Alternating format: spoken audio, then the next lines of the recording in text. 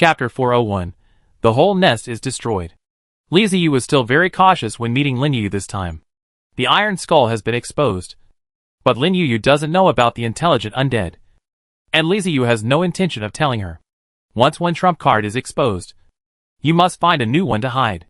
However, even though Lin Yu had already seen the iron skeleton, Li Ziyu did not leave the two fortress clones nearby.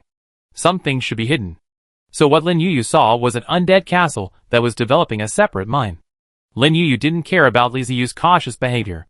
If she were in his shoes, she would also hide these things. With two fortress clones, the resources Li Ziyu needed increased exponentially. And he really dared not give up any resources now. He cannot give up the various mineral veins.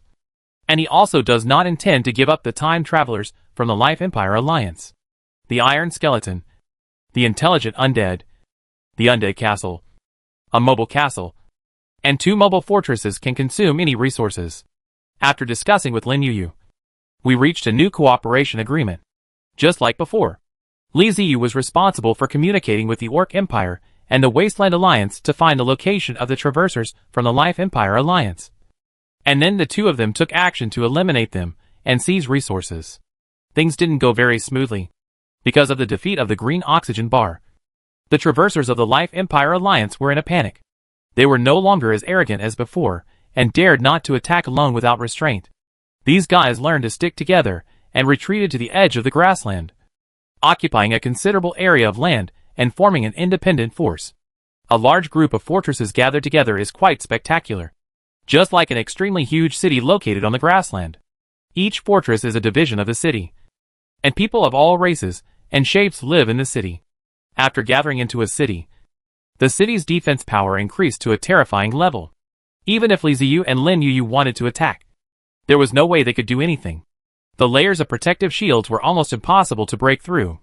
There is no way to start.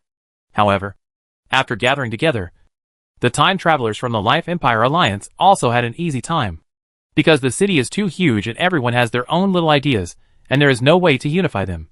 The city can only stay where it is and cannot move, which makes collecting resources a difficult task. At the same time, their behavior also made it easier for spies from the Orc Empire to observe them. The travelers of the Grassland Life Empire were in a dilemma, unable to advance or retreat. If they go forward, they will have to face attacks from the entire grassland. The Orc Empire, the nomadic tribes, the grassland travelers, the wasteland travelers, and two castle-level travelers who have defeated the green oxygen bar elder and are eyeing them covetously. It's extremely dangerous no matter how you look at it. If they act as a group, they are confident that they can destroy any city in the Orc Empire. No city in the Orc Empire can defend against them. But at the same time, they must also be prepared to be ambushed by grassland travelers, wasteland travelers, and castle-level travelers. No one wants to die. They want resources, not risk their lives. Retreating is not an option. After all, they have the support of the Life Empire Alliance. Rumor has spread among the top leaders of the Life Empire, asking them to wait on the grassland, and that the Life Empire will send new castle-level traversers to avenge the green oxygen bar. However, they waited and waited, but no reinforcements arrived. But if they retreat, it would be tantamount to disobeying the orders of the top leaders of the Life Empire. And even if they retreat, they will be severely punished. Don't think that the Life Empire will not tolerate the consequences for everyone. They don't care about the life and death of their subordinates. The top leaders of the Life Empire value face far more than the lives of the lower-level time travelers. This created a stalemate, and they could only helplessly occupy a piece of grassland and stay there obediently, with no control over what they could do. Li Ziyu didn't care. Since Lu Xingxing and Zhang Peng came to the grassland, he had more things to do. Various mineral veins, the elimination of the insect people on the grassland, and the transactions between Zhang Peng and various forces can all allow him to obtain resources. If you can kill the travelers from the Empire of Life, then kill them. If you can't kill them, then put them aside for the time being. Developing yourself is the most important thing. But Li Ziyu is not in a hurry. But Lin Yu is. She had a grudge against the Life Empire. After coming to the grassland, she had been thinking about causing trouble for the Life Empire. Moreover, by causing trouble, she could obtain resources and better develop the mobile castle. So she enjoyed doing it.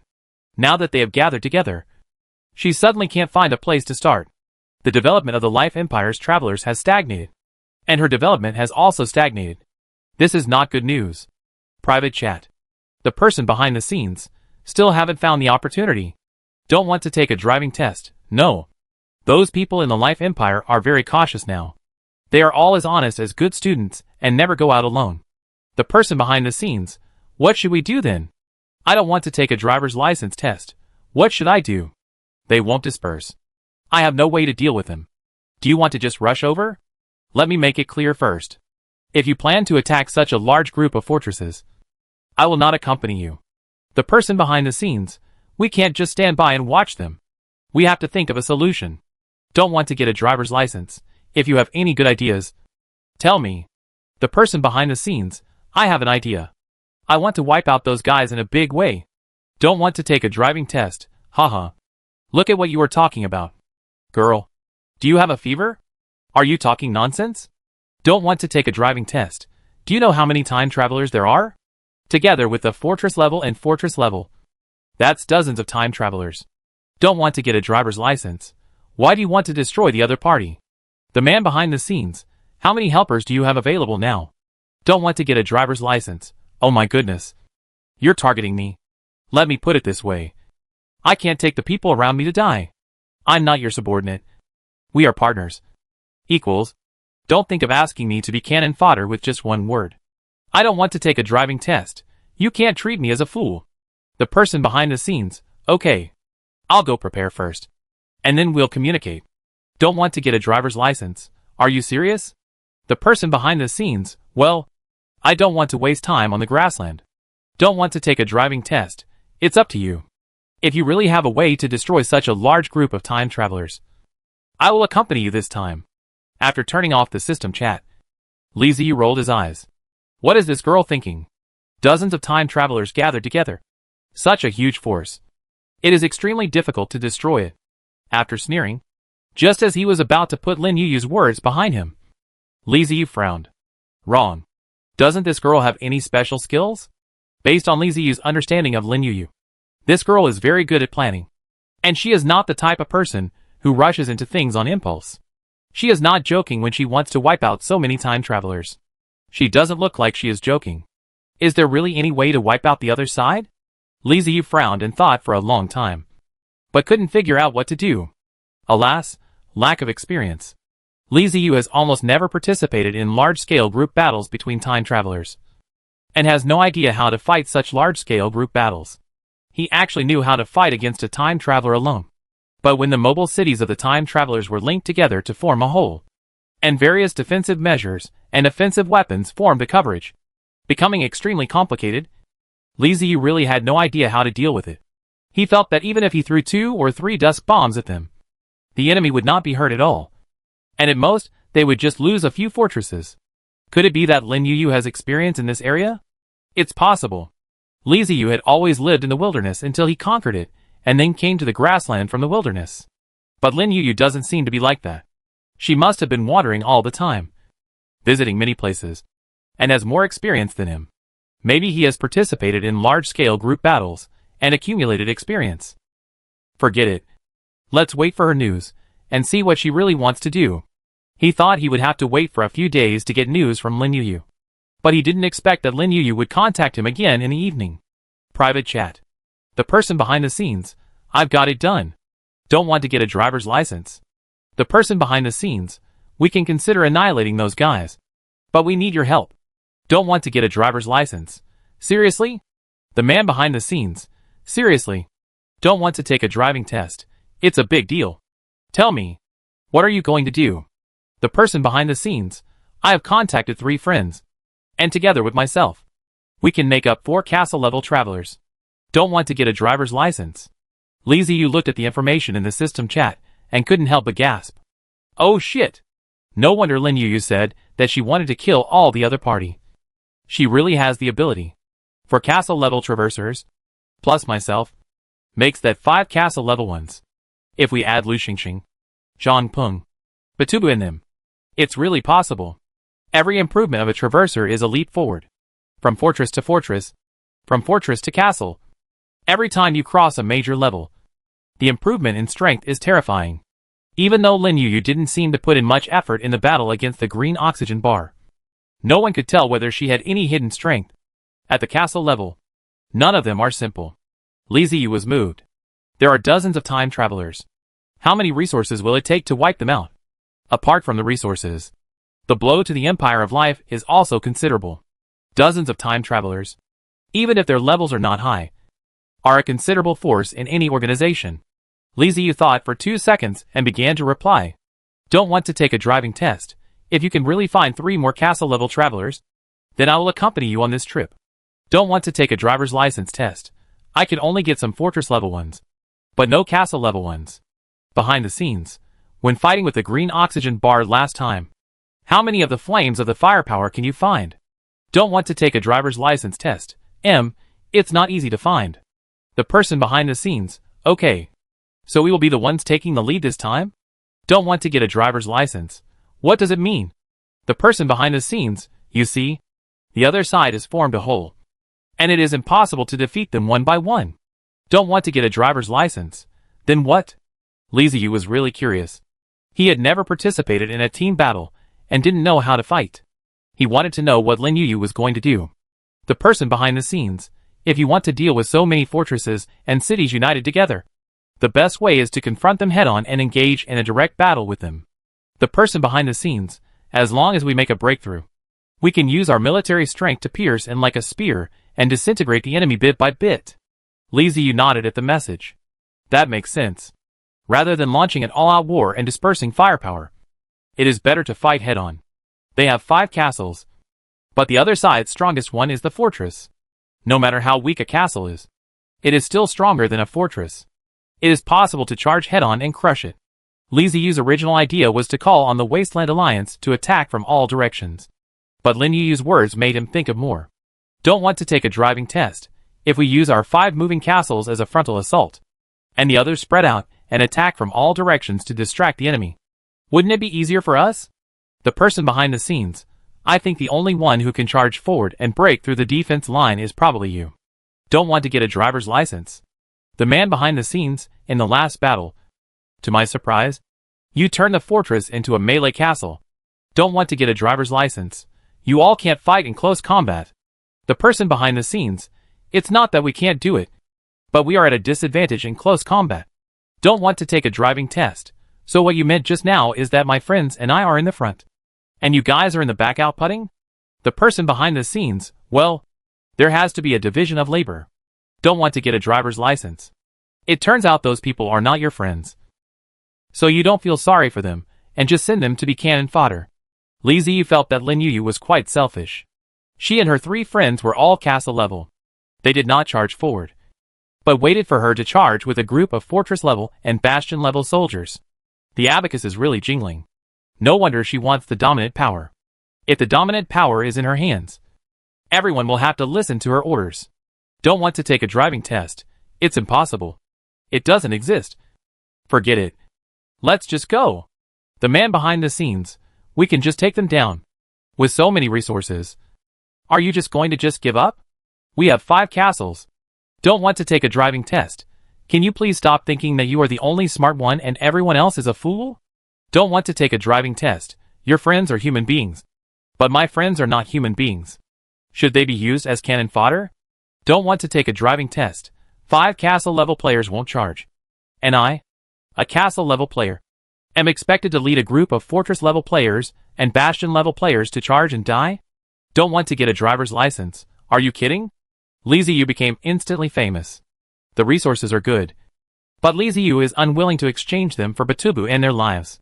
Even though Batubu's relationship with him is not as close as Lu Xingxing and Zhang Peng, he is still his friend and has helped him a lot. The Wasteland Alliance is loose and disorganized. But when I asked for intelligence, these people were never vague. To be honest, Li Ziyu more or less treated them as her own people.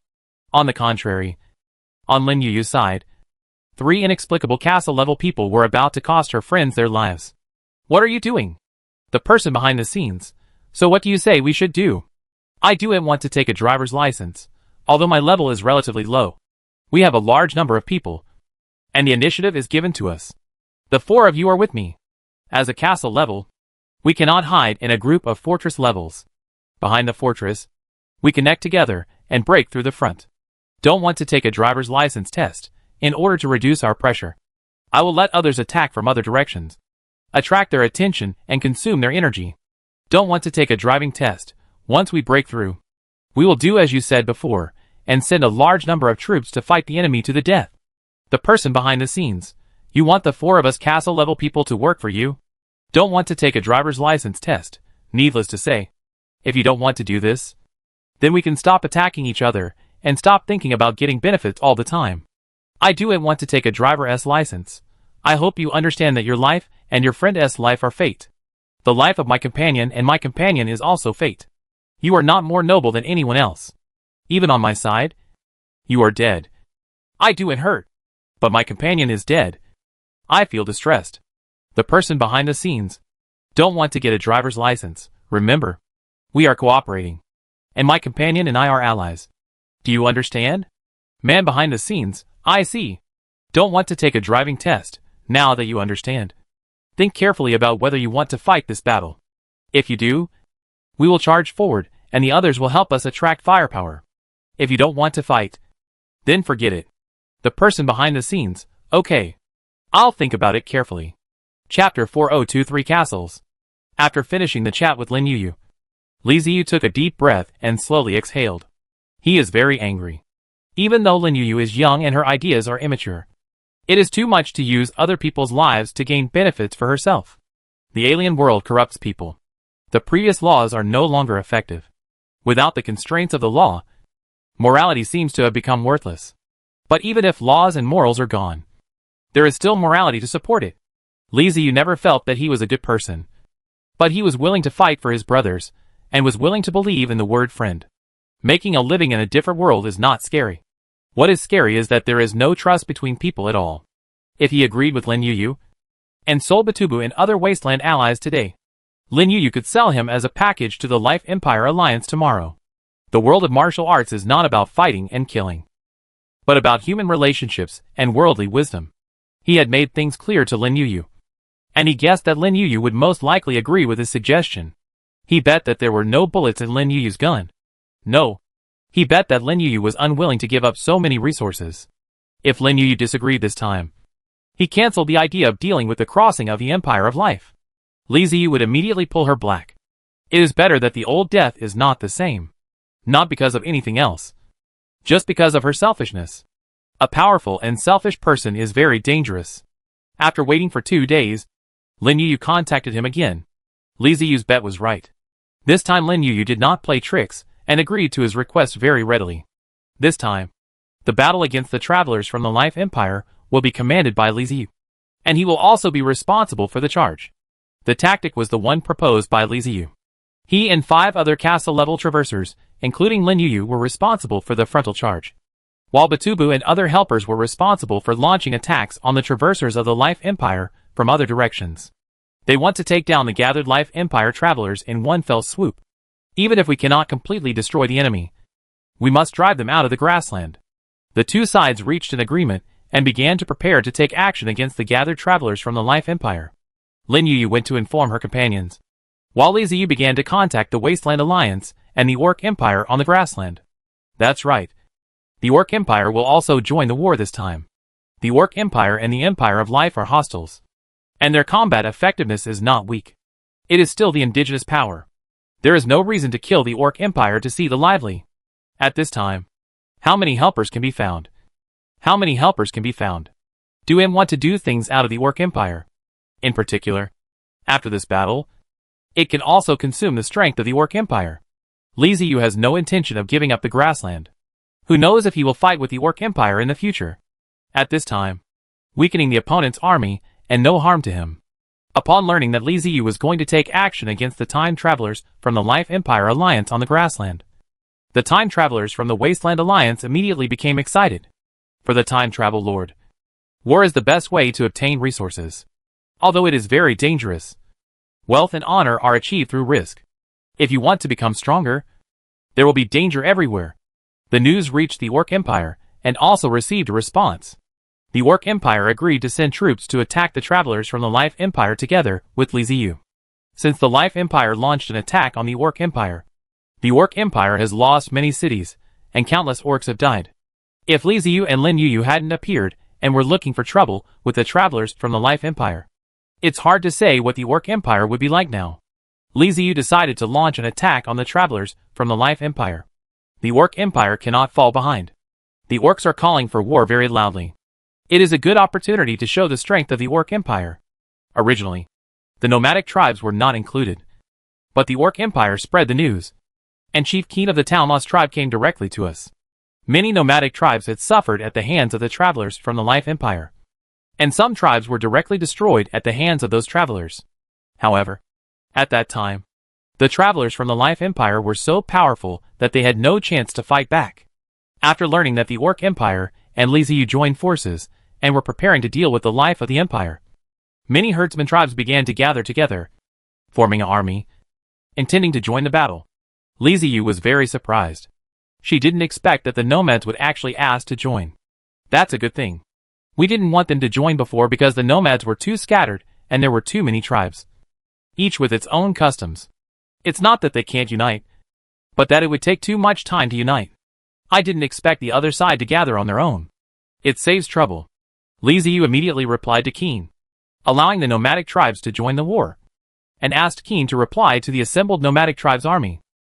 The entire grassland was in motion, with only one goal: to kill the traversers from the Life Empire Alliance. The unusual movement on the grassland did not escape Lin Yuyu's eyes. When she noticed that the atmosphere on the grassland was not right, she realized what Li Ziyu had done. Surprise rose in her heart. She couldn't figure out what Li Ziyu, the Lord of the Undead, had done. She could understand why the time traveler took action. After all, Li Ziyu also said that he had friends on the grassland, even though there were quite a few time travelers. Lin Yuyu was not surprised. But the question is, why are the Orc Empire and those nomads also moving? Did they discover something? Or can Li Ziyu even command these indigenous people? If it is the latter, then Li Ziyu is terrifying. Lin Yuyu wanted to ask Li Ziyu, but changed her mind and gave up. Based on her understanding of Li Ziyu's character, it would be useless to ask because that guy would never tell her. After half a month of waiting, Lin Yuyu's 3 friends arrived at the grassland. Lin Yuyu arranged a meeting, but the 3 were not familiar with Li Ziyu and refused to talk to Li Ziyu face to face. They asked to talk through the system chat, but the castle would appear in front of Li Ziyu. Li Ziyu felt that this was normal. Time travelers were often suspicious and wary of people they had just met. If the other party was careless and planned to meet him, Li Ziyu would think too much. Lin Yuyu wanted her to decide the meeting place, but Li Ziyu disagreed. What a joke. Lin Yuyu has 4 castle-level travelers, and they want to set a meeting place. Li Ziyu is afraid that he will fall into a trap. If you don't believe me, can I believe you? What if you don't really want to deal with the travelers from the Life Empire, but instead come back and stab me? Facing the siege of 4 castles, I will die. Faced with Li Ziyu's words, Lin Yuyu could not find any reason to refute, and had to agree to let Li Ziyu decide the meeting place. Li Ziyu asked Lu Xingxing to help choose a safe place, and asked Batubu and his men to clean up the surroundings to make sure they would not be disturbed. Only then did he send the coordinates to Lin Yuyu. Lin Yuyu was equally cautious. She personally ran to the meeting place, and walked around it several times to make sure there was no ambush. Only then did she notify her friends to come and meet Li Ziyu. The first thing that appeared was a castle filled with mysterious magical aura. The way this castle moves is related to space. It should have space magic ability. It opened a void wormhole and came out from it. The entire castle is like a mountain range, with rolling hills and ridges one above the other. Forests cover a large area, and rivers, waterfalls, pools and boulders can all be seen.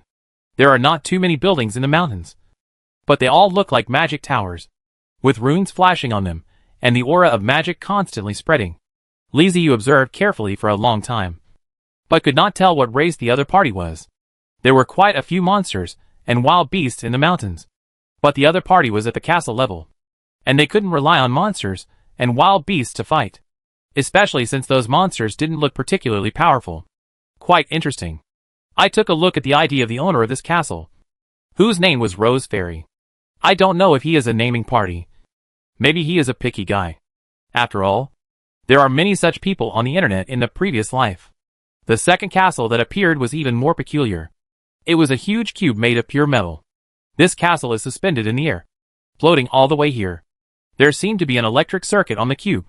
From time to time, the metal would surge, or divide into countless small cubes, scattering and gathering together, and red light would shine from the cracks. With such a strange fortress, Li Ziyu couldn't guess the other party's race. Lin Yuyu was very strange, and her friends were also very strange. Li Ziyu scratched her head as she watched. The owner of this cube castle had an idea of Iron Heart. The third castle was much more normal than the first two, but it was also the one that surprised Li Ziyu the most. The first thing he saw was a huge shadow spreading from a distance, as if some huge monster had cast a shadow. A huge, dark, ominous, and somewhat Gothic-style castle slowly rose from the shadows. When the castle appeared, the surroundings suddenly became quiet. Birds fell silent. Insects stopped chirping, and the wind blew past. But there was a chill that penetrated the bones. Green light lit up from the black castle, and Li Ziyu heard the sound again.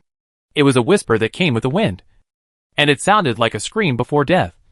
A crazy laugh. Noisy, and it made people feel fear. Li Ziyu shook his head, rubbed his eyebrows, and shook off the fear that had just arisen. I am the Lord of the Undead. And you want me to be afraid of you? What the hell are you dreaming of? Looking at the black castle again, Li Ziyu was stunned. Under the sunlight, the castle was sometimes illusory, sometimes solid, sometimes disappeared, and sometimes appeared, which was very strange. He scratched his head, suddenly snorted, and said to himself, the Undead tribe. Li Ziyu has seen it clearly. This is a castle of the Undead. He is a member of the skeleton Undead branch of the Undead race. And this castle should belong to the Dead Souls branch of the Undead race. The Dead Soul clan is actually a race of ghosts. The skeleton Undead are based on entities, and have endless skeletons as their foundation. Even among the Undead, the skeleton Undead are a well-deserved large clan. They are the largest and most core race among the Undead. The Dead Souls are different. They are pure energy bodies, and their biggest feature is that they are almost immune to all physical attacks. Among the Undead, the Liches and the Dead Souls are two races with extremely high intelligence, and they are the wisdom of the Undead. I didn't expect that Lin Yuyu's friend is actually in the same industry as me. Perhaps they sensed the familiar breath of their companions in the castle of Dead Souls. The ghosts in the soul coffins could not help themselves and rushed out one after another. They surrounded the roof of the castle and formed a green halo. Screams of the soul that normal people cannot hear came from the ghost's mouth, as if it was communicating with the dead soul on the other side. The ID of the traveler of the castle of Dead Souls is Cinnabar Pigeon Blood. Beep beep. Li Ziyu system chat rang. Private chat. Cinnabar Pigeon Blood, is it really a ghost? Don't want to take a driving test, haha. I didn't expect that I would meet someone in the same industry. Cinnabar Pigeon Blood, the people behind the scenes say that you are a skeleton Undead. How do you possess a ghost? Don't want to take a driver's license test. Mine are not called skeleton Undead. They are called skeleton Undead. And I am the one who collects the ghosts. Cinnabar Pigeon Blood, can ghosts still be collected? Don't want to get a driver's license. You can collect it. Just get a special item. This is a real indigenous ghost. Cinnabar Pigeon Blood. Cinnabar Pigeon Blood, is there such a special item? Cinnabar Pigeon Blood, for sale or not? Don't want to get a driver's license. I told you it's a special item, and I can't sell it to you. Cinnabar Pigeon Blood, I mean ghosts. Don't want to get a driver's license. What's the point? I can't sell it, because it's my dearest friend. Cinnabar Pigeon Blood, just name a price.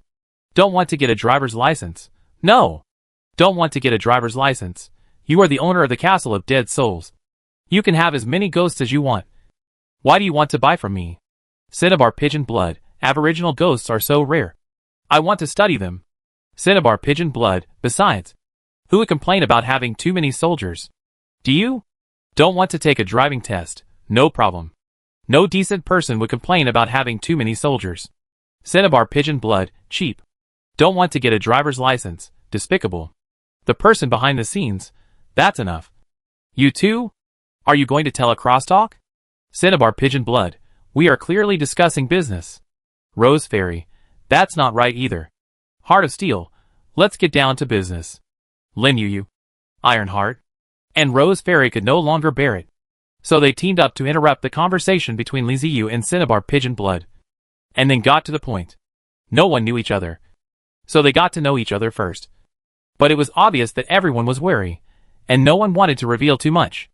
On the contrary, Li Ziyu and Zhusha Pigeon Blood got along very well. Even though the Cinnabar Pigeon Blood Castle looks eerie and scary, and his race is made up of dead souls, this guy himself has a bit of a funny nature. At least from the chat, he doesn't seem gloomy at all. Among Lin Yuyu's 3 friends, Li Ziyu has the best impression of Cinnabar Pigeon Blood. Ironheart should be a straight man, who speaks in a serious manner, and is a very serious person. As for the Rose Fairy, during the conversation, it can be seen that she is restrained, but somewhat proud and superior. Well, I don't know if she is really a fairy, but she should not be a big guy who picks his toes. After meeting Ironheart, Li Ziyu felt that his strategy needed to be adjusted. This guy's castle looks even stronger than his own. Lin Yuyu really has bad intentions.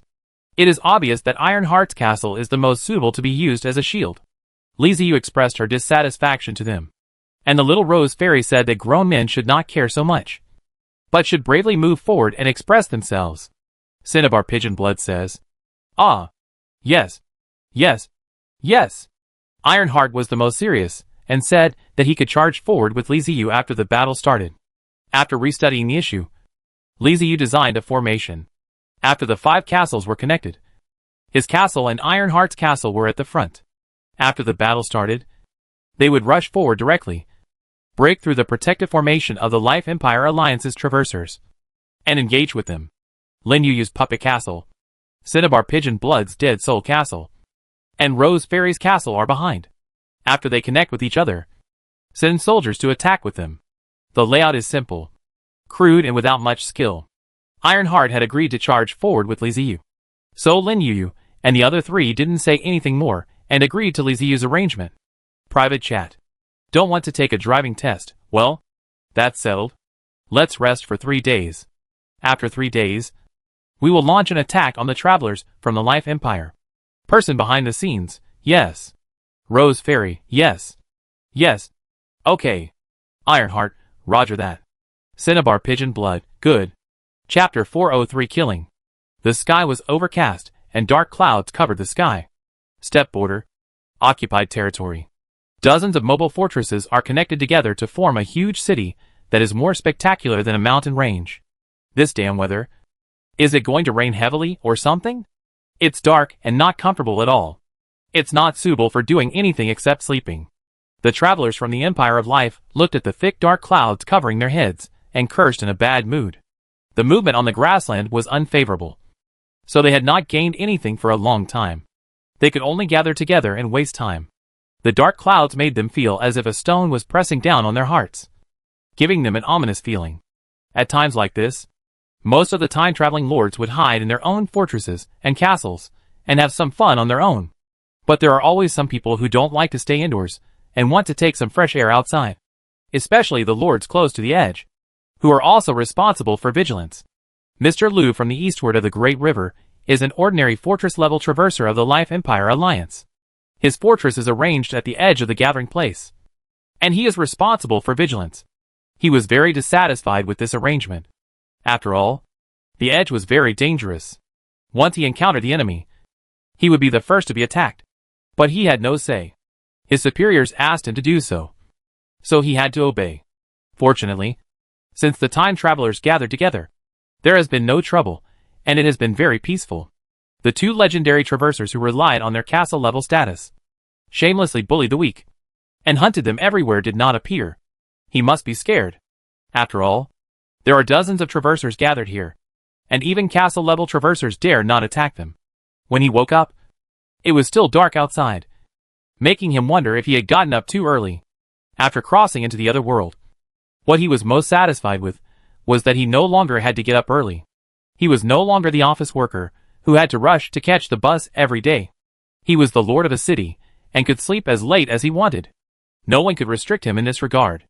I opened the system and looked at the time. Huh? It's past 9 o'clock? Mr. Liu from Dai Xiangdong squinted his eyes and confirmed it carefully. He looked outside again, and it was still a little dark. No more sleep. Get up. He slowly got up from the bed, washed up briefly, and came to the platform opposite the bedroom. The main building of the fortress has a protruding platform. which is very suitable for observation. On weekdays, Mr. Liu likes to observe the movements of the grassland from this platform. Mr. Liu stretched himself and shivered as the cool wind blew. The little sleepiness he had left disappeared without a trace. He looked up at the sky and saw large patches of dark clouds covering the entire sky. No wonder it was still dark after 9 o'clock. The dark clouds were almost pressing down on the fortress, making it difficult for him to breathe. Taking a deep breath, the air was moist and had a scent of earth, which was much fresher than the turbid air in the city in my previous life. Coming to his senses, Mr. Liu looked up and saw the river flowing eastward. This is just a habitual behavior. There is not much to do in the fortress anyway. Looking at the grassland has a very good view, which can relieve eye fatigue. The green all around can make you feel better. But just one glance made him see something different from the past. He saw a big guy. Because of the dark clouds, he couldn't see clearly what it was.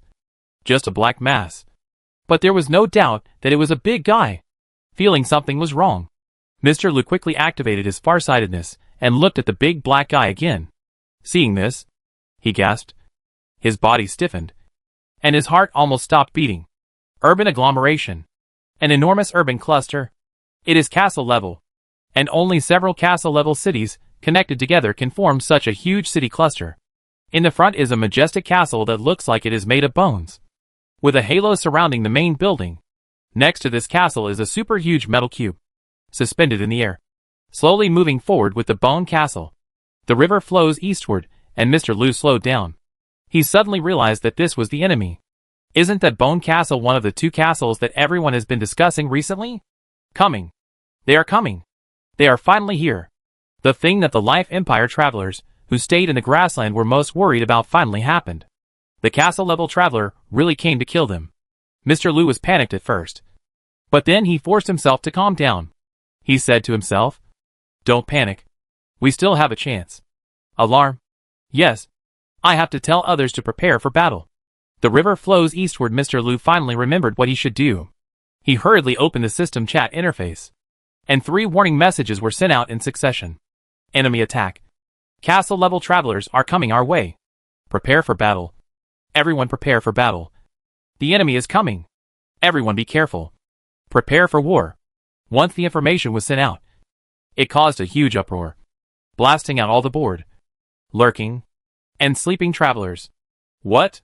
The castle class is coming? That's castle level. Let's retreat. Stop. I will bring people immediately. Both castles are here? Are there any others besides the castle class? Messages kept flashing in the chat, reminding Mr. Liu de Xiangdong.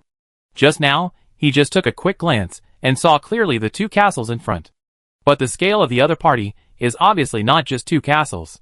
He quickly activated the far-sighted mode again and looked at the city cluster that was getting closer and closer. Li Ziyu and his friends' castles are very distinctive. Even when they are connected together to form a whole, you can still see 5 completely different divisions. Mr. Liu counted the number, and his face turned pale. There were not 1, not 2, but 5 castles. Oh my god! 5 moving castles! Where did this come from? He was already confused, because the Life Empire Alliance did not give them any warning or tell them that there were 5 castle-level traversers on the grassland, and they were enemies. If he had known this earlier, he would not have mixed up with these people, and would have run away long ago. Can a fortress like his be able to withstand 5 castles? At this point, it is not realistic to run away, because in addition to the 5 castles, Mr. Liu also saw other mobile fortresses along the river eastward. The fortresses were separated, behind the 5 castles, coming towards them from all directions, presenting an encirclement. Despair is already welling up in my heart. Mr. Liu sighed, and sent a message into the chat. 5 moving castles. In addition to the moving castle, there are also a large number of moving fortresses, but the exact number is unknown. After he sent out the message, other time travel lords immediately followed suit. Yes, that's right. I saw that too. Not only the mobile castle and mobile fortress. I saw the flag of the Orc Empire, and the Orc Empire's troops joined the battle. Brothers, get ready. We have no way out. Hurry up and assemble. The traversal lords on the periphery observed more situations, and kept sending out messages to warn other allies. 5 mobile castles, an unknown number, but many mobile fortresses, and a large number of Orc Empire troops. The Life Empire travelers in the gathering place all felt cold hands and feet. They seemed like wild beasts cornered. After the panic, everyone gritted their teeth and began to give orders and gather all their strength. At this time, Mr. Liu was still observing the city cluster composed of 5 castles in the distance. He saw a small blue ball rising from the bone castle. What is that? Mr. Liu was a little confused.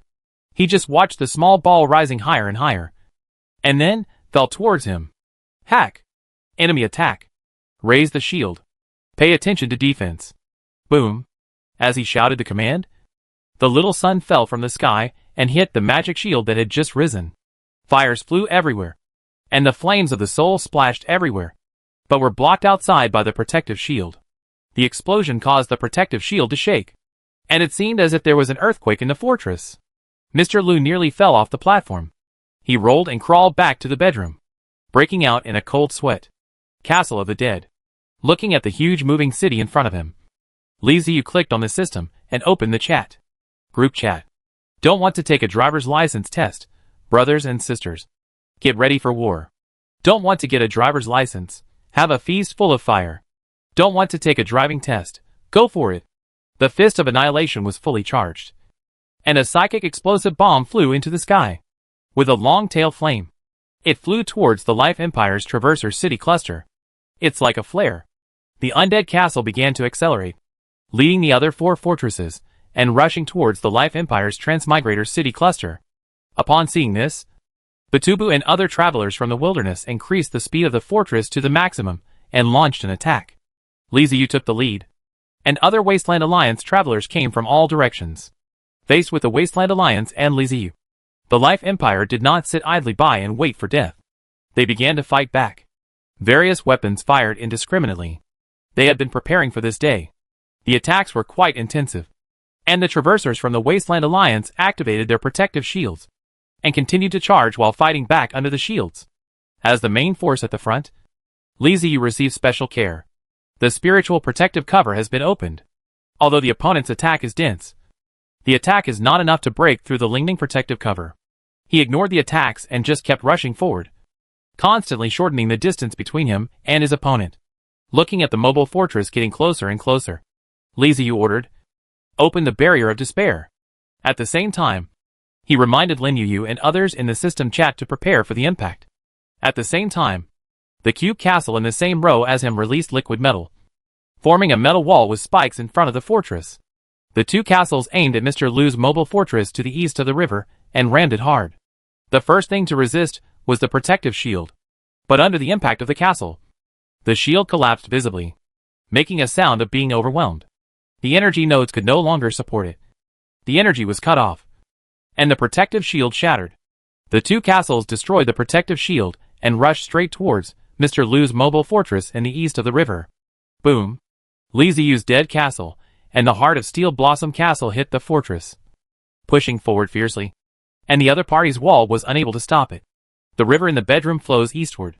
Mr. Liu looks out the window, as if he sees the end of the world. The 2 huge cities collided fiercely, and advanced all the way towards the main building. The buildings in his fortress were shattered into pieces by the impact of the castle, and turned into fragments all over the sky. He stood there in a daze. When he appeared from the dead castle, he knew that he couldn't beat each other. But it was a castle level. Even if he had the help of allies, he could not block each other. But I didn't expect that the opponent would play like this. It's totally unreasonable. There was no need for long-range attacks at all. They just charged straight at him and, relying on the city walls, destroyed nearly half of his fortress like a bulldozer. No, not only nearly half of the fortress, but also the soldiers deployed on the front line were all destroyed. It can be said that with just this one blow, Mr. Liu's fortress in the east of the river was destroyed. His weapons had lost their effectiveness. Half of the fortress was turned into ruins, and 60% of the soldiers in the fortress were reduced to ashes. What else is there? It will be abandoned. On the other hand, the dust that was raised all over the sky made the 2 castles in front of the opponent look a little messy. But that was all. And there was almost no actual damage. The barrier of despair is a real castle-level wall, and its solidity is even more terrifying than the psychic shield. The wall with spikes solidified from liquid metal created by Iron Heart is also extremely strong. The castle in the rear was not damaged at all, and the strength was preserved to the greatest extent possible. The sounds of explosions, screams, and collapsing buildings continued. But Li Ziyu and Ironheart's castle stopped and did not move forward. After a moment of silence, the two castles entered attack mode. The Song of Death.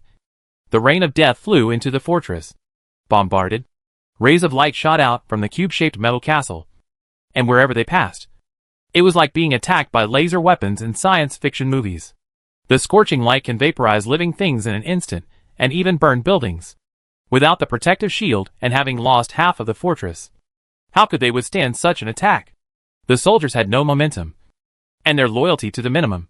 But there was no rebellion at this time, and the soldiers and other people in the fortress chose to run away. Day's order to Mr. Dong Lu has no effect, and no one will care about him. The races under the control of the Life Empire travelers are mainly concentrated in two categories: the elves and the humans. Except for the tree people, other branch races are all involved in morale. Not to mention the loss of more than 60% of the troops. Even if the loss exceeded 30%, it would deal a serious blow to morale and reduce the loyalty of the soldiers. When it reaches 40%, there will be a rout, and loyalty will drop to the point where rebellion is possible. When it reaches 50%, they basically have no combat capability. Except for the personal guards, it is difficult to organize them, which means the situation is hopeless. At the same time, when the loyalty level drops below 20, they will no longer pay attention to the Lord's orders. This is the situation now. Day's mobile fortress to Mr. Dong Lu collapsed under the leadership of Li Ziyu. Li Ziyu ordered to open fire and began to release the undead. Previously, he had raided the anthill and replenished the low-level undead in his hands, with their numbers reaching a terrifying level. The Soul Reborn and the number of beheads. The number of 2 low-level arms has almost reached a number of units of 100 million. Li Ziyu was too lazy to use other soldiers to release the soul raw worms and beetles. The castle of the undead seemed to be filled with water and began to overflow. The soulborn insect people and the armored beetle people did not take the usual route and jumped directly down from the barrier of despair. After all, they were undead, and it was almost impossible for them to die from falling. Chat. Don't want to get a driver's license? Do it. Rose Little Fairy. Hey, the dense bugs of your undead make me densely phobia. Cinnabar Pigeon Blood. Is that Ant-Man? Ironheart. Roger that. Person behind the scenes. Coming right up. Li Ziyu closed the chat interface and looked at the 4 castles around him. Apart from the dead soul castle of Cinnabar Pigeon Blood, the puppet castle of the man behind the scenes, and the races of the Rose Fairy and Ironheart. He didn't know much about them yet. This time, he could just see them for himself. Chapter 404. All races join the war. The first person to respond to Li Ziyu was the person behind the scenes. Various controlled puppets walked out of the puppet castle and followed the soulborn insect people and armored beetle people into the ruined fortress. Tens of millions of soulborn insect people and armored beetle people were running wildly forward. The scene was like a zombie apocalypse siege, and it made Mr. Liu Dai Xiangdong's heart almost stop. And this is just the beginning. The lion puppet followed. Li Ziyu's attention was not on the fortress at all. His eyes stared at the cubic metal square and the castle of the Rose Fairy. The second one to be dispatched was the cube-shaped metal block next to the undead castle. Seeing that the metal block suddenly changed, just like a Rubik's Cube, it turned around, turning into small cubes. And at the same time, a crack was divided. Metal kept falling from the cracks. Some are liquid metals in the shape of water drops, while others are the same metal square. Li Ziyu stroked his chin, observed carefully, and said to himself, could it be an elemental race? After those small metal cubes fell to the ground, they immediately changed, unfolding on the spot and turning into human shapes. Li Ziyu could clearly see that the gears were exposed on the bodies of those humanoid soldiers. Gear? Not an elemental race. The elemental races are very pure elemental bodies. For example, the fire element is pure fire. Its core is an extremely high-temperature fire core, which is also their true body. But the ones in front of us are obviously not like that. Metal elements or steel elements do not have gears. And those droplet-shaped liquid metals also changed, also into a human shape, just like the liquid robots in the Terminator movie. Wait, liquid robots? Li Ziyu was stunned for a moment, then suddenly realized something. Could this Ironheart also be a puppet? The puppet clan is just like the Undead clan, which is also a general term, in addition to the puppet clan owned by Lin Yu. There are other puppet clans. And these soldiers are very similar. The number of puppets that fell out of the cube metal castle could not be compared with Li Ziyu's undead army. And altogether they were less than 1 million. But even before the battle began, Li Ziyu could see that these less than 1 million puppets were of very high quality. Li Ziyu narrowed his eyes, opened the system chat, found Zhang Peng, gave him the description of what he saw, and asked him to help check what race the other party was, and whether it was the puppet race as he guessed. Lu Xingxing and Zhang Peng did not participate in this battle because they were not race.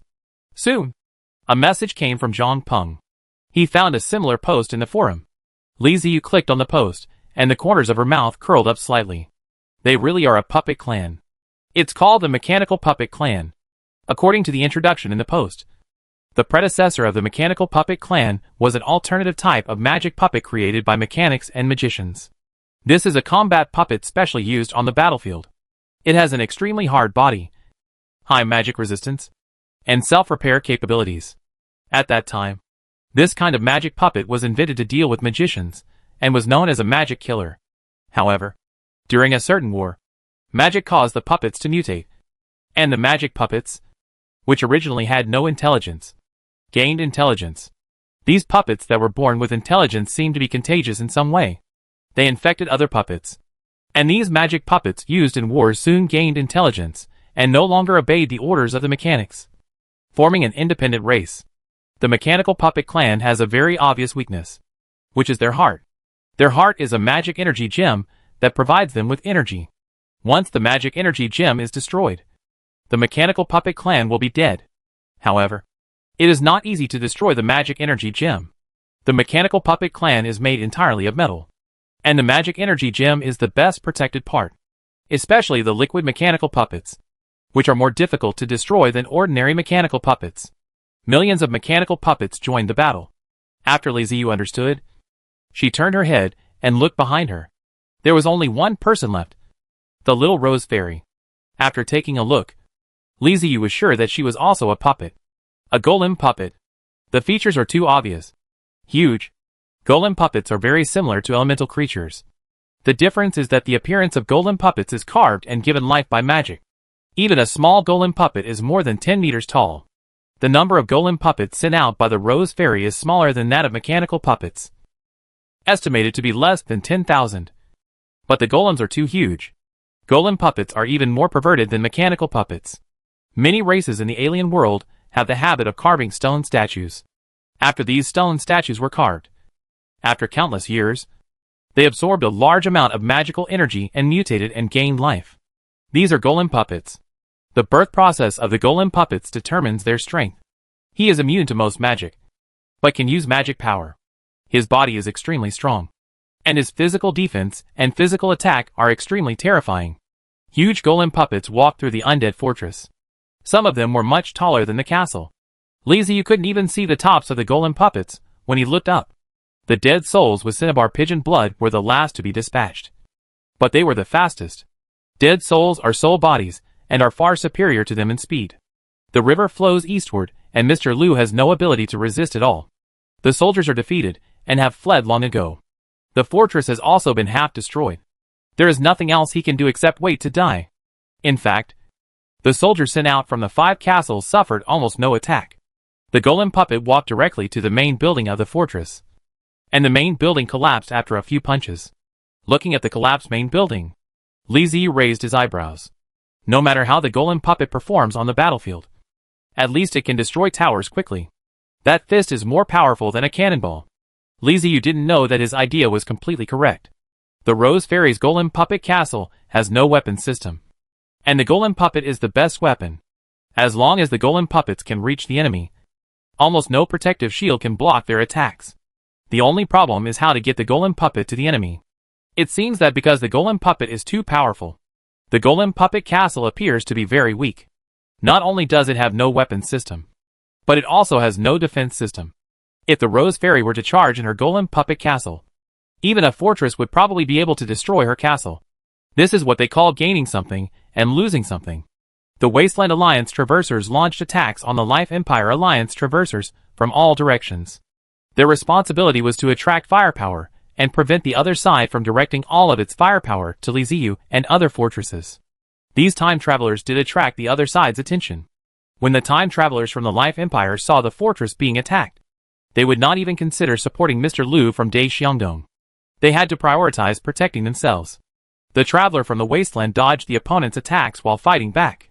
Compared with the travelers from the Life Empire, the travelers from the Wasteland Alliance have more advantages because they have space to hide. The traversers of the Life Empire Alliance gathered together to form a huge urban cluster, concentrating their strength so that they could burst out with stronger output.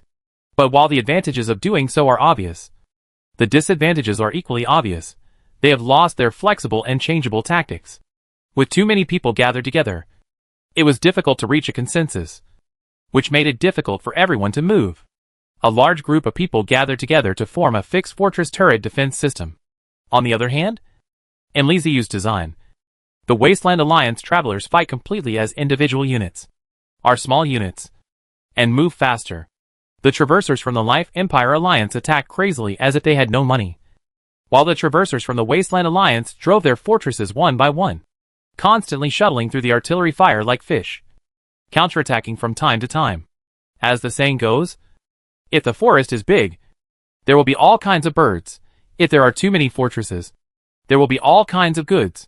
While most fortresses rely on flexible movement to fight kite battles, there are always a few that do not follow the usual path. One of the representatives is Batubu. Don't be fooled by Brother Bata's usual honest and simple appearance. On the battlefield, he is a brave general. Hide? Fly a kite? Making trouble. A real man should face the challenge head-on.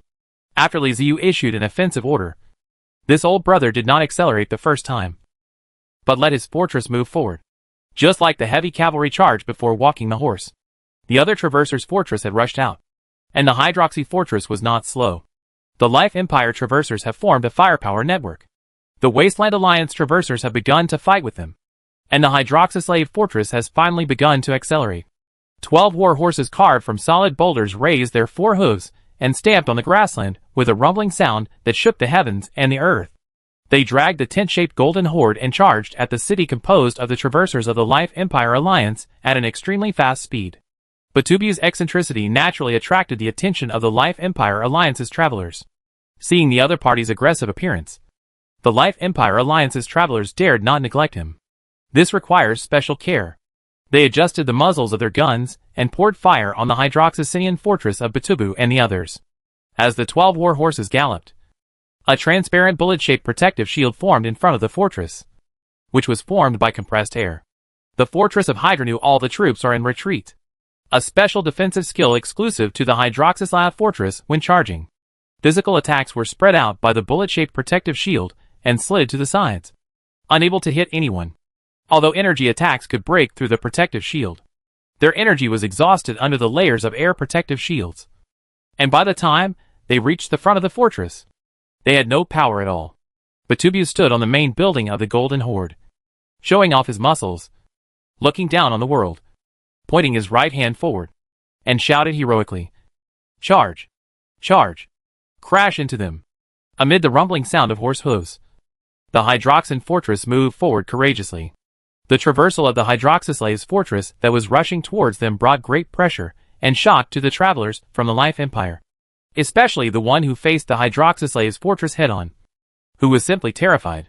He had used all his attacks, but still couldn't stop the mad Hydroxanu fortress. Seeing the huge stone horse getting closer, he gritted his teeth, activated all his defenses, and prepared for a fight. Hydranu fortress, horses trampling mountains and rivers. Approaching the enemy fortress, Batubu activated the second fortress skill without hesitation. The 2 stone horses in the front raised their front hooves high and stepped hard towards the protective shield. Boom! Ripples appeared on the protective shield, and the Traverser Lord below gritted his teeth, his eyes bloodshot, fearing that the shield would collapse. But fortunately, it was prevented. But before he could relax, he saw the 2 stone horses in front of him stepping on his protective shield and rushing to a higher place. Immediately afterwards, the 2 stone horses in the second row raised their front hooves. Boom! The previous ripples have not yet dissipated, and new ripples are coming. The 2 ripples kept colliding with each other, making an overwhelming sound. Under the shocked expression of the Time Traveler Lord, the third row of stone horses stepped down again. This time there were not only ripples, but also cracks on the protective shield. The cracks continued to spread. Batubu did not give him a chance. The stone horses in the fourth row had already rushed over, with their front hooves raised high, and then dropped heavily. Boom! The protective shield exploded. It turned into energy fragments all over the sky. But the stone horse's strength did not decrease, and its hooves fell and trampled into the fortress. Suddenly, bricks and tiles flew everywhere. Smoke and dust rose, and screams and cries were heard everywhere. The 3 rows of stone horses in the front fell from the air. After he took down, he pulled the reins and continued to move forward, and stepped on the fort in the fort, without the protection of the shield. The front hooves of the 5th row of stone horses directly hit the wall of the fortress. The poor city wall never dreamed that one day it would have to defend itself against horse hooves. With a muffled sound, the city wall collapsed, and the bricks flew into the fortress under the huge force. The last row of stone horses. The skill axe on the fortress. The time traveler lord felt that his fortress seemed to tilt, and the originally flat platform was severely damaged by this attack. He had no time to feel bad about his platform, because the enemy had already entered his fortress. Batubu's fortress close combat is more domineering than Li Ziyu's undead castle fortress. The castle of the undead is a boarding battle, where you hit the edge. Use the close distance to send the undead into the opponent's fortress. The Hydroxyslave's fortress is even more profitable, and they can directly send their own fortress into the opponent's fortress. The stone horses rushed forward. The ropes flew across, and one by one the horde cavalrymen leaped out of the golden horde and rushed towards the enemy's fortress with joy. Like Batubu, there were several others who had close combat with the travelers from the Life Empire. These guys are all, without exception, reckless men who fight without regard for anything else and fight to the death. They believe in seeking wealth and fame at the cost of danger. Because of their recklessness, these guys attracted much more firepower than others. When the 2 sides were fighting fiercely, a dull and desolate horn sounded over the grassland. Large flags were raised and the army, ready to go, emerged from the grassland. Orc Empire joined the war. Looking at the artillery fire and the melee between cities, a flash of confusion passed through the eyes of the Orc Empire warriors. And then they became determined and excited. Prairie orcs, not afraid of war. Ahead are their enemies. The enemies who have invaded their country. For the sake of their relatives and friends. For their lovers and children. They want revenge. They want to fight. And they want to defeat the invaders. Orc Empire. Charge. The Orc Empire's commander-in-chief issued an order to attack. The dull horn sounded again. The Orc Empire's warriors shouted and screamed, raised their weapons, and rushed towards the gathering place of the Life Empire alliance. In order to protect their own warriors, the Orc Empire's long-range firepower also began to show its power, and countless SHLs were fired at the gathering place of the Life Empire alliance. Shortly after the Orc Empire warriors charged, rapid drum beats rang out. Knights riding various mounts came from the depths of the grassland. That was the coalition of nomadic tribes. They didn't waste any time, didn't reorganize, and didn't rest. They continued to rush forward in a mighty force to the sound of rapid drumbeats, heading straight for the gathering place of the Life Empire. The covering fire from the rear also began to fire. All forces gathered together to besiege the gathering place of the Life Empire. And the melee began. Chapter 405. Continue the attack. The main building of the fortress collapsed under the attack of the golem puppet and turned into a pile of waste. In the war between the Grassland Alliance and the Life Empire Alliance, Mr. Lu's fortress east of the river was the first city to fall. Li Ziyu looked coldly at the silent fortress through the eyes of the undead in the sky, without a trace of pity in his heart. War is so cruel. In normal times, one may say that there is still kindness. But after the war starts, all kindness becomes cruelty to oneself and one's companions. Enemies are enemies. They will not stop attacking you just because you are kind. We all came from a peaceful world. But after traveling through time, we have to understand the rules of the other world. Besides, who among those who can be promoted to fortress level does not have blood on their hands? Where do the resources come from? Li Ziyu would not believe that it was made by himself. The speed of simply collecting resources would never be that fast. Even if it was him. With his vast number of undead, he couldn't collect resources so quickly. Therefore, any time traveler actually does not deserve sympathy.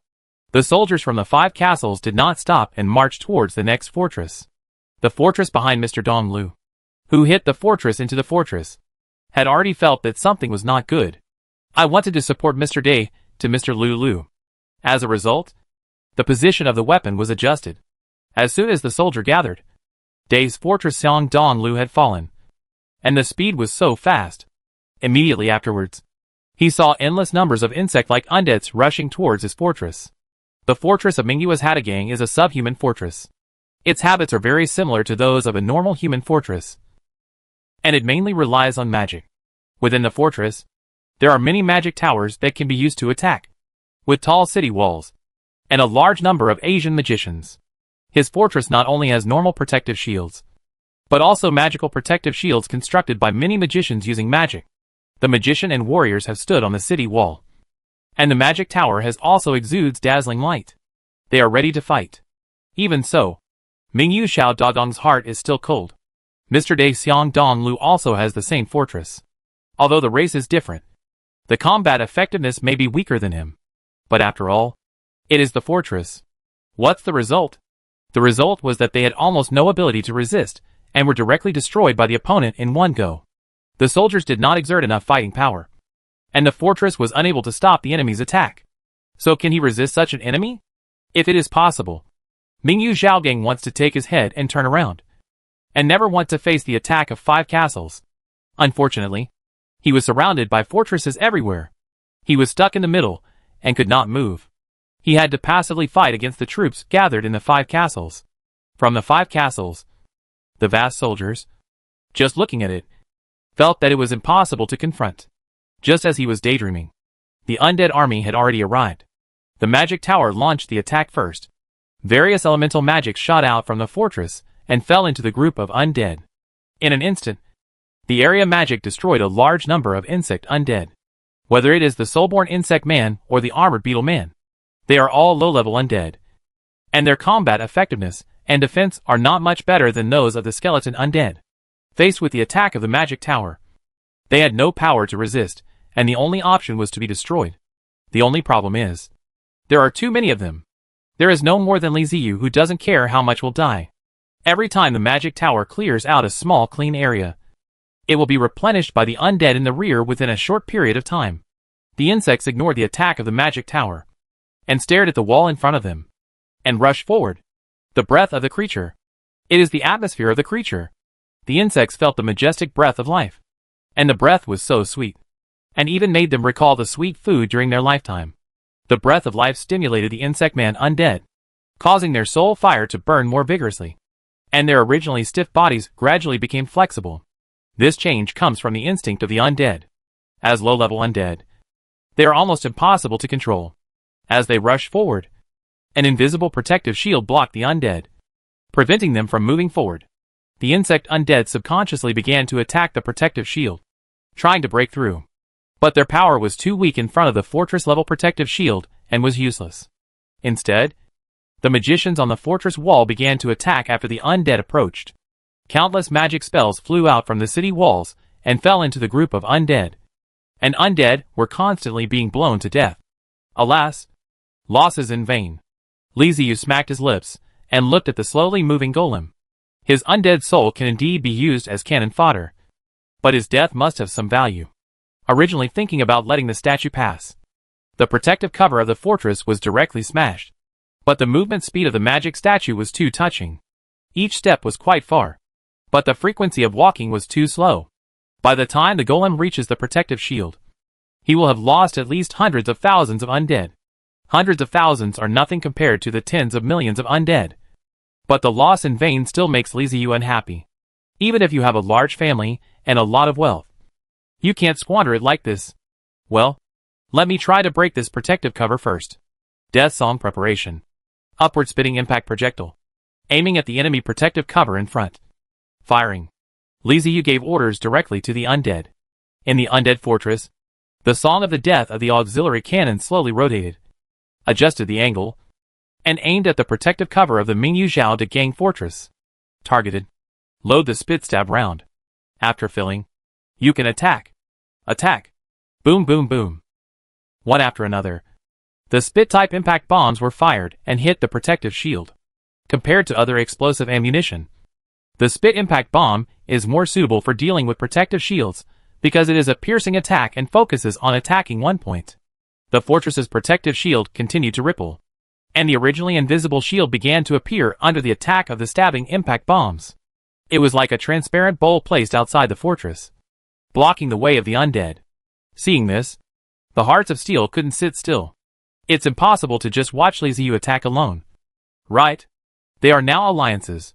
If they look at each other alone and wait for the war, they will not meet. This wave is accompanied. The Heart of Steel started up first, and waves began to appear on the metal cube. Cracks appeared on the smooth metal surface, and then it split into small cubes that moved around, revealing a dark and deep hole. Above the mechanical puppet castle, the circuit lit up, and red energy rushed along the circuit, converging at the dark and deep entrance of the cave, where a ball of red light lit up. Buzz. As the red light gathered, the temperature around the cave entrance rose rapidly. The air was distorted, and a vibrating sound was emitted. After the energy gathered to its peak, a thick, long laser-like ray shot out from the cave entrance and hit the protective shield of the Mingyu's Hatagang fortress directly. It shoots red light at high temperature, burning the area it hits red. The rays emitted by the mechanical puppet castle are not one-time, but continuous. The power of laser is constantly increasing, and the laser is also slowly thicker. The Cinnabar Pigeon Blood Castle of Dead Souls also began to attack. He shot out huge green balls of light, which slowly floated towards the Mingyu's Hatagang fortress like bubbles. These light balls were also energy attacks. After colliding with the protective shield, they immediately exploded, causing large ripples on the protective shield. Liziu could see clearly that after the light ball exploded, not only did the outer protective shield begin to ripple, but there was actually another layer of protective shield inside that also began to ripple. 2 layers of protection. Liziu was a little surprised. This was not the limit of the Cinnabar Pigeon Blood's attack.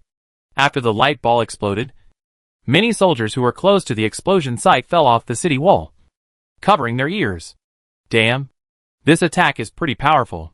It broke through 2 layers of protective shields and hurt the soldiers behind? No. It wasn't pierced through. The 2 layers of protective shields were not broken and are still there. Liziu frowned. What kind of attack was this? After thinking about it, Liziu felt that this should be some kind of special sonic attack. The reason why it felt like a sonic attack was that the fallen soldiers covered their ears, as if they heard something. The sound waves penetrated the protective shield, and although they were reduced, they could still affect the soldiers on the city wall, causing them to fall off the wall. The Rose Fairy and Lin Yu didn't do anything. They wanted to attack, but the castle was not strong enough in this regard. Lin Yu's puppet castle can attack, but it needs time to prepare. She feels that by the time she is ready, the opponent's fortress will have been taken down. But the Rose Fairy had no choice. She had already sent out the golem puppet, which was now heading towards the fortress's protective shield. She really had no other way of attacking. Thanks to the efforts of several people, the opponent's protective shield was broken before the golem puppet reached the front of the protective shield. The protective shield disappeared, and the undead continued to charge forward. The bright moon shone on Dagong, and he kept breathing in cold air. He felt that he could not hold on for much longer. Fortunately, the surrounding fortresses reacted, adjusted the angles of their weapons, and helped him defend against those vicious undead. This time the firepower is sufficient, and the undead can come up after being damaged. The undead sent out by Liziu seemed to have fallen into a big pocket and were attacked from 3 sides. The Mingyu Zhao Dagong in front attracted firepower. The fortress that was originally in the same row as Mr. Liu of Dai Xiangdong was now helping Mingyu Zhao Dagong to consume the number of undead.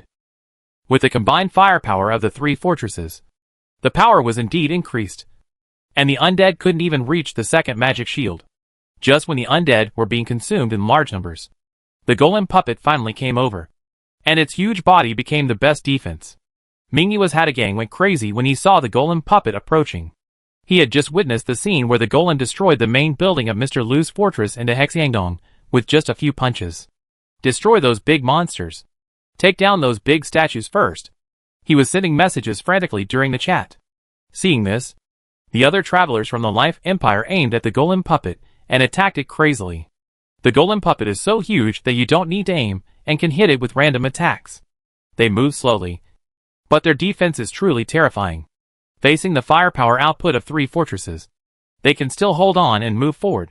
The few golem puppets in the front receive special attention. Sparks kept flying off their bodies, and stone chips occasionally fell from them. As Mingyuezo Dagong looked horrified, the golem puppet walked in front of the magic shield and swung its fist. The fist came down like a mountain, and the magic shield suddenly shook. The magicians below waved their wands and chanted spells to strengthen the magic shield. Magical energy surged, and the shaken protective shield became solid again. More golem puppets came in front of the magic shield, many of which were in tatters. The three fortresses were fully covered with firepower. Although the golems were not killed, they were traumatized. But this does not affect their attack cover. Golem puppets have no sense of pain, and being injured does not stop them. Punch after punch hit the magic shield from all directions. The protective shield kept shaking, and the magical light on it kept flashing. Under the feet of the golem puppet, the undead, string puppets, and mechanical puppets have all arrived, waiting for the golem to destroy the magic shield. The three fortresses did not dare to hesitate at all, and continued to output in the hope of defeating the golem puppet. But the golem puppet's defense is too terrifying, and its size is too huge, making it extremely difficult to destroy. Seeing this, the other two fortresses had to think of other solutions. They know the principle that the lips and teeth are interdependent. Once Mingyue's Hadagang is destroyed, they will not be better off, since there is no way to destroy those giant golems. Then destroy the other warriors. After the two fortresses discussed it, they directly sent out their troops. They knew that the number of their warriors could not compare with that of the warriors in the 5 castles, but they could hold out for as long as they could. They contacted other fortresses, and their companions had agreed to send troops. What we need to do now is to delay the troops sent from the 3 castles as much as possible. Mingyuezo Dagong didn't dare to send troops. He needed to defend the fortress, and the magician needed to stabilize the magic shield. A large number of warriors rushed out from both sides of the Undead Alliance, shouting and rushing towards the alliance. Li Ziyu and others were very calm, and were not surprised at all. Those who have been able to upgrade to the castle level have seen a lot of battles. No one is a novice, and will not panic just because the opponent has reinforcements. In particular, the 3 fortresses' troops want to compare with the strength of the 5 castles. Isn't that funny? Without the other 4 people, Li Ziyu was alone. With the insects, he was confident to get the other party. The soul-raising and peers who came out of the 3 Ant-Man's Nest acupoints, coupled with the characteristics of the undead, that they are not afraid of death, and the undead that are not easy to die. It is more than enough to deal with the strength of the 3 fortresses. The armies of both sides soon began fighting. There were shouts and cries of killing below, and corpses were everywhere, while the golem above was still smashing the magic shield again and again, concentrating on it. Through the eyes of the undead, Li Ziyu saw the battlefield below filled with corpses. He took a deep breath, and felt eager to make a move. What about the corpse? The body is hot. Doesn't this seduce me? Can you bear this? Asked, as the master of the undead, facing so many corpses, to hold back to collect. It is a kind of mood, compared to Li Ziyu, the lord of the skeleton undead. Cinnabar pigeon blood is much more pleasant. He doesn't even need to collect them. Just let his dead souls charge forward. As they passed by, whether alive or dead, their souls were sucked away. Some of them were absorbed by the dead soul, and some were preserved to summon the new dead soul. The dead souls are a type of undead that can evolve. By constantly absorbing souls, the dead souls will continue to evolve. During this evolutionary process, the lords can intervene in the direction of their evolution through the system. The dead souls in Cinnabar Pigeon Blood's hands are not only huge in number, but also of high levels. Facing the legions attacking from both sides, Cinnabar Pigeon Blood was extremely happy. Isn't this a tonic delivered to the door? After observing for a while, Li Ziyu couldn't help it. We can't collect the bodies on the battlefield over there, but we can at least collect the fortresses that have been captured. Right? He sent his bones, and let them go today, to collect the corpse in the ruins of Mr. Lulu. Chapter 406. Lin Yu and the others noticed Li Ziyu's actions, but no one said anything. They can understand Li Ziyu. After all, there is a dead soul lore between them, collecting souls and collecting corpses. When the corpses were sent back to the castle of the undead by the skeleton undead, a smile appeared on Li Ziyu's face. The corpses harvesting, allowing him to summon more undead soldiers. To be honest, Li Ziyu doesn't really care about the losses of the armored beetle people and the soulborn insect people. These two kinds of insects are too low level, and their future growth is very low. The skeleton undead can also be equipped with some weapons to enhance their combat effectiveness, allowing them to play a greater role on future battlefields. But the beetle people and soul raw worms do not work. Their ontology is insects. We do need to think about what weapons are. There is no room for improvement. Can only be used as cannon fodder. Change the corpse with cannon fodder, and then use the corpse to summon senior soldiers. This sale is done. The two fortresses helped Mingyu Xiao gang to resist the offense of Li Ziyu and others, but failed to restore the defeat. The magic protective cover of Mingyu Xiao Dagong is not a fortress protective cover, but a magician released, which is much weaker than the fortress level protective cover. But even a fortress level protective shield couldn't stop the golem puppet's fists, let alone the magic protective shield. Shortly after the battle, the magic protective cover was broken under the attack of the magic statue. And then, the wall was punched by the magic statue. And he just played a gap. The armored beetle people and soulborn beetle people, who had been waiting for a long time, poured into the fortress through the gap created by the golem puppets, just like a floodgate opened. Although the 2 layers of protective shields were broken, fortunately the magician did not suffer much damage, and the warriors in Mingyuezo Dagong's hands still retained their combat effectiveness. Block them. Attack. Kill the dead spirit. Mingyuezo Dagong issued battle orders to the tribes under his command. Wearing armor, a soldier with a shield and a spear rushed to the streets of the broken city wall. Using his body as a wall, they placed their shields upright on the ground and thrust their spears through the notches in the shields. Behind these warriors were warriors who were also wearing armor, but their weapons were long swords. Behind the warriors is the magician, the real core unit of Mingyue's Hatagang. Groups of mathematical Olympiad magicians wearing gray robes and holding long-handled magic wands are ready for battle. Because it was an emergency deployment, there were only a few thousand soldiers blocking the street, and there were only 100 magicians in the rear. But it doesn't matter. The street is not wide.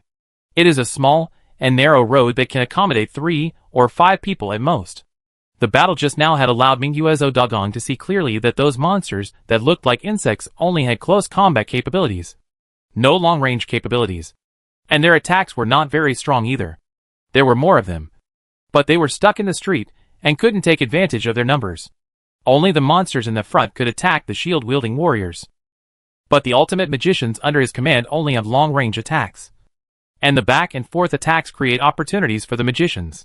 The armored beetles and soulborn insects were not very intelligent, about the same as the skeleton undead. They did not consider whether the narrow streets would be conducive to their attack. When the city wall was broken, they rushed in like a swarm, naturally entered the street, and then saw the soldiers who were ready for battle. The undead rushed towards the warriors without any hesitation. At the command of the sergeant, the soldiers huddled behind their shields and thrust their spears out in unison. The undead charged at the shields, but were unable to attack the warriors behind them. The impact only made the shield-bearing warrior retreat 2 steps, and the warriors behind him used force to hold the warriors in front of him to prevent them from being knocked to the ground. The claws scratched the shield with a sharp and harsh sound, and then the body was pierced by the spear. The shield protected the warriors' entire bodies, but it also blocked their vision, making it impossible for them to see what was happening outside. They were only responsible for mindless stabbing. After stabbing, it retracts and stabs again, over and over again. This kind of attack has little effect on the undead. Even if their bodies are pierced, they will not die. Only occasionally would a warrior stab them in the head, causing their soul fire to dissipate and the insect undead to die. But the undead won't care if some of them die, since there are so many of them. More and more undead souls accumulated in front of the warriors. They began to climb up by clinging to the bodies of their companions, like a snowball, trying to climb over the warriors' shields and kill their way into the crowd. At this moment, a series of mysterious arrows emitting blue light shot from behind, entered the pile of undead and exploded. The undead were already snowballing, crowding together, one after another, filling up all the gaps. In addition, the streets were narrow, making it impossible to dodge, and they were hit by the ultimate arrows. The shock waves caused by the magic were also blocked and digested by the undead, and had no effect on the warriors. After the explosion, broken limbs and arms flew all over the sky, and dozens of insect-man undead souls disintegrated instantly, and the fire of their souls dissipated. The space in front of the warriors was cleared, and just when they were about to step forward, the undead surged over again and staged the exact same scene as before. as if it were a copy. Mingyua's Hatagang's fortress is very similar to human cities, and he specially planned his own fortress building. In the fortress, he used city walls to divide the area. The walls near the fortress border were surrounded by narrow streets and ordinary houses. For this purpose, the houses one after another became obstacles at this time. And if the attack was made from the narrow streets, only a small number of soldiers would be needed to defend the streets. After the undead entered through the gap in the city wall, they scattered into the streets. But each street was guarded by thousands of warriors and hundreds of magicians. They were stuck in the streets and were constantly being consumed. Mingyue Zodagong breathed a sigh of relief when he saw this. He looked outside the wall and saw many other types of soldiers there. The string puppets and mechanical puppets were all blocked behind the undead. The undead were crowded together, and they couldn't enter the fortress at all.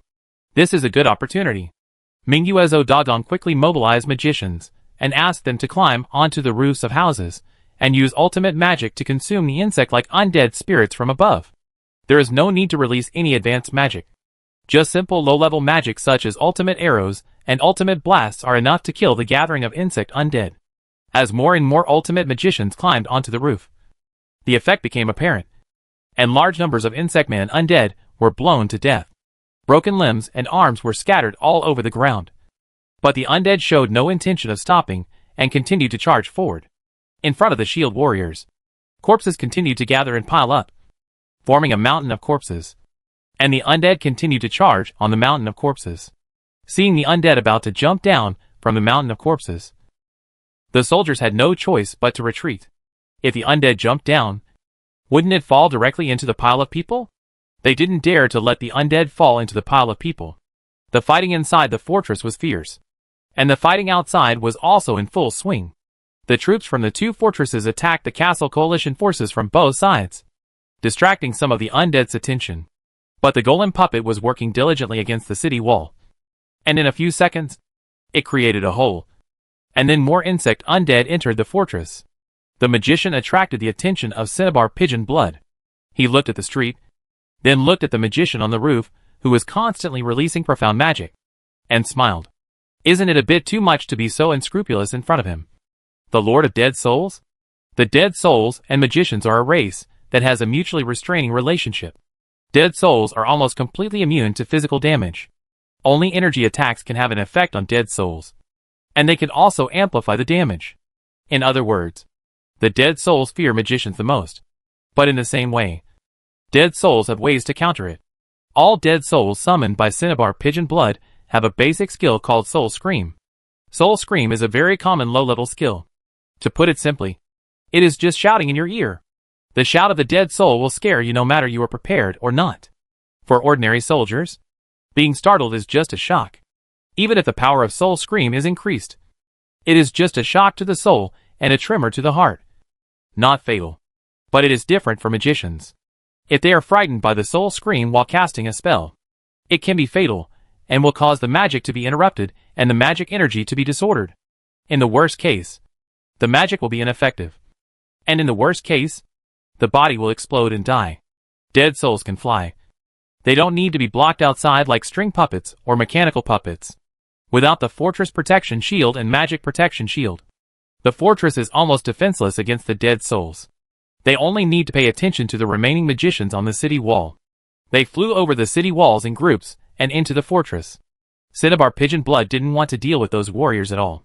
He was focusing on the magicians. The advantages of the undead are obvious.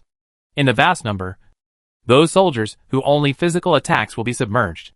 As long as the magician who has a ranged damage is solved, there is nothing to block the undead. Some of the dead souls looked like light, while others looked like smoke, constantly dancing in the fortress. The ultimate magicians discovered these uninvited guests almost immediately. When they found out the identities of the dead souls, their faces suddenly changed. They stopped attacking the undead below and started attacking the dead souls instead. The dead souls of Cinnabar Pigeon Blood were all tempered through thousands of trials and tribulations, and had fought in too many battles. They played tricks on the profound magicians, their figures appearing and disappearing from time to time. Erratic and elusive, they can often dodge the magic of the ultimate magician.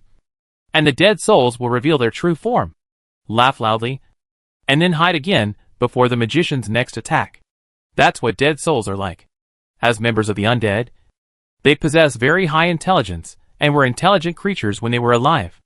After death, they lost most of their pleasures and had nothing to do all day. And this feeling drove them crazy. Every battle is a time for fun. And they will never stop until they have teased the enemy. Even Cinnabar Pigeon Blood cannot change this. Seeing that the Insect Man Undead were still being consumed, Cinnabar Pigeon Blood became a little annoyed. You can tease the enemy, but you can't neglect your work. I'm not letting you guys have fun. Work. If you don't work hard, I won't let you go out for free next time. Cinnabar Pigeon Blood threatens dead souls. After finding out that their lord was really angry, the dead souls that were wandering around in the sky finally calmed down and gave up teasing those ultimate magicians. They revealed their ferocious side and attacked the ultimate magician. As one of the most intelligent groups among the undead, the dead souls certainly would not rush around foolishly like the skeleton undead. There are special dead souls to attract the enemy's attention and create opportunities for other companions. When the secret magician attacks the baits, he will be targeted by the hidden dead souls. They timed it very accurately.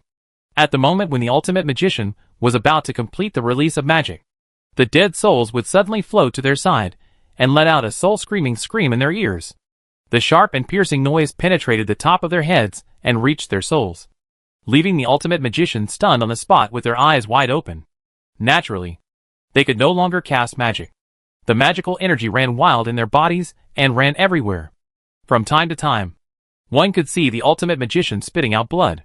What's worse, he would explode directly, turning into a blood mist all over the sky, with no trace of his body left. The souls of the dead ultimate magicians could not escape either, and were often eaten up by the dead spirits in the first place. The soul of a magician is often tougher than the souls of other warriors. This tough soul undoubtedly becomes the best tonic in the eyes of dead souls.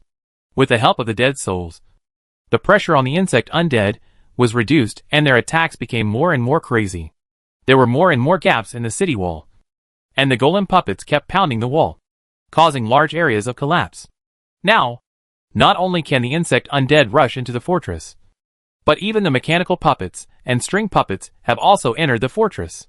The fighting outside was in full swing, but inside the fortress, Mingyua's Hatagang was becoming more and more disheartened as the battle went on.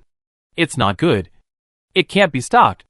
After creating a large number of gaps, the golem puppet finally seemed tired of this behavior and started to move to the next step. They walked towards the interior of the fortress. The city walls could not stop them at all. They didn't even need to strike them. The walls collapsed as their huge bodies passed by. In front of the huge body, the city wall looked almost like it was made of paper. After entering the fortress, the giant golem looked around, and the little rose fairy in the distance locked onto the main building where Mingyua's Hatagang was located. Destroy the main building? The rose fairy gave the order directly. The greatest role of golem puppets has never been how many enemies they kill on the battlefield, but their ability to directly attack the enemy's fortress and destroy the enemy's main building. One by one, the golem puppets took a step forward, ignoring the houses, fighting undead, warriors, and magicians below, and went straight to the main building of the fortress. No. Do not want. Mingyua's Hatagang couldn't suppress the fear in his eyes when he saw the golem puppet coming towards him step by step and destroying a large number of buildings in the process. He couldn't stop it. Even if the magician was not entangled by the dead souls, and the warrior was not entangled by the insect undead, he would not be able to stop this big guy. Magicians and warriors are completely insignificant in front of such a big guy. It's like they are ants and elephants. The golem puppets will not listen to Mingyu's Hatagang. They will destroy whatever their lord orders them to destroy. Buildings, warriors, and magicians cannot stop their progress. The two fortress lords who helped Mingyua's Hatagang discovered that the golem puppet was walking towards the main building, and anxious looks appeared on their faces. Their warriors had already been sent out, fighting with the undead, string puppets, and mechanical puppets, and there was no way to send them to Mingyua's Hatagang. The only solution now was to give it a try. No longer worrying about the fortress of Mingyua's Hatagang, they adjusted the muzzles of their guns, aimed at the golem puppets in the fortress, and launched an attack. These attacks will inevitably accidentally damage the Mingyua's Hatagang fortress, but that can no longer be taken care of. Even though we were accidentally injured, at least the fortress is still there. But if the golem puppet is not stopped, then there will be nothing. Choose the lesser of two evils. Chapter 407. Open the door and release the dog. Various weapons from the two fortresses bombarded the golem puppets in the Mingyua's Hatagang fortress. There was indeed an effect. The golem puppet symbolically raised its hands to cover its face and scratched its body subconsciously. Looking at the golem puppets walking towards the main building of the fortress step by step, Mingyua's Dagong became more and more panicked. The golem puppet endured countless attacks, walked step by step to the main building of the fortress, and swung its fists. Bang, bang, bang. After a round of beatings, the main building collapsed. The golem puppet can't do anything else, but is the best at demolishing houses. It's definitely from the demolition team. The defeat of Mingyu Xiao Dagong was very bad. Even worse than that of Mr. Lu in Dehe Flows East. Dave Xiong Dong Lu was broken by a castle, which was broken by a castle, and was killed after trying to fight hard. The Mingyu Xiao Dakian was not. When the main building of the fortress collapsed, his warrior and the magician were still fighting with Li Ziyu and others. When the main building collapsed, all the warriors and magicians stopped what they were doing, turned their heads back in disbelief. With confusion in their eyes, they stopped. But the undead and puppets would not stop. They surged in like a tide, drowning the stunned warriors and magicians. In a short period of time, the two fortresses of Dai Xiangdong Luxiansheng and Mingyuezhou Dadong fell one after another. The travelers from the Life Empire knew that this battle would be difficult. They would lose many allies, and would most likely fail in the end. But the easy fall of the two fortresses still dealt them a heavy blow. Facing 5 castles, all the fortresses involved in the battle can only be described in one word: vulnerable. It can't be stopped. It can't be stopped at all. Apart from this place, the situation in other fortresses on the border is not much better. Batubu and his men were not as strong as Li Ziyu, but they were not weak either. Several lords had already engaged in close combat with the traversers from the Life Empire, while the rest of the fortresses were still relying on long-range firepower to consume the enemy's energy. The Wasteland Alliance was clearly more advantageous. The fighting power displayed by the Orc Empire and the nomadic tribes is equally astonishing. Now that they no longer had to defend the city and had no worries, the Orcs finally erupted in anger and vented their rage towards the fortress of the Life Empire. For the Orc Empire and the coalition forces of nomadic tribes, the connected, immovable fortresses are not much different from ordinary cities, except that they have more firepower. They are no strangers to siege warfare.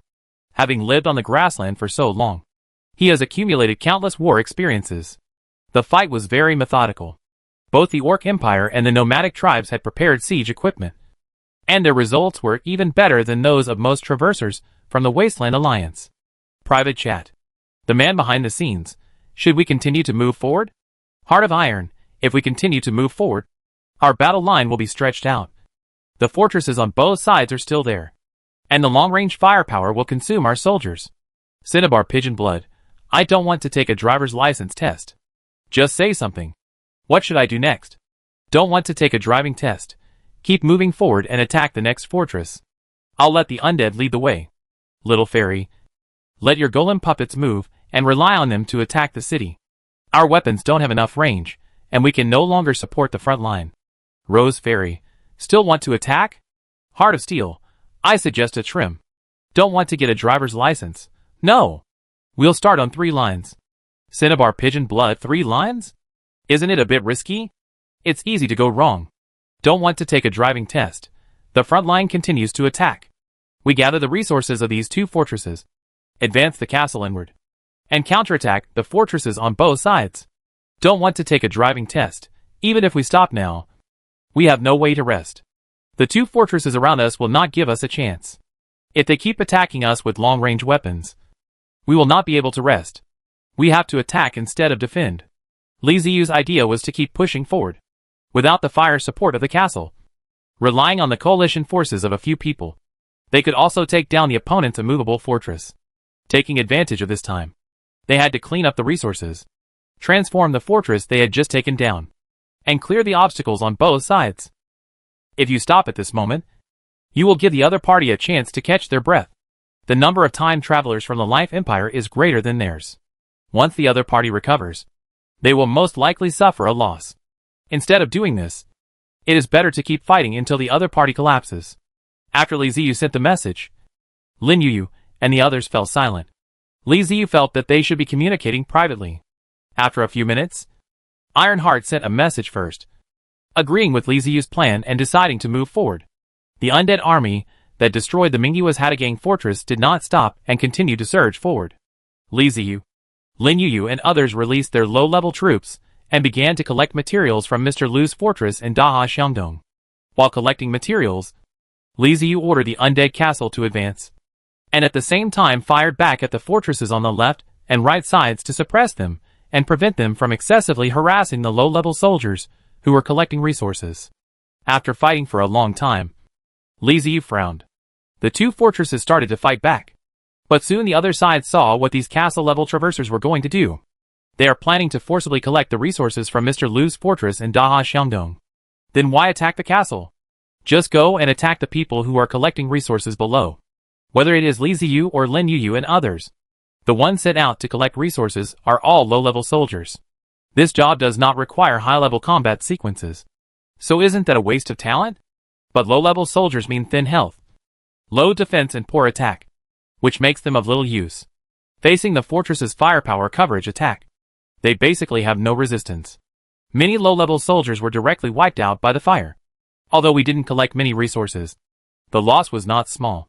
As for the attacks from Li Ziyu and his men, they were temporarily ignored. After all, they had a fortress-level protective shield, and the castle-level attacks could not break it in a short time. The fortresses on both sides were afraid that Li Ziyu and his men would crash into them like before, which would be really difficult to defend. Now that the other party was bombarding them with long-range attacks, they were much calmer. Private chat. Little Rose Fairy, it's so annoying. So many puppets died. Can you not get a driver's license? You didn't give much benefit, but the loss was not small. You have to bear the responsibility. The person behind the scenes, we can't go on like this. They completely ignore us and simply eliminate the puppets we sent out to collect resources. The resources can never return to the castle. Cinnabar Pigeon Blood, let's think of a solution. Lin Yu and a few others couldn't help it. They felt that under the surveillance of two fortresses, collecting resources was more difficult than attacking the fortresses. This is obviously Li Ziyu's fault. He was the one who asked everyone to do this. Li Ziyu also frowned. This was different from what he thought. He was thinking about letting the low-level soldiers collect resources, attract the enemy's firepower, and then advance Indiana. Unexpectedly, the other party ignored them and simply cleared out the low-level troops, which directly ruined his plan. He can't get rid of this blame. In this case, let's try a different approach and put some pressure on them. Private chat. Don't want to take a driving test. I can hold down one fortress. Can you hold down another one? Man behind the scenes, I can try. But I need time. Ironheart, I can buy you some time. Little Rose Fairy, then hurry up. Don't waste time. It's not so difficult to capture a fortress. Don't want to take a driving test. I'll hold the one on the right. And you guys take care of the left side. Go ahead. The person behind the scenes, got it. Ironheart, good. Laser beam shot out from the mechanical puppet castle again, spraying onto the protective shield of the fortress on the left. The continuous attacks caused the protective shield to begin to shake, and the enemy no longer dared to wantonly attack the low-level soldiers who were collecting resources in the fortress. He has to save himself. He turned his weapon around and attacked the mechanical puppet castle. However, there was no movement in Lin Yu's puppet castle, so she needed to prepare the silk threads. The skill attack of the puppet castle is very powerful, but it needs to be set up in advance, which is a bit like a trap and time-consuming. Fortunately, the mechanical puppet castle can help her buy time. Li Ziyu just took a glance and then looked away, looking towards the fortress on the right. The attack from the undead castle is definitely not enough. Without using the dust bomb, it will be difficult to divert the enemy's attention. However, he doesn't just have one undead castle. He also has other good things. Come out, my fortress clone. The Iron Skull. The iron skeleton hidden in the surroundings received the order from its master, woke up from standby mode, gushed out steam, roared, and rushed out. Iron Skull, lock onto the enemy on my right side. Attack! Following Li Ziyu's order, the muzzle of the Iron Skull's main gun, the steam turret cannon, adjusted its angle and aimed at the fortress that was still tirelessly attacking the low-level troops. Boom! Amid the roar, flames spewed out of the muzzles, and smoke and steam spread. The giant bomb streaked across the sky, hit the fortress's protective shield, and exploded. Ripples like water waves spread out from the protective shield, and just one shot attracted the opponent's attention. And this is just the beginning. The Iron Skull was used purely as a tank. The steam-guarded cannon could not be stopped at all, and kept bombarding with one shot after another, compared to the Fist of Annihilation. As the main gun of the Undead Mechanical Technology Department, the steam-guarded cannon has its own advantages. That is, it has a faster firing rate. Mechanical cannons have a short energy gathering time, or do not need to gather energy at all. As long as there are enough SH/LS, they can fire continuously. Under the constant hammering of the steam-guarded cannon, the Lord of the Fortress was forced to deal with the Iron Skull. He has to deal with it. If he ignores it, the other party will break the protective shield. The Iron Skull was like a roaring beast, firing and approaching the fortress. Things related to the undead often have soul fire, and the Iron Skull is equivalent to a semi-living being. The undead on the Iron Skull are very crazy creatures. They worship the art of explosion and look forward to the battlefield. Liziu let them out, just like releasing a mad dog, which made the undead on the Iron Skull very excited. The madness of these undead is actually related to their condition. As part of the weapon, it is usually difficult for them to move freely like other undead, and they often stay in one place, unable to move. Even though these undead spirits are generally not very intelligent, this state is more terrifying than being in prison. Over time, the undead will become extremely violent. As weapons, the only time they can unleash themselves and act recklessly is when there is an enemy and the Lord orders them to attack. They like the noise, the feeling of spitting ammunition. Vent. At a distance, only the steam-guarded cannon could attack, as it had a long range and was within reach. But this made the other undead very anxious, and they kept urging them to get closer. The Iron Skull continued to accelerate and rush towards the fortress. From the looks of it, it seemed like it wanted to crash into it. Liziu's mouth twitched as he watched. Damn it. You guys better be careful. There are no soldiers in the Iron Skull. It will be terrible if you crash into it. The Iron Skeleton, like a primitive beast, rushed straight to the target fortress. After getting close, all kinds of weapons began to take effect.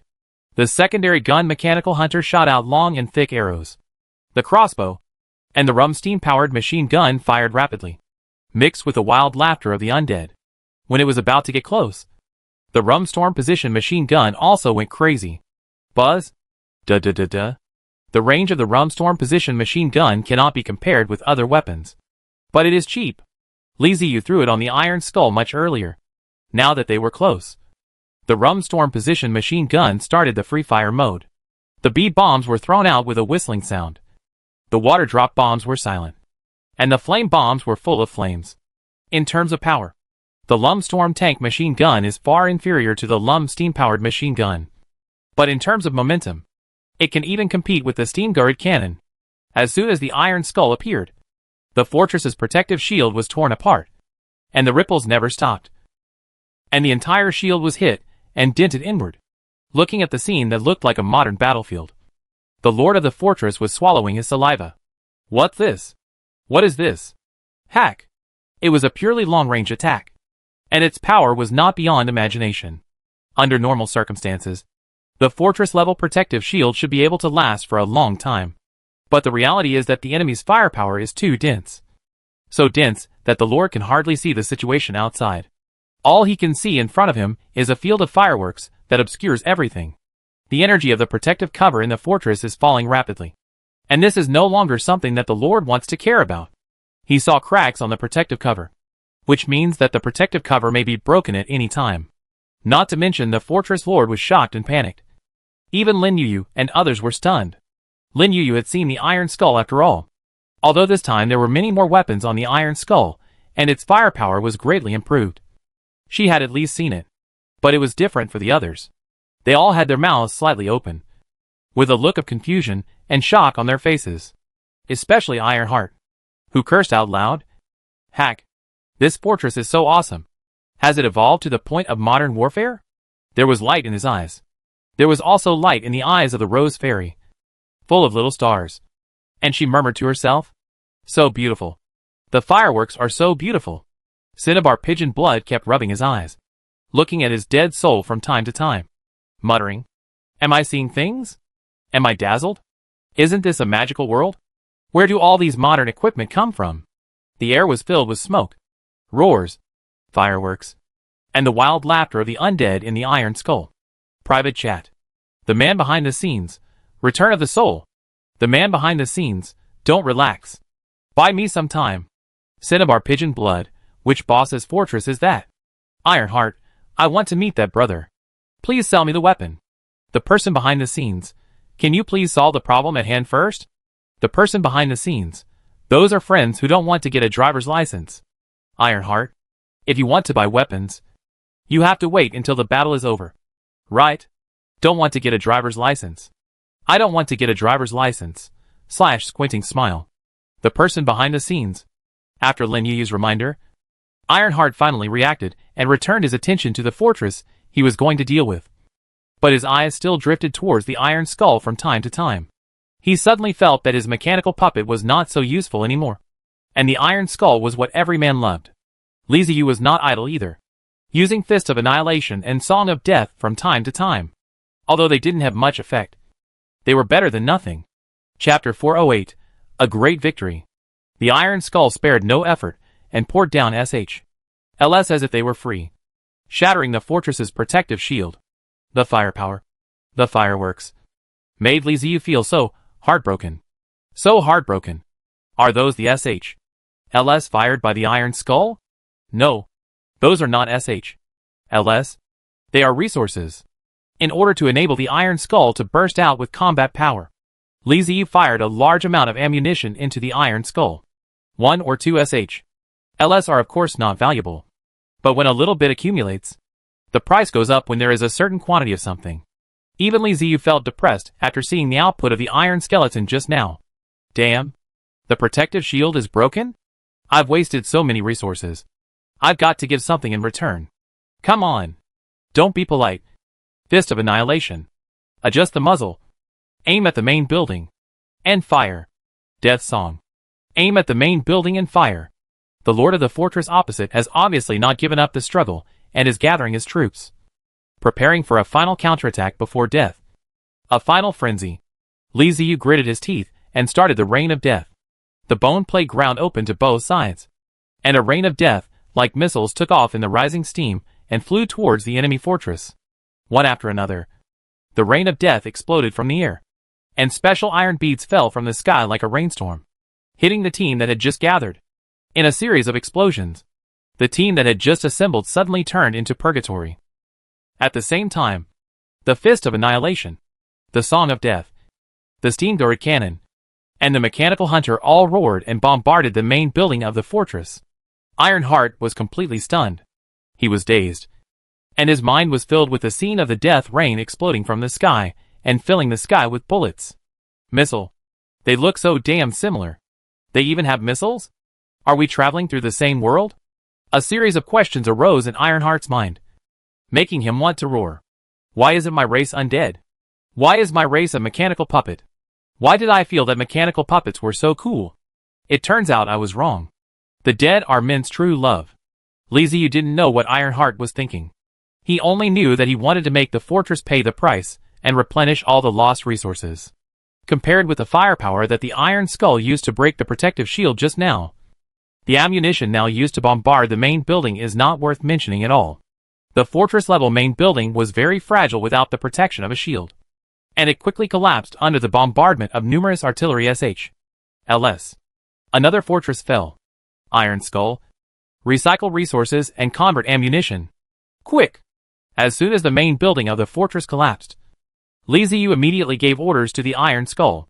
He was afraid that Lin Yu and the others would want to share the resources of the fortress, and then he would lose more than he gained. After receiving the order, the Iron Skull immediately took action. The Iron Skull shot out a series of metal flying claws connected to iron chains. Plunderer's Hand Bones. Level, Fortress Level. Category, Mechanical Engineering. Introduction. A special tool that can firmly grasp objects and pull them easily. Construction requirements, metal ingots * 1000 units.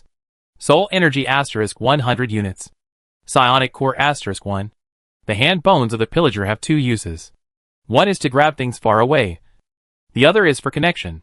Whether it is used to connect city walls to facilitate undead sieges, or to connect mobile fortresses to pull the opponent towards oneself, it will become very convenient. A single flying claw has limited power. So Li Ziyu made a lot of them, and placed them in the iron skull, which came in handy at this moment. After the raiders' hand bones touched the building, they immediately grabbed it tightly. This thing was also intelligent, and knew how to choose.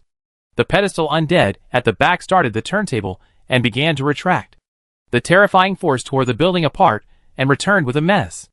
The metal plate at the border of the iron skull flipped open, revealing the serrated blade spinning continuously inside. This blade is both a defense and an important tool for recovering resources. They can break up what the flying claws bring back, and then recycle them.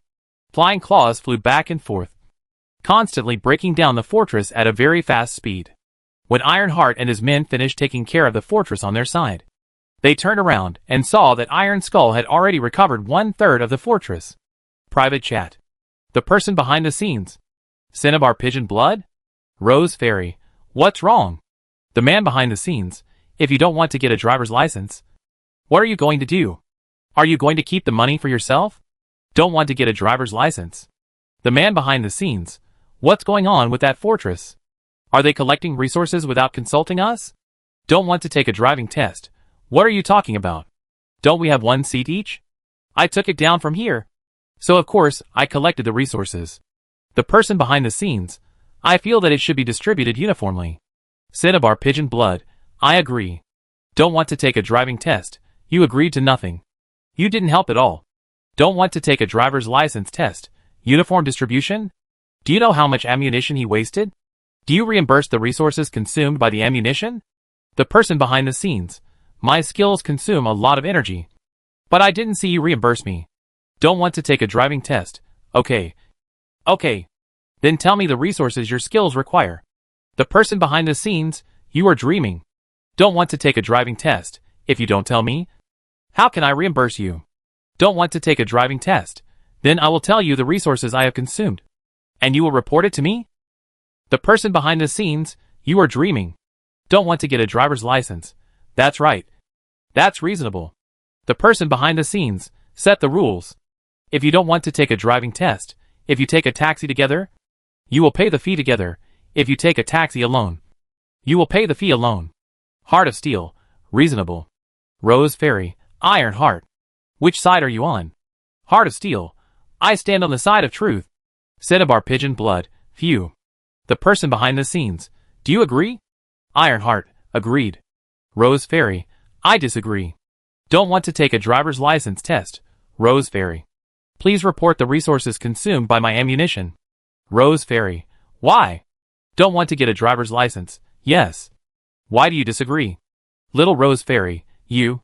Cinnabar Pigeon Blood. Agree. Man behind the scenes. Okay. I agree. Little Rose Fairy. You. Li Ziyu chuckled and said, That's right. But the Little Rose Fairy is a little pretentious. Delay would lead to unexpected events. So Li Ziyu ordered the Iron Skull to speed up and recover the resources in the fortress as soon as possible. Use skeleton undead to clean the battlefield. And they will clean it very thoroughly. They will not miss anything. And will bring back both useful and useless things. And they are very careful. When they arrived at the Iron Skeleton, since there were no skeleton undead, they could only use the hand bones of the plunderers. So the resource recovery seemed very hasty, and a lot of resources were missed. But now we are in a state of war. So it is enough to recover most of it. As for the rest, we can deal with it after the war. The city composed of the entire Life Empire's travelers was in complete chaos at this time. All kinds of artillery LS were flying in all directions. Fireworks were being set off everywhere. Shouts of killing were shaking the heavens and the earth. Flames could be seen everywhere. And dense crowds of people were fighting together. The fight was difficult to separate. When the travelers from the Life Empire formed the city, they anticipated that the castle-level travelers would counterattack. Those who could reach the castle level were not good men and women. But they did not expect the counterattack to be so fierce. They feel as if the whole world is against them. It turns out that the castle-level traversers are so strong.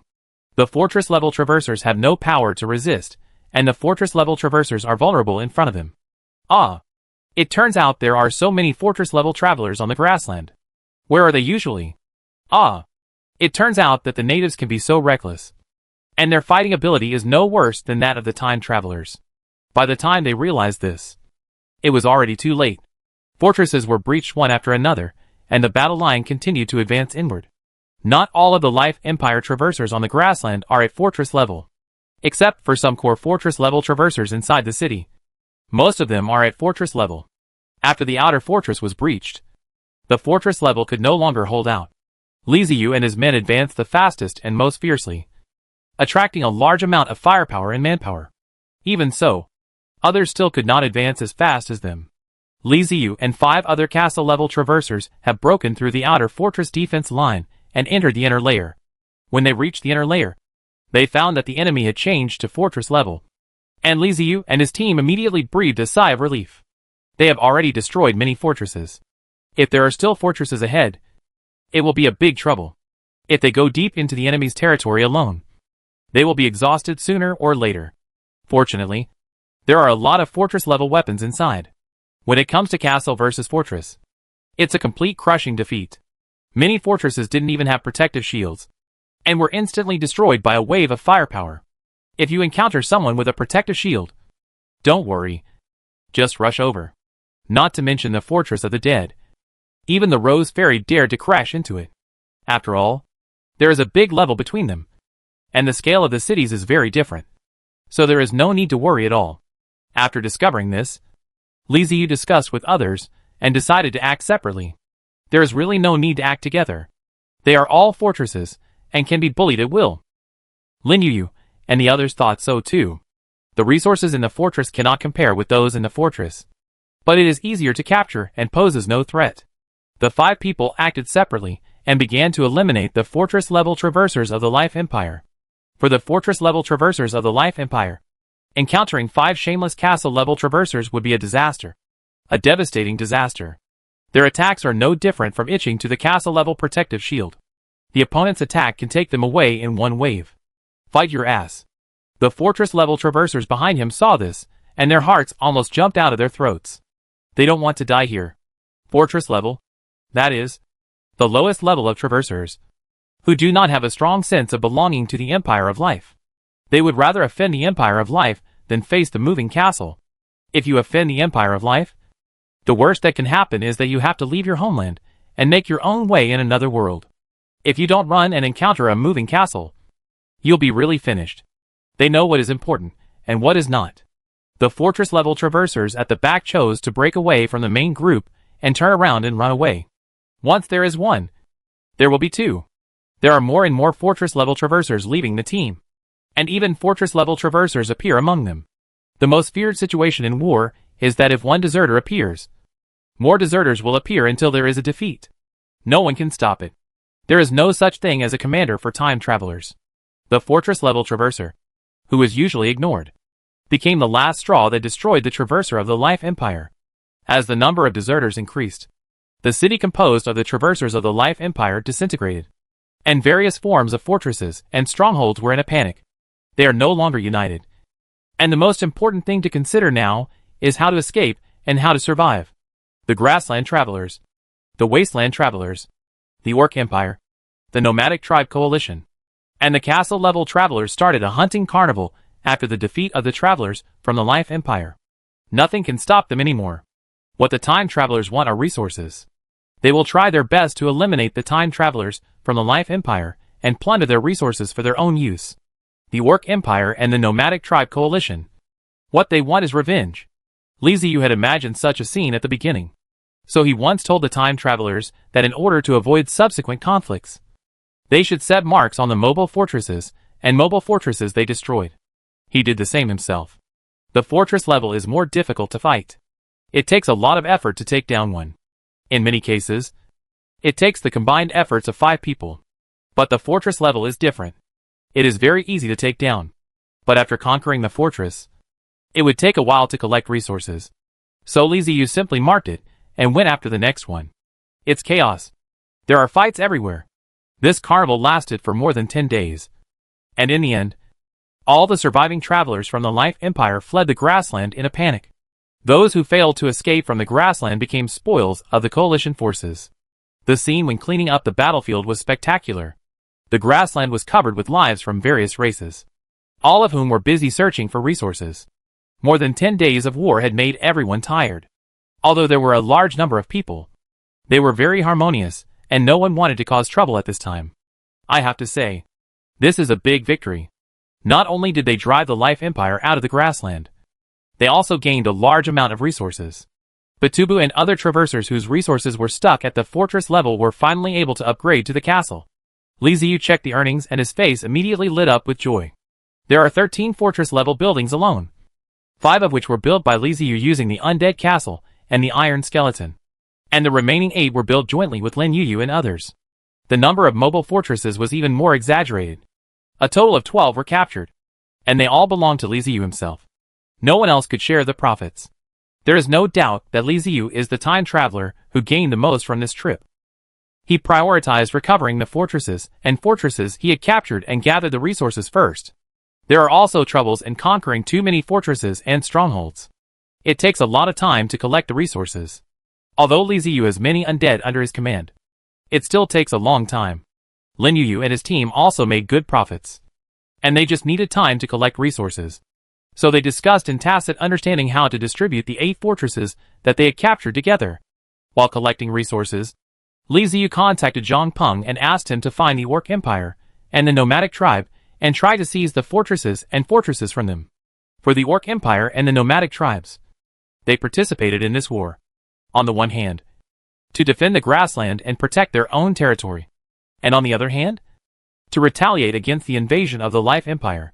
They also captured several fortresses and redoubts, but they did not need them. Apart from the resources in the fortress and castle warehouses, everything else is of little value to them. But these things are needed by time travelers. Li Ziyu asked Zhang Peng to recover it, believing that with his ability, he should be able to think of a way. If he recovers enough and provides some support, even if Zhang Peng and Lu Xingxing cannot upgrade to a castle, there will be no problem upgrading them to a top-level fortress. After receiving the news from Li Ziyu, Zhang Peng immediately took action, contacting his acquaintances in the Orc Empire and the nomadic tribe, trying to find a way to get their spoils into his own hands. As resources were continuously collected into the castle, Li Ziyu's warehouse became full again. This feeling of fulfillment made Li Ziyu feel extremely happy. As expected, we need to store up plenty of food. Li Ziyu finally understood why so many guilds and organizations were thinking about war every day. He experienced it firsthand. Chapter 409, Joining the Alliance. A wave of fat. This is Li Ziyu's summary after the war. In the blink of an eye, half a month had passed, and the time consumed in collecting resources was not much less than that of fighting a battle. The resources have basically been collected, and we also shared the fortress that we conquered with Lin Yuyu and the others, and reaped another wave of rewards. After almost collecting all the resources, Lin Yuyu proposed a meeting. This surprised Li Ziyu. When he proposed to meet, Lin Yuyu hesitated for a while, and even rejected him. He didn't expect that this time she would take the initiative to ask for a meeting. Since Lin Yuyu proposed to meet, then let's meet. It just so happens that Li Ziyu also wants to meet the Rose Fairy, Ironheart, and Cinnabar Dub Blood. The 5 castles left the battlefield, found a quiet place, and chose to connect. The meeting place was set on the grassland. Li Ziyu was not familiar with the other 4 people, and Lin Yuyu and the others were also wary of Li Ziyu, so they simply did not meet in the castle. Everyone agreed to only bring a portion of the guards. They cleared a space on the grassland, and 5 people arrived one after another. The first person to arrive at the open space was Lin Yuyu. As the initiator of this meeting, she naturally had to arrive first. Not long after she arrived at the clearing, she saw a group of heavily armored undead marching towards them in neat steps. At the front is the Bone Sword Guard wearing handsome armor, with a black sword at his waist and looking very heroic. When they reached the edge of the clearing, the Bone Sword Guard stopped, looked around, and made sure there was no threat. Then, they spread out to both sides, their bodies straight, like a guard of honor. Li Ziyu walked out under the protection of the Bone Shield Guards and entered the open space, while the guards stayed at the edge of the open space. Seeing the introverted girl wearing black glasses and lowering her head, Li Ziyu waved and said low with a smile. "Hi. See you again." Lin Yuyu looked up, nodded, and said him softly as a response. The two waited for a while, and someone else came over. He was a strong man about 1.75 meters tall, in his 30s, with a buzz cut and a serious face. Behind this man, there were nearly 100 metal men. There is no doubt that he is Ironheart. When the man reached the edge of the grass, he stopped, and the mechanical puppets behind him also stopped in unison, giving a feeling of being under orders. Ironheart looked at Lin Yu and Li Ziyu who were waiting in the venue, then looked at the puppets and Undead staying at the edge of the venue, then strode into the venue, leaving the mechanical puppet where it was. Li Ziyu smiled at the sturdy man and nodded, and Ironheart smiled back. The next to come was the Rose Fairy, and she didn't seem to bring any guards with her. The Rose Fairy is not tall, maybe less than 1.6 meters. She wears a pink halter dress with long hair draped behind her. She looks like an ordinary person, not ugly. She glanced at Li Ziyu, then ran to Lin Yu vigilantly, holding Lin Yu's hand, looking like a good friend. The last one to arrive was Cinnabar Pigeon Blood, and this guy made a very sexy appearance. The dead souls gathered together like a tornado, and the Cinnabar Pigeon Blood was hidden among them. It swept to the edge of the open space. The dead souls dispersed, and Cinnabar Pigeon Blood was revealed. This was a young man, quite handsome, with a smile on his face. After coming out of the dead souls, he was not as alert as the others, but walked into the open space carefree. While walking into the open space, the blood of Cinnabar Pigeon spread out his hands, watching left and right, and asked cheerfully, "What happened? Why don't you speak? Was it shocked by my handsome appearance?" Ha ha. Li Ziyu suddenly laughed. He thought that the dead soul lord should be a gloomy person. I did not expect that he was a carefree guy. It was very surprised, but it felt good. After all, there was a silly brother full of sunshine in his family. Li Ziyu laughed and joked. Aren't we all waiting for the big boss to make his final appearance? Jusha Pigeon Blood exclaimed exaggeratedly. Wow, you insult me right after we met. Right? I don't dare to call you the boss. You are the boss. Seeing that everyone was here, Lin Yu let go of the Rose Fairy's arm and took a step forward. After hesitating for a moment, she took a deep breath and said in a calm tone, Okay, everyone is here. I'll introduce everyone to each other. She first pointed at Li Ziyu and said to her three companions, This is the owner of the Castle of the Dead, Li Ziyu, who is known as the Lord of the Dead. Then she looked at Li Ziyu again, pointing at her companions and introducing them to him one by one. Her ID is Little Rose Fairy. Her real name is Zhao Haitang, Heart of Steel. Her real name is Sun Lei, and Cinnabar Pigeon Blood. Her real name is Li Wendy. Li Ziyu nodded to the three of them. Zhao Haitang, Sun Lei, and Li Wendy also greeted Li Ziyu. Thus they became acquainted.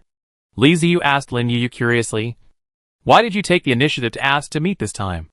You're not just trying to expand my circle of friends and make some new ones for me, right? He didn't think Lin Yu would do such a boring thing. This is a socially anxious girl. If there is nothing going on, she will never organize a meeting. Lin Yu opened her mouth and lowered her head, as if she was organizing her words. Li Wendy, who was standing by, couldn't stand it anymore and came over and said, Come on. Let me tell you. Yu is too introverted. His words caused Li Ziyu to turn his head and look over. Li Wendy continued, Yu organized our meeting this time. Besides getting to know each other, I also want to ask you something. Li Ziyu asked in surprise. What's the matter? Li Wendy said with a laugh. We have formed an alliance called the Shadowless Alliance. The members are all here. There are only 4 of us. I want to ask you if you want to join our alliance. Li Ziyu looked at Li Wendy, scratched his head, and didn't know what to say. The alliance consists of 4 people, and the number of people is a little bit less. You may want to complain, but these are 4 castle-level travelers. After fighting against the travelers from the Life Empire, they have proven their strength. It's weird. I always feel wrong. Seeing that Li Ziyu remained silent, Sun Lei said, It doesn't matter if you don't join. I won't force you. Zhao Haitang suddenly shouted from behind. Why don't you join us? We are all castle level. What can't be done by joining us? This is a chance for you. Do you understand? Li Ziyu's face turned dark. What I mean is, how did Zhao Haitang make it to the castle level? He loves to argue so much. So how did he get killed by someone? Is it because the golem puppet is tall and mighty? It has a taunt skill. I am not destined to be a fairy. But I have fairy diseases. Li Wendy glared at Zhao Haitang and shouted. Zhao Haitang. Stop talking. Li Ziyu is also at the castle level. Not the fortress level. The kind of little Karami who can tolerate you. You? Zhao Haitang pointed at Li Wendy. Her eyes widened and her cheeks puffed up with anger. But she was still rational. She knew that what Li Wendy said was correct. So she stomped her feet angrily and stopped talking. Li Wendy looked at Li Ziyu again and said to him. Don't mind it. Zhao Haitang is just like that. She's not a bad person. She's a good person. But she has a big mouth. Zhao Haitang gnashed her teeth and screamed. Li Wendy! I'm going to rip your mouth off. As he was about to come over, Lin Yu pulled him back. And he stopped. Li Ziyu raised his eyebrows when he saw this. Interesting. Judging from the appearance of these people, they are not a group with common interests. Instead, their relationship is a bit like his. Zhang Peng and Lu Xingxing. They are collaborators and partners. He likes this kind of relationship. And he values partnership more than a simple cold partnership. Li Wendy ignored Zhao Haitang, moved closer to Li Ziyu, and said with a smile, We are destined to be together. Li Ziyu glared at him. What a fate! You're not a monk. I'm telling you. I'm not into men. Li Wendy rolled his eyes and said, You have a problem with your thinking. But I like it. The corners of Li Ziyu's mouth twitched. This guy is also a social phobic. The kind of social terrorist. Li Wendy went on to say, You see? Your surname is Li. And my surname is also Li. It was a family 500 years ago. Your race is the bone dead spirit. My race is the dead soul spirit. And it is difficult to meet in the other world. Both of us have been upgraded to the castle. Isn't it more difficult to see? After thinking for a while, Li Ziyu nodded. What you said makes sense. So what? Li Wendy clapped his hands and said. So, you have to join us. Let's explore the world together. You and I are one family. And the dead are one family. Li Ziyu stroked his chin, his eyes darting back and forth. I always feel like there's something ambiguous in your words. As if something is wrong. Li Wendy quickly waved his hands and said, No. No. No. Absolutely not. You think too much. Why should I panic without you? Li Ziyu rolled his eyes, ignored Li Wendy, and started thinking on his own. He had no aversion to joining the Shadowless Alliance. Having a few more castle-level allies will be very beneficial for the future. No one would complain about having too many friends. Now that many alliances are beginning to rise, the alien world is becoming more and more dangerous. It has become necessary to know more friends and unite more travelers. There is another point that Li Ziyu cares about. After joining the Shadowless Alliance, the 4 time travelers, including Lin Yu, can no longer attack him. An alliance recognized by the system is equivalent to a signed contract. And they cannot harm each other. Unless you leave the League. This is a layer of protection. After thinking for a while, Li Ziyu nodded and said, Okay. I will join your alliance. Li Wendy laughed, turned around, and made an okay gesture to Lin Yu. Lin Yu immediately invited Li Ziyu to join the alliance through the system. Li Ziyu took a look and suddenly realized that the invitation to join the alliance was actually a contract. It stipulates what can and cannot be done, as well as various punishments. Among them, there are several behaviors that are particularly feared as crimes. The first of which is treason, leaking confidential information within the alliance, selling confidential information within the alliance, guiding hostile forces to attack one's own alliance. These behaviors will be judged as treason by the system. The rebel alliance will suffer a great loss of supplies at best, or even have its mobile castle downgraded at worst. Then, there is the non-hostility agreement. Members of the alliance are not allowed to attack their allies. Attacking an ally is a serious crime. And there are a lot of punishments listed. Almost like a rebel alliance. There are also 2 ways to withdraw from the alliance. One is to negotiate with the alliance leader and withdraw safely. One is to pay resources and force withdrawal from the alliance. There are so many pages of various kinds. The Wasteland Alliance was created by Batubu. And Li Ziyu, the leader of the alliance, was also put in place by Batubu. He himself had never done any special research on the alliance's covenant. This is the first time that this has been carefully studied. After looking at the system for a long time, Li Ziyu finally finished reading the covenant. Then he signed his name and officially joined the Shadowless Alliance. After joining the alliance, Lin Yu and the others became more friendly. To them, Their small league is like a family, and everyone is a brother or sister. They will not randomly pull people into the alliance and strive to maintain the purity of the alliance.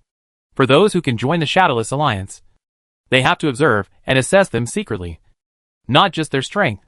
What Lin Yu and his friends value most is actually helping each other. As a castle-level unit, they have many enemies, and the reason they formed an alliance is so that everyone can fight against the enemies together. Everyone in a Shadowless Alliance has something wrong with them. For example, Lin Yu's social phobia and Zhao Haitong's fairy syndrome. Before traveling through time, if you offend someone, you have legal protection, so it's not a big problem. Everyone has concerns. But after traveling through time, there is no protection, and offending people is really a life-threatening thing. Take the Life Empire Alliance for example. Lin Yu has a grudge against the Life Empire Alliance, and she is determined to bring down the Life Empire. But the Life Empire Alliance is too huge, with so many time travelers. It would be a waste of time for her to deal with it all by herself, even if she worked herself to death. If Li Ziyu and others help, the chances will be much greater. Li Wendy shouted. Cheers! We have a new companion.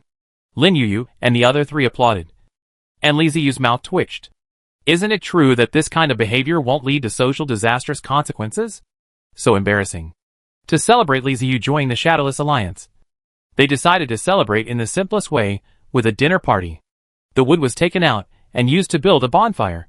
Several people also brought in tables, chairs, tents, various food ingredients and other things, and spread them out in the open space, making it look like a camping trip. There are all kinds of meat, fruits, vegetables and other delicacies, as well as wine and drinks, both chilled and warm. What surprised Li Ziyu the most was that they did not let their own races do it, but did it themselves. For people cut the meat, washed the vegetables, cleaned the pots, and skewered the meat, all by themselves. Seeing Li Ziyu looking at him stupidly, Li Wendy couldn't help but said, "What are you looking at? Get moving." Li Ziyu finally reacted and hurried over to help. The food he ate in the other world had long been cooked by the undead. For this reason, several undead in the castle evolved into chefs with excellent cooking skills. Li Ziyu herself hasn't cooked for a long time, but Lin Yu and the other three insisted on doing this. In their words, this was an opportunity to enhance their friendship with each other. It feels really good to cook and chat at the same time. It's similar to the drinking table culture. During the chat, they revealed a lot of information. For example, Lin Yu and the others usually don't gather together, as they each do their own things. They will only contact each other when something difficult to resolve arises. Even so, the relationship between them is still very good.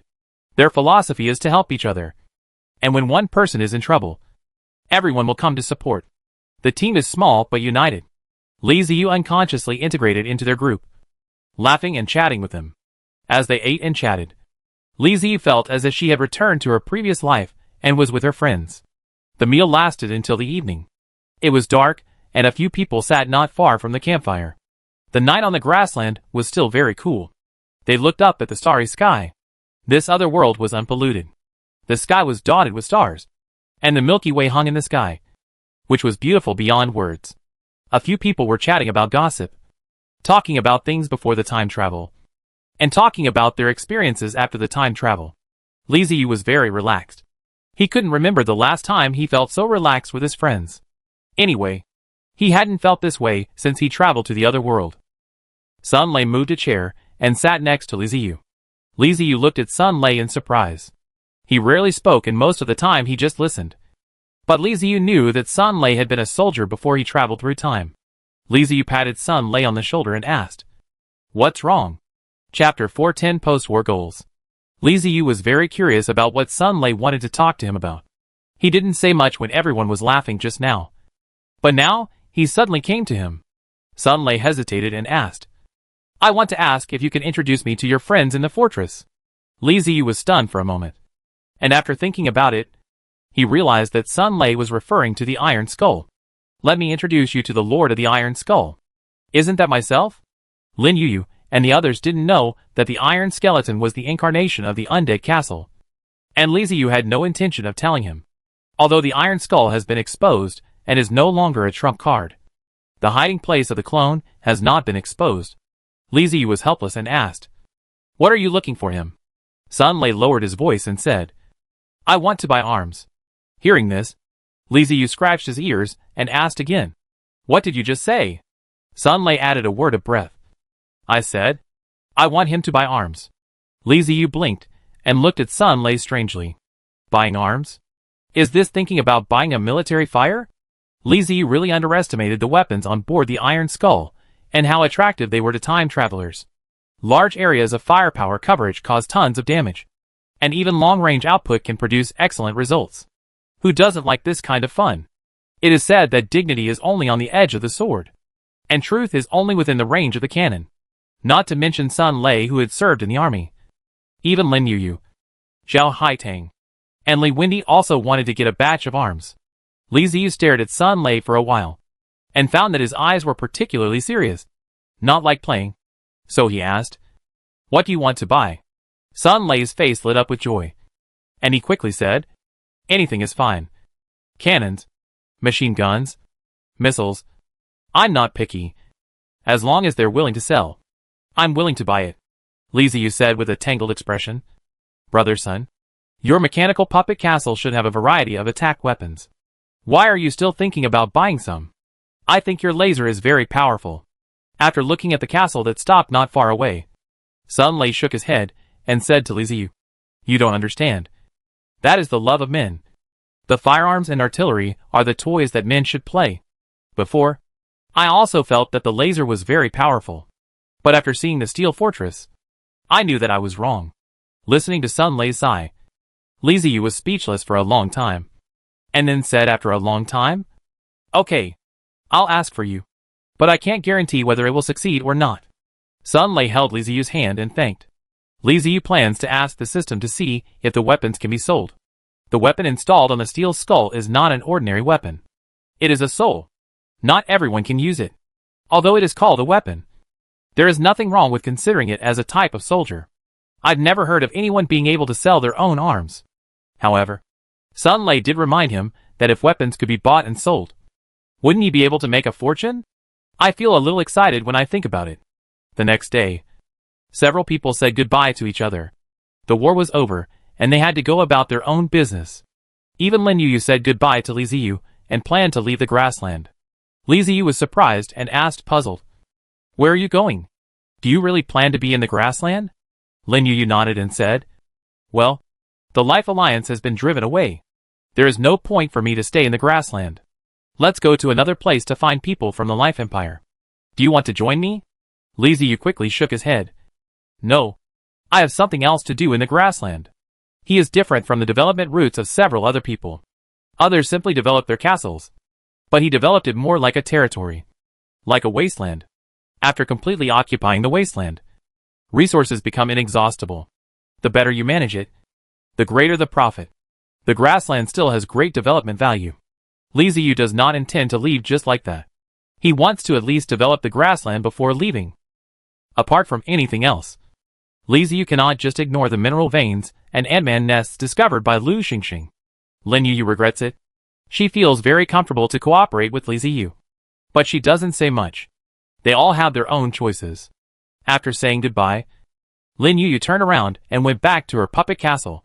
Sun Lei came over and whispered a few words to Li Ziyu, asking him not to forget to ask about weapons for him. Li Ziyu naturally agreed. Standing on the top floor of the castle, watching the four strange castles left, Li Ziyu stretched out a lazy waist, and finally ended. When Li Ziyu passed through the different world, the place of birth was a remote area of barren wasteland. In the grassland, there was no follow-up path, or even the path from the wasteland to the grassland was not found. But Batu and they discovered, although the grassland is vast and has abundant resources, there are not many native traversers in the grassland, and their levels are not high. But to be once investigated, and the conclusion he came to made Li Ziyu speechless. It turned out that it was caused by the Civil War. According to the cross-by, the earliest grassland traverser developed very quickly, when Li Ziyu or fortress level struggling to survive. The grassland had a fortress level crossing, which was because of sufficient resources. The higher the mobile fortress goes, the more resources it needs. In order to get more resources, the grassland travelers naturally have to find a way, and looting and killing begin. It was really the dog's brain at the time. It is somewhat similar to the current situation. The time travelers not only fight each other, but also plunder the Orc Empire and nomadic tribes. Of course, the scale of time travelers at that time cannot be compared with the current Life Empire alliance. This resulted in the early grassland travelers being unable to continue to develop and instead perishing. The native time travelers from the grassland entered a vicious circle in the chaos of fighting. They couldn't stand each other, and whoever stood up would be attacked by everyone and destroyed. Batubu and these outsiders came over, and the native traversers from the grassland were unable to resist them, which allowed them to gain a foothold. Later, Liziu came to the grassland, took a walk, and brought a large group of Ant-Man undead back to the wasteland to fight the devil. By the time he dealt with the wasteland and returned to the grassland, the travelers from the Life Empire Alliance had become their biggest enemy. It was a strange combination of circumstances. Now that the biggest enemy is gone, the grassland has become a piece of fat meat in Liziu's eyes. The forces on the grassland are now divided into Liziu, Zhangpeng, Lu Xingxing, the Wasteland Alliance, the Orc Empire, nomadic tribes and other indigenous peoples, and finally the native grassland travelers. In the resources here, Liziu does not intend to give up, and it must be developed. Plundering is a fast way to obtain resources, but it is also easy to go wrong. Liziu does not want to lead to his own destruction due to his ignorance and recklessness. There is no harm in being cautious in everything. The Life Empire had been expelled from the grassland, relieving Liziu of a major worry. He wanted to arrange things bit by bit. On the Wasteland Alliance side, 3 people are going to be promoted to the castle level this time, namely Batubu, Timur and Aya. Liziu was not surprised that Batubu and Timur were promoted to the castle level. Brother Batu had already reached the peak of the fortress and met the promotion requirements of the system, but was stuck due to lack of resources. This time on the battlefield, he was sold out first, using the same tactics as Liziu, rushing to melee, full of harvest, coupled with the resources that had been saved before. There was no problem with the promotion of the castle. After the promotion, the remaining resources could develop a wave. Timur followed the people in Batu and around him. The people themselves were fierce and fierce. The IDs that were reckless. This battle also used melee. The results were not lost to Batu and promoted the castle. What was surprised by Liziu was Aya. This cheerful teenager was actually promoted to the castle level. Silently, Liziu also thought that Ao Niger would become a castle level cross-class than Aya in advance. I did not expect that Aya was leading. In the Wasteland Alliance, Liziu is the nominal leader, but he doesn't care about anything and doesn't even know a few people in the alliance. The actual leader is Batubu. This time, Batubu, together with Timur and Aya, advance to the castle. The Wasteland Alliance will probably lie dormant for a while. After the 3 of them successfully advance, they will surely rise again. Good thing. The strength of the Wasteland Alliance means that Liziu becomes stronger, and he has a good relationship with Batubu and Aya. Batubu and Liziu had informed each other in advance, and during the time when they were upgrading the castle, the Wasteland Alliance would be handed over to Liziu. Liziu naturally doesn't say much. After all, he is the nominal leader. Led Batu, and they go to the heart to advance with peace of mind. At the same time, they can appease the people in the alliance and let them dormant for a while. During this time, try not to do things. After dealing with matters on the Wasteland Alliance side, Liziu contacted Zhang Peng and Lu Xingxing and shared some resources with them. There are so many resources recovered from the battlefield that the warehouse can't hold them all. Even if we want to develop, we can't forget our 2 brothers. Zhang Peng reported his results. He had negotiated with the Orc Empire and the nomadic tribe. The other party promised to handle the mobile fortress intercepted on the battlefield and the mobile forts to him, although he has to pay some price. Zhang Peng's nature as a businessman means he will definitely make a fortune from it. After receiving the resources from Liziu, Lu Xingxing recited his father and worshipped. The resources that Zhang Peng traded, plus the resources that Liziu gave this time, are enough to push the level of the 2 to the top fortress. After counting on my fingers, I joined the Shadowless Alliance, looked at the Wasteland Alliance, and provided resources to Lu Xingxing and Zhang Peng. Things on the Allies side have basically been dealt with. The next step is how to use your own resources. We have obtained a lot of resources this time. Should we upgrade the castle first or research technology first? Liziu hesitated for a long time, and finally felt that he should put technology first. He had been at the castle level for too short a time. And there were too many technologies that had not been researched. There was no need to upgrade to a third-level castle.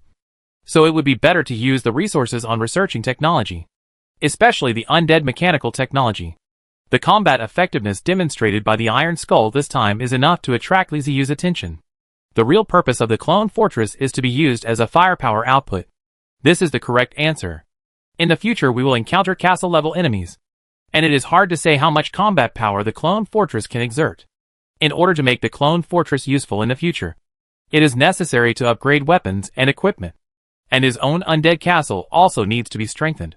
The firepower of Fist of Annihilation and Reign of Death is still not enough. Well, it has to develop. Leveling up alone is useless. After deciding on his own development direction, Li Ziyu turned his attention to the grassland, which would be his real focus in the future. It is definitely not possible to conquer it directly like in the wilderness. Neither the Orc Empire nor the nomadic tribes are easy to mess with. And their power is even more terrifying than the big tribes in the wilderness. Conquering them by force is likely to end up like the Life Empire alliance. Learn from past experience and act with caution. It is impossible to give up resources. You must get them. Conquering by force is not an option. We need to change our thinking and take the route of commercial conquest. With Zhang Peng around, business is easier. Li Ziyu plans to discuss with Zhang Peng to build a huge caravan and their own chamber of commerce. The caravan will be used for infiltration, and the Chamber of Commerce will be used to take power. In an alternative way, they will control the entire grassland. Even though Li Ziyu had never been in business, he knew a lot about various business models in his previous life. Let alone this guy Zhang Peng. It is very likely that the people from other worlds have never seen this model, as long as they act fast enough. By the time the Orc Empire and the nomadic tribes react, the Chamber of Commerce will have been integrated into their lives, and it will be impossible to get rid of it. The early layout can be used. When Li Ziyu started mining, he established a resource point, which came in handy. The next step is to clear out the insect people on the grassland. This is a huge tribe, with a terrifying number of branches and categories. Li Ziyu especially likes the Ant-Man tribe, because there are many of them, and they can serve as cannon fodder. The insect people are spread all over the grassland. To other intelligent races on the grassland, they are like a cancer. Their living habits are different from those of other races. Creatures like Ant-Man have a strong sense of territory. Once you mistakenly enter their territory, you will be attacked. Li Ziyu planned to clean up and clear the way for the caravan. For races like the Ant-Man, we can consider finding ways to domesticate them. If they can be tamed successfully, wouldn't that mean we have an endless supply of soldiers? Well, I have basically figured out what to do next. And all I have to do is take action. Having figured everything out, Li Ziyu nodded with satisfaction, opened the system chat interface, contacted Zhang Peng, and discussed with him the establishment of a caravan and chamber of commerce. After hearing what Li Ziyu said, Zhang Peng pondered for a while, and then agreed excitedly. He thought this was a very good move. However, establishing a chamber of commerce and a caravan also requires preparation and cannot be done all at once. He is now developing well on the grassland. Give him some time, and he should be able to get it done. Li Ziyu just used this time to continue mining and researching technology. And the two hit it off immediately. Lu Xingxing has been doing very well recently. When the war broke out between the Life Empire and him, he let himself go and ran around under the banner of the Undead. The news that the Undead were allies was acknowledged by the Orc Empire and the nomadic tribes, which resulted in no one trying to deal with Lu Xingxing, allowing him to run around anywhere. Drawing maps and searching for treasures were a lot of fun. Li Ziyu took the map given by Lu Xingxing and looked for the mineral veins in the cracks. He continued to mine and collect resources, and at the same time began to research new technologies. Mechanical technology and psychic technology. Both of these technologies need to continue to be developed. And biochemical technology must also be put on the agenda. His third fortress clone was intended to be built into a biotech one. However, this kind of technology is still blank, so we can take a look and study it this time. After upgrading to a castle, there are more technologies, densely packed like stars in the sky. This is how the undead are. When their numbers increase, technology becomes a mess. Not all technology is useful, so we can only choose carefully. When Li Ziyu was looking at the technology, he suddenly thought of Sun Lei and quickly asked in the system. The answer was similar to what he thought. The weapons on the Iron Skull could not be bought or sold. However, This is not certain. Some weapons can still be bought and sold. Those disposable weapons that do not require a foundation can be used as commodities for trading. When Li Ziyu saw the system's reply, his eyes suddenly lit up, and he planned to give priority to researching these disposable weapons that could be bought and sold. Chapter 411, Insect Nest. What the HL? What are these things? In the vast undead technology that was like a sea of stars, Li Ziyu was looking for disposable weapons that could be used for trading. But he was shocked. After upgrading to a castle, the amount of technology is much more than that of a fortress. There are 3 major categories and countless subcategories. The amount of technology of the undead is staggering. The weapons that can be bought and sold are all from mechanical technology. Weapons from psychic technology and biochemical technology seem to be not allowed to be bought and sold. There were so many types of weapons that could be bought and sold in mechanical technology that Li Ziyu's eyes widened in shock. There are all kinds of creatures, including those flying in the sky, running on the ground, and swimming in the sea. It is very comprehensive. Not only are there some that can kill enemy soldiers on a large scale, but there are also some that can pose a threat to the protective shield. Compared with the fortress level, the castle level mechanical technology has a large number of flying weapons and weapons for use in the ocean. The undead also classified the flying weapons into different levels, from low to high, from small to large, namely insect level, bird level, raptor level, sky-splitting level, dragon level, and wild beast level.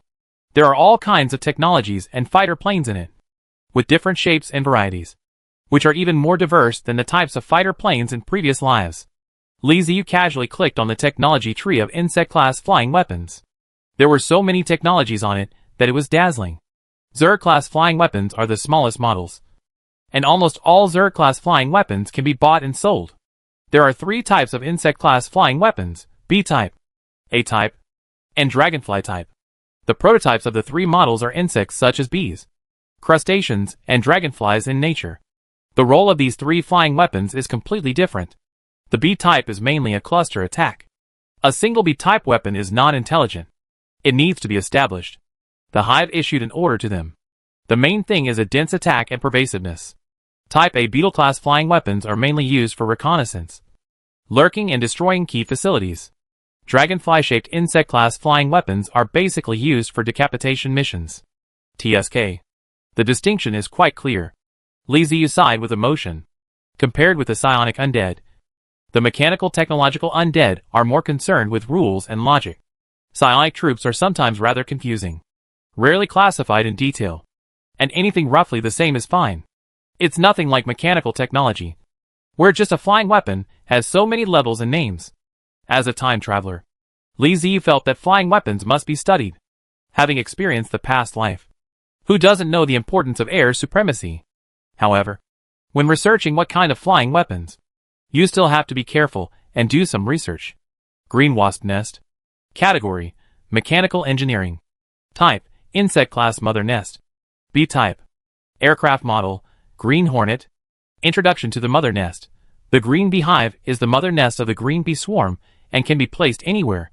The green beehive is equipped with green bee fighters. Each mother nest can carry up to 50,000 green bee fighters. The mother nest has the fire of the soul and can complete tasks independently or through spiritual access to complete designated tasks. P.S. The green beehive cannot produce green bee fighters independently and needs to be replenished manually. Fighter introduction. Green bee fighter insect class B-shaped fighter. Body length 2.5 centimeters. Single fighter has no intelligence. Fighter has a small amount of magic energy inside. Attack is magic. Each green bee fighter can attack once, firing a needle formed by magic energy. Green bee fighters are low cost, large in number, small in size, weak in attack, and must be deployed in groups every time. P.S. Don't expect green bee fighters to deal tons of damage. That is simply unrealistic. Hive requirements: 1,000 skeletons, 1,000 metal ingots, 1 soul core, 50,000 magic energy plates micro. Green Hornet fighter requirements: skeleton * 1 unit 100 aircraft, soul energy * 1 unit 10 aircraft, micro metal sheets * 5 pieces. The green wasp nest is the most basic insect level flying weapon. It relies solely on numbers to win, and its power is not great. It is equivalent to the status of a skeleton undead. And it also has a lot of shortcomings. The purpose of this kind of machine nest is to be used as cannon fodder, rushing forward and committing death. If one were to intentionally create a large number of them, forming a terrifying number, they could indeed play a bit of a role. Although the introduction is that the green bee fighter is an attack on the magic system and can shoot a needle composed of magic energy, Li Ziyu is not optimistic at all. In the same way, the fighter with a body length of 2.5 centimeters, the acupuncture of the shot, 2 centimeters long. What can it be? Not to mention the weapons in the hands of the time travelers. Even if a modern person is pricked by a 2 centimeters long needle, he will only scream in pain. It is almost impossible to be fatal. Even if the needle pricks the eyes, it is likely to kill the person. There is only such an attack method. Magic acupuncture. No explosion. No toxic. Simply tie. However, the green wasp machine nest is the most basic nest. If you want a more advanced bee-shaped nest, you must research the green wasp machine nest and then use technology to improve it. It must be said that the cost of building a wasp nest is not high and it can be bought and sold. So can't we just build it? Hee. Didn't Sun Lei say he wanted everything? That's great. I can just make it first and experiment to see the effect. Then sell it to him. Recycle the resources. And then upgrade the weapons bit by bit. That's what arms sellers do. Who would sell the top goods out of the same shot? Isn't that for yourself not to find himself? Let's first come a green beeper nest, and let me look at what happened. Li Ziyu chose to build a green hornet nest, with 50,000 green hornet fighter jets, to fill up the nest quota. This low-level arms is scary at high speed. And soon the honeycomb nest appears in front of Li Ziyu. I have to say, this thing is really ugly. It is nearly 3 meters high, and is not the oval-shaped honeycomb in my memory. From a distance, it looks like a mound covered with green leaves. When you look closer, the leaves look like scales. But they are all made of metal. Li Ziyu curiously peeled off the metal blade, and found inside was the traditional craft of the undead, made of bones. One could see holes as thick as fingers. Looking through the holes, he saw a faint blue light flashing in the deepest part, which was the consciousness of the hive. The densely packed holes are the passages through which the green hornet fighter jets are deployed. Although there are many holes, they cannot accommodate 50,000 green hornet fighters. So a miniature space is also configured inside the nest. The whole green bee machine nest is so rude that it is like a completely immature product. The ugly appearance and poor combat effectiveness are useless. The only color that can show the strength of the undead technology is probably the micro-shrinkage space for the bee fighter. Li Ziyu circled the green hornet's nest several times, connected his consciousness to the nest, and ordered the green hornet fighter jets to take off and fly a circle to see the effect.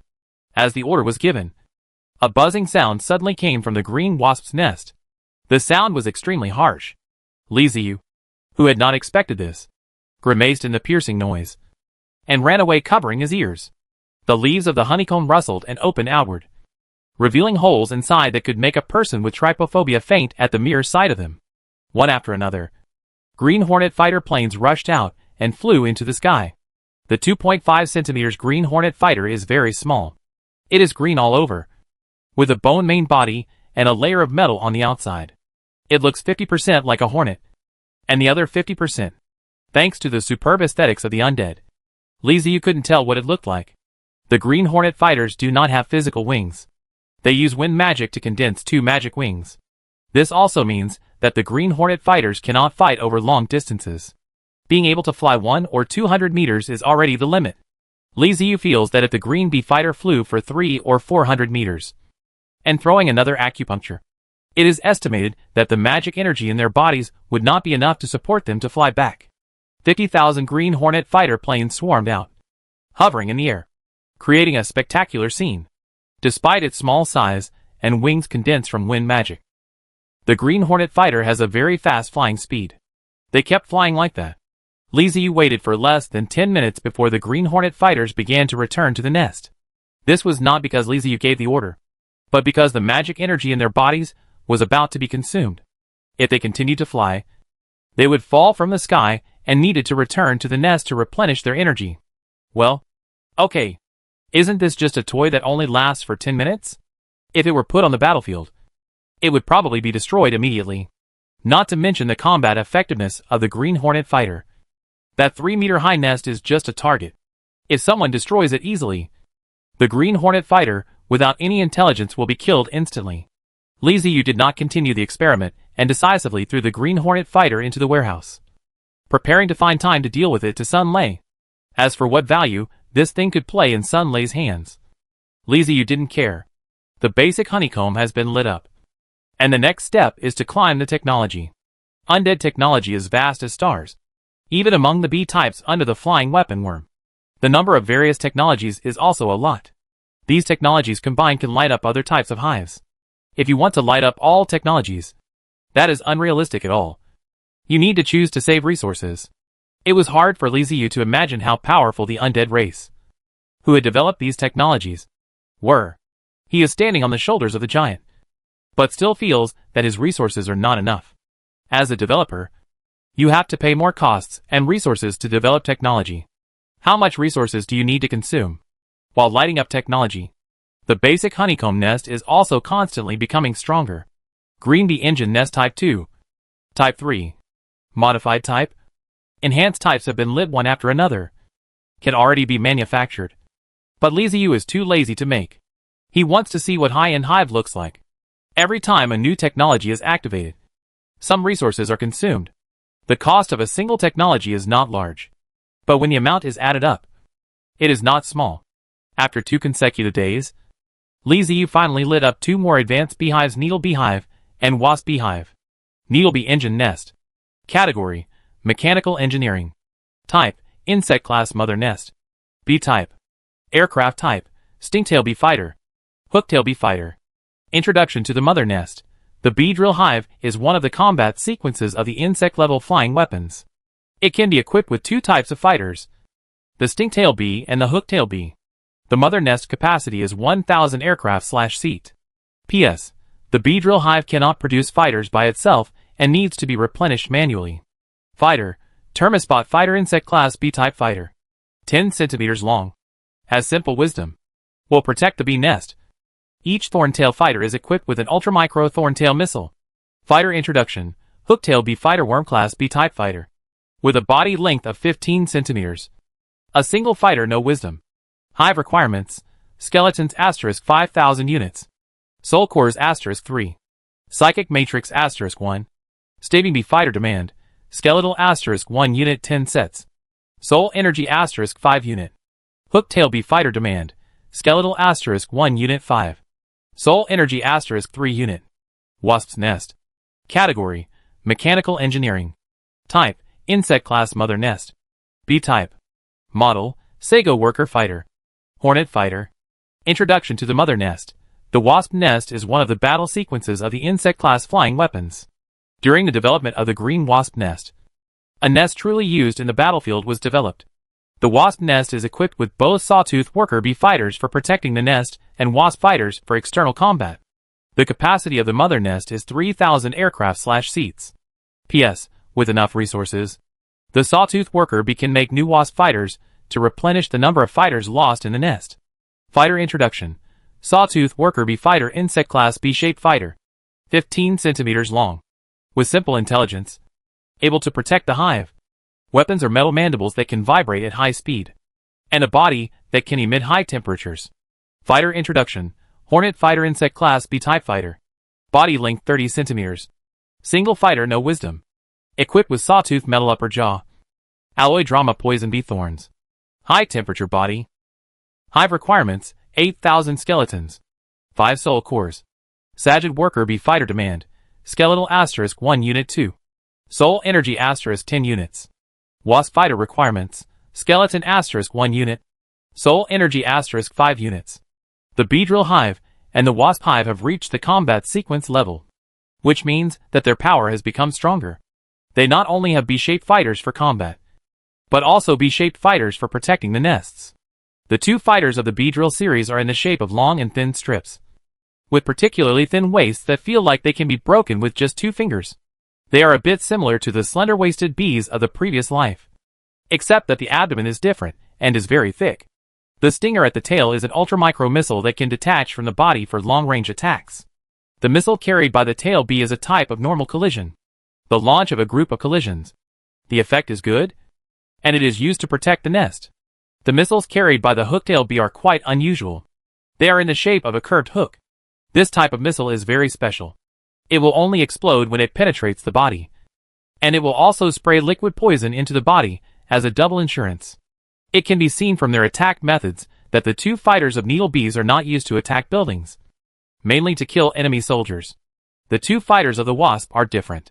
The sawtooth worker bee fighter does not go to the battlefield and only moves around the nest. The wasp fighter is the one that actually goes to the battlefield. The model of this fighter aircraft is very large, and it is also a melee fighter. In addition to the routine use of bee thorns, there is a bunch of large jaws, which is not easy to bite. The sawtooth worker bee fighter is fat, like 3 balls connected together. It looks a bit cute at first glance. The most prominent part is its pair of mandibles, which are made of pure metal and covered with serrations, providing excellent cutting effect. The wasp fighter is very similar to a normal wasp, with a graceful body, but the color scheme of the wasp fighter is not black and yellow, but blue and yellow.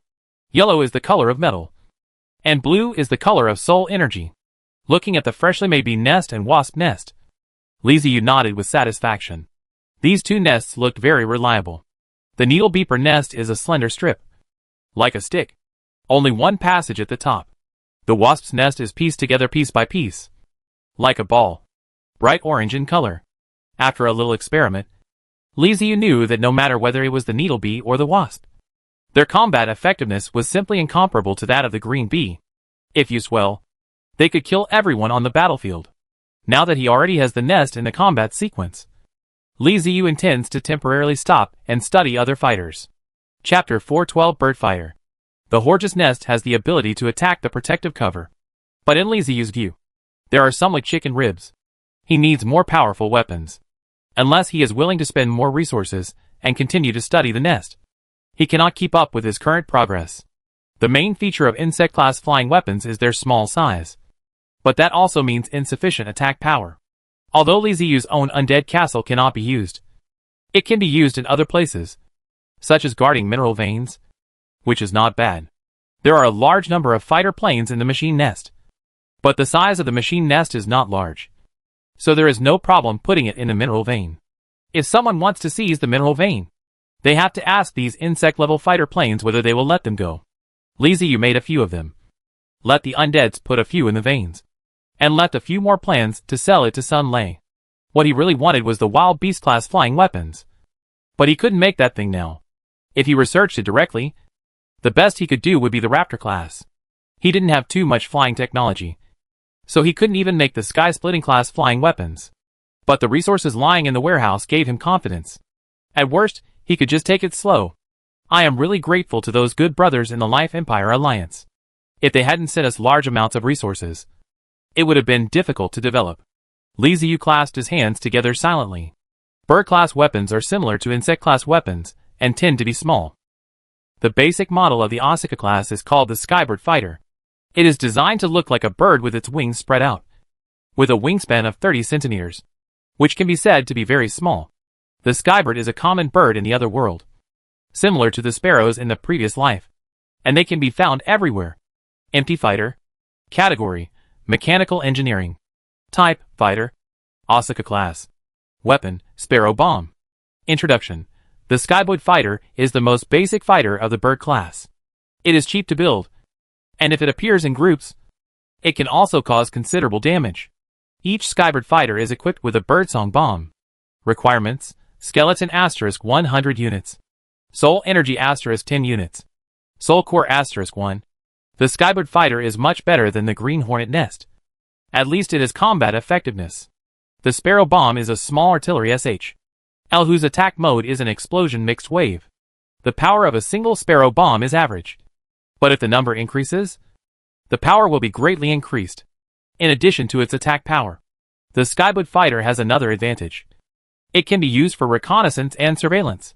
These small aircraft can fly very high and are very flexible and fast. Liziu got some and placed them around the mine. If someone had bad intentions, there would be Skybird Fighters outside the mine and machine nests inside the mine, so ordinary people might not be able to attack them. While studying the empty fighter, Liziu developed a new thing called Synchronous Spiritor. This thing looks like a helmet, When it is closed, it looks like a pale skull with a special psychic array inside. The function of the synchronized soul brain is to allow intelligent creatures to access a specific soul network and control low-energy, undead units. Synchronous brain. Category: Mechanical engineering. Type: Special item. Introduction.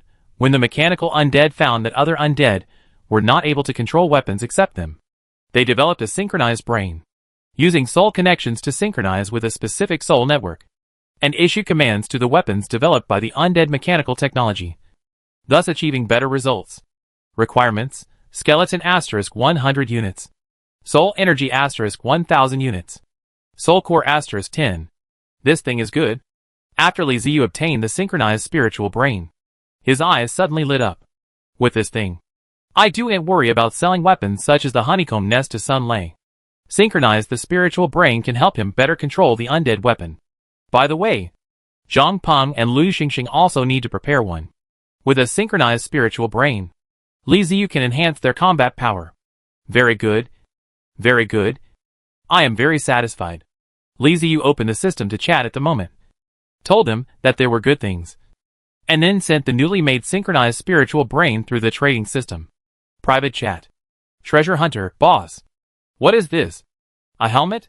Conscientious businessman? Don't want to take a driving test. It's not a helmet. That thing is called a synchronized brain, which can be used to control weapons. Conscientious merchant, can control weapons. What weapons? Don't want to take a driving test. What other weapon could it be? An undead weapon. A new one I made. Treasure hunter, so magical? Conscientious merchant, so what about the weapons? Li Ziyu watched the conversation fall into silence, and slapped his head suddenly. He was so busy sending the synchronous spirit brain that he didn't send the machine nest and sky bird. Without weapons, the synchro brain is nothing more than a helmet. He quickly engaged in a few machine nests, and dozens of empty birds sent them. After the things were passed, Zhang Peng and Lu Xingxing fell silent. Li Ziyu was not in a hurry. He knew that the two of them must be going to do experiments. After waiting for a long time, the two came back online and sent him messages in the system chat. Private chat. Treasure hunter, boss. The synchronized brain is so useful. Treasure hunter, those little bees are also very useful. I don't have to send cat people to some dangerous places. Conscientious merchant, it is indeed a good thing. Conscientious businessman, since this thing can be passed to us for us to use, then it can also be passed to others for them to use? Conscientious merchant, is this a commodity? Li Ziyu looked at the messages from the two people and narrowed his eyes. As expected, things that were not of much use to him might not be of much use to others.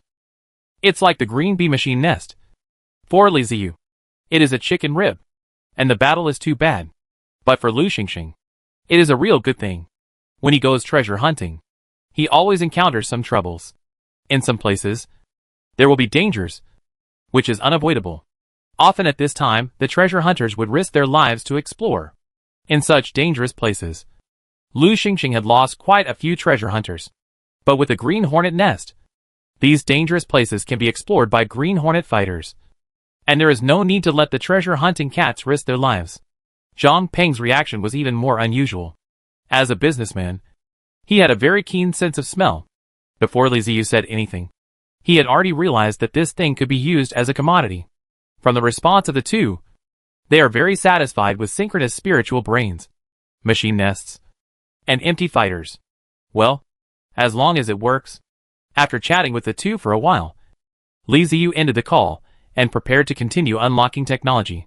The unlocking of the bee fighter has bright many technologies, allowing him to develop flying bird-class air fighters. And the study of air fighter aircraft has unlocked many technologies. This is how undead technology works, combining and splicing together to form new types of troops and weapons. Many of the worm-level technology coincide with other levels of science and technology. Li Ziyu glanced at it until the cracking level, all of which have application of worm-level technology. The dragon level and deserted beast level technology is not enough. The basic model of the Ashura class, the Skybird, has been unlocked. Should we continue to research the Ashura class? Or the higher level Raptor class? Undoubtedly, the higher the research goes, the larger the fighter plane will be and the stronger its firepower will be. But technology needs a foundation to move towards Raptor level research. More technology is needed. And many technologies from the insect and bird levels are needed as basic technologies. Only after entering the castle level was the technology for flying weapons unlocked. Li Ziyu had never studied most of the technology required for flying weapons, so it was like starting from scratch. As the most basic, the lowest level, he only studied B-type technology, Type A, and Fly-type technology. He did not touch it. After thinking for a while, Li Ziyu glanced at his warehouse, and suddenly felt that his idea was a bit redundant. He was not short of resources now. He had just defeated the Life Empire Alliance, and all the resources in the warehouse were bursting out. He could use them as he pleased without feeling sorry. So, why not work on some basic technology? When will we do it? Do we have to wait until we don't have enough resources before replenishing the basic technology? Sharpening the knife does not delay the chopping of wood. So let's lay a solid foundation first. First, continue to research the Fenio level to see if there is anything good. As the basic model of the Feo class, the Skybird, like the Green Hornet's nest, the Undead has conducted a lot of research on the Skybird. There are also Skybird Type 2, Type 3, Type 4, Modified Type, Enhanced Type, etc. The main body is still empty birds. Through technology, the empty fighter aircraft has become stronger. Some can launch more birds, while others replace the empty wings into sharp blades, and use the flexibility and speed of the empty fighter to transform it into a near fighter model. But no matter what, it is still a Skybird fighter. The core has not changed. As new technologies continue to emerge, new fighter jets also appeared. Li Ziyu did not stop until he had developed 4 fairly good Fenio-class fighter jets. The 4 fighters are White Balls and Bird fighters, the Blau Butcher's fighter, the Small fighter, and the Mountain Bird fighter. These 4 fighters have different shapes and uses. White Ball Grassfinch fighter. Category: Mechanical Engineering. Type: Fighter. Asuka class. Introduction: If you have to introduce the White Ball Grass and Bird fighter, you can imagine it as a grenade falling from the air. Requirements: Skeleton * 1 unit 5 units. Soul Energy * 1 unit.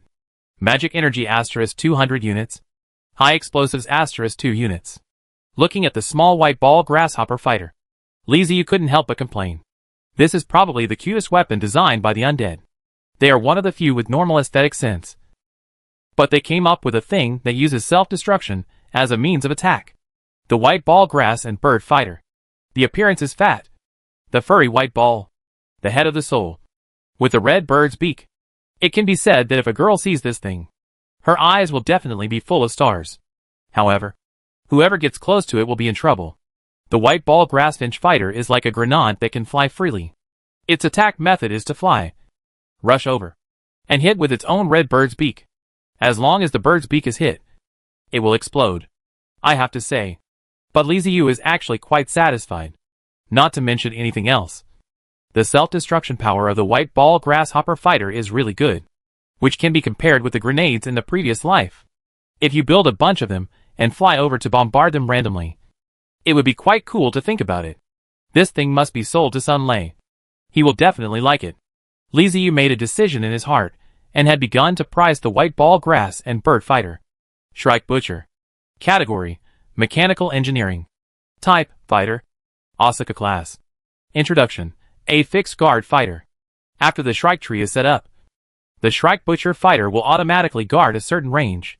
After discovering a hostile target, the Shrike Butcher fighter will attack on its own, bring the enemy back to the Shrike tree, and stick them on the tree. The Shrike Butcher fighter is 30 centimeters long. Small but ferocious. Requirements: Skeleton * 1 unit 2 units. Soul Energy * 50 units. This type of fighter is not intended for use on the battlefield, but is more suitable for use on the territory, acting as a defender. Although it cannot be placed on the battlefield, it is very good to put it on the mobile fortress, which is equivalent to adding a layer of protection. Well, this stuff can be prepared for Zhang Peng and Lu Xingxing, and can also be sold to indigenous peoples like the Orc Empire, both of which are good choices. COU Fighter. Category: Mechanical Engineering. Type: Fighter. Asuka class. Introduction: A very ferocious small melee model, 20 centimeters long, with an eagle-like beak and sharp claws, and the feathers on its wings are made of blades. P.S. Suitable for accompanying its master in battle. Who would pay attention to a small bird? Requirements: skeleton * 1 unit 5 units. Alloy metal sheet * 1 piece. Soul energy * 100 units. Similar to the Shrike, the Falcon is also a protective fighter. The difference is that the Shrike Butcher fighter has a prerequisite item, the Shrike Tree, which is basically fixed in one place, defending a fixed range, and is not suitable for movement. But the little Falcon fighter follows its master, acting as a personal bodyguard. Don't look at this guy small, but it is almost completely armed, from head to toe. It is a weapon, or a near fighter model. It is really no problem to be used as a guard. The last one is the Mountain Bird Fighter, Shanquan Fighter. Type: Machinery Department. Type: Fighter. Asuka Class. Introduction: a type of fighter used to attack shields. They are equipped with special beaks that have the ability to break magic and have special damage effects on shields. However, they are too small to destroy large shields. P.S. If you plan to use them to destroy fortress-level shields, you must prepare more. Requirements: skeleton * 1 unit 3 units. Soul energy * 30 units. Magic metal * 2 units. How to say? The Mountain Bird Fighter is useful, but it is useless. After all, it is also said that the large protective cover is very strenuous, and the large number of Yamako fighters can be done. To be honest, the Tit Fighter is probably more suitable for destroying the Magician's single-body protective shield. It can also play a certain role on the battlefield. Li Ziyu does not intend to make too much. Create some for Lu Xingxing, and then get some to Sun Lei. The reason why he wanted to give it to Lu Xingxing was because some ancient ruins had protective shields, and Lu Xingxing was very troubled by such protective shields and often complained to him that he saw good things but could not take them out because of the protective shields. Giving him a batch of Tit fighters should be able to alleviate this situation. Up to now, Li Ziyu feels that his research speed is still acceptable, but the levels of the fighter planes he has developed are relatively low. They are probably all fortress level and have not reached the castle level at all. Whether it's the insect class B type or the bird class fighter, it seems that their main targets are still fortress class. They are probably useless against castle class ones. However, Li Ziyu was not in a hurry. With the more and more technology, there was always a strong weapon. As for these fortress level ones, there is no need to waste them. They can always be sold. Sun Lei has already said that it will be collected. Although Batubu and they have been promoted to the castle level, the others have not and are still at the fortress level, so they can still use the things they have researched. If worst comes to worst, Zhang Peng can still resell it through the system. It is hard to say how much earning, but it should not be difficult to recover the research cost. Chapter 413. Private Chat. Don't want to get a driver's license? I asked for you. Cannons and the like cannot be sold for the time being, but some things can be sold. Would you like to consider it? Ironheart, what the heck? Don't want to take a driver's license. Airplane. Heart of Steel. Heart of Steel. Buy. Don't want to get a driver's license. Come on. Let's make a deal. Having just gone through a great war, Ironheart had reaped a lot of rewards, and the warehouse was also full of resources. It was a time when he was rich and powerful, so he didn't waste any time. Got to know the price with Li Ziyu, and started the transaction. Li Ziyu did not produce too many products, and gave all those left over from previous experiments to Ironheart.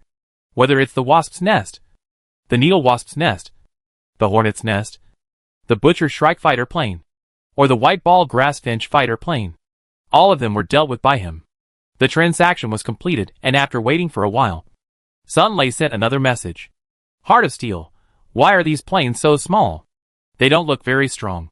Also, no matter how I control them, they don't listen to me. Don't want to take a driving test. Oh, wait a minute. I have something else to give you. Wait for me to trade it with you. Li Ziyu slapped his head. The fighter jet was traded, but the synchronized brain was not given to Sun Lei, so naturally he could not control it. EU compiled a brief description, wrote down the purpose of the fighter jet, and then traded it to Sun Lei along with the synchronized spiritual brain. After accepting the deal, Sun Lei fell silent again. The waiting time was longer this time, probably because Sun Lei went to try out those fighter jets. About 2 or 3 hours later, Sun Lei sent another message. Heart of Steel, I've tried it. It's pretty good, but the power is a bit low. A bit like a small drone. Isn't there a bigger plane that can transport people or be used for bombing? I don't want to take a driver's license. I am a content. Changle. Did you see the plane on the battlefield last time? Ironheart. It seems not. Don't want to take a driving test. Yes. My friend knows that you want to buy weapons. So he developed it specially. You also know that weapons are actually not easy to trade. He knows that you like this kind of weapon. So he developed it specially. You have to give him time. Ironheart. I see. Please thank your friend for me, and ask him to take care of it. Don't want to get a driver's license. You're welcome. Heart of Steel. Is your friend also from the Undead? I think the style of these aircraft seems to be from the Undead. Don't want to take a driver's license. Don't care so many details. Just use it. Ironheart. That's right. Heart of Steel. What good things next time. Find me again. Don't want to get a driver's license. Okay. Happy cooperation. Heart of Steel. It's been a pleasure working with you. After the chat, Li Ziyu grinned. Isn't this it? Sun Lei will support himself. And it will be easier to study by himself. What was sold to Sun Lei this time were all prototypes. And the quantity was small. It was just a small amount of resources recovered, which was completely incomparable to the resources he used when he started lighting technology. But this is still a good thing. At least there is both gain and loss. If the insect class and bird class fighters are still small-scale fighters that cannot play much of a role unless they are researched to a high level, then the raptor class and sky splitter class are serious mid-range fighters. Whether it is the size of the fighter or the firepower equipped on it, it is not on the same level as the insect class and bird class fighters. It is definitely a fighter used on the battlefield. Of course, the technology and resources required are also increased exponentially, and are not on the same level as the insect level and bird level. With the insect class and bird class technology as the foundation, it is much easier to research the raptor class and sky splitter class. Li Ziyu used the previous method to light up the basic models of the two fighters. Bone Eagle Fighter. Category: Mechanical Engineering. Type: Fighter Raptor. Weapons: 2 air-to-ground missiles, 1 growler cannon. Introduction: Raptor class basic fighter. 5 m long, 12 m wingspan. Good at single ground attack. The appearance of the Bone Eagle Fighter means that the Undead mechanical technology has taken a big step forward, laying the foundation for the mechanical Undead Air Force. P.S. The Undead Air Force is no longer a toy. They can also shout on the battlefield. Requirements: 500 units of bones, 200 units of soul energy, 300 units of alloy metal sheets, 1,000 gears.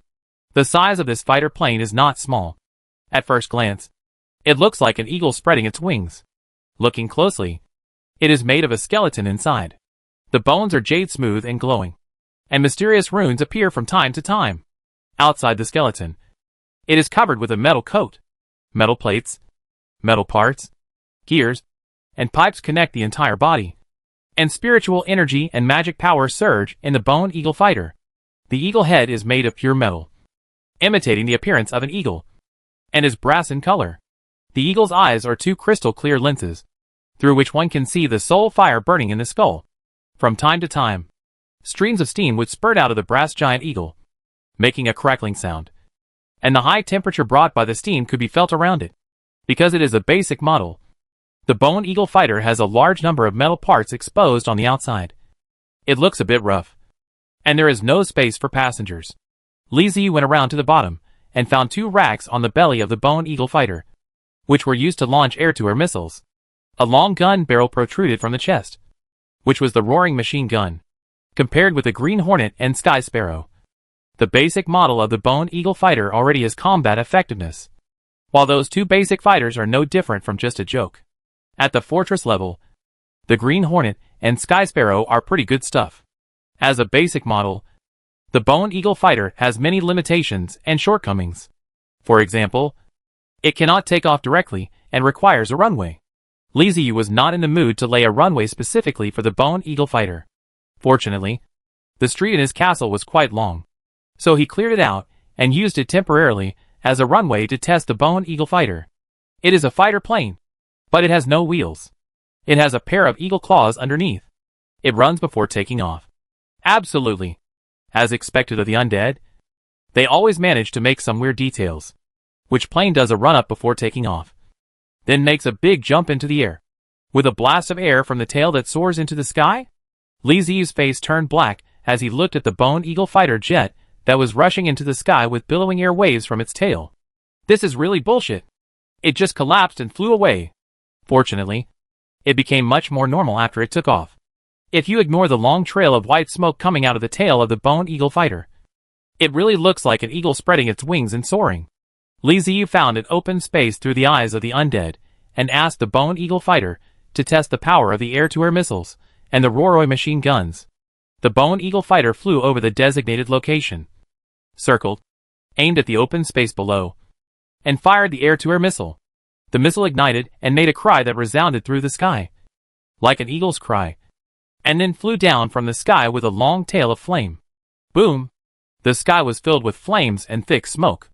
On the ground, the grass was burned by the flames, and the soil was blown away by the shock wave of the explosion. And 2 pits appeared on the ground. The power is decent, but it's not concealed enough, and you have to make a sound to remind the opponent before attacking. It's gentlemanly, but I don't like it. Li Ziyu commented silently in his heart. The attack should be steady, accurate and ruthless, as well as covert, so as to better hit the target. The launch of an air-to-air missile is accompanied by a whistling sound, like a giant sky-high rocket, clearly telling the enemy there is an attack. Be careful to dodge, and be careful of being blown up. Both gentleman and humanitarian spirit. The roarer's machine gun was much more normal, firing wildly, causing the dirt below to fly everywhere.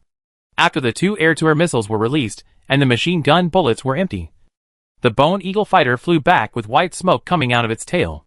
When it landed, its 2 claws were still tossing back and forth, and finally it fell into the castle, staggered, and the fuselage tilted before it stood still. Wow! This is so high-end. Foot brake? Li Ziyu's eyes were all glared. If this happened during a battle, with the castle full of undead, and it was a busy mess, if this guy flew down from the sky and used his foot to brake, he might be able to kill a few undead. If you want to use the bone eagle fighter, you really need a runway. It turns out that the runway is not used for the bone eagle fighter to take off, but to prevent it from accidentally injuring friendly forces when it returns. Undead, you are really good. Apart from being equipped with 2 air-to-air missiles, a machine gun and decent attack power, the bone eagle fighter is simply a joke. On the battlefield, wouldn't it make the enemy laugh to death? The corner of Li Ziyu's mouth twitched, and he decided to give up the bone eagle fighter. It would be better to sell this thing to Sun Lei, since he couldn't enjoy it himself. He should research and develop a more advanced Raptor-class fighter first. Putting the Raptor class aside, the basic fighter of the sky-splitting class, the Bat Fighter, was unlocked. This is a big guy. Bat Fighter. Category: Mechanical Engineering. Type: Fighter. Sky-splitting class. Weapon: Flame Nova * 200.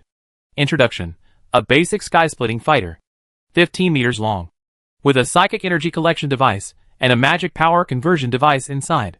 It can float in the air for a long time, but moves slowly. P.S. Although it is very large, it will easily die if it encounters a flock of birds. Remember to equip it with a guard fighter when using it. Requirements: 3,000 units of bones, 3,000 units of soul energy, 4,000 pieces of alloy metal ingots. Compared with the previous fighters, the Bat Air Fighter is a giant, and it is scary in the castle. Its appearance is exactly like the battles in the past life, and the skeleton inside is still the skeletal casting, and no bones can be seen from the outside. The black metal plates are coated with a black metal plate. It is still naked on it, with a large number of mechanical parts. What gears, pipes, all can be seen on it. It can also be seen on it. It is the rune spirits of the undead, which is used to transmit energy. The Bat Fighter has a large space inside with a high load-bearing capacity, and can be used to transport troops. Under normal circumstances, this space is fully loaded with 200 fiery novas. Flame Nova is a type of ammunition that possesses fire magic, and is filled with unstable compounds. It is extremely easy to explode and burns violently. It looks like a giant sphere. The undead invented the Flame Nova, which was originally used for catapults and the like, and was thrown directly at the enemy. The Bat Fighter gave them a better choice. They could use the Bat Fighter to send the Flame Nova over the enemy's head and drop it, instantly creating a sea of fire. That's right. The Manta is a bomber. Its huge body and internal space allow it to carry a large amount of ammunition at a time, dealing a terrifying firepower blow to the enemy.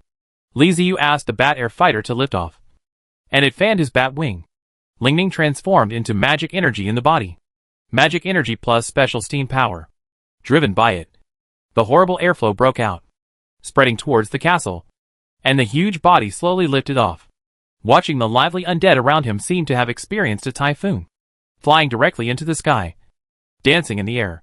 Li Ziyu shielded his face with his arms and squinted his eyes as he looked at the bat fighter taking off. Wow! Is the takeoff such a big scene? Every time this thing takes off, it's a big move. Not only does it generate a lot of airflow, but the speed is also extremely slow. Li Ziyu finally understood the saying in the system introduction. The speed of the Bat Air Fighter was really slow. The speed of the Batwing fan was the same as the old master sitting at the alley, and the cool fan. This is also because its body is too large. It requires a lot of energy, and it is more difficult to supply.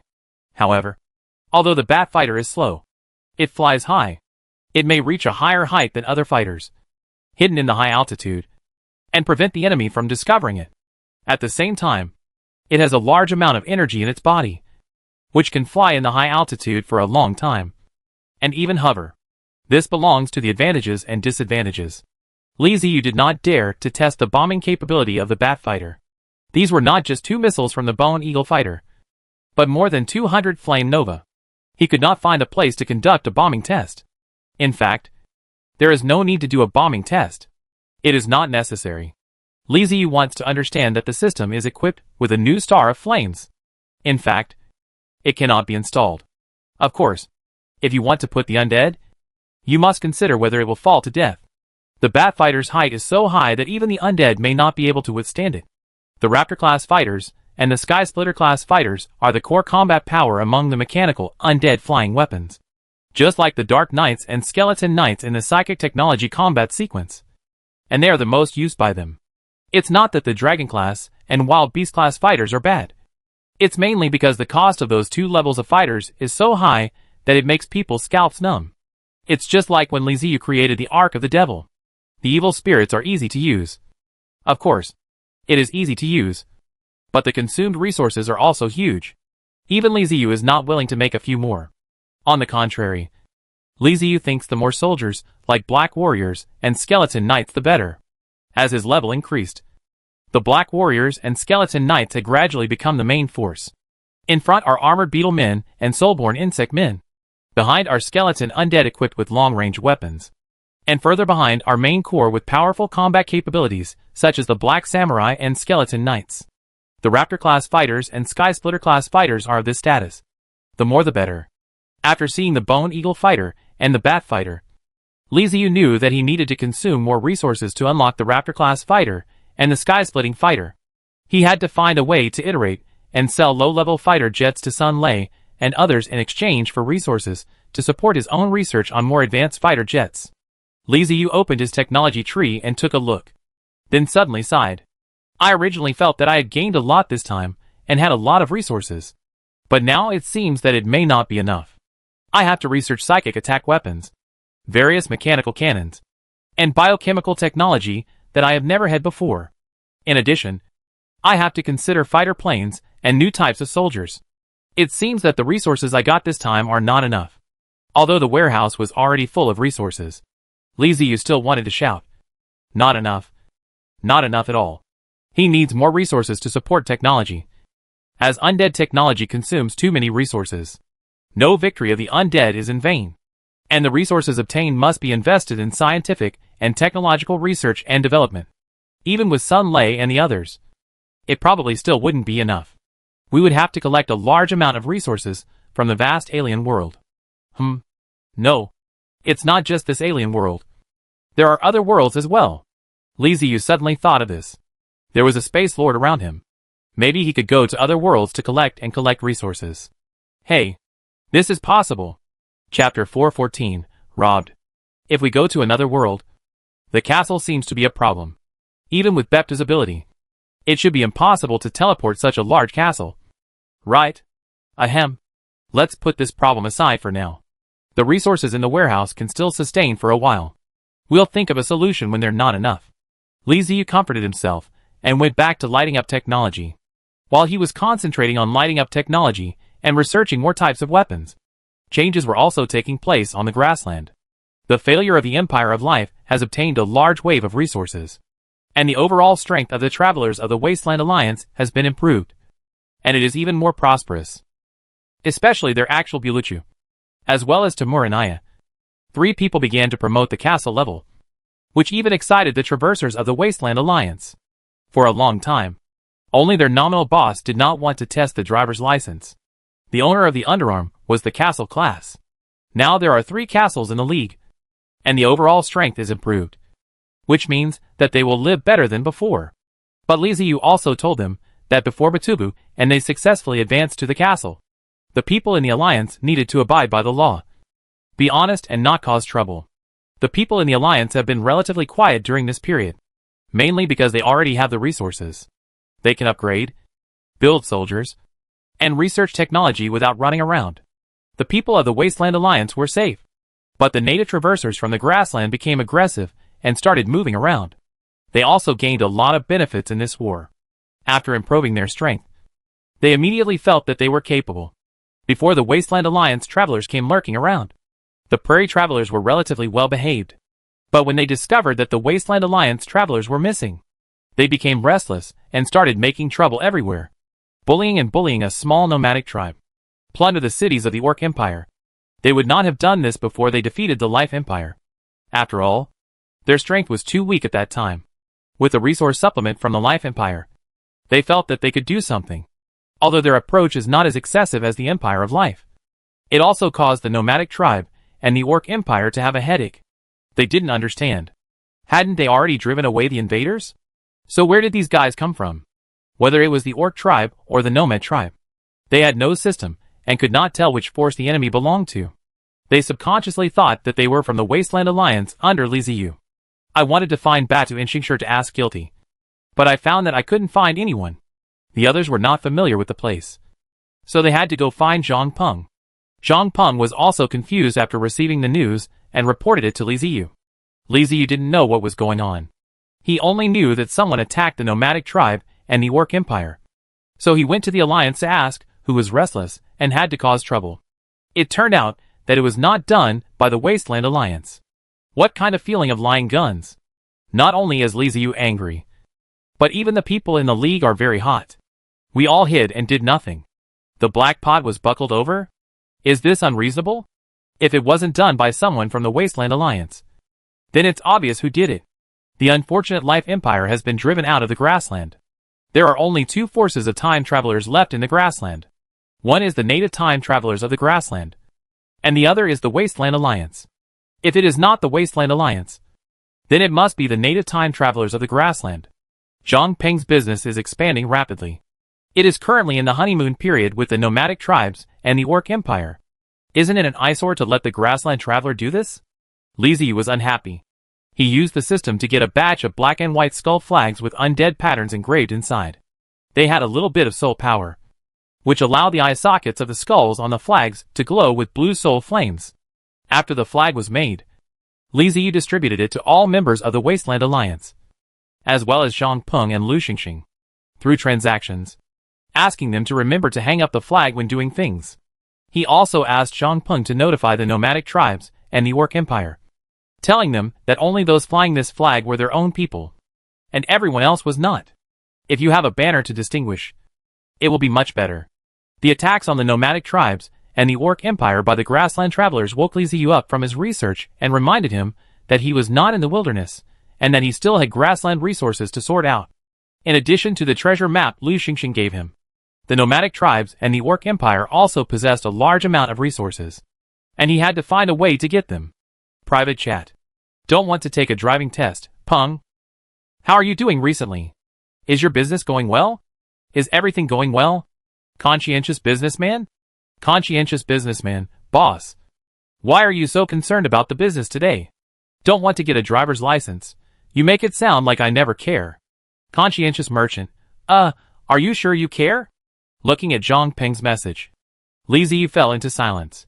He thought about it seriously and realized that he really didn't care at all. He just let Zhang Peng do whatever he wanted. But this is not important. What is important is that I care now. Don't want to take a driving test. Don't worry about the details. Just come and talk to me. Is there anything I can help you with? Conscientious merchant, the Orc Empire, the nomadic tribe, and I now have a very good relationship. There are no conflicts. And the transactions are very smooth. Conscientious merchant, the only trouble is transportation. The trade route is open, but there are not enough caravans. I only have one fortress, and they don't have a system, so I have to deliver the goods over. I don't want to take a driver's license. This is really a problem. Conscientious businessman, it would be great if we could add some for transportation. Don't want to get a driver's license. Okay. I get it. I'll see if I can figure it out. Conscientious businessman, as soon as possible. Waiting for your news. What Zhangpeng said is indeed a problem. For a transaction, the speed of transportation must be guaranteed. Slow transportation speed means fewer transactions. And fewer transactions means less resource income. Well, this is a big deal.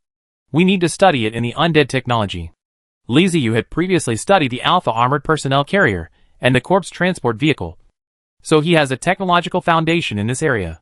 The Corpse Transport Vehicle can be used as a backup, but he can study whether he can find a means of transportation with a larger carrying capacity. In view of the lack of capacity, Li Ziyu first supplemented a batch of Corpse Transport Vehicles to Zhangpeng to solve the current problems, and then began to study new transportation. After searching in technology, he actually found a suitable means of transportation. The Ghost Crawler Train. The Ghost Crawler Train is an upgraded version of the Corpse Transporter. It looks like a more refined container, which is higher and longer. There are 2 tracks below, which is really different from the Corpse Transport Vehicle. Ghost Crawler Train. Speed, 50 km per hour. Loading capacity, 25 ton/box. Introduction. When the Undead needed to transport more weapons and resources to the front line, they upgraded the Corpse Transport Vehicle and developed a new generation of transport tools. The Soul Track Train. Each car is independent, and multiple cars can be linked together to form a train with stronger carrying capacity.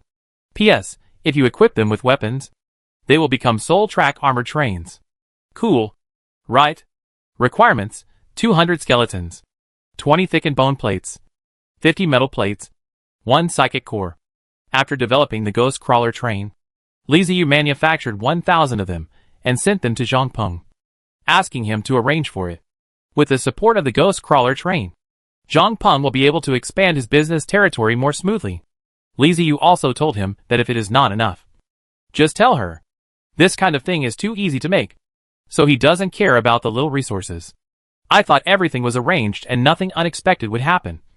But a few days later, news came that the Ghost Track Train had been hijacked. Li Ziyu. What the h.l.? My Ghost Crawler Train was hijacked? Is there anyone on the grassland who dares to rob me? Li Ziyu was completely stunned when he received the news from Zhangpeng. No need to ask. It was done by the grassland traveler. These guys are crazy. What made Li Ziyu even more angry was that it wasn't just one Ghost Crawler Train that was hijacked, but several places were attacked. Li Ziyu did not equip the Ghost Track Train with heavy firepower, and only arranged some undead as guards. Unexpectedly, the grassland travelers found an opportunity. Attacking nomadic tribes is not as comfortable as robbing the Ghost Crawler Train. Because it was the honeymoon period, Zhangpeng had a huge trading volume. The nomadic tribes and the Orc Empire had no system, so the trading of goods was completed through transportation.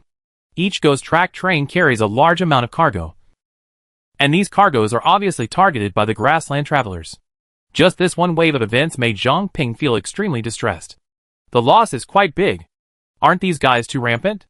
Li Ziyu took 2 deep breaths and calmed himself down. The best plan now was not to start a war directly, but to find a way to recover the resources that were lost this time. The hijacked Ghost Track Train contained not only the resources obtained from the nomadic tribes and the Orc Empire, but also the resources Zhangpeng obtained from other lords. Li Ziyu conveyed a message to the grassland travelers, asking them to return the looted resources, and promised that the 2 sides would live in peace and that this matter would not be pursued. 3 days after the news spread, members of the Wasteland Alliance gave Li Ziyu feedback. Not only did the other party have no intention of returning the resources, but they mocked Li Ziyu, saying that he was a coward who only dared to talk big. He even imitated the Wasteland Alliance and established a Grassland Eagle Alliance. Good job. Okay. It really works. Li Ziyu looked at the message coming from the system chat and laughed angrily. But that smile looked so hideous no matter how he looked at it. And his face was a little distorted. Having just driven away the people from the Life Empire Alliance and reaped a lot of rewards, he thought that all parties were very satisfied, and he could develop with peace of mind. However, he did not expect that he would be looked down upon and blatantly provoked. Ha ha ha ha. Who gave these guys the courage to challenge a castle-level traverser like me? Where are these guys' brains? No wonder the grassland travelers cannot develop. With their IQ, it would be a miracle if they can develop. It seems that we can't keep these guys here any longer. Li Ziyu will never give up the benefits on the grassland. The resources needed for future research in science and technology will be enormous. And the supply of resources on the grassland is very important. I originally wanted to obtain resources peacefully. But since these guys don't follow the rules, let's go to war. Li Ziyu rarely issued an order to the Wasteland Alliance in the name of himself as the leader. Declare war on the grassland travelers. Allow all members to attack the grassland travelers freely. And completely eliminate all travelers in the Grassland Eagle Alliance. When the travelers from the Wasteland Alliance received this order, they were stunned at first. And then, they were surprised. Whether it was Batubu or Li Ziyu, the previous orders were to let them lie dormant and digest the resources with peace of mind. This makes many eccentric time travelers feel uncomfortable. These time travelers are restless and do not want to digest the resources honestly. They will never feel that they have enough resources. But since both the nominal leader and the actual leader had given the order, they had no choice but to obey.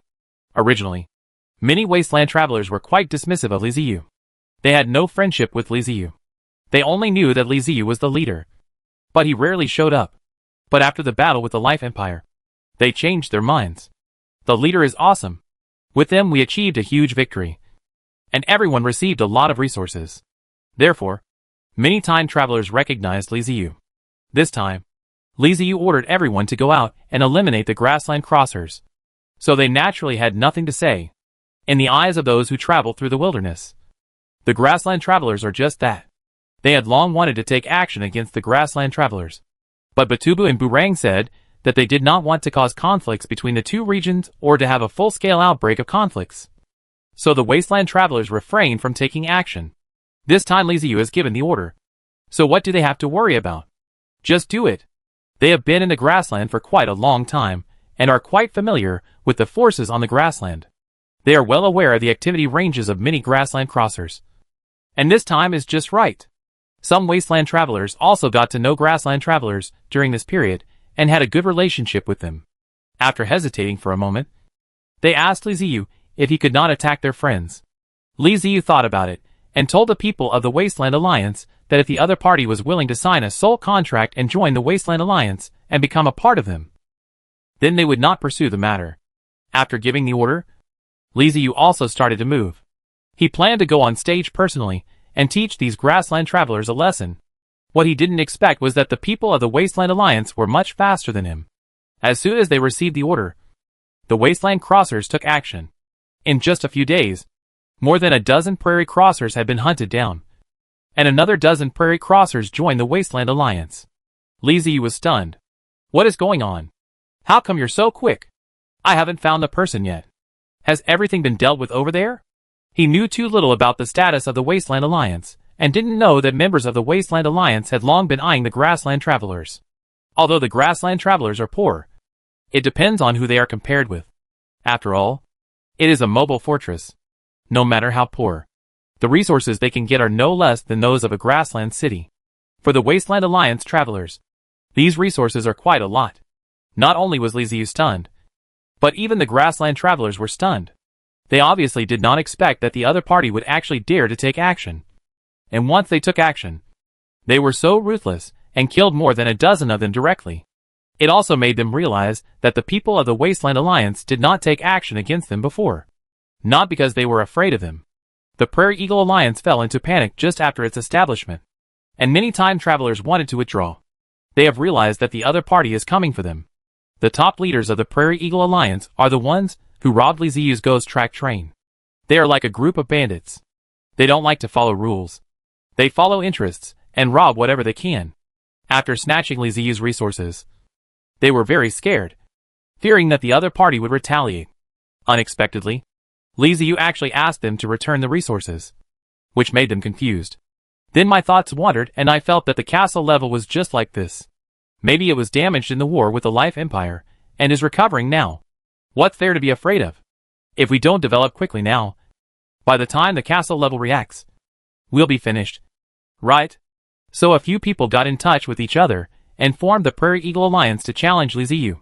Unexpectedly, the result of the challenge was that more than a dozen of their time travelers were directly destroyed, and another dozen time travelers joined the Wasteland Alliance. Chapter 415 The Empress Invites. Isn't it good to live a peaceful and honest life? Not good. There are always people who feel that after traveling through time, they are the chosen one, and will definitely achieve great things. Heaven will give this man a great mission. He will enable him to cross the river, give him a fortress, send him to the grassland, organize his forces, hold high the flag, and shout, "Heaven is dead." The top leaders of the Prairie Eagle Alliance obviously think so.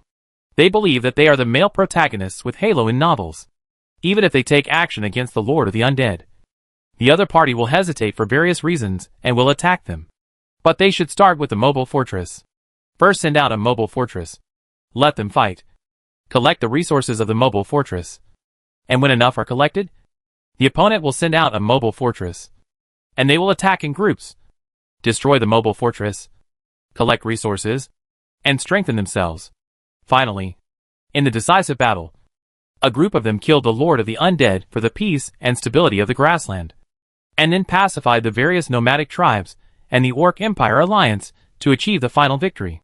However, in fact, the moment the Wasteland Alliance took action, they crushed them. A Wasteland Alliance traverser who has experienced many battles will not be foolish enough to challenge a group of people alone. To deal with a mobile fortress, you have to use the fortresses. To deal with a fortress, if there are 3 or 5 fewer fortresses working together, and if there are 8 or 9 more fortresses working together, the main thing is to bully people. Don't give any chance. The Wasteland Alliance understood very well that they were not native travelers on the grassland, and it was very dangerous to move around on the grassland. So they had to resolve the battle as quickly as possible. In addition, they have been collecting various intelligence since they entered the grassland. They are very familiar with the time travelers on the grassland, and have been keeping an eye on them for a long time. This time Li Ziyu asked them to take action. So what else can they say? They just kill them. Sadly, the Prairie Eagle Alliance had not even risen yet, when it suffered a horrific blow and was in danger, on the brink of disintegration. Every time traveler within the Prairie Eagle Alliance was in a state of constant fear, and they didn't even dare to run around, for fear of running into other time travelers from the wasteland. The other party really won't hold back. I'm not kidding. All the grassland travelers who are able to surrender and join the Wasteland Alliance need a guarantor, and they must also sign a soul contract and apply to join, with multiple guarantees. These travelers who join the alliance have to behave themselves. Many grassland eagle alliances have not seen the potential. When they want to join the Wastel Alliance, they find that they are too late. They are not familiar with the wasteland crossing, and no one wants to guarantee them for them. Rather than guaranteeing someone they were not familiar with, they prefer to eliminate those grassland crossers and take their resources for themselves, which was obviously more comfortable. Li Ziyu wandered around the grassland for a long time and only killed 2 grassland travelers. One was at the fortress level, and the other was at the fortress level. Their combat effectiveness was really weak. He couldn't understand. Did these prairie travelers really have no idea? Was the battle with the Life Empire fought in vain? Can't you see your own strength? Or are you pretending to be blind? What kind of thoughts support the other party to dare to go against him? Following the actions of the Wasteland Alliance, the black flag with white skull flowers began to flutter over the entire grassland. Not only are wasteland travelers using it, even nomadic tribes have raised the skull and crossbones flag to prove that they are allies of the undead. The first tribe to raise the skull flag was the Talmos tribe. As the nomadic tribe that had contact with Li Ziyu in the earliest days, they firmly stood on the side of the undead. With the support of Zhang Peng, the Talmos tribe has become one of the largest nomadic tribes in the grassland in a short period of time, which is incomparable to the past. The Talmos tribe had already clearly displayed its flags, and the other tribes followed suit and raised the skull flag. Next came the Orc Empire, with skull and crossbones flags raised in many cities. There's nothing wrong with raising the flag, since they are still a city of the Orc Empire. But if they don't raise the flag, what if they are misunderstood by those guys who are rushing around like that? They didn't want to just defeat the Life Empire, and then anger the Undead Alliance. Black skull flags with white flowers, and flags with blue flame patterns in their eye sockets were flying everywhere, as if mocking the grassland travelers and laughing at their arrogance. If it weren't for them, Li Ziyu's forces would not have been able to infiltrate the entire grassland so quickly. It was a strange combination of circumstances. The battle between the Wilderness Alliance traversers and the native grassland traversers attracted the attention of the Orc Empire and the nomadic tribes. They sent out spies to chase and track them all over the grassland in order to obtain first-hand information.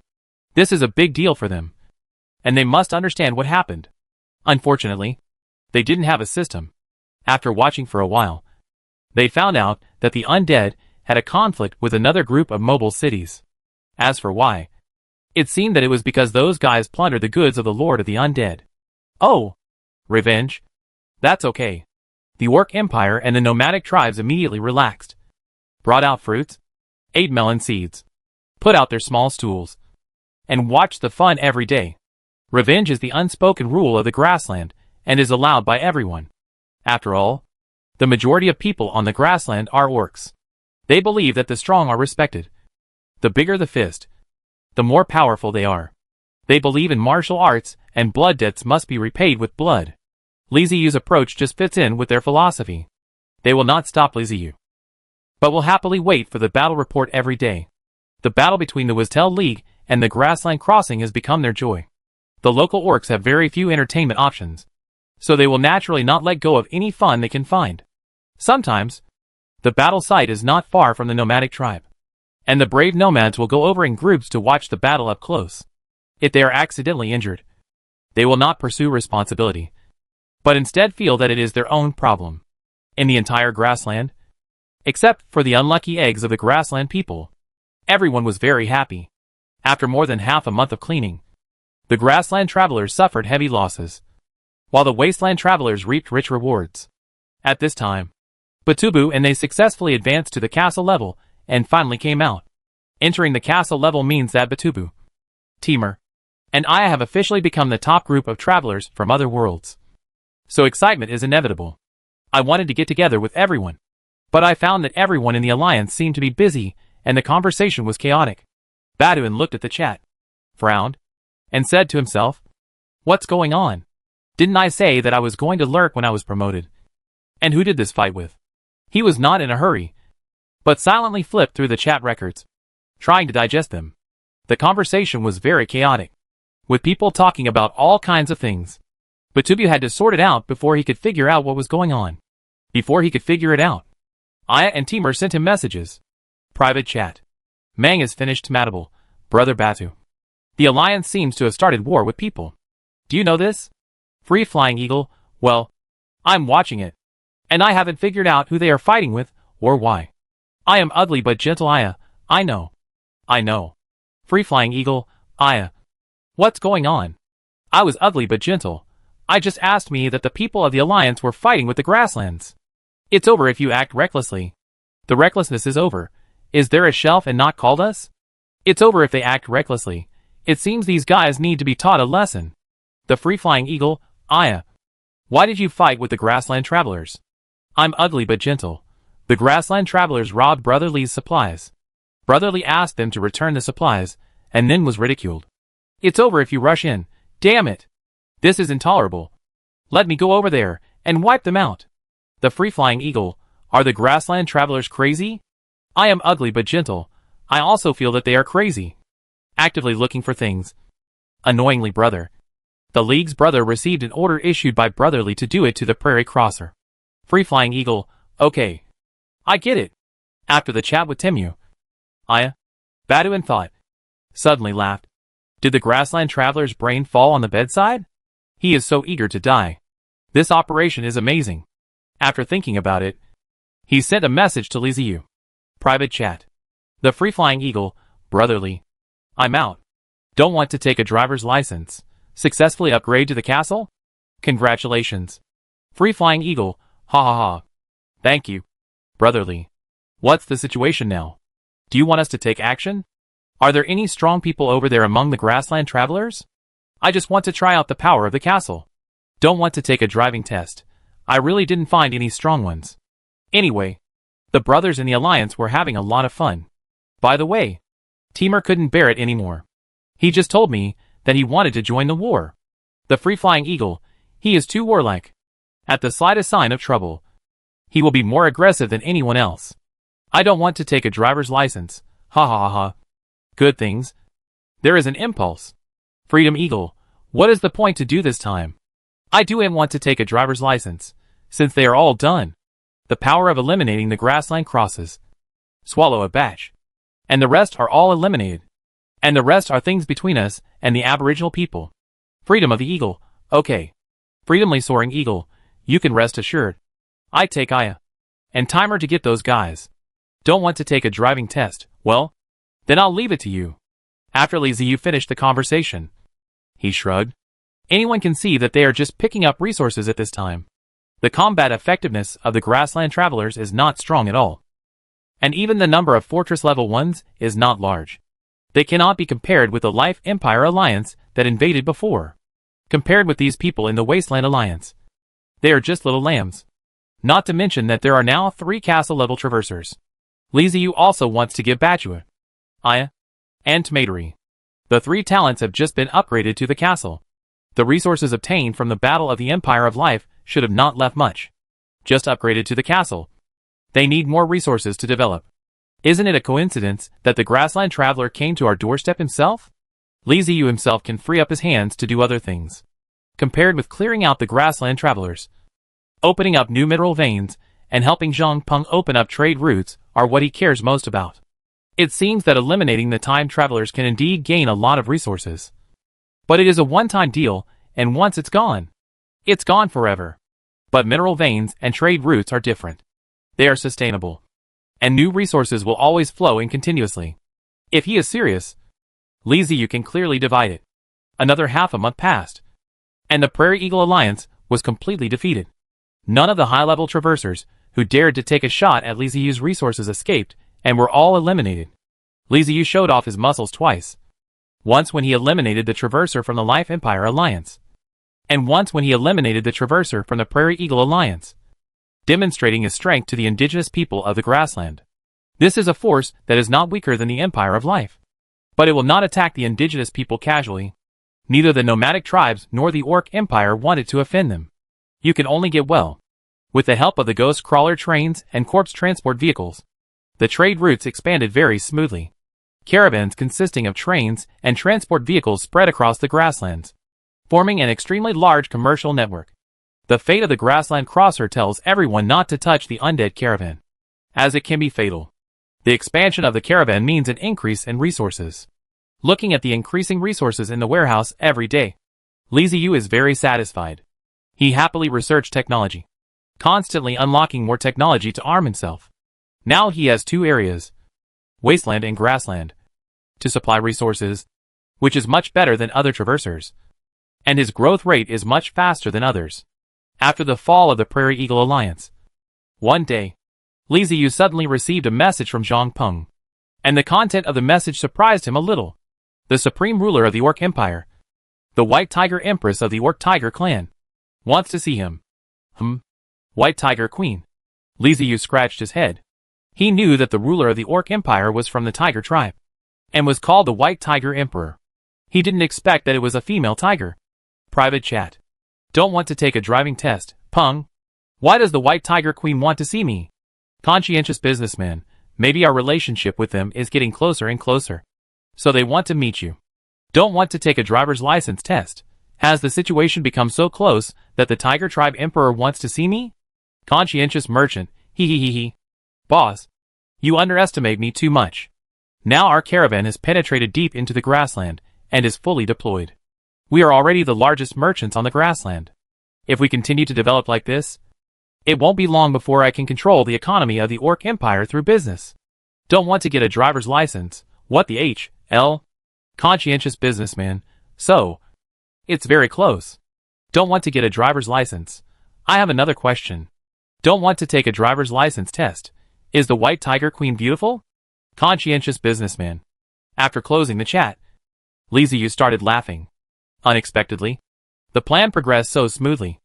Relying on the economy to influence the entire grassland was originally the plan set by Li Ziyu and Zhang Peng.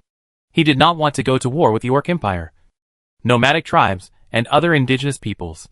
Instead, he wanted to live in peace with them, quietly intervene, and control the grassland. If we cannot resort to force, we can only use business to corrupt. Now it seems that this is a good move.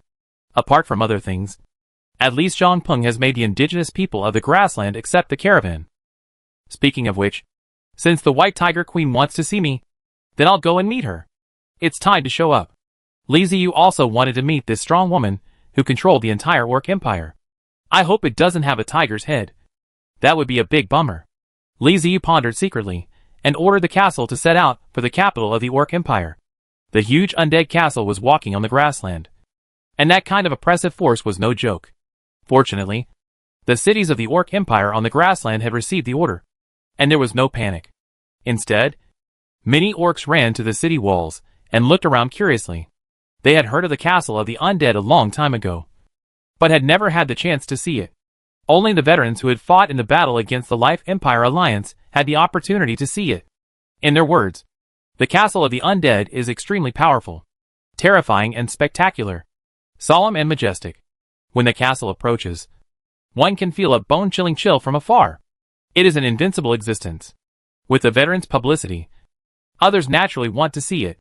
Li Ziyu encountered a lot of onlookers along the way, but he didn't care and just calmly moved towards the capital of the Orc Empire. Chapter 416, Incident in the Hall.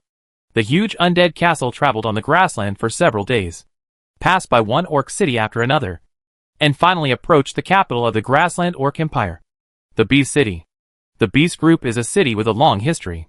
It is said that it has stood on the grassland for thousands of years and has gone through many owners. It is the largest city in the grassland. Li Ziyu agreed with this statement. It was indeed a huge city, much larger than any previous city, even larger than a castle-level mobile city. The megalithic walls are tens of meters high, and the heavy stones used to build the walls were all made by magicians and shamans. These stones are shaped by the master of the Turkey to form a rude city wall stone. After being forged by 4 types of wizards, the city wall stones are now able to defend against ordinary sword attacks without leaving any marks, and are as hard as steel. But at this point, it's just the beginning. Shamans would concoct voodoo potions and soak the city wall stones in them. After several years of soaking, the city wall stones would become stronger, but also become attached with voodoo and curses. Anyone who attacked the city wall stones would be retaliated against. The final step is for the shaman to carve runes and totems to enrich the wall stone with magic and ancestral power. The city wall composed of these wall stones is tens of meters high and has extremely strong defensive capabilities. It will counterattack when the enemy attacks, and can also give ancestral amplification to the friendly orcs fighting around it. It is this city wall that protects the beast capital and makes it the largest city on the grassland. The Orc Empire, with tiger people and lion people as its nobles, likes a rough and majestic style.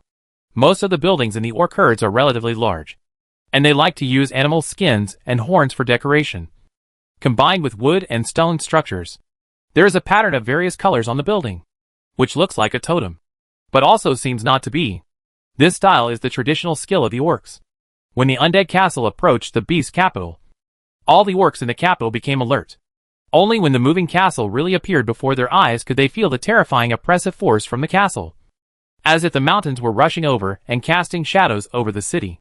However, Li Ziyu did not come here to start a war, so he stopped the undead castle at a distance and did not approach Dadu to avoid misunderstanding by the other side. The White Tiger Empress in the palace had already received the news when Li Ziyu appeared. She sent an envoy to the outside of the city. The chief officers of the envoy were old acquaintances, Morimos and Moritia from the Fox tribe. Since the two of them successfully established contact with the undead, they have been highly valued by the Orc Empire. They have been very powerful.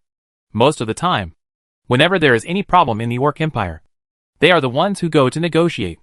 The two men brought more than 100 guards to the outside of the undead castle. They were not in a hurry and just waited quietly. They believed that Li Ziyu had seen them coming.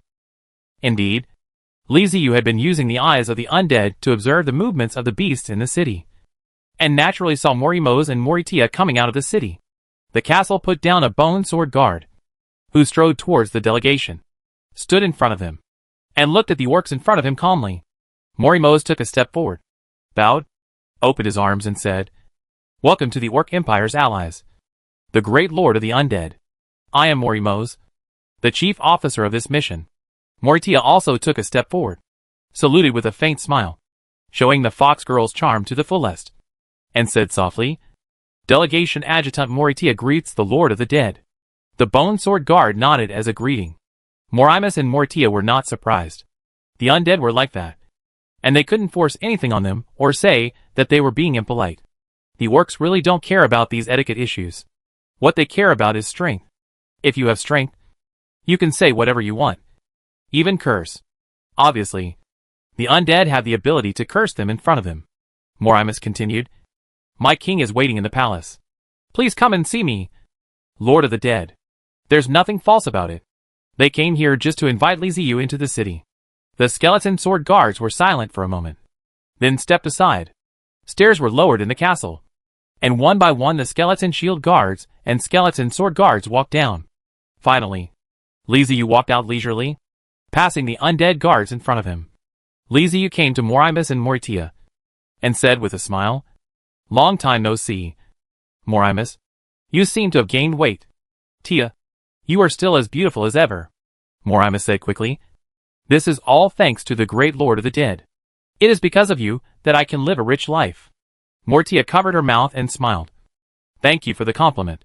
After exchanging pleasantries, Liziu raised his head and said, "Lead the way ahead. Let's go meet your white tiger queen." Morimus and Moritia quickly stretched out their hands and led the way.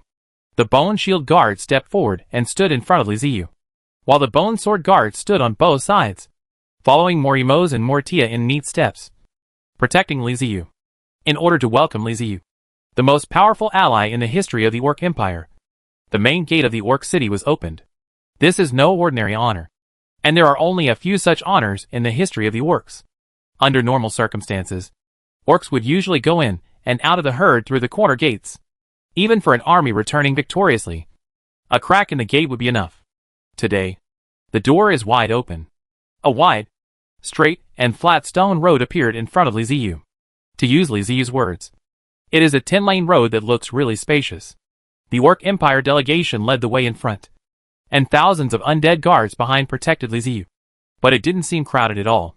On both sides of the road were warriors of the lion and tiger tribes, wearing armor and looking very brave. Behind the warriors were the residents of the Bee City, who were rushing over to watch the fun. As spectators, they certainly had to see with their own eyes the arrival of the Lord of the Undead in Dadu, and could not miss it. After Liziu walked onto the main road, the orc warriors on both sides raised their several-meter-long animal horn trumpets and blew them hard.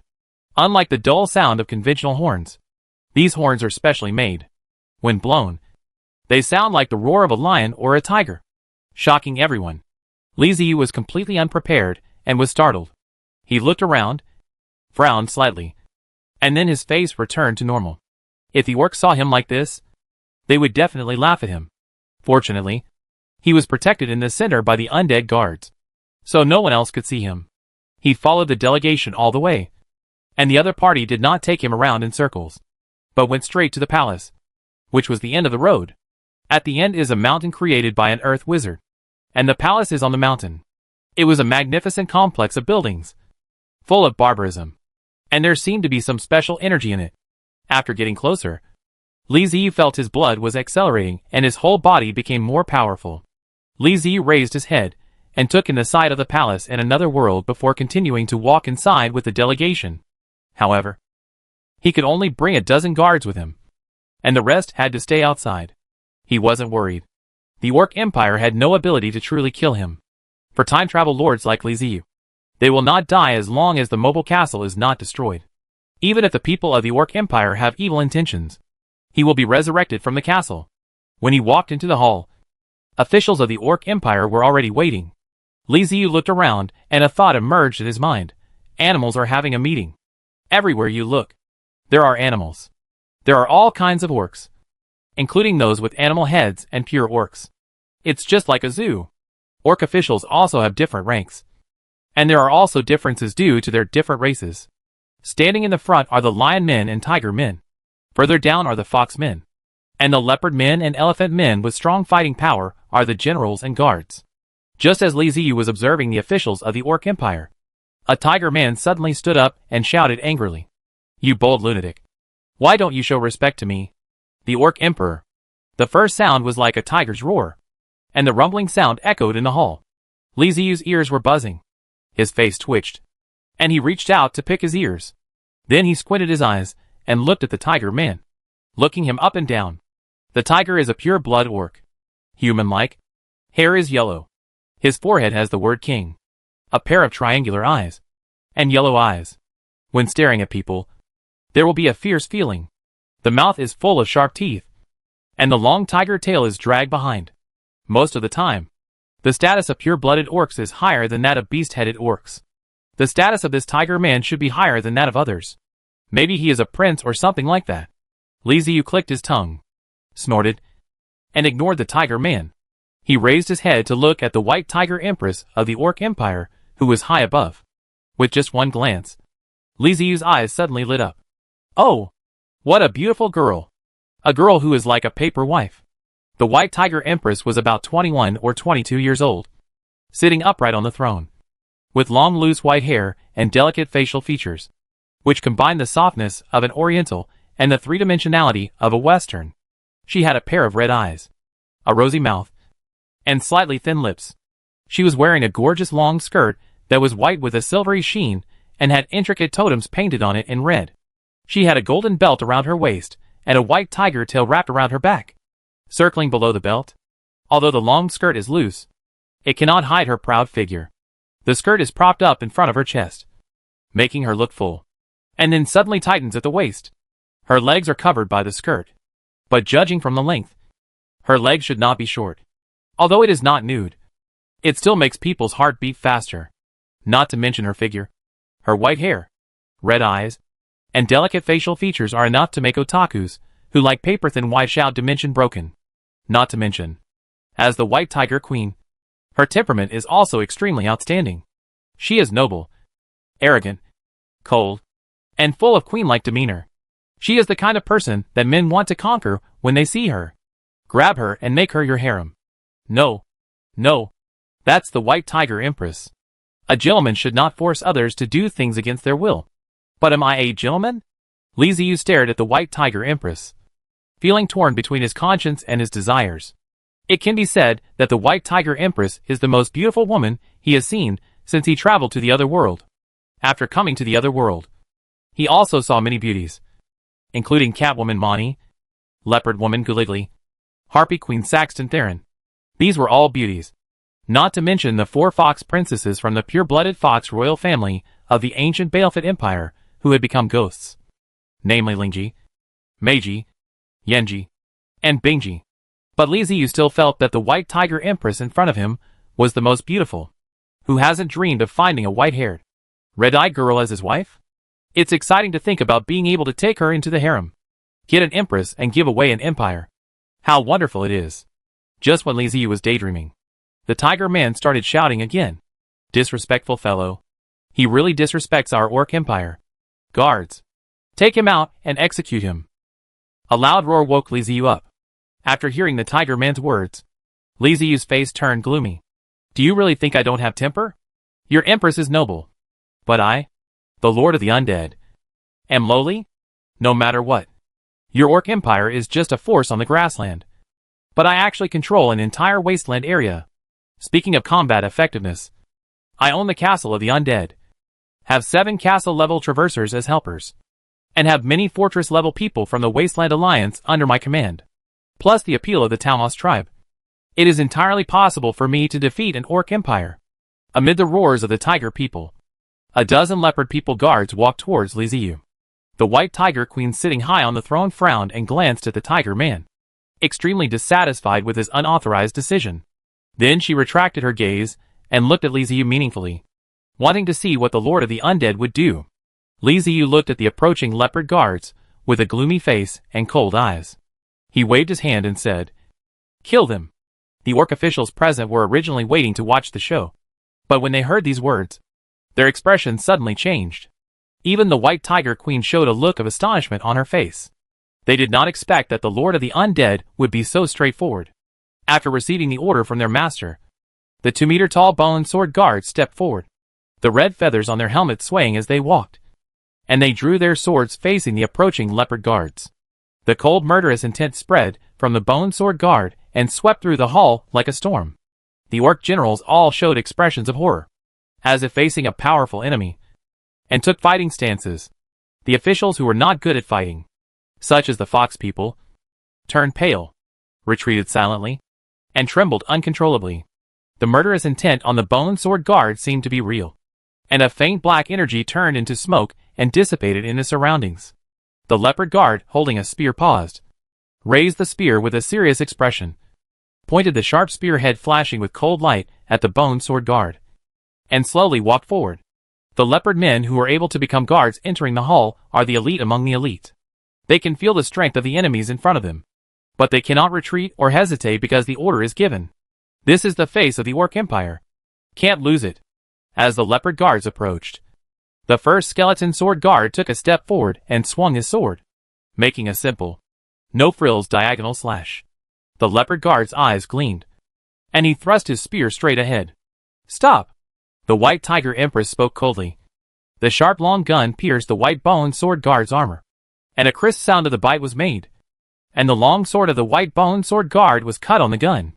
The leopard guard's eyes flashed with horror, and he wanted to put away his gun to block, but it was too late.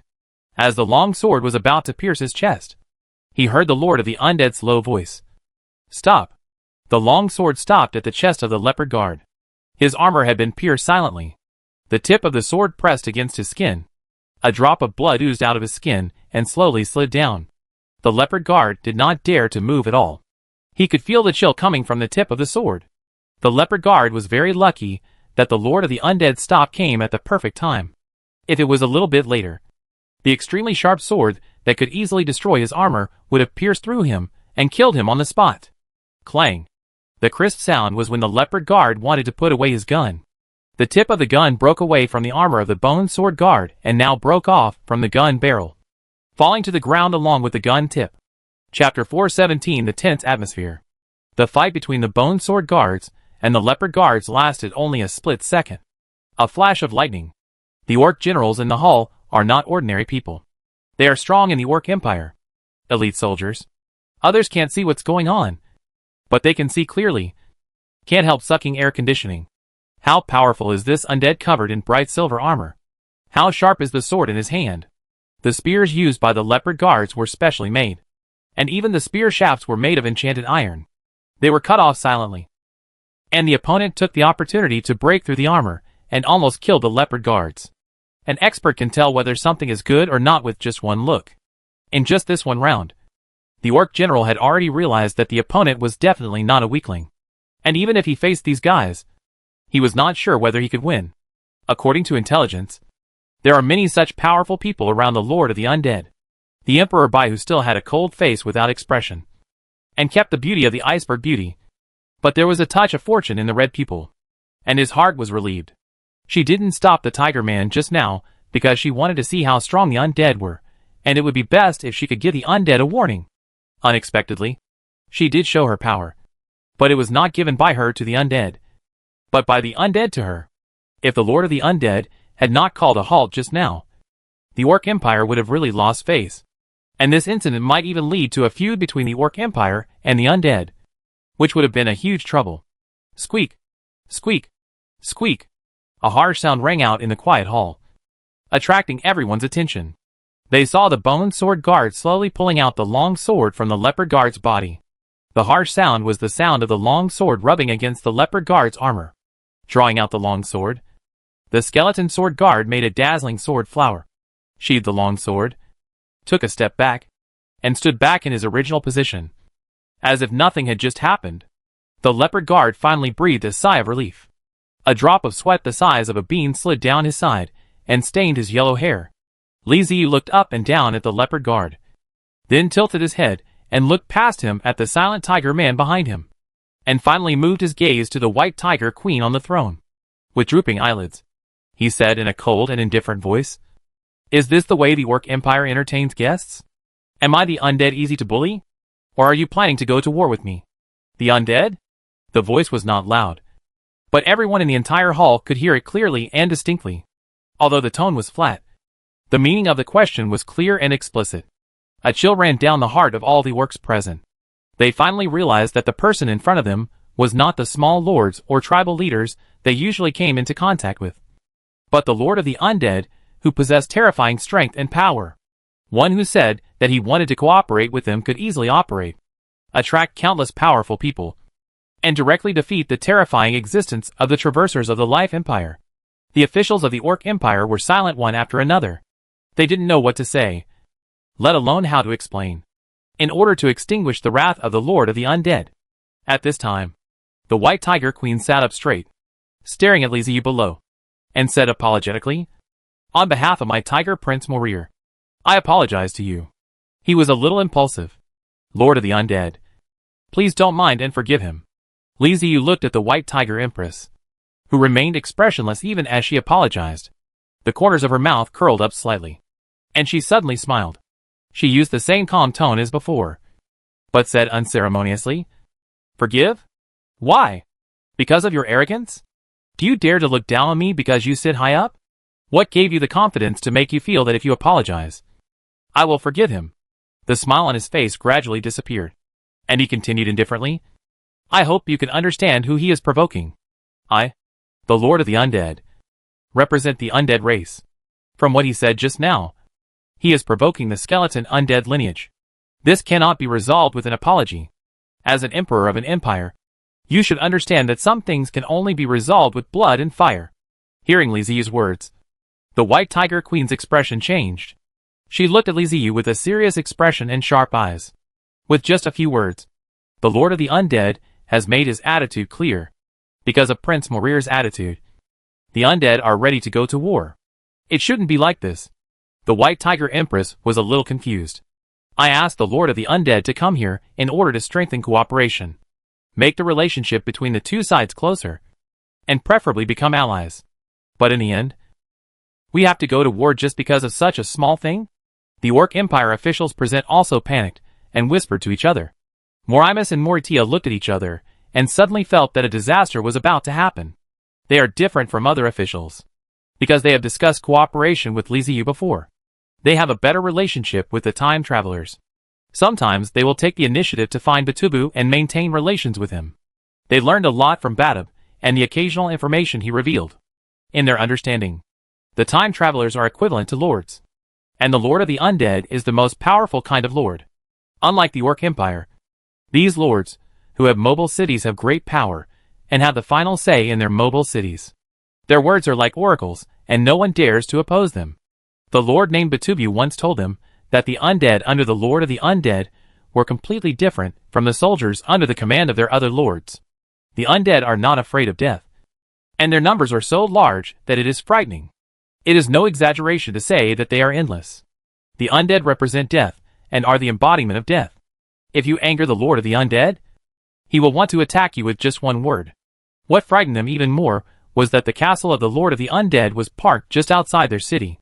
If a war really broke out, the enemy could attack directly without giving them any time to prepare. Imagine countless undead suddenly rushing out and attacking a group of beasts, while most of the beasts are completely defenseless. What kind of scene would that be? Not to mention an instant collapse. But I guess it won't be good either. Morimus and Moritia immediately stood out from the crowd and came to the front. As Morimus walked out, he shouted, "Calm down, Lord of the Undead. Please calm down."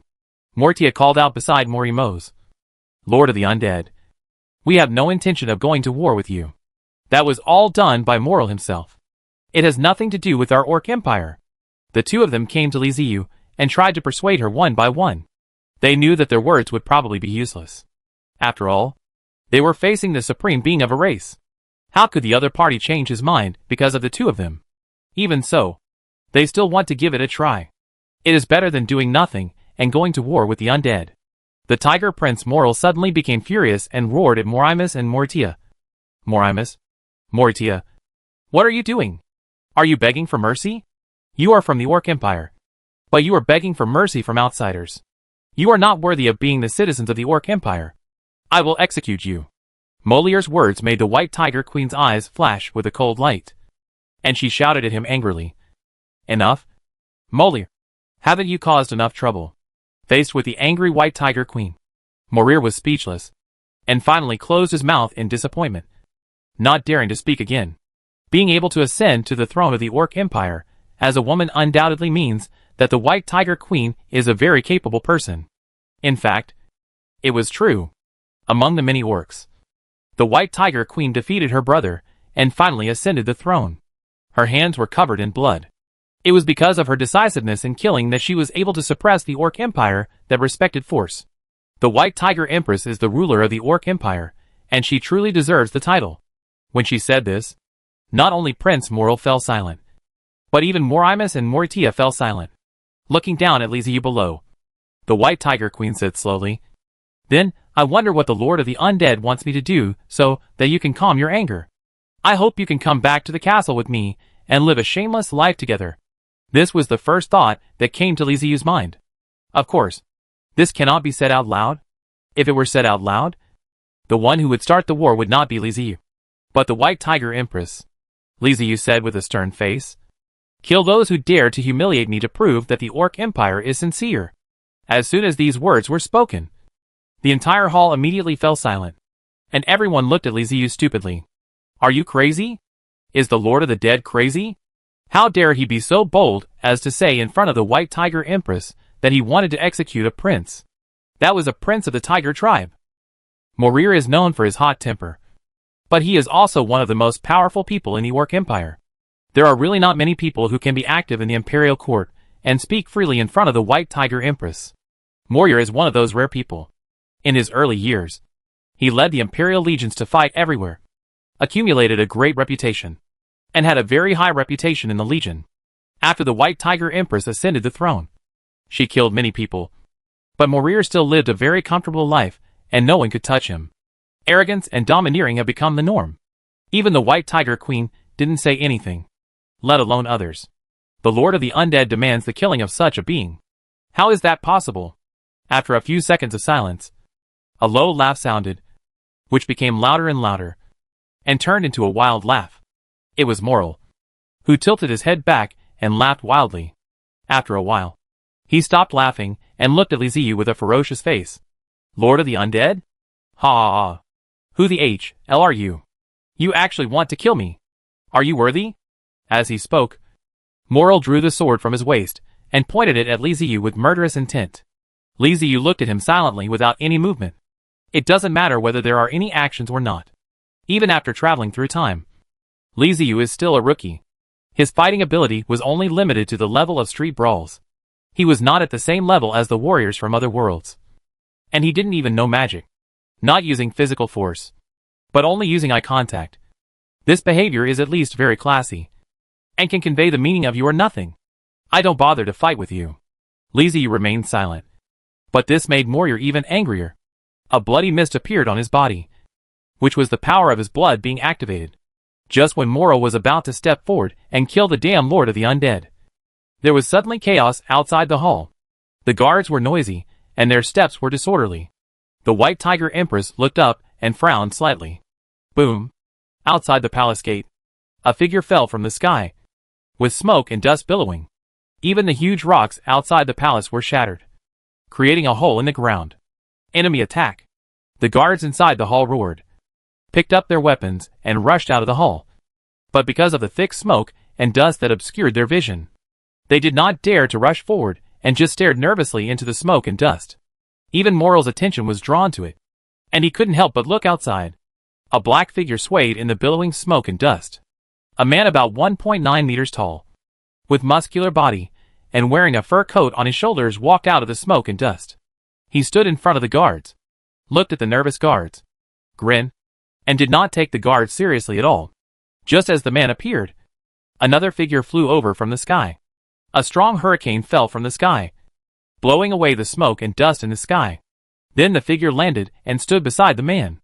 Seeing this figure coming later, the orcs present had a look of confusion in their eyes. What is this? Is it a bug man? It is 2 meters tall and stands on its legs like a human. It is covered with a carapace like an insect SHL, which shines like a crystal, and its head also looks like an insect. He has several arms and looks like a bugman. A very advanced bugman. But no one knows what kind of bugman he is. Li Ziyu looked back and curled up the corners of his mouth. He not only knew the two people who came, but also was familiar with them. Aren't they Damonlevsky from the Northern Territory Hero Clan and Bepta, the Void Lord? Damonlevsky glanced at the orc guards surrounding him and walked into the hall. The guards naturally couldn't allow this and stood in front of him with their spears, the sharp tips of the spears almost piercing his body. Damonlevsky didn't even look at the spears, but stared at the guards with his eyes wide open. A terrifying aura like that of a wild beast emanated from him, impacting the guards present, making their eyes stare straight, their bodies tremble unconsciously, and they could hardly hold the spears in their hands. Snort! Damonlevsky snorted coldly, and the guards blocking his way subconsciously made way for him. He then walked into the hall with a swagger. Bepta looked around and ignored the guards, following Damonlevsky to Li Ziyu. After standing next to Li Ziyu, Damonlevsky leaned forward slightly, stretched out his finger and poked Li Ziyu's shoulder, and said dissatisfiedly, "You sneaked away, didn't you? You didn't call me when you had something good to do? You came to the capital of the Orc Empire, but you didn't bring me to see it? You had to make me come here by myself?" Li Ziyu shrugged and said unhappily, "You were sleeping so soundly, like a pig. I couldn't wake you up even if I called you. What can I do?" Bepta agreed. "I can prove that he is right. You still snore. Shut your mouth." "Which group of you?" Damonlevsky glanced at Beta and said to Li Ziyu, "I don't care. This is your problem. Say it. Come to the palace together. You steal it yourself. It is not authentic," Li Ziyu said indifferently. "Although I didn't ask you to come. You came here on your own. So it doesn't matter." Damonlevsky did not care about it, but looked around the hall. He saw that he still held a knife and aimed at Li Ziyu's maw, and asked him puzzled, "What's the matter with this guy? Why did the knife face you? What did I miss? Did you want to fight with the orcs?" When talking about war, Damonlevsky's eyes lit up and his excitement almost burst out of his body. He had a great time playing against the Life Empire some time ago, and it really gave him a great experience. But after the Life Empire was defeated, he returned to his bored state, and now he was hoping that the undead and the orcs would go to war so that he could fight happily again. Li Ziyu rolled his eyes, feeling helpless towards this battle maniac whose mind was only on battle. Whether to start a war or not depends on the decision of the Orc Queen. I am actually a peace-loving person. Chapter 418. Please commit suicide. Li Ziyu's casual words made the hall even quieter. The orc officials were still wondering who the two guys who suddenly appeared were. They didn't seem to be ordinary people. Damonlevsky looked at the white tiger queen on the throne, then looked at Moral, and asked Li Ziyu, "If I kill this little tiger holding a knife, will it start a war?" Moral could no longer bear it and roared, "Who are you? Are you looking for death by trespassing into the palace of the Orc Empire?" Damonlevsky smiled and hooked his finger at Moral. "Come on. Kill me. That expression looks as if it deserves a beating as much as it can." He and Li Ziyu learned all this. As the saying goes, it is difficult to learn good things, but it is easy to learn bad things. Damonlevsky, a guy with a mind full of fighting, also learned bad things. Moral had a bad temper and was very explosive. How could he tolerate Damonlevsky's provocation? Without saying anything, he held the knife in both hands, roared like a tiger, jumped high, and chopped with the knife. Facing the chop, Damonlevsky took a step forward, slightly sideways, and Moral's knife, from top to bottom, cut his skin with his skin. Taking advantage of this opportunity, Damonlevsky poked out his right hand and held Molly's throat in the air. The tiger's tail swept towards Damonlevsky like a steel whip. He seemed to know it in advance and exerted force suddenly, smashing Molière to the ground. Boom! Click! The floor of the hall shook, and the ground beneath Moriel cracked. Cough! The blow caused Morière's eyes to bulge out, and he coughed up blood. Damonlevsky let go of his hand, stood up, stretched his neck, and commented, "Very weak." Molière, who was about to get up, couldn't help but spit out blood when he heard these words. He had always been very confident in his fighting ability. He was considered a powerful general among the princes. He did not expect to be criticized by the enemy for being so weak, which hurt his self-esteem. The anger made Moral lose his mind. He staggered to his feet, took 2 steps back, bent his body slightly, and did not pick up the knife on the ground. Instead, he stretched out his tiger claws from his hands, and swept the ground with his tail like a steel whip, making snapping sounds. He opened his mouth, revealing his sharp teeth, and made a gesture as if to pounce. This is the most powerful fighting form of the tiger people. The strongest appearance of a true orc in battle is never wearing armor or holding weapons, but fighting with the most primitive claws. Just like their ancestors, the blood flowed faster, and blood energy rose in the body, turning into a red mist. Looking at Morir, who had entered the orc fighting posture, Damlevsky showed an interested expression on his face and became a little excited. Now this tiger is really interesting. It looked so weak just now. The muscles on Damlevsky's body bulged more and more. He moved his body, and his bones made a crackling sound. His eyes were fixed on Morir, who was about to pounce on him. Enough.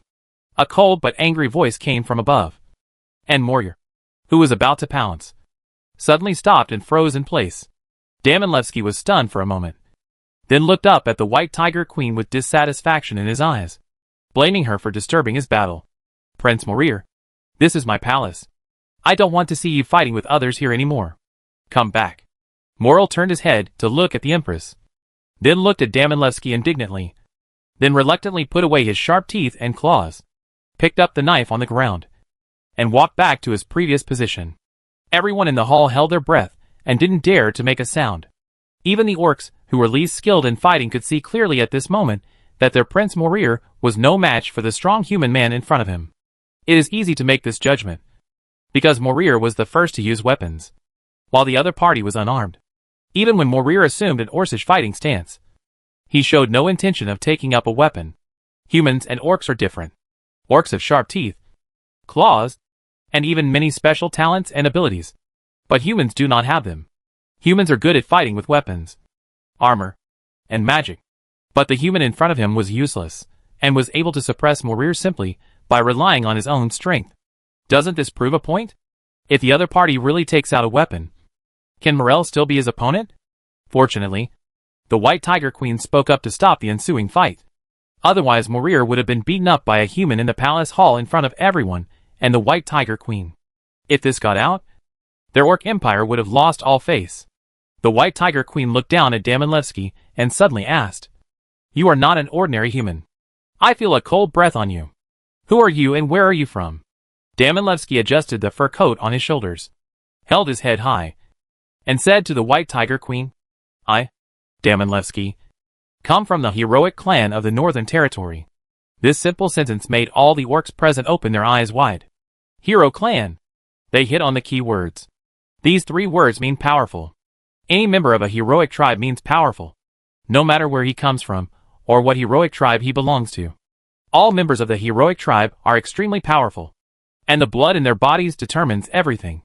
They don't even need to practice. As long as they can reach adulthood, they are strong. No wonder a human being with bare hands could force Prince Morir to fight in orc form. It turns out he is a hero. The White Tiger Queen stood up from the throne for the first time and saluted Damlevsky. The rest of the orcs reacted and quickly saluted. This salute was not meant for Damlevsky. He was not worthy enough to have the Emperor of the Orc Empire salute him. The gift from the White Tiger Empress is for heroes. That is, the ancestors of Damlevsky and the ancestors of the heroes of the Northern Territory. For any heroic clan, their ancestor must be an extremely powerful hero who saved the world. This kind of hero will be respected by all future generations. Paying tribute to heroes is an unspoken rule in the other world. They admire the heroes who saved the world in the first place. After saying okay, the White Tiger Queen sat down again and recalled the information she had read. The heroes of the North are a hero who lives in lack of resources and is in the snow and ice. They are humans, rare in number. Do not rely on magic battles, but rely on physical strength to fight. And the combat effectiveness is very powerful. According to the description in the information, the Northern Territory heroes are more like orcs than orcs. In many cases, they are more barbaric and more warlike than orcs. Yes, that's right. It is true. This guy in front of him is indeed more fierce than them. The Emperor of the White Tiger really challenged anyone who came up. Prince Morel was a little scared, as he really didn't expect that the other party was actually a hero. If I had pounced on him just now, who knows what would have happened? After taking a deep look at Liziu, the White Tiger Queen became even more curious about him. As the Lord of the Undead, Why would he be followed by a member of the heroic tribe? This was very interesting. However, these things can be discussed later. We need to solve the current problem first. Prince Morir provoked the Lord of the Undead, who was obviously very angry. If things went wrong, the result would be a war between the Undead and the Orcs, which was something the White Tiger Queen did not want to see. But asking her to kill Moral was impossible. She couldn't kill a prince just because of a word from the Lord of the Undead. That would cause a shock to the Orc Empire. Even if she had to go to war with the Undead, she couldn't kill Morir. Things came to a stalemate, and no one said anything for a while. Li Ziyu looked at the left, looked right, and suddenly laughed. I thought I had enough goodwill to make the Undead and the Orcs get along peacefully. I did not expect that the Orcs wanted to declare war on me. The White Tiger Queen said coldly. I didn't mean that. Li Ziyu was still smiling, but there was a hint of coldness in that smile. Since I came to this hall, I have felt your disrespect for me. Isn't it obvious that you want to start a war? White Tiger Queen. Out of mercy, I have decided to give you 3 days. After 3 days, I will go to war with the Orc Empire with my allies. The White Tiger Empress had a blank expression on her face, but her heart was filled with rage. Moral, a guy who is always causing trouble, but not being able to do anything good, has actually let things come to this point. When discussing the meeting with the Lord of the Undead, this guy Morir was making excuses and causing trouble the whole time. I thought that after the meeting, Morir, as a prince, would put the overall interests of the Orc Empire first. But I didn't expect that the Lord of the Undead would actually say something like all-out war. Is war fun? That is to die. The Orc Empire had just driven away the mobile castles that invaded them. But they didn't expect to face an attack from the Undead and their allies. Isn't this going to cause the Orc Empire to fall apart?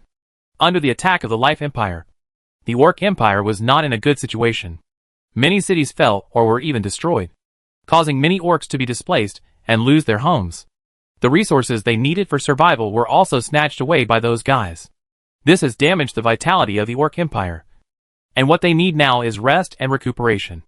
After what happened with the Life Empire, it will take at least 10 or 20 years for the Orc Empire to recover. To provoke the Undead at this time would be to dig graves for the Orc Empire, which is something the Orcs absolutely do not want to see. In particular, the Lord of the Undead has the ability to destroy the Orc Empire. He is not alone. The Battle of Life made the Emperor Baihu see clearly that there were many powerful allies on the side of the Undead. More importantly, the nomadic tribe will stand on the Lord of the Undead. Can her Orc Empire alone stop them? Damn Molly. The Emperor Baihu glanced at Molly without a trace, and suddenly felt something wrong in her heart. Doesn't Moral know about these things? Doesn't he know that his actions will bring revenge from the Lord of the Undead? Impossible. Although Morir is reckless, he is not a fool. Otherwise, he would not be so popular in the army, so that even she, the Empress, would be afraid to deal with him casually. On purpose, this guy deliberately provoked the hatred between the Undead and the Orc Empire, and he hoped to fight. But why? As her mind raced, the White Tiger Queen thought of a possible rebellion. When the Undead and the Orc Empire go to war, Prince Morir, who enjoys great popularity in the army, will undoubtedly be given important positions. He can control more troops, and thus gain greater power and voice. As a prince, Morir is now a powerful figure. If he gains more troops, he will be able to compete with me. If the Orc Empire cannot resist the Undead, Morir can leave the Empire with his army, establish a new country, and use the Undead to eliminate the Orc Empire. In addition to these, the White Tiger Queen also knew that Morir had always had ill intentions towards her, and the way he looked at her was often filled with lust. If the Orc Empire can't beat the Undead, he can also take the opportunity to put forward more excessive demands, such as winning the female emperor and becoming the real Orc Empire, so that while holding the beauty, he can also control the entire empire. Kill 2 birds with 1 stone. But that's not right. Even if I realize that these are all true, how do I deal with the Undead? All of this is based on the fact that the Undead cannot be defeated. Since the Undead cannot be hit, what can Narrier be eliminated even if he gets rights? And it will eventually be destroyed by the Undead. Did he think the Undead would let him go? Unless he and the Undead have any transactions. The White Tiger's Emperor's mind rotated. His eyes fell on Li Ziyu. Did Morir have a deal with the Lord of the Undead? If Li Ziyu knew what the White Tiger Empress was thinking, he would probably roll on the ground laughing. He would never make any deal with Molir. Even if he wanted to make a deal, it would be with the White Tiger Empress. Finally, he had to say that women's imaginations are really powerful. Unfortunately, Li Ziyu didn't have the ability to read minds. So he didn't know what the White Tiger Queen was thinking during this short period of time. He just felt that the White Tiger Queen's eyes were strange. What's the look in his eyes? Li Ziyu frowned slightly, then said, well, since there is no objection, let's prepare for the battle in 3 days. Goodbye. As he spoke, Li Ziyu turned around and walked outside with his undead. Damanlevsky and Bepta, the orcs present, looked at each other, and then looked at the White Tiger Queen on the throne, eager to ask her to say something. Stop! The White Tiger Queen did not disappoint them, and spoke directly. However, what she said did not stop Li Ziyu, and she continued to walk out. Li Ziyu heard what the White Tiger Empress said, but he became even more annoyed in his heart. It's bad enough that he has a brainless prince, but now he's ordering me around? I owe you money, and you tell me to stop. So I should stop? Damn it.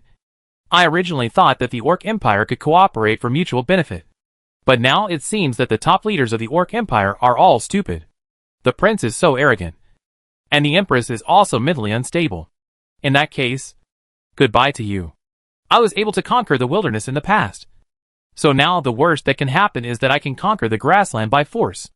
Anyway, I have the same time. Seeing that Li Ziyu didn't stop, the Emperor of the White Tiger also reacted. She was too anxious. She stood at the fixed point for a long time, which made her get used to the order of ordering. She subconsciously used the tone of the order. Isn't this fueling? She stood up quickly and shouted to Li Ziyu, Lord of the Undead, please stay. I want to talk to you. I wonder if you are willing to move and come to the palace to discuss it with me. At this moment, there was no time to care about dignity. If the Lord of the Undead was allowed to leave, a war would really break out. The real thing is to keep him steady. The rest is easy. The White Tiger Queen softened her tone, which made the other orcs feel relieved. But unexpectedly, Morir jumped out again. White Tiger Queen, you are the king of our orc empire. So noble. How can you be so servile to a foreigner? Are you going to disgrace our orc empire? His words successfully attracted everyone's angry glares. And even the White Tiger Queen was so angry that her chest heaved violently. She really wanted to curse. But she was the empress, and could not curse in front of her ministers. So she could only hold it in. The empress held back. But Mortia could not help it. Her current status was gained because of the merits gained from contacting the undead. What Moral did today was tantamount to ruining her future. So Mortia stood out regardless of the obstruction of Morimo's and said to Mal, Prince Mali, since you are so clear, then please make your own. Use your life to exchange the peace between the Orc Empire and the undead. Chapter 419. Damn it. You? Staring at Moritia with a righteous face, Moral's fingers trembled with anger. Who do you think you are? A mere fox. How dare you be so presumptuous in front of me? For a long time, Morir has been proud of his identity as a tiger man. He feels that the tiger people are the natural royal family. Even the lion people should not be on par with the tiger people. The orcs should be under the management of the tiger people. A weak race like the fox people should be timid and just follow the orders of the tiger people. Moritia dared to stand up and accuse Morir, the tiger prince, which made him feel humiliated. The fox guys couldn't tell the difference between the big king and the small king. If it were in the past, facing the angry tiger prince, Moritia would definitely retreat, stay quiet, and never force himself to stand out. But the situation now is different from the past. If one of them is not done well, it will trigger a war between the undead and the orcs. And the orcs are likely to be the losing side. Moritia does not want to see this happen, so he has no intention of backing down. Instead, he straightened his chest and looked directly at Morir. For the prosperity of the empire and eternal peace, every orc has the responsibility to stand up, even if it means sacrificing one's life. It is honorable. Prince Morir, as the prince of the tiger clan of the orc empire, you have aroused the anger of the undead clan. This will cause millions of people in the orc empire to be affected, and even lose their lives. Shouldn't you be held responsible for this matter? For the glory of the orc empire, please show your courage. Marisha's voice was sharp, and he held his head high, and shouted to Moral with righteousness and neither humility nor arrogance. Moral gritted his teeth, showing his sharp teeth, and pointed at Moritia. unable to speak. But when he looked at the other work officials, he found that those people were not on his side, but on the side of the fox man, looking at him with inexplicable eyes. Rebellion? Rebellion? You guys are going to rebel. Faced with so many inexplicable looks, Moria became more and more angry. He raised a knife, pointed at the officials present, and roared with bared teeth. The White Tiger Queen finally couldn't help it. She stood up from the throne and looked at Moria, who was threatening the officials with a knife. With a frosty face, she said in a cold voice, "Prince Moria, you are tired. You need to rest. Guards, send the prince back." "No, I'm not tired. You can't do this to me. I'm a prince. I'm the prince of the Kajia tribe." Seeing the guards around him coming forward and trying to control himself, Prince Moria suddenly screamed, turned his head to look at the White Tiger Empress, with anger in his eyes, and screamed madly.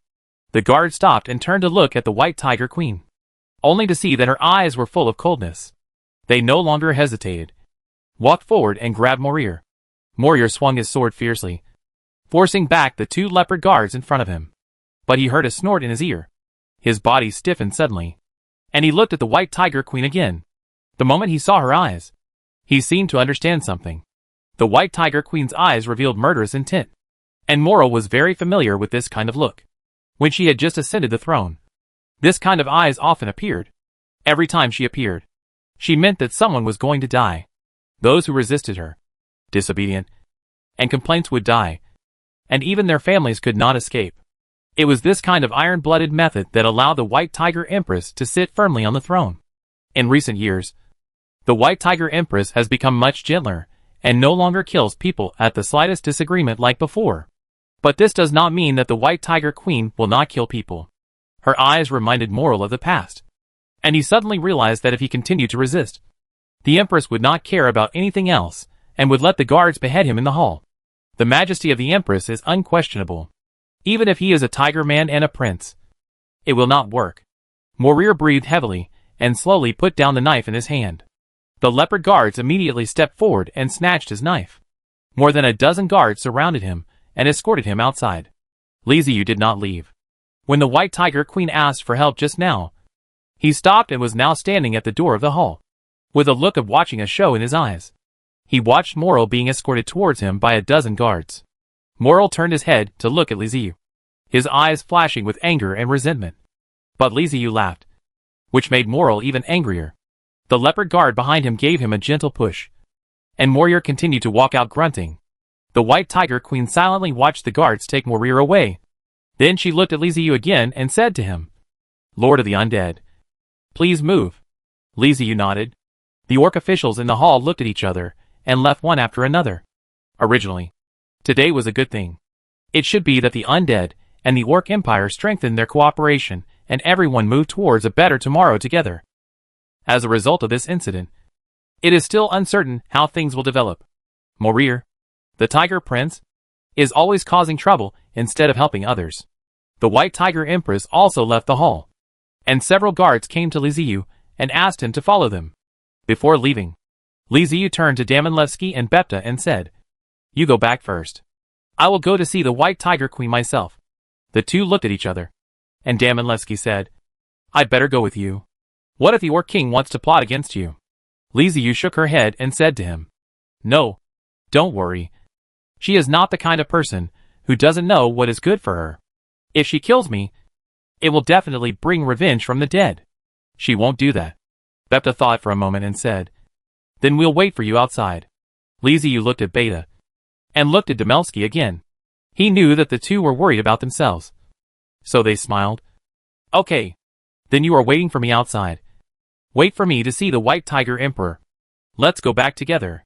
After giving some instructions, Li Ziyu left with his attendants. The palace was quite large, like a big maze, with gardens, fountains, squares and the like. Li Ziyu even saw a place specifically used for beast fighting, and even a place to raise various ferocious beasts. It is no exaggeration to say that this is a small city. Following the guard through many twists and turns, they finally arrived at a luxurious room. The guard asked Li Ziyu to wait for a moment, and ran to the front and knocked on the door. The door opened from the inside, and the guard invited Li Ziyu in. Li Ziyu stepped into the room. The room was strangely decorated, with a large number of weapons hanging on the walls, including shields, bows and arrows, spears, swords, and everything else. In addition to weapons, there were also a large number of animal teeth, claws, and heads used for decoration, making it look like a specimen exhibition. But in addition to these, there are also a large number of gemstone embellishments. The pillars in the room are depicted with exquisite patterns and totems, and white gauze curtains are hung everywhere. It feels like a female warrior and a little girl's room combined together, which is weird. Walking inside, there was a long table and several large chairs, with the White Tiger Empress sitting in the main seat. At this moment, she lacked the solemnity she had in the hall, but surprisingly had more of a queen-like demeanor. She changed her clothes from a loose white long skirt to a slim and tight short dress, which highlighted her figure even more vividly, revealing a pair of long legs that were dazzlingly white. Putting aside her solemnity, the White Tiger Empress leaned lazily on the chair, with her long legs crossed, her right hand supporting her cheek, and looking at Li Ziyu, who came in with a cold expression. "Please take a seat, Lord of the Dead." The White Tiger Empress did not stand up, but wait for a moment, which seemed impolite, but her lazy look reminded people of a cat basking in the sun. Li Ziyu looked at her with a little surprise, then sat down on the big chair opposite her. "I want to know what kind of agreement you have reached with Morir. What do you want? What Morir can give you, I can also give you. I am the supreme ruler of this empire. Instead of cooperating with a prince, you should cooperate with me." When Li Ziyu sat down, the White Tiger Empress spoke. Her voice was cold and lazy, as if she saw through everything. Li Ziyu, who had just sat down, was confused by the White Tiger Queen's words and looked at her blankly. "What are you talking about?" The White Tiger Queen stared into Li Ziyu's eyes and spoke again. "Lord of the Undead, there is no need for you to hide anything anymore. I have seen through your and Morir's little scheme." Li Ziyu tilted his head, becoming even more confused. "Do the stupid idiots like Morir and I still have any plans? How come I don't know? Could it be that I have traveled through time again?" Li Ziyu thought frantically, but still couldn't figure out why the White Tiger Queen asked this. There was really nothing going on between him and Morir. If possible, he wanted to chop off Morir's tiger head. That's all. As for cooperation, that didn't exist. For Li Ziyu's silence, the Emperor of the White Tiger seemed a little dissatisfied. She frowned slightly and said to Li Ziyu, "Do you want to help Mulin Gaiso war? Or do you have already stared at our Orc Empire and want to incorporate us into your undead and make this grassland the territory of your undead?"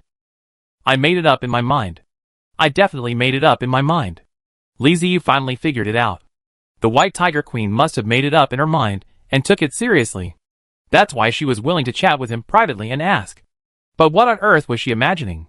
When Li Ziyu was watching short videos in her previous life, she probably saw a video like this, where a girlfriend suddenly woke up in the middle of the night, slapped her boyfriend awake, and angrily asked, "Tell me, who is the woman who was making out with you in my dream?" This problem has no solution.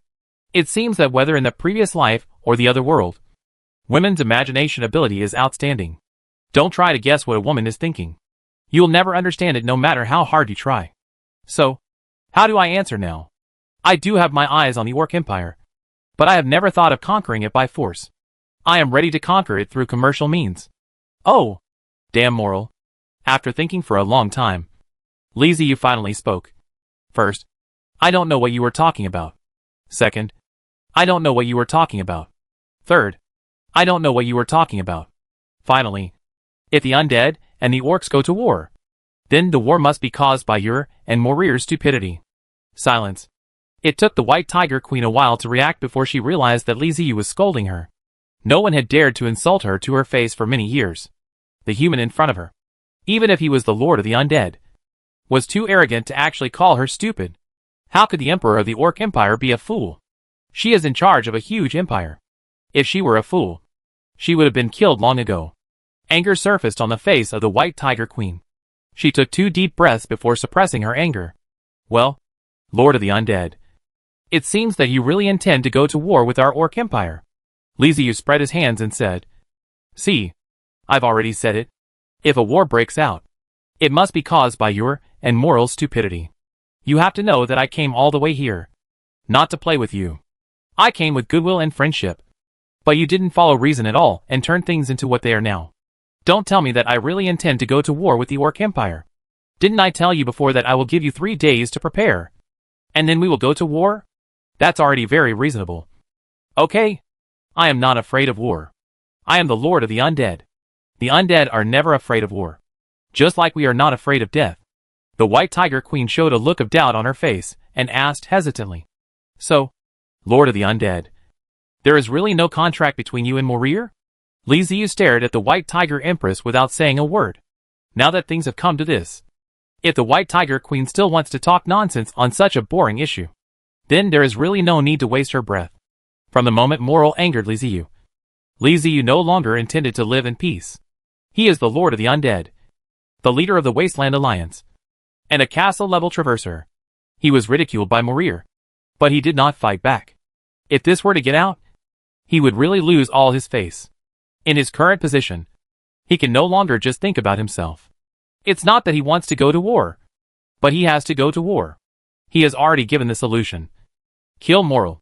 I want to make it clear to the Orc Empire that I am no weaker than you. If you want to fight, then fight. After the battle with the Life Empire, the Wasteland Alliance was strong in both men and horses, while the Orc Empire needed to recuperate. If a war broke out, Li Ziyu really didn't care, as there was a high probability that the Orc Empire could be directly flattened. Looking at Li Ziyu's calm eyes, the White Tiger Queen finally realized that she was wrong. And extremely wrong. She can't read minds, but she has no problem analyzing things from people's eyes. The Lord of the Undead did not lie to her about this matter, and he really had no collusion with Moral. The White Tiger Queen sat up, looked at Li Ziyu seriously and said, I hope to talk to you again. We shouldn't start a war. That would not be a good thing for anyone. Li Ziyu looked at the Empress indifferently, with the corners of her mouth raised. From the beginning, you should have spoken to me in this way. I gave you a chance. I asked you to kill Morir. Obviously, he didn't know how to respect the king. You didn't do so. So we have the current situation. You are the king of the Orc Empire, and I am the king of the Undead. You refuse to kill Morir for the sake of the Orc Empire's reputation.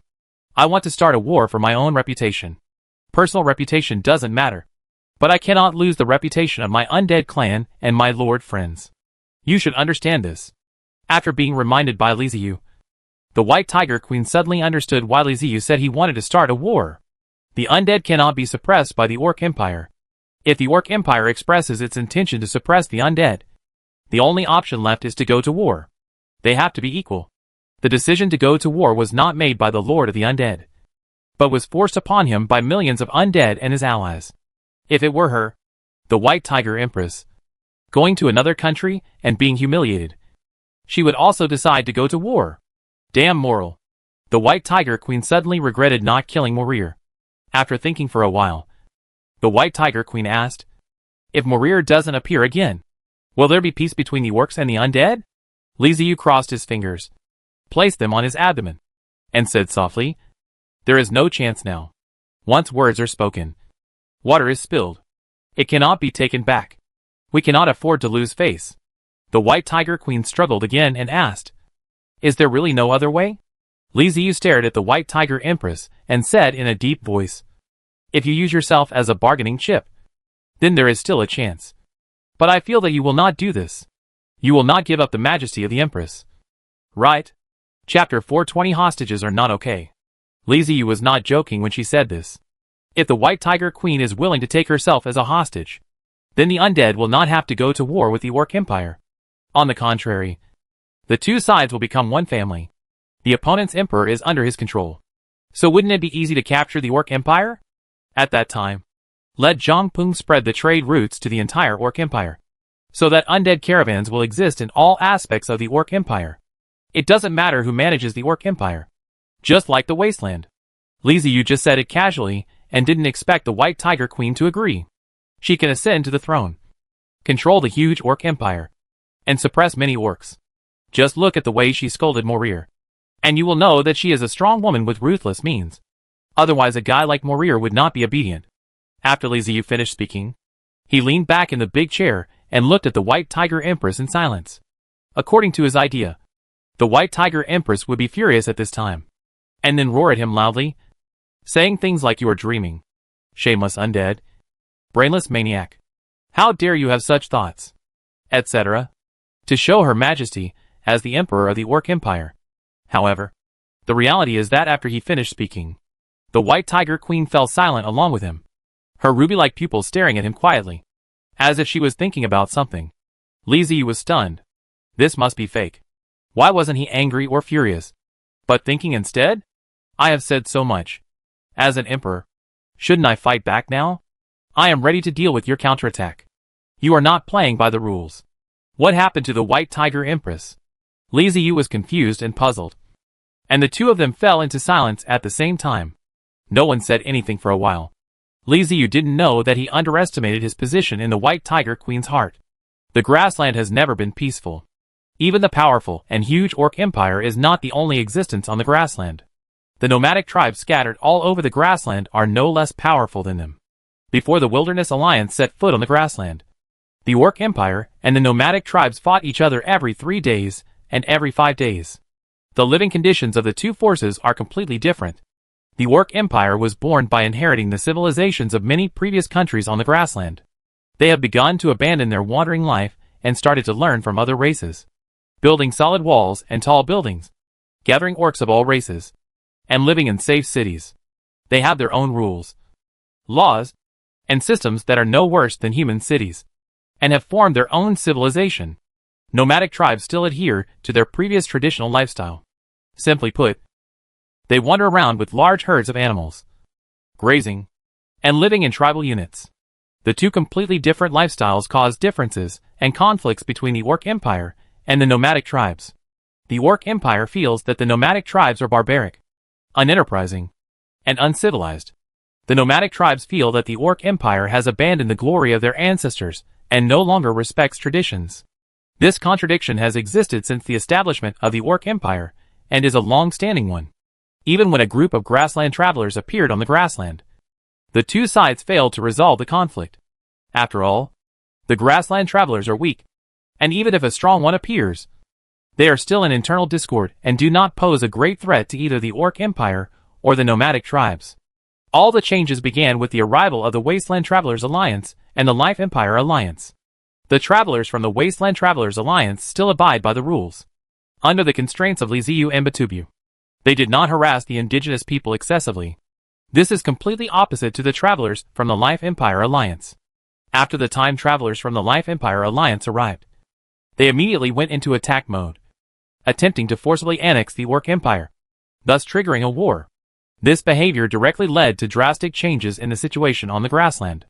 The huge mobile fortresses and mobile strongholds can rampage across the grasslands. Whether it is the cities of the Orc Empire or the nomadic tribes, they are all targets of their attack and plunder. It is undoubtedly very difficult to resist them, as the advantages of mobile cities are too great. Whether it was their huge form, the troops they carried, or their elusive attacking methods, they all made the Orc Empire and the nomadic tribes very uncomfortable. Unlike any battle they had ever experienced, they were stunned. The Orc Empire lost many cities. They wanted to fight back, but they could never find the time travelers. Even if they found them, by the time they gathered their troops, the travelers had already run away and disappeared without a trace. The other orcs only felt anger, but the White Tiger Queen keenly felt that the world had changed. While they were still fighting with the nomadic tribes, other races had already surpassed them and built movable cities. While others were thinking about how to destroy those mobile cities, the White Tiger Queen was thinking about how to imitate and join them. This is why she could become the Orc King. Her ability to accept things far exceeds that of other orcs, and she doesn't care about change at all. The Orc Empire considers itself to be more civilized and advanced than the nomadic tribes, but in many ways, it has not escaped the shackles of tradition. For example, favoring sons over daughters. Among the orcs, the vast majority of orc warriors are male, and orcs value the use of force. Because of this, the preference for boys over girls is prevalent among the orcs. Unfortunately, the Tiger people, the royal family of the Orc Empire, are one of the races that favors boys over girls. Born as a girl, the White Tiger Empress was not favored since childhood. If nothing unexpected happened, her future would be to be arranged by her father as a marriage item to win over loyal ministers. That's right. It's an item. Even though she is a princess, To the tiger people, she is just an item used to increase their profits. Outside, she still has the protection of being the princess. Other orcs have to respect her even for the sake of the tiger royal family. But among the tiger people, she is just a scapegoat and an unlucky person. When her father was angry, she would be scolded and beaten. When her brother was angry, she would still be scolded and beaten. Even when the concubines in the harem were angry, she would still be punished. Indifference was fully displayed in the palace.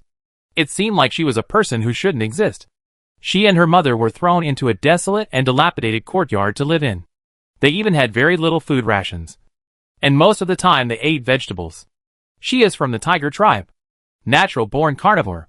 But I didn't expect to live on vegetables. The only thing that could bring her some comfort was her mother. The woman who always protected her. The young white tiger queen didn't understand what all this was for. She just tried hard to survive with her mother. However, hemp ropes are prone to breakage and misfortune only favors the unfortunate. In an accident, her brother accidentally killed her mother, causing her to lose the last person who was truly kind to her. I thought my father would punish my brother out of consideration for his feelings. But what I got instead was a severe beating. Yes, she was beaten. Because her brother made a mistake, and she was the scapegoat. The mother died, but she was the one who suffered. When she dragged her wounded body back to the yard and used her last bit of strength to bury her mother, she finally couldn't bear it anymore. So she hid in the basement and burst into tears. She didn't dare cry outside as her crying would disturb others, and she would be punished. No one would apply medicine to her after her punishment. That burst of crying made her the future white tiger empress. It was because of her mother's death that she grew up completely and became extremely cold. She began to fight, using every possible means to gain greater rights, more power, and constantly make herself stronger. Everything happened just because she was a girl and because there was a man sitting in that seat. So, I want to reach the top and sit in that position. The former girl made her goal. No one could have imagined that a woman could actually succeed in ascending the throne and become the first empress of the Orc Empire. Her hands were covered in blood, and there were piles of bones under her feet. All those who stood in her way were buried by her, including her brothers. It wasn't easy, and she gave almost everything except her body to finally get to this position. She possesses the supreme power in the Orc Empire, and no one dares to refute her. But would a prince like Morir be afraid simply because of power? Of course not. What Moral fears is power. The White Tiger Empress not only possesses power, she is also a strong person in her own right. Her bravery was recognized by the strong men of the Orc Empire. Although she is a woman, she is not inferior to men. During the whole process, the White Tiger Empress learned to adapt. She could give up anything as long as she could become stronger. Only when she stood at the top would she be safe. Why didn't you use your body as a bargaining chip? The White Tiger Empress regarded her body as the most valuable bargaining chip. She was a woman. A beautiful woman. How could her body be easily obtained by others? She wants a strong man. A strong man who can help her reach higher places. Only such a strong man is worthy of having her. The emergence of the mobile city made the White Tiger Queen feel the crisis, but also saw a new world. It would be great if she could have such a thing. She hasn't tried it. The White Tiger Empress once secretly sent people to capture the grassland travelers, and captured the mobile fortress.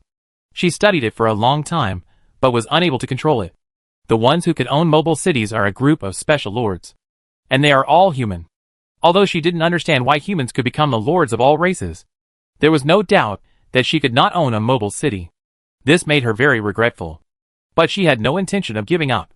Since it is impossible to own a mobile city, then it would be enough to have a human lord who has a mobile city. Rounding it off, it is equivalent to owning a mobile city. Being as proud as she is, she naturally would not choose a time traveler lord casually. She needs a strong man. After the invasion of the Life Empire, and then the defeat by the Undead, she realized that an opportunity might be coming. She invited Li Ziyu to meet her not only to discuss future development issues, but also to meet this powerful man who possessed all the power. Sure enough, as she expected, the Lord of the Undead was also a human. Unfortunately, Moral ruined her plan, angered the Lord of the Undead, and even made the Lord of the Undead declare that an all-out war would begin in 3 days. Damn this guy Moral. The White Tiger Queen knew that she could not go to war with the Undead, and she had to stop all this from happening. Once the war with the Undead begins, It will be a crisis that is even more difficult to resolve than the previous one. The orcs suffered heavy losses in dealing with the Life Empire, and they paid a considerable price to drive out the Life Empire's travelers. If they go to war with the undead, the best outcome for the Orc Empire will be disintegration. After pondering for a long time, the White Tiger Queen finally spoke up and asked in a royal sister voice, "Lord of the Undead, what does the bargaining chip mean? Marriage?" Cough cough. Li Ziyu, who had just brought the water glass and drank water, was suddenly stretched, coughing hard, then waved his hand, looked up at the Emperor Baihu. "I didn't reach that step. The hostage, I mean." The White Tiger Queen's face darkened, and she said coldly, "You want me to use myself as a hostage? Are you angry? It seems that it wasn't like this when the marriage was discussed." What was the White Tiger Empress thinking? Could it be that I am so handsome that even the White Tiger Queen can't resist me? Li Ziyu looked at the changes in the face of the White Tiger's Emperor's disregard, and secretly whispered in her heart, but still nodded. "Yes, you are the hostage. In exchange for the peace of the undead and the Orc Empire." "Impossible," the Emperor of the White Tiger said. "You dreamed? I really didn't expect that as the Lord of the Dead. You are actually so madman. Shameless undead. Forehead. This tastes right. But it always feels weird. Shouldn't you have said this before? Why did you say this only after I said I didn't want a marriage and I wouldn't be a hostage?" Li Ziyu was a little embarrassed, and looked at the Emperor Baihu blankly. "Wait, etc. I have a question. Why did you say that you are not angry when you get married?" Hearing this, the White Tiger Queen said angrily, "Even if you are the Lord of the Undead, I can kill you here if you speak like this." With a murderous aura coming towards him, Li Ziyu tilted his head back, but the expression on his face became more playful. Something is wrong. Something is very wrong with the White Tiger Empress. The White Tiger Queen took 2 deep breaths, calmed down her emotions, and restrained her murderous aura. She looked at Li Ziyu with cold eyes. "I have no intention of going to war with the undead. But don't talk about hostages anymore. My Orc Empire will not compromise, and I will not go to the undead as a hostage." "Oh, this is a very professional conversation. I won't go there as a hostage, but I can form an alliance and go there as a hostess." "Right." Li Ziyu analyzed a lot of things from her words instantly, but she didn't know what she wanted. But as for the idea of marriage alliance, Li Ziyu secretly shook his head. It was impossible, non-existent, and he would not agree to it. Although he felt that the Empress was an extremely beautiful lady who had emerged from the 2nd dimension into the 3rd dimension, it did not mean that he had to accept such a strong woman as his wife. When it comes to choosing a wife, Li Ziyu believes that someone who is gentle, considerate, and obedient, like Meng and I, is the one who is truly suitable to be his wife. As the Lord of the Undead, the future battles are obvious. He doesn't want to fight outside, fight vigorously, and then return home exhausted, only to be scolded and looked at coldly by a strong woman. That won't do. What he needs is someone who can soothe his heart and let him sleep peacefully. Home is a harbor, a peaceful and calm place. The White Tiger Empress is beautiful, but she cannot be the master of the harem. After some psychological preparation, Li Ziyu said calmly, "No pain, no gain. You don't know our true identity or our true strength. The Orc Empire can't stop us, and the grassland is just a foothold for us. I have no intention of staying here. One day I will take my people away." After saying that, Li Ziyu stood up and left without saying anything to the White Tiger Empress.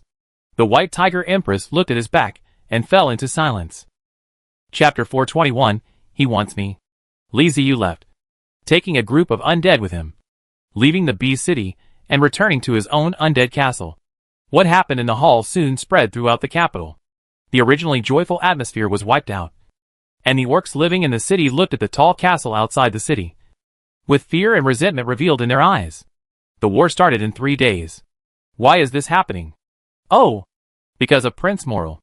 It was this idiot who caused us to go to war with the undead. This guy really deserves to die.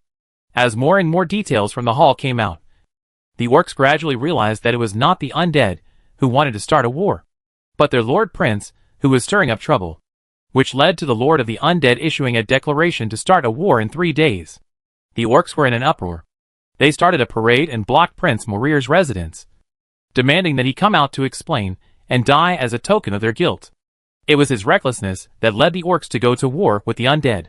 Orcs don't want war. They want peace. The previous war has caused them to lose too many relatives and friends. And they now need to recuperate. Troublemakers. They are all troublemakers. How dare they? I am a tiger man. A proud tiger man. I am the prince of the Orc Empire. No one can make me apologize. I will never apologize. I have done nothing wrong. I am doing this for the orcs, and I must preserve our honor. The prince's mansion was surrounded, and the servants were trembling with fear. Even though there were strong men in the mansion, they could not withstand so many people. If the door were opened at this time, the orcs marching outside would rush in and kill them all. This is something that is very likely to happen. After all, the orcs are martial people, and they don't care about so many things. If there is something, they will fight first and then talk about it. And Morir did not dare to act rashly. He knew that he had already incurred the wrath of the people, and even the White Tiger Queen would not come to protect him. But he was very angry. He didn't feel that he had done anything wrong. It was clearly the fault of the Lord of the Undead. So why should he be blamed? The unruly people outside the mansion had no idea how arrogant the Lord of the Undead was. He did not even bow when he saw the Emperor of their Orc Empire. This was a blatant disrespect to the Orc Empire. But he only said 2 words, and the Lord of the Undead was unhappy. Why? No matter how powerful you undead are, this world is not your world. This is a grassland. The territory of the Orc Empire. How can you be so arrogant? It was completely out of habit for Morel to mock Liziu in the hall today. He was used to being arrogant and domineering. And he didn't take Liziu, the Lord of the Undead, seriously at all. Nor did he feel that the Lord of the Undead was that great. Speaking out of habit has led to the current outcome. The bedroom was in a mess. All caused by Morel, who couldn't stand this injustice. It's just a war. So let's start the war. He will let the undead see the bravery and bloodiness of the Orc Empire warriors. The inner chamber of the palace. Several orcs sat around a round table. The White Tiger Queen sat at the main seat. Her expression as calm and indifferent as usual. Those who can enter the inner room and sit with the White Tiger Empress are naturally not ordinary orcs.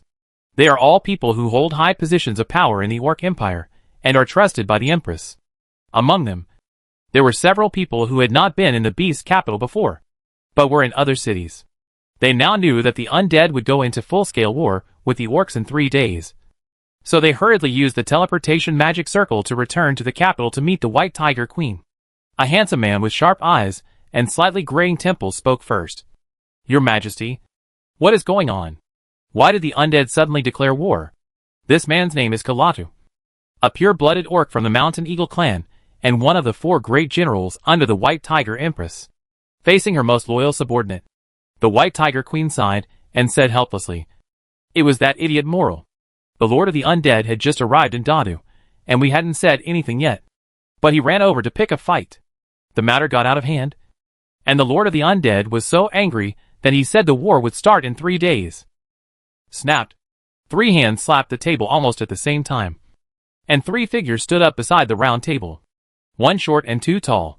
They were the Honeypot Man, the Lion Man, and the Bear Man, who were the other 3 of the 4 generals under the White Tiger Empress.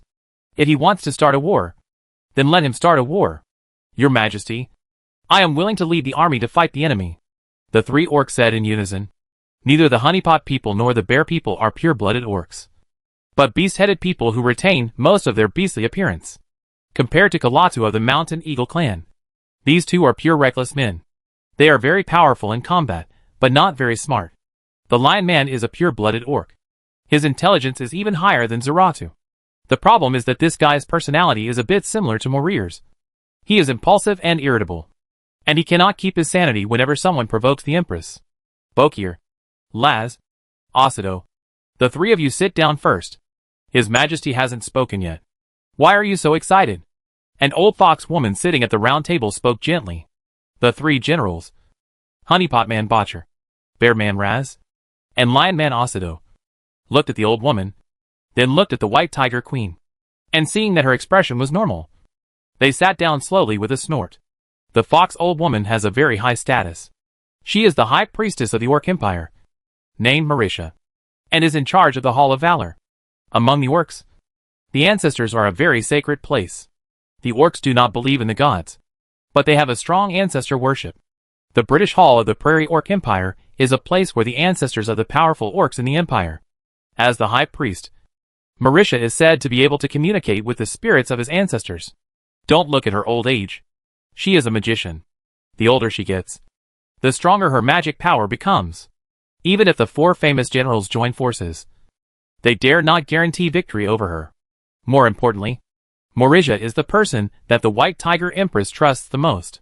On her path of growth, she has guarded her like a protector and has helped her overcome countless dangers.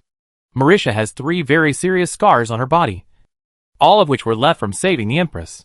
Because she saved the Empress several times, she became the most trusted person. After Bochir, Raz, and Asudo sat down, Marisha turned to look at the White Tiger Queen and asked gently, "Child, tell me, how can we avoid war?" Marisha is worthy of being the most trusted person of the White Tiger Queen. She knows the White Tiger Queen too well. The other party summoned them over, but did not directly mention the war with the undead. Which means that there is still hope for this matter. The Empress did not want to go to war, and Marisha was well aware of that. The White Tiger Empress fought her way to the throne. She seemed cold-blooded and ruthless. But Marisha knew her heart. Beneath the tough appearance is a heart full of scars and tenderness. Her heart is full of sorrow, and kindness is hidden within. This was what the heroic spirits of her ancestors told her. So she wholeheartedly assisted the White Tiger Empress to ascend the throne. Otherwise, as the High Priestess of the Imperial Hall of Heroes, how could she casually help a princess? The White Tiger Empress had to become tough only when she had no other choice. If she wasn't tough and decisive, she would die and she wouldn't be able to survive. The struggle for survival was something that everyone could understand, even the heroic spirits of the ancestors. But all this did not change her heart. She is still kind. The best proof is that she treats the orc people differently from her ministers. The Emperor White Tiger never wanted the war to come, because she would be reluctant to kill her people. The White Tiger Queen was silent for a moment before she spoke. "High Priest, the Lord of the Undead wants me." Marisha was stunned. She thought of many possibilities, such as the Lord of the Undead would force the Orc Empire to cede land and demand a large amount of resources. The only thing she didn't expect was that the other party wanted the Empress. What kind of development is this? Is the Lord of the Undead a pure lustful man, who is attracted by the beauty of the Empress of the Orc Empire? If that's the case, then I'm afraid we really will have to go to war. She couldn't allow this to happen. Even the heroic spirits of her ancestors wouldn't allow it. Couldn't the huge Orc Empire protect their Empress? Marisha stroked the staff that was more than a person's height and frowned as she said, "The Lord of the Undead made a bold request. As the King of the Orcs, it is impossible for us to use our beauty to exchange for peace. No orc would agree to it." "Yes, we don't agree. The Orc Empire is not cowardly enough to use your Majesty's beauty to seek peace. Go to war with them." Botcher, Raz, and Asudo immediately echoed it. It was unclear whether they truly understood or were just going along with it. But they all looked indignant. On the contrary, Kalata remained silent. His sharp eyes scanned everyone and finally fell on the Empress. He did not believe that the Lord of the Undead would be so brainless. Being obsessed with the beauty of the Empress is not a way to seek peace. It is a humiliation to the orcs, and will ultimately lead to war because of arrogance. Unless the Lord of the Undead decided to start a war instead of seeking peace from the beginning. But according to his analysis, this is not actually the case. Starting a war will bring no benefits, but only disadvantages to any party now. Long before the war with the Life Empire, Kalata had already paid attention to the forces that did not belong to the Life Empire. And they were equally powerful. According to the information collected, the leader of that force was the Lord of the Undead. And from then on he began to collect all the information about the Undead. After analyzing for so long, all signs indicate that the Undead do not want to go to war with the Orc Empire and the nomadic tribes, and are even helping them grow. The caravan that has been extremely popular recently was formed under the order of the Lord of the Undead. There must be problems in it. Sure enough, after the other 3 generals shouted angrily, the White Tiger Queen said leisurely, "The Lord of the Undead is not interested in me, but wants to make me a hostage." Silence. Several people looked at each other and felt that things had become even more interesting. "Oh, it's not for the beauty of the Emperor. That's fine. It's okay. Being a hostage. Isn't this something more infuriating than beauty? Would the mighty Orc Empire send its own emperor to other races as a hostage? This is simply impossible to agree to," Zarada asked. "Besides this, Is there any other way to stop the war? After the previous war, the treasury was empty, and we didn't have much resources to support it again to fight like that again. Zaratu was very familiar with the war preparations of the Orc Empire. He knew very well that if such a war happened again, even if they won, the Orc Empire would become extremely weak and might not be able to recover to its current state for decades. And on the grassland, there is another force eyeing them covetously. Once they are weakened, the nomadic tribes will never give up such a good opportunity. Even the Orc Empire cannot withstand 3 wars. And the best scenario would be for it to fall apart. The only solution now is to find a way to stop the Lord of the Undead from starting a war. Marisha and Zaratu had similar ideas. Even if we have to sacrifice some territory and resources, it's fine. We can ask for peace with the Undead. If he likes beautiful women, then we can send a large number of Orc beauties, or even the princesses of the princes. As a condition, avoid war is the primary. Except for the White Tiger Emperor, other conditions can be discussed.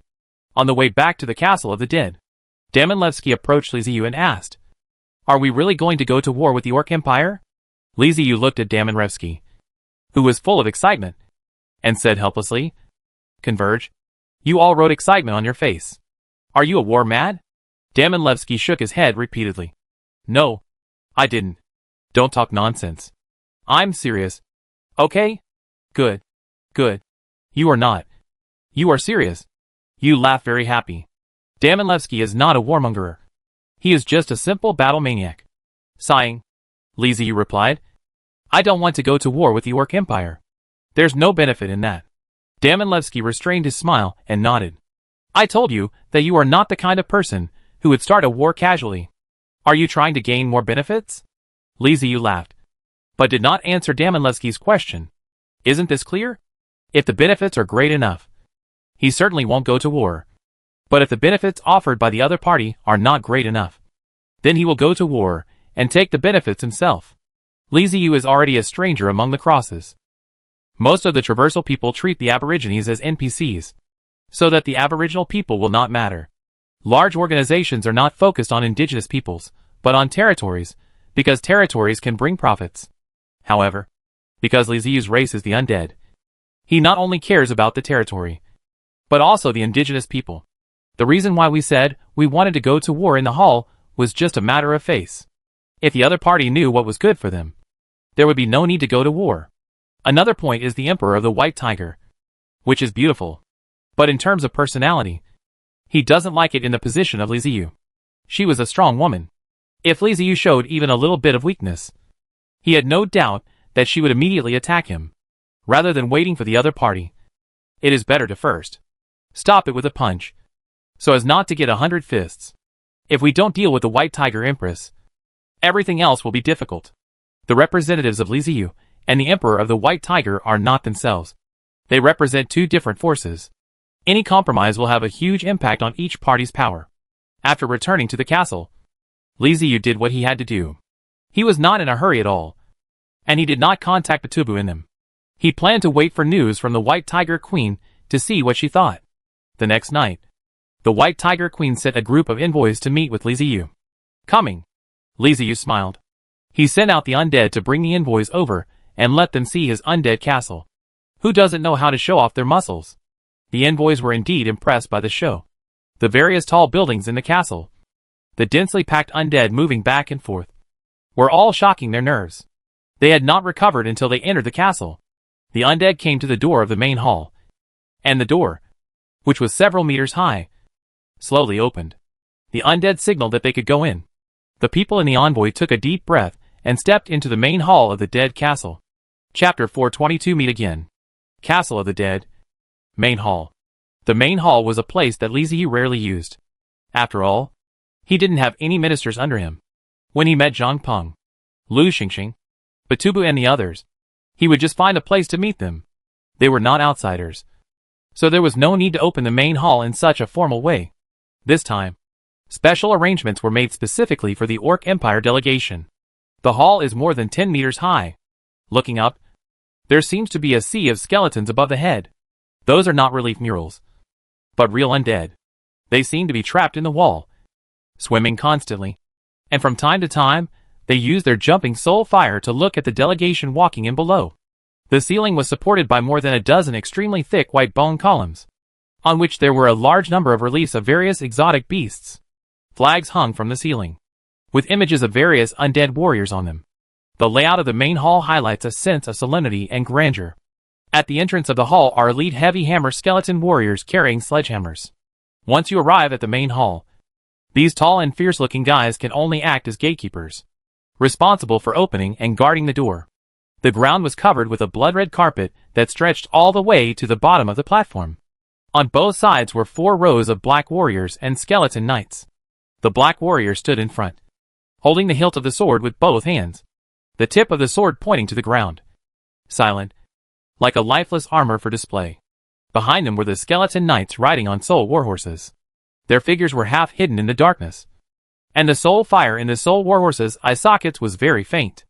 If you didn't pay attention, you would think they were blue lights. At the foot of the high platform, standing there were the skeleton sword guards, with red feathers fluttering on their heads, tall and straight, looking very heroic. All of this had been rearranged in order to demonstrate the power of the undead and shock the envoys from the Orc Empire. Li Ziyu sat high on the throne, looking down at the orcs slowly approaching below. The leaders of the orc delegation were still the old acquaintances, Morimose and Moritia. But for some reason, today's orc delegation was different from the past. They all wore robes and hoods, covering their faces. But it doesn't matter. Li Ziyu is not worried that these guys have any bad intentions. This is the castle of the undead. If he were to be successfully assassinated by the orcs in the castle of the undead, he would no longer be the lord of the undead, the great lord of the undead. The Orc Empire Morimose, Moritia, greets you. During the traditional greeting session, Li Ziyu nodded. Malimos, Moritia, what is the matter with you bringing an envoy to my castle of the dead? Morimose said respectfully and humbly. We come here with the goodwill of the Emperor of the Orc Empire. The Emperor hopes that the undead clan and the Orc Empire can live in peace and not create rifts because of some trivial matters. Li Ziyu asked calmly. Is the rift that your Emperor mentioned about the fact that the Tiger Prince of the Orc Empire did not take the Lord of the Undead seriously and called for his death? Moritia said quickly. Great Lord of the Dead, you are so talented and wise, and your heart is broader than the ocean. You will not break the hard-earned peace just because of a few words from some people. Li Ziyu waved his hand and said impatiently. Needless to say such a meaningless words. I don't want to waste time with you. Say, what do you want to use to exchange for peace? It is not the undead but the Orc Empire that cannot afford the war. So the initiative is entirely on Li Ziyu's side. He was waiting for the Orc Empire to open conditions. When Morimose saw that Li Ziyu was so direct, he simply did not talk nonsense. He took out a roll of animal leather paper and held his hands on his hands. Li Ziyu waved his hand, and the undead rolled the beast's skin. The undead opened the animal skin scroll in front of Morimose and checked if there was any problem.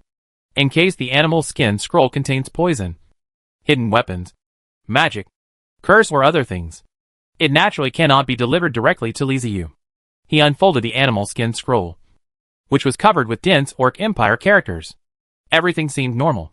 The undead then rolled up the scroll again and turned to present it to Li Ziyu.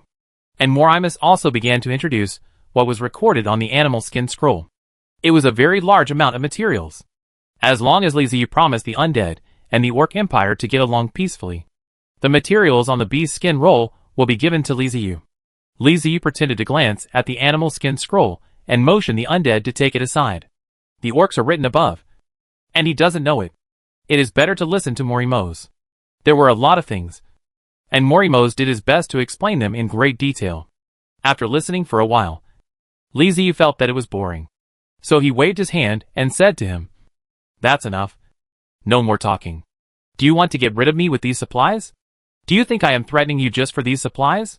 Morimose quickly shook his head and said, No. No. Great Lord of the Undead. These supplies are for the peace between the undead and our orcs. They are the sincerity of our orcs. The amount of supplies is indeed not small, and there is no problem in supporting a fortress. But this is a one-time deal, and Li Ziyu doesn't think that just giving some supplies is enough. He said nothing, just looked at Morimose quietly, waiting for the other party's next words. Seeing this, Moritia stepped forward and said in a delicate voice, We have also prepared a large number of slaves for you. including serfs and maids. A total of 2,000. This is also what they discussed. The Lord of the Undead has set his sights on the White Tiger Empress. Although he says that he wants to take her as a hostage, it is hard to say whether he is attracted by her beauty. Naturally, the Orc Empire could not hand over the White Tiger Queen to Li Ziyu, so they had to get a group of slaves over. The slaves prepared for Li Ziyu were all young and strong, efficient at work. They had basically been slaves for generations, and their ancestors were all slaves. After training, they were all obedient and sensible. The orc maids are chosen by human aesthetics. They come from various orcs, and they are all pure-blood orcs. They have also been trained, and they are extremely prominent in all aspects. Li Ziyu couldn't help but roll his eyes when listening to Marisha's words. Slave? Do I need a slave? There are so many undeads under my hand. So obedient. More convenient than slaves. Not talking. Not tired. Worked hard in resentment. What I said? What is it? Besides, I own the wasteland, and it is not easy for me to attract some people. I don't know how many people in the wasteland want to climb into my castle. This is not Li Ziyu's arrogance, but confidence. There is only one ruler in the entire wasteland, and that is Li Ziyu. The wasteland is under the rule of the undead. The castle of the undead is the capital and main city in the eyes of the people in the wasteland. Who doesn't want to live in the capital? It's just that they can move around in the capital of the wilderness. But there is no way for them to go to the capital. If Li Ziyu wanted help, he only had to say a word, and a large number of orcs would swarm over from the wasteland. Not to mention 2,000. Even 20,000 would be a drop in the bucket. As for the maids, well, there are even more of them. I wonder how many beautiful women in the wilderness are waiting to climb into Li Ziyu's bed. Of course, the maids of the Orc Empire have undergone special training, and are definitely much better than ordinary wasteland women in all aspects.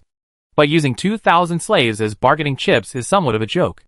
Li Ziyu leaned down and said to Morimoz and Moritia, I am not a mindless ruler. If you give me something, I will compromise. The sincerity you can show is of little value to me. Morimoz and Militia looked at each other and sighed. They knew that it was almost impossible to convince the Lord of the Undead about things like resources and slaves, not to mention anything else. Even for Batubu, with whom they had had frequent contact before, it was hard to say whether they could convince him with these things, let alone the Lord of the Undead. However, they still have other methods. Morimoz took a deep breath and said, We are willing to cut the land and the city for you to exchange for peace. Moritia continued, 2 cities. Our Orc Empire is willing to cede the 2 cities and the surrounding lands to the Undead. Cutting land is the last chip of the Orc Empire. The two looked at Li Ziyu nervously, but found that he laughed. A ridiculous smile. Li Ziyu leaned on the throne and said calmly, Cede land? If we go to war, the entire Orc Empire will be mine. Why do I need you to cede land? You don't really think you can stop me, do you? His words reminded Morimoz and Mortia of the previous Life Empire alliance. The Orc Empire has been exhausted from fighting against the Life Empire. If Li Ziyu hadn't appeared, it's hard to say whether the Orc Empire would exist now. It was not easy to drive away the Life Empire. If we make enemies with the Lord of the Undead again, wouldn't the same thing happen all over again? And this time, it will be even more difficult than the last time. Li Ziyu led the others to defeat the Life Empire. What he said was not alarmist. It was really possible. Countries and forces can coexist peacefully. Not because one side is kind-hearted or compassionate, but because everyone is at the table and has the power to overturn the table. Which is why they can coexist peacefully. Even if the strength is strong and weak. It cannot be too much. Otherwise, how can I get along? If the strength is too much, you must use alliances to contact the allies to form a balance. Of course, you can find a father for yourself and let your father help. But on the grassland, the Orc Empire is the biggest force. And he can't find a father who is stronger than him. So find an ally? Who are you looking for? The nomadic tribe? Not to mention whether the nomadic tribes will let go of the hatred that has accumulated between the two sides for generations. Just say that they are allies of the undead. So why would they form an alliance with the Orc Empire? Who else can I find? Is the Worm? Those guys who have made their own factions. And they all played with themselves. They all alliances with them have to consider whether these brains, who have no brains, will be stunned. Without a father or allies. How can the Orc Empire fight the undead? Morimoz suddenly discovered a horrible thing. That is, the Orc Empire in their eyes seemed to have no bargaining chips. The undead disdained any bargaining chips they could offer. As long as they conquered the Orc Empire, everything would be theirs. Silence. Moramos was speechless. Li Ziyu looked at Moramos quietly, not anxious at all, and stopped talking. Just when both sides fell silent, a hooded member of the delegation walked out and stood at the front. Under Li Ziyu's curious gaze, the delegation member lifted his hat and revealed his true face, which made Li Ziyu raise his eyebrows. White Tiger Queen. The member of the delegation was none other than the White Tiger Empress. She mixed in with the delegation and followed them over. The White Tiger Queen was worried about the current situation, and she was also really curious about the undead. So she followed here. Her worries were not redundant, and the group was indeed in a dilemma. Your Majesty, Moramos called softly. The White Tiger Queen raised her hand to stop him, signaling the members of the delegation not to come forward. You go out. I want to talk to the Lord of the Undead alone. His Majesty. This time it was not only Moramos, but other members of the delegation also shouted. They didn't dare let the White Tiger Empress contact the Lord of the Undead alone. When they were in the Orc Empire, they were not worried. After all, that was their territory. But here was the territory of the Undead. If the Lord of the Undead did anything to the Empress, they would have no way to do anything. Such a dangerous thing. They naturally cannot let the Emperor make danger. The White Tiger Queen turned her head sharply and stared at the members of the delegation behind her with her red pupils, her eyes full of majesty. I say, get out. The members of the envoy trembled together, lowered their heads, and retreated back. Li Ziyu waved his hand, and the undead came forward to lead the members of the envoy to leave.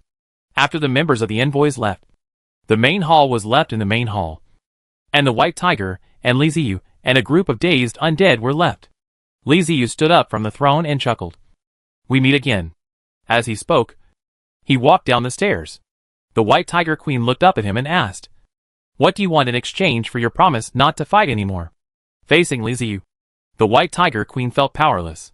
When Li Ziyu said that the war would start in 3 days, and they wanted to study how to deal with it, the people of the Orc Empire realized that they knew too little about the Lord of the Undead. So little that they had no idea how to deal with it.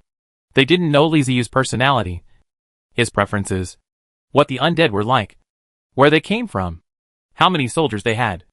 Nothing. The only thing we know is the terrifying power displayed in the Life Empire. Forget about finding the Lord of the Undead's weakness. Even if I wanted to give him a gift, I wouldn't know what to give.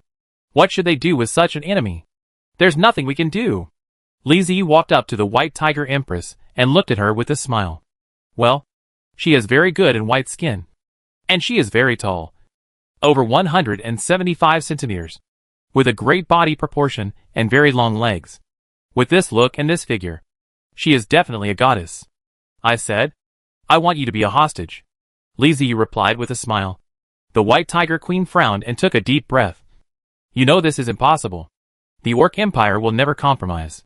Going to war directly is no different from taking me hostage and forcing the Orc Empire to go to war. This is not the way to peace. We will still go to war. Li Ziyu touched his chin and thought seriously. What you said makes sense. Let me put it another way. I hope the Orc Empire can be integrated into my undead clan. The White Tiger Queen's expression turned cold, and she gritted her teeth and said, You have been planning this from the beginning. Right? You want to annex our Orc Empire. You are no different from those guys before. Damn it. I won't take the blame for this. Those guys in the Life Empire are obviously much more vicious than me. Li Ziyu rolled his eyes and waved his hand to explain. This is different. The Life Empire is fighting without declaration. Not an army of justice. I am different. I talked to you, greeted you, and even gave you time to prepare. This is called courtesy. Understand? The White Tiger Queen gnashed her teeth and said, In 3 days, my orders will not reach the border of the Empire, and the army will not have time to gather. You tell me this is courtesy? What kind of courtesy is this? Is it human courtesy? Or your undead courtesy? Aren't you going to invade us in the end? Li Ziyu quickly shook his head and said seriously, No. No. No. We can solve this problem peacefully. Chapter 423, Slade Myth. Except for a group of dazed undead watching the fun, no one knew what Li Ziyu and the White Tiger Empress said. The Orc Empire delegation only knew that the Empress and Li Ziyu stayed in the main hall of the castle for a long time. And then the Empress took them away. The orcs waited nervously. But what they got was that the undead castle left the beast's capital, and the war did not come. This made the residents of Dadu breathe a sigh of relief and cheer. Everyone is pessimistic about the war between the undead and the orc empire. They don't believe they can defeat the undead. Once the war starts, the orc empire will most likely cease to exist. The fact that war has not come is naturally worth their cheers. Shortly after leaving the undead castle, the White Tiger Empress summoned her ministers and issued their first order, which was that they were not allowed to make things difficult for the undead caravans. The undead caravans had the right to pass through any city in the orc empire and establish small gathering places. The orc ministers were very surprised. But after thinking about it, they felt that apart from that gathering place, it didn't seem to matter what the undead caravan did. Before this, the undead caravans had already been traveling within the territory of the orc empire, and their scope was getting larger and larger. Now it was just a matter of not making things difficult for them. The ministers were not fools. They felt that this order must be related to the previous negotiations with the White Tiger Empress. Is the Lord of the Undead's request so simple? Even if it is stated directly, no one would object. Right? Does it have to escalate to the level of war? Everyone was confused. But that's actually the case. With the order from the White Tiger Empress, the undead caravan under Zhang Peng was released. During his time in the wilderness, Zhang Peng accumulated a great deal of experience. He knew exactly how to do things and how to plan. What he lacked was opportunity. Li Ziyu gave him the opportunity, and the undead caravan immediately got on track, traveling in groups between the cities of the Orc Empire. At the beginning, the orcs were still very wary of the undead. Looking at those strange-shaped transport vehicles, they always felt creepy. After a long time, they realized that those vehicles were only scary in appearance and would not actually attack them. So they gradually let down their guard. The corpse transport vehicle and ghost track train that Li Ziyu created through the system have transportation capabilities that crush the Orc Empire. It has a fast speed and strong carrying capacity, and can travel unimpeded between cities, forming trade routes that connect the cities and enable continuous trading of goods. In the other world, even if magic exists, it is still similar to the ancient times. Magic is the exclusive standard of the upper class. It is a tool for them to show off their status and wealth. But it is not something that common people use in daily life. Due to transportation capacity constraints, prices of goods vary greatly between cities, and city specialties are often difficult to exchange. The appearance of Zhang Peng broke all this. The undead caravan interacted with the specialties of various cities, and made a lot of money from the price difference. If this was an orc caravan, with so much wealth, it would surely make the empire's upper echelons jealous, and they would probably skin them alive. But these were all undead. Who dares to touch the things of the dead? Are they tired of living? So all these riches fell into the hands of Zhang Peng and Li Ziyu. And that's just part of it.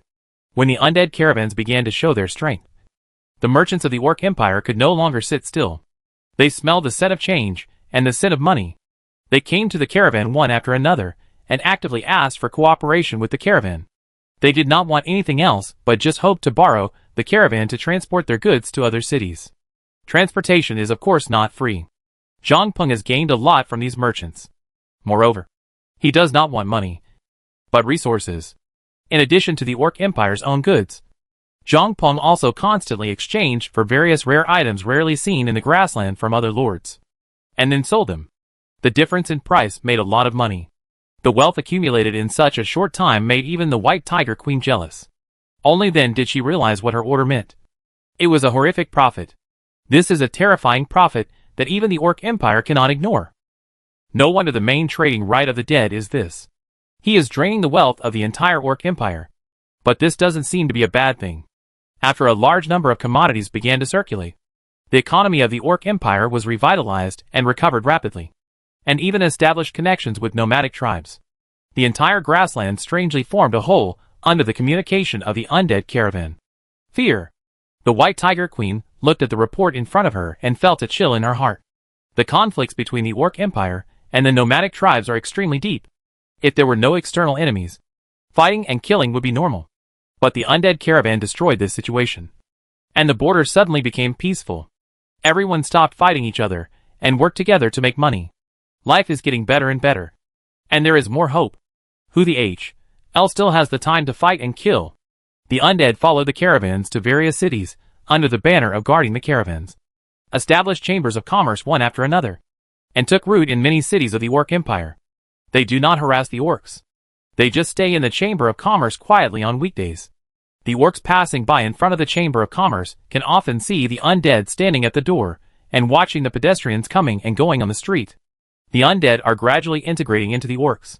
Although it takes some time, it is very peaceful and without any disturbances. Li Ziyu was very satisfied with this situation. Now that the problem had been solved, the grassland would gradually be incorporated into his territory. The Orc Empire and the Prairie Pastoral Tribe will gradually accept the undead and become part of the Li Ziyu forces.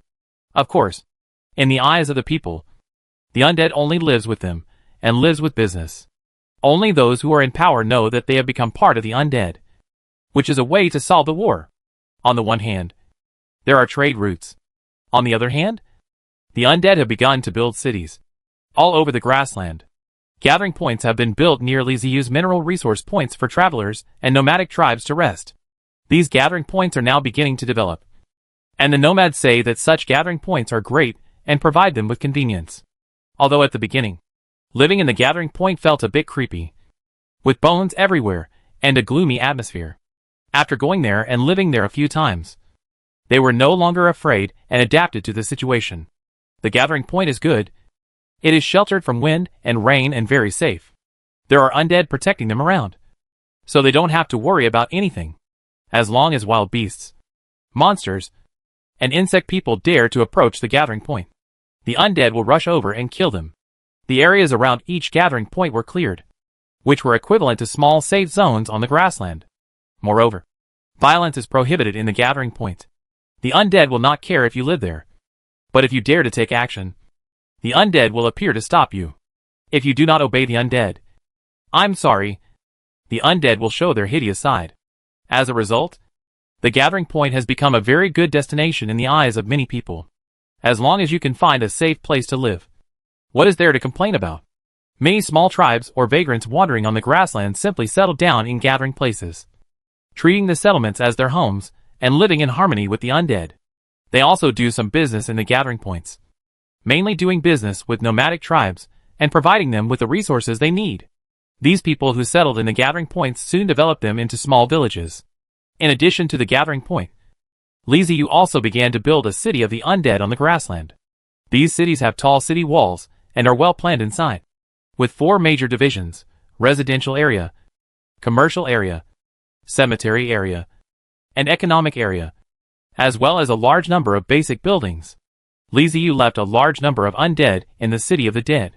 In addition to the basic skeleton undead, there are also black warriors, skeleton knights, etc. used for management and fighting. He did not migrate orcs into these cities, but instead made the cities open to the public. Anyone could enter and exit the cities, but if they wanted to live in the cities, they had to abide by the rules of the undead.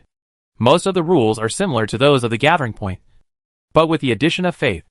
Li Ziyu requires citizens who settle in the city to believe in the dead in addition to believing in their ancestors, and to pray and worship in cemeteries and the temple of the dead regularly. These cities have become transit stations for undead caravans. In these undead cities, there are a large number of commodities that are of good quality and low price. This is of great attraction. With the prosperous grassland economy today, orcs need more and more goods, and the undead city is a golden city in their eyes. The first to arrive at the undead city were the merchants from the Orc Empire. They had the sharpest sense of smell, and after arriving in the undead city and finding it easier to do business here, the small merchants simply settled down there. And even if the big merchants did not migrate here, they left branches in the undead city. In a short period of time, the grassland is undergoing earth-shaking changes, and Li Ziyu has successfully established a foothold on the grassland.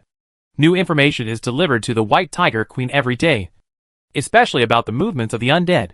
The White Tiger Empress looked at the pieces of information one by one. Her appearance was calm as water without any ripples, but her heart was already in turmoil. The speed at which the undead were developing was so fast and so smooth that it was frightening. She couldn't help but suspect that the Lord of the Undead might have planned this all along. Everything is in good order. While Li Ziyu and Zhang Peng were busy, Lu Xingxing was not idle either. He was looking for treasures everywhere. He found many ruins, all of which were very ancient. It was unknown what era they were from. He even discovered the ruins of several cities. While exploring the ruins, Lu Xingxing was surprised. He felt that he had discovered a big secret. Castle of the Dead. Your big secret is that there are myths in the other world? What kind of secret is that? They even know magic, have a lot of supernatural powers, and believe in their ancestors. What kind of big secret is myths? The wide rectangular stone slabs formed a semicircle inside the house, and the patterns on them were connected together, like a comic strip. These stone slabs were discovered by Lu Xingxing in the ruins of an ancient city. After checking, he found that these comic strips told some strange things. So he brought them back for Li Ziyu to see. After reading it, Li Ziyu couldn't help but turn around and ask Lu Xingxing. He really couldn't feel that there was anything special about these comic strips. Aren't there similar things on various cultural relics in his previous life? Besides, myths were nothing in the other world. There are supernatural powers in this world. It's no big deal to have a few more mythological stories. Right? Lu Xingxing shook his head like a rattle and said repeatedly, No. Boss. What you said is wrong. Mythology is a kind of culture. It represents the most basic culture of a region. There are so many things that can be studied in it. Lu Xingxing was unusually serious, and Li Ziyu was stunned by what he said. He really had never thought about what myth meant. Or rather, for most people, myth was just a story. A story that children listened to. An unreal thing. How many adults believed in myths? Speaking of this, Lu Xingxing talked more than usual, dancing with joy, and said excitedly, Mythology is the basis of a race and a civilization. Studying mythology can help us truly understand the character of a nation. This is extremely meaningful. As if infected by Lu Xingxing's emotions, Li Ziyu also became interested. Give me an example. Lu Xingxing said without any hesitation. The pirates, who were once notorious, were called demons from the north. Why were they so fierce and crazy? It was because of their relationship with mythology. In their mythology system, fighting and death have always existed. Even at the end of the mythology, there will be Ragnarok, when all the gods will fall and finally start a new creation. It is precisely because of the existence of this myth that they must die on the battlefield. Because only true warriors can enter the temple of the gods and drink and eat meat with the gods. Li Ziyu thought about it seriously, with a surprised expression on his face. It seemed to be true. He nodded repeatedly and said, What else? Say more. Lu Xingxing laughed and said to Li Ziyu, Then tell me something real and useful. Let's talk about those tomb robbers. How did they find the ancient tomb? Why can't others find it? It's still linked to mythology. For example, feng shui dragon veins. What are they? They are something that extends from mythology. Ancient people looked for tombs according to feng shui dragon veins. At that time, cremation cemeteries were not popular. If you want to find a feng shui treasure land, you naturally need a series of methods. If you don't understand mythology, then how are these tombs confirmed? Damn. This is real. Li Ziyu widened his eyes and looked at Lu Xingxing in surprise. This guy is a talented person. Lu Xingxing looked very proud and said with his hands on his hips, No matter how far a civilization develops, there will always be remnants of myths and beliefs. And these myths and beliefs will be integrated into people's lives and cannot be separated. Such as making the sign of the cross whenever there is nothing to do, and using chopsticks to eat. Only by studying mythology well can we understand civilization and better hunt for treasures. Li Ziyu put away all his contempt and said seriously, Xingxing, you are right. I underestimated Shenhua. He figured it out. What Lu Xingxing said was absolutely right. Mythology is the original mark of a nation and a civilization, and their foundation. No civilization or nation can completely get rid of its own myths. Otherwise it will mean extinction. Just like the civilization that Li Ziyu lives in. There is the concept of the yin-yang fish. What is yin and yang? And how did yin and yang come about? Yin and yang. Yin is the yin star and yang is the Taiyang star, which are respectively transformed from Pengu's right eye and left eye. Isn't this a myth? Looking at the stone slab brought by Lu Xingxing, Li Ziyu's face was filled with a solemn expression. The stone tablet clearly told him that there was a god who created everything, including the 4 seasons, forests, hills, and plains. He created other gods and other life. But this should not be the myth of the orcs. The myth of the orcs should be the myth of their ancestors. So what race on the grassland once had this myth? Looks a bit like a human? Is it possible that there was once a human race on the grassland? Li Ziyu couldn't help but frown. Lu Xingxing stood beside him, pointing at the stone slabs and said, I found these stone slabs in that underground city. This shows that the history of the grassland is much longer than we imagined. Before the orcs, there were other races that ruled here. Chapter 424, Sky-Splitting Fortress. Lu Xingxing rested in the castle of the undead for 2 days, and then left in a hurry. He wanted to go back to the city ruins and continue his treasure hunt. He had only explored a part of it before, and there was still a large area of ruins underground that had not been explored. Li Ziyu did not try to persuade him to stay. Treasure hunting was Lu Xingxing's hobby, and there was no need for him to stop him. Since Lu Xingxing came to the grassland, he has not been idle. He has been running around everywhere, redrawing maps, adding mineral locations, and has not stopped working at all. After Li Ziyu had a secret talk with the White Tiger Queen, there were no more obstacles on the grassland and things developed peacefully here. With nothing to do, Li Ziyu thought of the third technology tree, biochemical technology, which he had not yet studied. This technology tree is completely different from the other 2 technology trees. It is the kind of weird flesh pump technology that looks strange, so he has never studied it. When the castle is upgraded to level 3, a third clone will appear. Li Ziyu plans to use biochemical technology to arm the third clone fortress. Clicking on the technology tree and checking the vast branches of biochemical technology, Li Ziyu became more and more confused. He felt that this thing seemed to be different from what he imagined, whether it is psychic technology or mechanical technology. In the final analysis, it is applied to the skeleton undead to enhance the skeleton undead. But biochemical technology is a little different. This thing is mainly based on flesh and blood, and is very different from other technologies of skeletons and undead. What made him even more puzzled was that these technologies did not seem to exist independently, as if they had other supports, and were not something that could be used by the skeleton undead alone. After some research, Li Ziyu went to the system to check the introduction of biochemical technology with full of doubts. After reading the introduction, Li Ziyu was dumbfounded. It was just as he thought. Biochemical technology really had other supports, and it was not even something used by the skeleton undead. Biochemical technology is a kind of transformation and enhancement technology, jointly developed by the 3 undead races of skeleton undead, lich, and dead soul, and is used by flesh and blood undead. Simply put, this thing is used for branch races such as zombies, stitched monsters, and ghouls, according to the introduction in the system. After the explosion of undead technology, each branch race has developed various types of technological systems, among which psychic systems are the most numerous. After all, the basic energy of the undead is psychic energy, so naturally they have conducted the most in-depth research on psychic energy. However, flesh and blood undead creatures such as zombies, stitched monsters, and ghouls do not apply psychic power to such an in-depth level. For these flesh and blood undead, spiritual energy can only be used to strengthen their bodies, but it cannot allow them to obtain further promotion. This is also the routine operation of the flesh and blood undead. In the end, the flesh and blood undead almost all achieve sanctification of their bodies, and are able to break all laws with one force. With the help of the lich, the flesh and blood undead embarked on the road of developing mechanical technology. But this road has great limitations.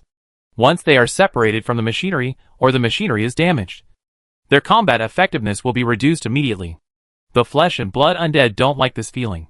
What they want is real power, not power obtained from the outside. The flesh and blood undead are also a key component of the undead race, so the undead race naturally cannot give up on them. Since they want a more stable and more powerful force, they need to research a new discipline. So, the powerful people of the 3 races, the skeleton undead, the lich, and the dead souls, got together, tinkered with it, and finally developed biochemical technology.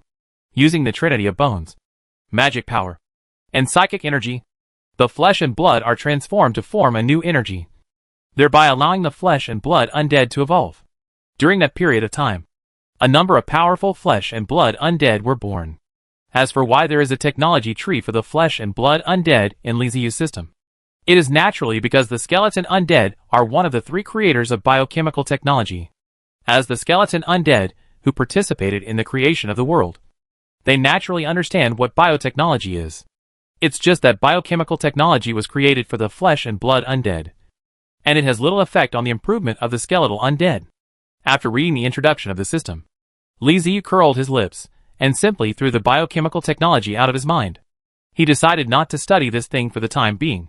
In biochemical technology, it's not that it cannot be used at all, but there are few technologies that can be used, and it would be inappropriate to spend too many resources on it. For example, there is a special building in biochemical technology called the Temple of Flesh and Blood. It is a thing between the undead and a building. It is made entirely of flesh and blood, has devouring properties, and can reproduce new flesh and blood undead. It is a technology that was originally designed for sutures. It sounds good, but to research this thing, it would consume almost the resources of a fortress. And there are also many completely useless biochemical technologies that need to be researched. It's better not to consider it. The race under Li Ziyu is the skeleton undead clan, and their main focus is bones, not flesh and blood. Therefore, there is really no need for them to research biochemical technology, unless he has too many resources and cannot use them all. He will consider researching biochemical technology. He still has a large amount of psychic technology and mechanical technology to research, so there is no need to waste resources on biochemical technology. Just when Li Ziyu put down the biochemical technology, Zhang Peng sent him a message. Private chat. Conscientious merchant, boss. 2 major events have occurred in world chat. Don't want to take a driver's license. What is it? Conscientious businessman.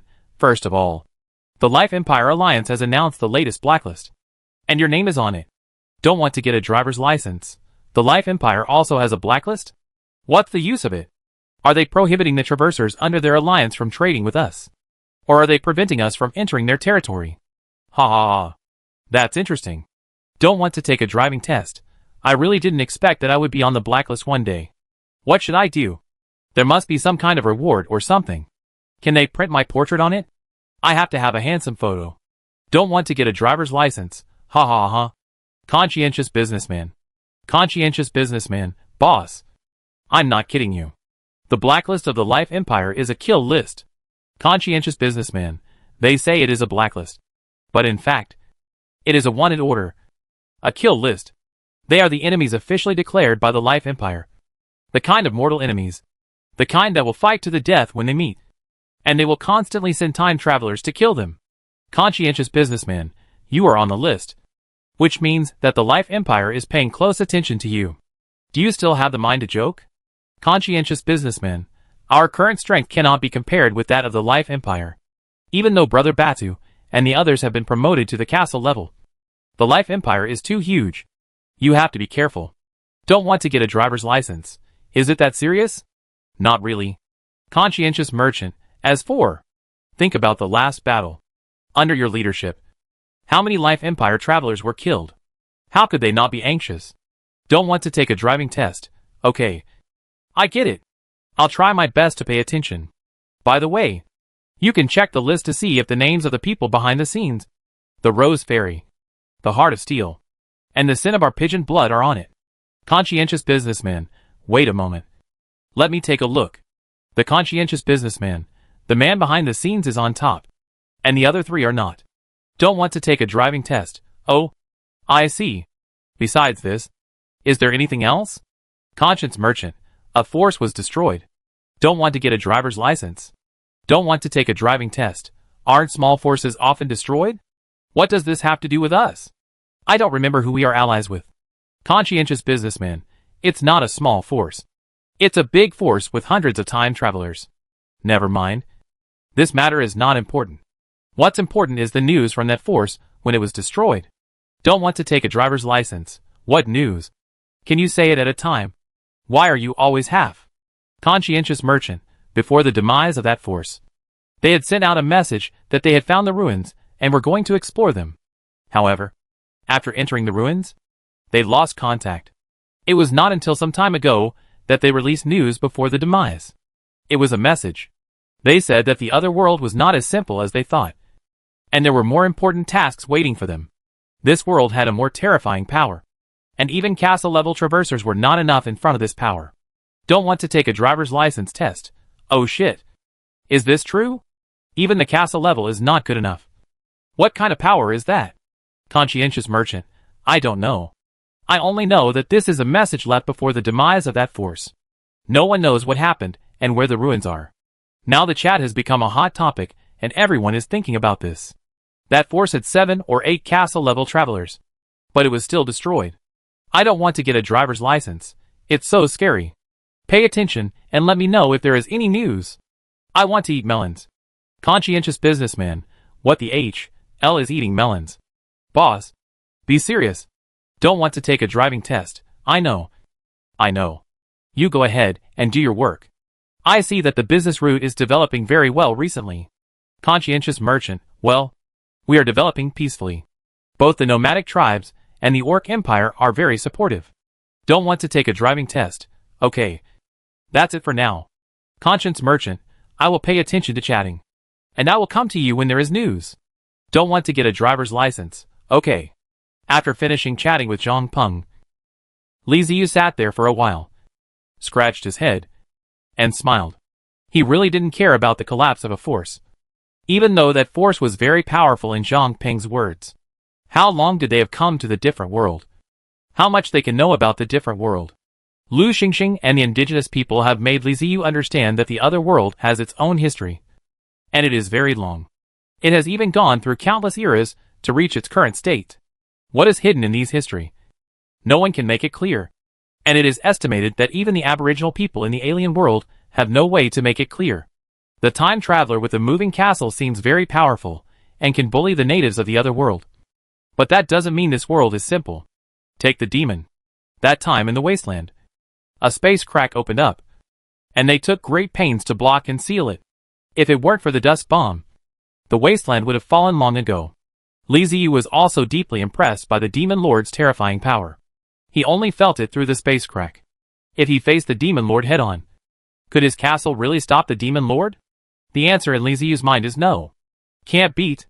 In fact, if you find a method, let alone the Demon Lord, even if it is a heroes like Damonrevsky, there are not too many people. As long as the individual strength is strong enough, you can also get the Traverser.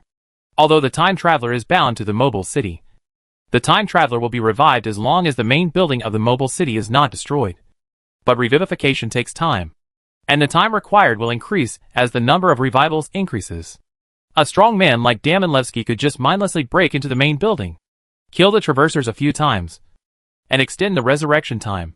Then the mobile city would be like having no lord and would be at the mercy of others. The reason why such a thing did not happen was that the time travelers appeared for a short time. The natives were not familiar with the time travelers, and the time travelers were rampant and unscrupulous, catching the natives off guard. Give the natives a few years to figure out the time travelers' background. It's hard to say whether the time travelers will still be as comfortable as they are now.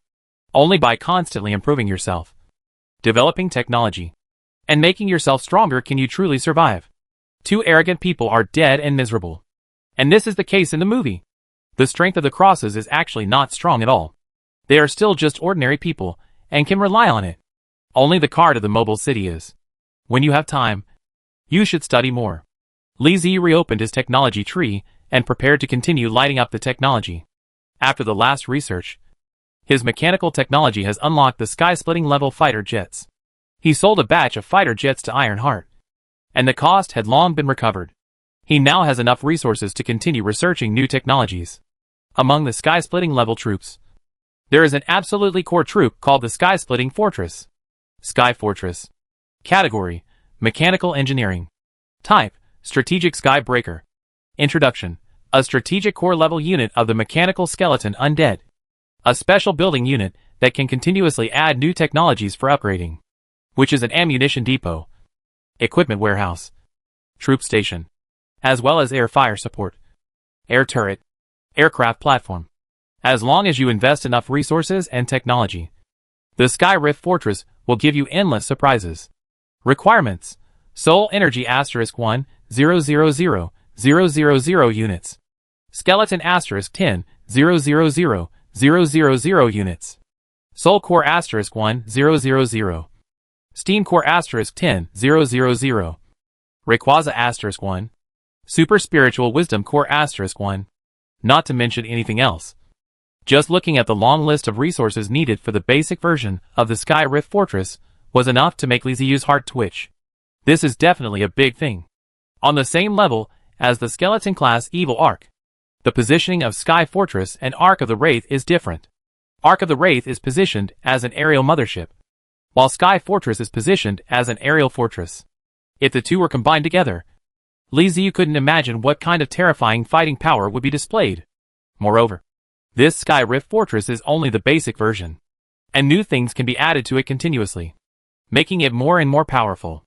Imagine the battlefield of the future, with iron skeletons below, Sky Rift Fortress and Evil Ark above, plus a large number of fighter planes of various levels, launching a comprehensive ground-to-air attack. Oh! It would be so cool.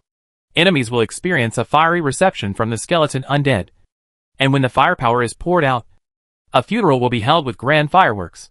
The Ghost Ark is already very good. It can even contain the fortress. I wonder what surprises the Sky Fortress can give him. The basic version of the Sky-Splitting Fortress is mainly composed of two parts. One part is the Sky-Splitting Base, which is a cube that is more than 400 meters long and more than 50 meters high. The other part is the Super Spiritual Wisdom Core, a huge sphere made of metal and bones, with various pipes and hollows on it. Inside, you can see a blue soul flame ball burning like the sun. The Super Spiritual Intelligence Core is a transformed undead, which gathers a large amount of soul energy and forms a new form. It has self-awareness, and is extremely intelligent. It can control the entire Sky Fortress. The materials for the Sky-Splitting Fortress are all separate. You have to make the Sky-Splitting Base and the Super Spiritual Intelligence Core separately, and then assemble them. Li Ziyu never thought that it would not take so long to build such a high-end thing. Chapter 425 named Shaoling. A gust of wind blew. The green grass swayed with the wind, and waves appeared in the sea of grass. On the vast grassland, next to the huge castle, there is a strange object, which looks a bit like an altar at first glance. The base below is made entirely of metal, reflecting light in the sun, and the brass color has a good gloss. A large platform was formed above the base, with a sphere suspended in the center. Through the hollow part, one could see the raging flames inside. Warm reminder, your Sky-Splitting Fortress has been linked, and can awaken the psychic life form in the Super Spiritual Wisdom Core. Do you want to awaken it? Standing on the top of the undead castle, Li Ziyu squinted his eyes, and looked towards the Sky Fortress, wondering whether he should say MMP in his mind or not. That's it. That's it? Is this a strategic level military force? I spent so many resources, and this is the result? System. Are you kidding me? Li Ziyu was very angry. Really very angry. When looking at the system pictures, the Sky Fortress is so flashy, with all kinds of weapons, all kinds of fighter jets, and all kinds of awesome things. But when it was built, it couldn't be said to be simple. It just had a base and a Super Spiritual Intelligence Core. Let's not even mention that you've equipped me with fighter jets, but just talk about cannons and so on. Can you give me some? It's okay if you don't give us the SHLS. Well, if you don't want to give us the cannons, then let's say we should build some buildings for defense. This platform is empty. Who are we showing it to? If this were to come under attack, wouldn't the first thing to be destroyed be the Super Spiritual Intelligence Core? Look at the Ark of the Evil Spirit. Even if it is a basic version, it is equipped with the Green Sun Spirit Fire main gun, the Roaring Skull secondary gun, the Desperate Air Raid boat, the Phantom Death Scythe, the Fishbone Bomber, and so on. This is a real aerial mothership. You claim that an aerial fortress is more powerful than the Ark of the Evil Spirit, but you just leave it here empty without giving it anything. That's too much. Li Ziyu had a cross muscle popping up on his forehead, but he could do nothing about it. The resources have been thrown out, and the things have been built. What can he do? Just leave it alone. He was cheated. Absolutely cheated. If Li Ziyu was given another chance to choose, he would definitely not choose to build the Sky-Splitting Fortress. Having the resources to research other technologies would be a great thing. Forget it. Just accept reality. Li Ziyu was dejected and said to the system, "Awaken the Super Spiritual Wisdom Core. Awakening your Super Spiritual Wisdom Core. Please wait patiently." After waiting for about 10 minutes, just when Li Ziyu was wondering if the awakening had failed, a clear but timid voice suddenly rang in his mind. "Master?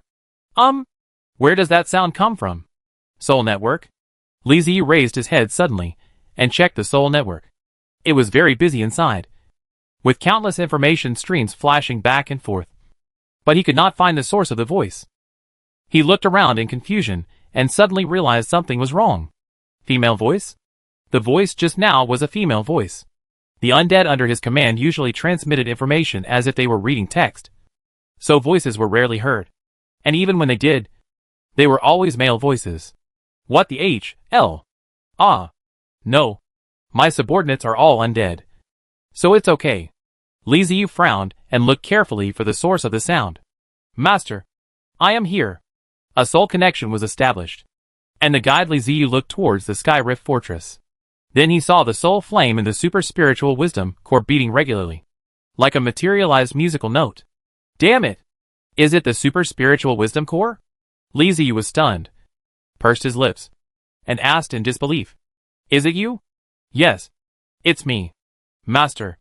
The voice rang out in Li Ziyu's mind again, this time with some excitement in it, as if it was very happy. Li Ziyu finally confirmed that it was the super spiritual wisdom core. She could actually communicate with me. And so smoothly. As if sensing something, the voice became timid again. Master. Are you unhappy? Is it my voice that makes you unhappy? It feels like there is a little girl in front of you. Looking aggrieved. Li Ziyu didn't know whether the super spiritual wisdom core could see him, but he kept shaking his head. No. I'm not unhappy. I just don't understand why your voice is female. The voice of the super spiritual wisdom core sounded again. This time it was a male voice. I am a psychic life form. A kind of undead. I don't have the concept of gender. I just detected that it is easier to communicate with the master using a female voice. So I chose the female voice. If the master doesn't like it, I can change to a male voice to communicate with you. Oh, so that's how it is. Li Ziyu suddenly understood and nodded to show her understanding. She immediately said to her, female voice is fine. No need to change to male voice. The super spiritual intelligence core switched seamlessly and turned back into a clear female voice. Okay, master. After all, female voices are more comfortable to listen to. Li Ziyu sighed in her heart. Why do we need a boy's voice when there is a girl's voice? It will only make herself uncomfortable. This super spiritual guidance wisdom core is like a voice changer. There was such a situation in the previous life. But the person behind the voice changer might be a big man who picked his toes, while the super spiritual guidance wisdom core is a ball of soul flame. Well, better than the guy who picks his toes. Thinking of this, Li Ziyu felt that something was missing and couldn't help but mutter in a low voice. What a pity.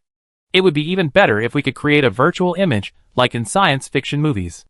The super spiritual wisdom core was silent for a moment, then said crisply, I can do that. Huh? Li Ziyu looked at the metal ball on the Sky Rift Fortress in surprise. Can you create a virtual image? No reply. But the spirit flame in the core of super spiritual guidance wisdom suddenly fluctuated violently through the hollowed out place. The blue halo was shown.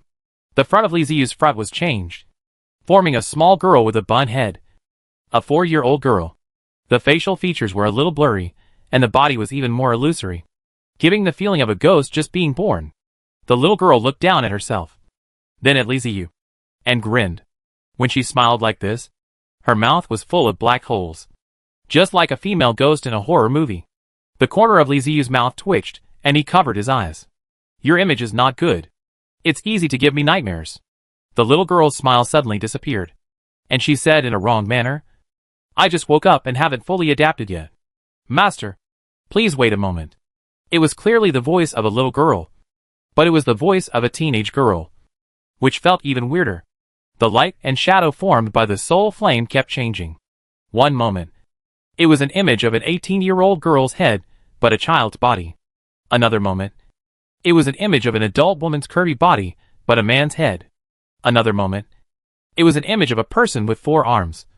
And another moment, it was an image of a person with 3 legs. The corners of Li Ziyu's mouth couldn't help twitching, and it felt more and more like horror movies. Especially the image became clearer and more realistic, as if the demon and monsters in the horror movie gradually appeared in this world. Apart from anything else, using the super spiritual intelligence core to scare other time travelers can cause an estimated 9,999 critical damage. After changing again and again, the super spiritual wisdom core finally split into 3 figures. On the far left is a cute little girl with bright eyes, full of aura, and her head combined on her head. About 5 or 6 years old, wearing a white dress on her body. Timid and cute, It is the transformation version of the previous image. In the middle is a 17 or 18-year-old girl with a high ponytail, an oval face, delicate features, and youthful beauty. She is wearing the slim-fitting t-shirt and sport shorts from her previous life. She has a pair of long white legs and is full of the aura of a lively and sporty girl. The last one is an iceberg queen with long hair that reaches her waist, three-dimensional facial features, a curvy figure, and full of charm. Li Ziyu rubbed his eyes, looked carefully, and looked again, although he knew that the three images that had just formed were illusions. But when he only looked at them with his eyes, they were no different from real people. Whether it is body shape, height, face, clothes, or skin color, it is just like a living creature. Absolutely amazing. Li Ziyu took a deep breath and couldn't help asking, why three? The three girls transformed by the super spiritual wisdom core looked down at themselves, checked the transformed images, and then raised their heads at the same time and said in unison, Master, this is based on the image in your memory. Are you satisfied? The little girl's voice was soft and timid, which made people feel pity for her. The athletic girl's voice is crisp, like the chirping of an oriole, with a standard clip tone, giving her the feeling of a good sister. The voice of the iceberg queen is that kind of pure royal sound, which makes people feel itchy when they hear it. The three voices mixed together, causing Li Ziyu to blink. Am I really an LSP?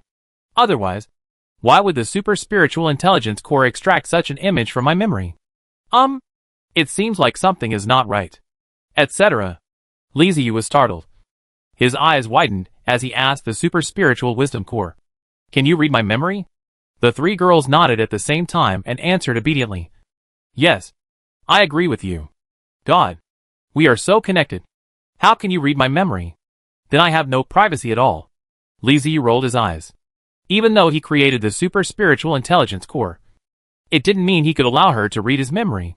You are not allowed to read my memory again. The girls that were transformed from the super spiritual wisdom core immediately showed aggrieved expressions and said him pitifully, It has expressions and emotions. The consciousness of this super spiritual wisdom core is very complete. Li Ziyu looked at the three simulated girls and pondered in his heart. Different from other undead. The other undead spirits were all real skeletons and would not play any tricks on him. Skeletons naturally had no expressions and could not show their emotions. It has to be said that the super spiritual wisdom core gave Li Ziyu a brand new experience. Just based on this point, the resources do not seem to be wasted. Li Ziyu touched her chin. Since the other party had such high intelligence, it didn't seem right to treat her as an ordinary undead. Well, give her a name. You will be called Xiaoling from now on. Do you understand? Xiaoling is your name. The three girls transformed by the super spiritual wisdom core spirit showed joyful expressions on their faces at the same time, and said in unison, Thank you for the name. Master, this feels so good. Yeah. Li Ziyu, Omega Asterisk. The girl Xiaoling turned her head to look at her true self, then turned back to Li Ziyu with tears in her big eyes and said, Master's clothes. The girl Xiaoling twisted her body and said coquettishly, Master, I have nothing. I am so shy. Sister Xiaoling covered her chest with her hands. Her face flushed as she said, Clothes. Damn. Who can stop this? Li Ziyu took a deep breath. And then he understood what they meant. They wanted him to build a main control building. The Rift Sky Fortress is now bare, with nothing except the base and Xiaoling's body. Xiaoling is now begging Li Ziyu to build a basic building. With a main control building, Xiaoling can control the entire Sky Rift Fortress more conveniently. It also serves as a protective shield to protect Xiaoling's body. So it is of utmost importance. The basic version of the Sky Fortress is nothing. If you want to make the Sky Fortress combat capable, you have to continuously add various technologies and features to it. Fortunately, the basic technology has been unlocked, and we don't have to wait too long. Li Ziyu first built the main control building, which was a metal cover like a pot lid, with various connection ports inside and outside, and placed Xiaoling's super spiritual intelligence core inside. After putting on the cover, Li Ziyu could no longer see what was going on inside, but he could feel what was going on inside through his intuition. It wasn't very real, but he knew it a little bit. After being covered by the main control building, bone pipes emerged from the super spiritual intelligent core and connected to the interface of the main control building. In an instant, The sky-splitting fortress seemed to come alive, and was connected. Xiaoling has completely mastered the entire Sky Fortress, and her will can be transmitted to any part of the Sky Fortress. The girl Xiaoling and the royal sister Xiaoling disappeared, and only the young girl Xiaoling remained. She flashed in front of Li Ziyu, opened her arms, gave him a virtual hug, and cheered. "Thank you, Master! Master! You can now add technology to the Sky Rift Fortress. Xiaoling will quickly master the technology you added." Xiaoling's image is simulated after all, which is equivalent to a 3D light and shadow model. She cannot actually touch Li Ziyu. Li Ziyu stared at the Sky Fortress thoughtfully and asked Xiaoling, "Is the Sky Fortress limited to this size? I feel that the things that can be added to it are limited." "It is about the same size as the evil spirit Arkansas." Xiaoling jumped back 2 steps like a little deer, put his hands behind his back, turned his body and said, "No, as long as a base is added, the Sky Rift Fortress can become larger. Of course, when the Sky Rift Fortress becomes larger, it will consume more spiritual energy to maintain its operation. The larger the fortress, the more spiritual energy it consumes." "What the HL? What's the difference between this and the fortress clone? Isn't this a mobile clone floating in the air?" Li Ziyu's heart suddenly became hot, and he looked at Xiaoling with burning eyes and asked, "Can we add bases infinitely?" Xiaoling tapped her lips with her finger, thought for a moment and said, "No, there can only be 25 bases to make a sky-splitting fortress. That's the limit. If there are more, it will be too large to control, and it may even cause the fortress to fall from the sky. 25 bases form a large square, the length of which is equal to the length of 5 bases, which is 2 kilometers. The area is 4 square kilometers? This area is really not small. When Li Ziyu counts." Xiaoling then added another sentence. In fact, when it comes to 9 bases, the load is very large, to consume a lot of soul energy. If it really increases to the limited 25 base position, the cracking fortress can only barely maintain the suspended in the air, and it is almost impossible to fight. 9 bases. That's not a small area. With such a large area, the number of weapons, soldiers, and arms that can be carried is terrifying. Li Ziyu suddenly felt that the resources consumed this time were well worth it. The sky-splitting fortress was indeed a core unit, and its power was indeed worth looking forward to. However, all of this has to be done slowly. It is not difficult to build a sky-splitting fortress with several bases at once. The problem is that additional equipment needs to be installed on top of the sky-splitting fortress, which will consume a lot of resources. Chapter 426. Get the takeoff. The Sky Rift Fortress is still empty now, and we still have to figure out how to build it, and what to put in it. Li Ziyu touched his chin, looked at the girl version of Xiaoling and asked, "Xiaoling, what do you think should be built first?" After all, Xiaoling is the main controller of the Sky Rift Fortress, and has her own consciousness, so her opinions are worth referring to. Xiaoling, who was standing in the air, said without any hesitation, "Of course it's the hangar. As the main building of the Sky Rift Fortress, the hangar is a must. It is a very important place. Other places can be equipped with turrets to guard the hangar in the center." "Well, that's a good idea." Li Ziyu nodded approvingly, and motioned Xiaoling to continue. Xiaoling was very happy to receive the master's affirmation and explained, "Most of the Dragon class and Wild Beast class fighters are very large in size, and need to occupy a lot of space. They are not suitable for placement in the sky-splitting fortress. The hangar does not need to consider these 2 types of fighters. The main considerations are the 4 types of fighters: Insect class, Bird class, Raptor class, and Sky-splitting class. My suggestion is to build a 3-story hangar. The first floor will mainly house the Zerg class. The second floor will house the Vertibird class and Raptor class. And the third floor will house the Sky-splitter class." Li Ziyu thought about it, frowned and asked in confusion, "Why are only the Insect class placed on the first floor, while the Bird class and Raptor class are placed on the second floor?" Xiaoling made a face at Li Ziyu, and then explained, "Although it is a hangar, the first floor can be used to build other facilities or to arrange soldiers. The Insect class fighters are small in size, and have a small attack range. They are not used to attack the enemy from a distance, but to guard the fortress. Their flight distance and attack range can just cover the fortress. When the enemy attacks, they can defend without taking up too much area of the hangar. The combat range of the Azura and Raptor classes cannot be compared with that of the Sky-splitting class. so they are placed on the second floor for easy access.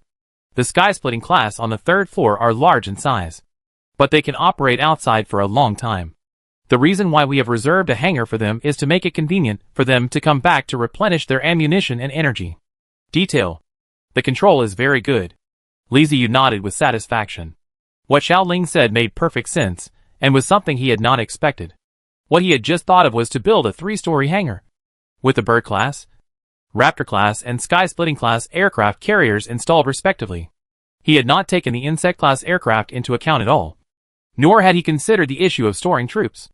Xiaoling's thinking was more comprehensive, and he fully considered the characteristics of the fighter. Just as she said, the Sky Splitter can fly outside for a long time, and does not need to stay in the hangar. And the Bird class and Raptor class can be placed together. In that case, let's do as Xiaoling said. Li Ziyu immediately opened the system, and looked for a suitable building. The hangar-type buildings in the system have already been unlocked. And there are all kinds of them, big and small. To build a 3-story hangar, the first-story hangar must naturally be large and sturdy. Li Ziyu chose a large hangar with an area of more than 45,000 square meters. The hangar is more than 300 meters long, more than 150 meters wide, and nearly 50 meters high. The exterior is made of pure alloy metal plates to enhance physical defense. At the same time, a large number of interfaces are reserved for adding weapons and other equipment. The interior is composed of modified skeletons. The interior of the hangar is divided into 2 floors, with the lower floor nearly 40 meters high and the upper floor more than 10 meters. It has all kinds of room facilities. It is called a hangar, but in fact it is the future combat center. And Xiaoling's body is placed here. The Raptor-class fighter jets are core fighter jets.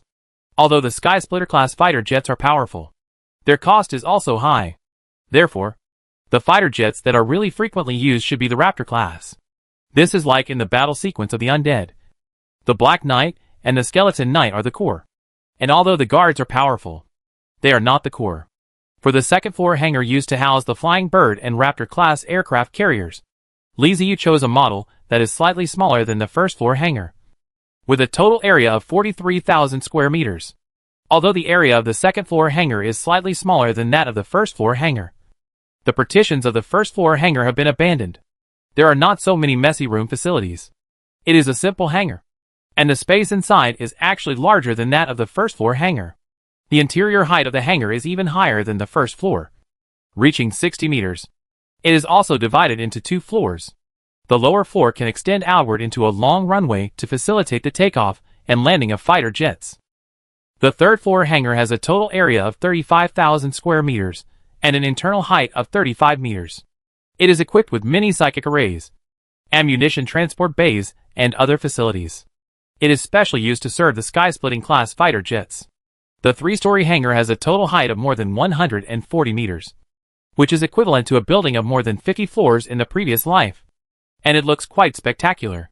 There are interfaces on the outer walls of the hangar where weapons can be installed to prevent the enemy from launching a direct attack on the hangar. In addition to the attack weapons, a protective shield must also be set up outside the hangar. After the Sky Fortress was launched, if the enemy was not stupid, they would definitely know to prioritize attacking the hangar that was more than 140 meters high. It was simply a conspicuous landmark target. Without a protective shield, it would be destroyed in one wave of attacks. Not to mention whether it was a plane or not. The hangar occupies a large area of the Sky Fortress platform, and the remaining area becomes very small. Li Ziyu also wants to place various cannons on it, and he doesn't know if it will be enough. Xiaoling seemed to see Li Ziyu's worry, so he said to him, "Master, weapons can also be placed inside the base." Li Ziyu was startled and checked quickly, only to find that the inside of the base was empty. It's not that it's completely empty. The inside of the base is just divided into partitions, a bit like the closed cabins on a ship, so that even if the base is attacked and damaged in one place, as long as that place is sealed, it will not cause trouble to the entire Sky Fortress. These enclosed cabins are highly usable. The enclosed cabins near the base wall can be used to install weapons, which is equivalent to gun bays. The ones closer to the inside can be used to store ammunition and transport soldiers, which can be used for bombing as well as airdropping soldiers. Li Ziyu was relieved at once. Since the base could be used to install cannons, the area on it could be smaller. Xiaoling kindly reminded, "Master, when installing weapons and transporting soldiers, You must consider the use of psychic energy. If the psychic energy is not enough, the Sky Rift Fortress will not be able to move. One sentence woke Li Ziyu up and interrupted his fantasy about the future. Indeed, this is a big deal. The sky-splitting fortress is undoubtedly a huge consumer of soul energy. Once it runs out of soul energy, it will fall from the sky without being hit by the enemy. The greater the weight, the more spiritual energy is consumed. And it will also affect the speed of the Sky Rift Fortress. There are two things that must be installed in the Sky Fortress.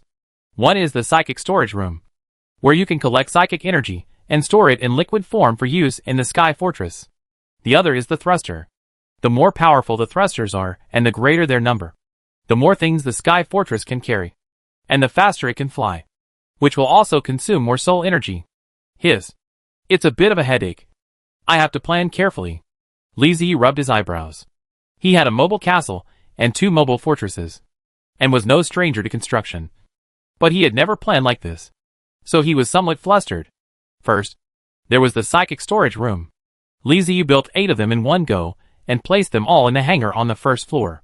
The Psychic Energy Storage Room does not occupy a large area. It is a metal space with a huge crystal column inside, and liquid psychic energy flows inside. There are various interfaces on the base under the pillar. Once connected, spiritual energy can be quickly distributed to various places. This is also the technology of the mechanical department. It is unknown how long the spiritual energy in the 8 storage rooms can be used. Now that all the equipment has not been fully equipped, it is impossible to calculate. But every time he has to run back to the Sky Fortress to ask him for replenishment of spiritual energy. It is also a problem. Li Ziyu slapped his head and thought, can't I just build a soul energy collector? Build more and replenish the spiritual energy storage room all the time, so that it can continue. Although I don't know how much soul energy I can collect in the sky, I can create more. Li Ziyu did what he thought. He did not put the soul energy collectors together, but placed them separately. He selected a few compartments in the base, placed some in the 3 hangars, and placed some on the platform. After making hundreds of soul energy collectors in one go, Li Ziyu finally stopped. The reason why he had so many was because the Sky Rift Fortress was a big energy consumer, and he didn't know whether the soul energy collector in the air would have the same effect as on the ground. So he simply got more, and would replenish if it was not enough. Next is the thrusters. There are so many types of mechanical thrusters in the system that it makes Li Ziyu's scalp tingle. There are so many different types that he doesn't know how to choose. Installing the thrusters also requires considering the issue of adding a base and expanding the area in the future, which gives Li Ziyu a headache. Fortunately, Xiaoling was there. She seemed to be very familiar with these things. With her help, Li Ziyu selected the thrusters and installed them on the Sky Fortress. Okay, now that the basic buildings are done, it's time to move on to the much-anticipated weapons part. First up are the weapons mounted on the hangar walls. Ghost Head Double-Barrel Defense Machine Gun. Level, Defense Cannon. Category, Mechanical Engineering. Ammunition, Quad Armor Piercing SH. LS. High Explosive SH. LS. Introduction. A machine gun with self-awareness that can adjust the muzzle 360 degrees to fire automatically. The 2 barrels fire alternately, and the speed is quite good. However, since it is positioned for defense, the range is relatively short. Requirements: Soul Core *1, Skeleton *10 units, Metal Plate *100 pieces. The appearance of the Ghost Head Double-Barrel Defensive Cannon is a round cover with 2 gun barrels inserted side by side. In the center of the cover is a skull that can rotate flexibly. Because the weapon is installed on the outer wall of the hangar, the firepower cannot be particularly strong. Li Ziyu is afraid that the recoil will be too great and directly damage the wall of the hangar, so he can only use this simple defensive cannon. The range of this machine gun is about 600 or 700 meters, which is just beyond the base and is enough for defense. Li Ziyu thought about it and realized that there was no need to install ground-to-ground cannons on the sky-splitting fortress platform, as there was little chance to use them. The platform was mainly occupied by buildings and anti-aircraft guns. Some ground-to-air guns can be placed inside the base, but the focus should be on anti-aircraft weapons. On the platform, Li Ziyu chose 2 types of guns. One was the Rum steam-powered machine gun installed on the Iron Skull, with a total of 32 guns installed on the 4 sides. However, although the Rum steam-powered machine gun is powerful, its rate of fire is not particularly fast. and it is still not enough to be used against flexible air forces. Li Ziyu chose another Bend high-speed machine gun. Bender high-speed cannon. Level: City Defense Cannon. Category: Mechanical Engineering. Ammunition: Storm Armor Piercing Bullet. Introduction: A steam-powered high-rate machine gun designed by the mechanical skeleton Bender. Its main features are fast firing rate and strong consistency. As a high-rate machine gun, its firing rate can reach 2,000 rounds per minute, and it can fire continuously if there is sufficient ammunition. However, because it is steam-powered, it must be equipped with storm ammunition. P.S. Although the firing rate is fast enough, its accuracy is slightly poor, which can be compensated by using barrage attacks. Requirements: 100 units of bones, 200 units of soul energy. For steam power cores, this is a weapon that requires a large number of weapons to inflict absolute damage. Li Ziyu directly placed 120 of them on the platform. There is a compartment every 4 meters in the base. Li Ziyu also installed a Bender high-speed machine gun, striving to achieve the effect of barrage coverage. 80 Bender high-speed machine guns were installed in the base. The entire Sky Fortress was equipped with 32 Rum steam-powered machine guns and 200 Bender high-speed machine guns. Li Ziyu felt that ordinary air forces would not be able to break through. Next are the landing capsules, which are used to airdrop soldiers. The undead cannot be paratroopers. Jumping from the Sky Fortress is higher than jumping from the castle. At such a high height, even the undead will fall to death. Landing capsules are necessary.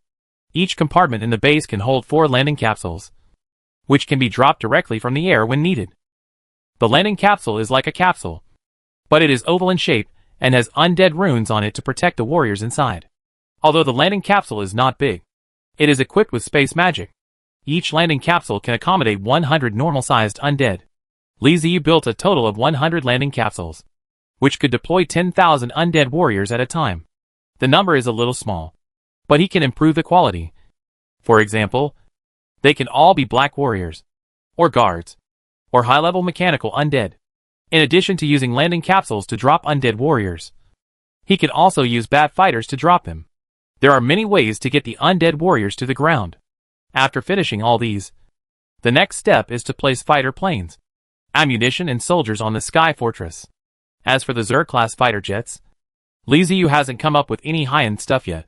So he first uses the wasp nest as a replacement and puts 20 of them in the first floor hangar. The bird fighters on the second floor include the white ball grassfinch fighters, the little falcon fighters, and the raptor-class bone eagle fighters. As for the third floor, Li Ziyu has not placed any fighter jets there for the time being, but has equipped the Sky Fortress with 4 bat air fighters. This is just a temporary configuration. Once new fighter jets are developed, they will replace the existing ones. After finishing it, Li Ziyu felt very satisfied and looked at Xiaoling. Is there anything else you need to add? Xiaoling shook her head repeatedly. Master, you can't add any more. If you add any more, it will be overweight. You can try it and see the effect first. Yes, you are right. Li Ziyu nodded, and then said, Xiaoling, activate the Sky Rift Fortress and take off. Let's see the effect. Yes, Master. Activate the Sky-Splitting Fortress immediately. A blue light lit up in Xiaoling's eyes.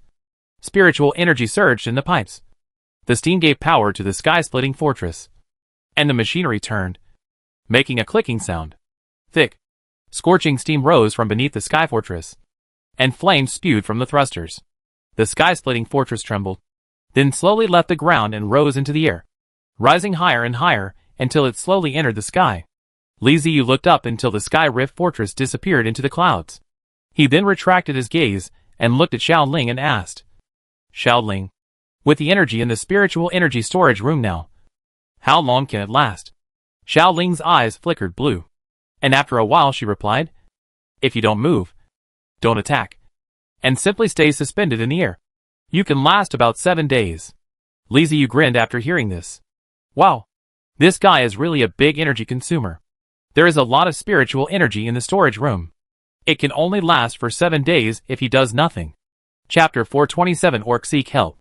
Li Ziyu sighed, and then asked Xiaoling, if we use full firepower and reach peak condition during the battle, how long can we use it? Xiaoling's eyes flickered, and after a while she said, it won't take more than half a day at most. Maybe 3 to 5 hours. Good job. I just said good job. With this level of consumption, no one can withstand it. Fortunately, he built a large number of soul energy collectors on it, so he could replenish it while using it. The sky-splitting fortress has just been built, and there are many shortcomings in it. Li Ziyu plans to see how it is used first before deciding what to do next. At worst, he could add a few more psychic energy storage rooms, and a few hundred more soul energy collectors. The problem of soul energy can be solved sooner or later. The point is that the strength of the cracking fortress is. If the role played on the battlefield is not as great as imagined, it doesn't matter. If it is really useful, it is like the steel skull. He has reached his expectations, and he doesn't mind consume resources to build a cracked fortress. Just as I was thinking about it, the system beeped. When I clicked on it, it turned out to be a private message from Batubu. Private chat. Free Flying Eagle, brotherly. The Orc Empire just asked us for help. Should we respond? Don't want to take a driver's license test. What's going on? Why would the Orc Empire suddenly ask us for help? Free Flying Eagle. They said that a city was hit by a swarm of insects, and a large number of ants were attacking the city. Their garrison was not enough, and they could not resist it any longer. Don't want to take a driving test. Doesn't the Orc Empire have an army? Let them send troops to suppress it. Why are they asking us for help? Free Flying Eagle. Morimo said that the Zerg swarm was too fierce, and the number was extremely large. They had not encountered such a large-scale Zerg swarm for many years. The other side came too fast, and had surrounded the city. If the Orc Empire wanted to assemble its army, it would take time. They were afraid that it would be too late, so they came to us for help. Free Flying Eagle. We have brothers nearby. If you agree to help, I can let them go over. Li Ziyu looked at the message sent by Batubu and stroked his chin, wondering whether to help the Orc Empire. After he and the White Tiger Queen had a secret talk, they became allies. Although they were allies, Ant-Man was attacking the Orc Empire. So what did it have to do with him? This is the Orc Empire's own business, and the Empress is not mine. Ant-Man Li Ziyu has destroyed a lot of ant nests, but he really doesn't take it to heart. When he glanced over, he saw the girl version of Xiaoling drawing circles with her feet because she was bored. And Li Ziyu's eyes lit up. By the way, let's take this opportunity to test out the Sky Rift Fortress and see the effect. After destroying the Ant Tide, you can also obtain a batch of Ant-Man corpses to replenish the number of undead. Well, that's good. You can do this job. You have to take it. So he sent a message to Batubu. I don't want to take a driving test. No need for you guys to help me. I can do it myself. Free Flying Eagle. Okay. Then I won't care about it. Don't want to take a driving test. Well, you go ahead and do your job. Then, Batubu sent the name of the city. Li Ziyu took out the map given by Lu Xingxing. Searched for a while. Found the name of the city. Got the coordinates. And waited for Xiaoling to come over. Xiaoling ran to Li Ziyu in a coquettish manner. Li Ziyu pointed at the map and said, "Go here. The coordinates are XXX. XXX. There is a city over there that is attacked by Ant-Man. Kill the Ant-Man and collect their bodies." Forget it. Wait for me to go over and collect the bodies. Li Ziyu subconsciously wanted to ask Xiaoling to help collect the bodies. But when he thought about the spiritual energy consumption of the sky-splitting barrier, he gave up. Xiaoling nodded and was about to leave when Li Ziyu suddenly thought of something and looked up and asked, "How can I contact you? I mean, can I see the scene of your battle?" Xiaoling nodded his lips and thought for a while. Then said, "I can separate a line and put it on the synchronous spiritual brain." "Master, you can watch it through the synchronous spiritual brain." Li Ziyu nodded and said, "Okay." He opened the system and created a synchronous spiritual brain, allowing Xiaoling to differentiate a line into the spiritual brain. Li Ziyu put on the spiritual brain, connected it to Xiaoling's body, and commanded Xiaoling to change his field of vision and use normal vision to see the surroundings. The scene around the Rift Valley Fortress quickly appeared in Li Ziyu's consciousness. This was what Xiaoling saw. He saw the hangar, machine guns, undead warriors standing ready for battle, and fighter planes parked in the hangar. His vision expanded outward and he saw clouds, the sky, and the scorching sun. His sight turned around, and he saw the entire Sky Fortress again. Looking down, he could see his own undead castle below. By dragging the camera continuously, he could even see the grass on the ground. His 360 degrees observation without blind spots? The reason for this effect is not because Xiaoling's vision is so good, but because Xiaoling is an undead. Her observation mode is to use psychic energy. So this effect occurs, but it opens Li Ziyu's eyes. This is too clear. It's not worse than the 3D satellite map in the previous life. Playing in this way is like having a god's perspective. Recovering his consciousness, Li Ziyu took off the synchronized spiritual brain, breathed a sigh of relief, and said to Xiaoling, "All right, go and support me. Let me see how powerful you are. I will be there soon." Xiaoling saluted and said seriously, "Got it." After saying that, her figure disappeared from Li Ziyu's sight, and her real body withdrew its projection here.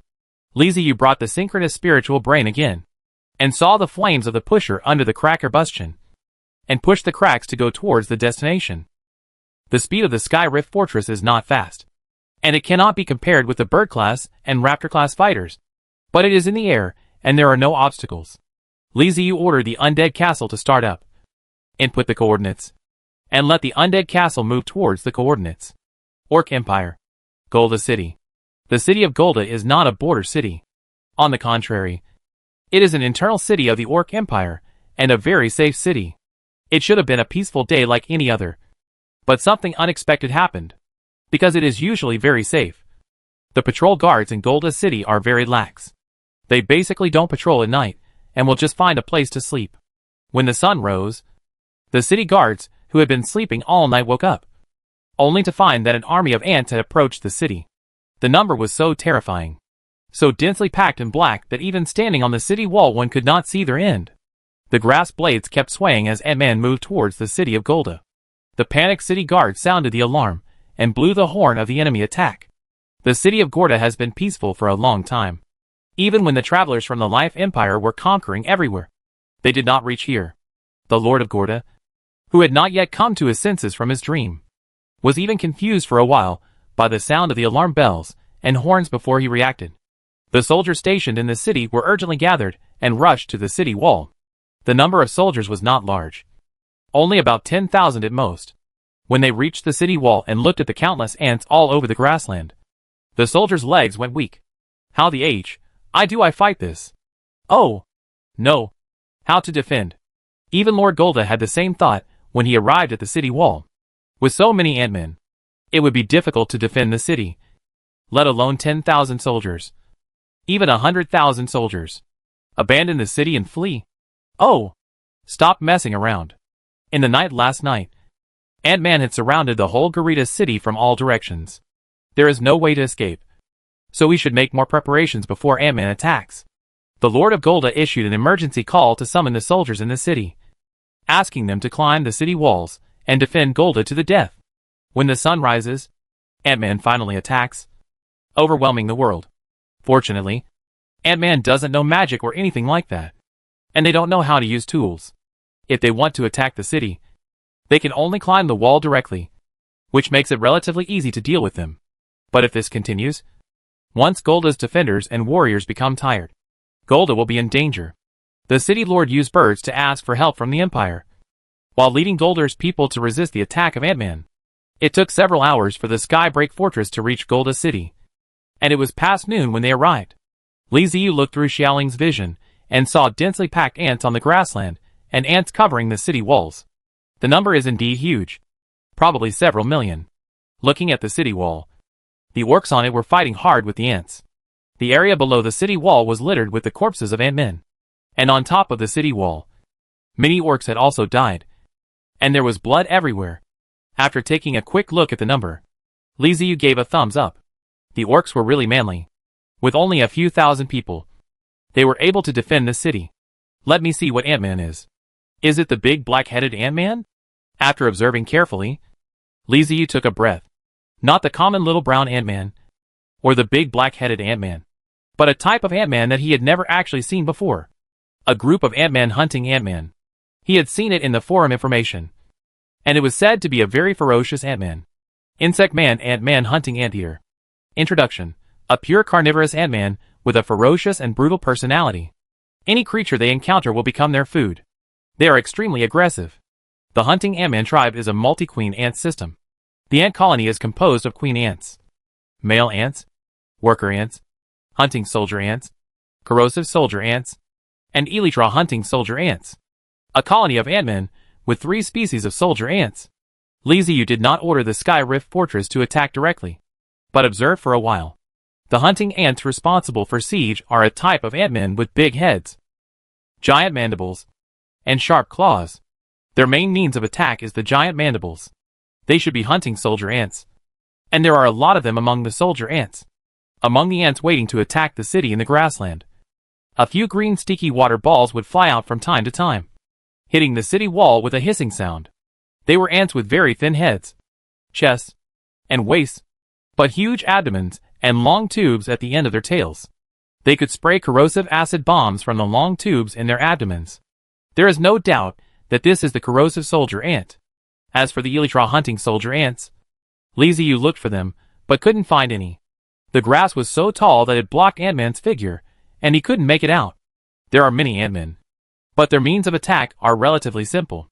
After observing for a while, Li Ziyu told Xiao Ling that they could start attacking. Xiao Ling is conscious. Li Ziyu did not plan to command the war himself, so he gave the authority to Xiao Ling, wanting to see what she could do. Attack order received. Locks on the enemy. Prepare to start the battle. Messages flashed through the newly established Soul Network, accompanied by audio. Oh! It's still the voice of the royal sister Xiaoling. Sounds good. The sky-splitting fortress has arrived above the enemy, ready to drop bombs. The bomb bay opens. Releases a flaming nova. Fire nova is released. At the base of the sky-splitting fortress, doors open one after another, and flaming stars fell onto the grassland below like raindrops. The orc residents in Golda City accidentally looked up and saw a series of small black dots falling from the sky. They couldn't help but point at them and shouted, "What is that? Something fell from the sky. Is it reinforcements? Bird?" Falling into the Ant-Man pile. The residents of Gorda stared in amazement as the flaming nova fell from the sky and landed among the unsuspecting ants. Boom. Boom boom boom. Following the first bang, flaming stars exploded one after another, and terrifying flames splashed, igniting the entire grassland. The headhunter ant rolled, struggled, screamed, and roared in the sea of fire, and finally turned into charcoal and fell to the ground.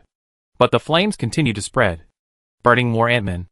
The orc warriors on this wall were stunned, staring blankly at the grassland that turned into a sea of fire, and the ants fleeing in it. The ant hunters who were attacking the city heard the noise behind them, and turned their heads to look. When they saw the sea of fire that engulfed everything, they seemed to be under a spell, and stood still. Just one wave of attacks completely destroyed one wall of Ant-Man, and turned the grassland into a land of fire. Li Ziyu looked at this scene, narrowed his eyes, and rubbed his eyebrows. What a waste! Only when you manage household expenses do you know how expensive firewood and rice are. How can you throw flame nova like that? You could have thrown fewer, and still been able to defeat the Ant-Man below. But you threw so many. Now, Ant-Man has been destroyed, and the grassland is on fire. I don't know when it will be extinguished. I hope the fire won't burn to the city of Gorda. Otherwise the orcs in the city will be no better than Ant-Man.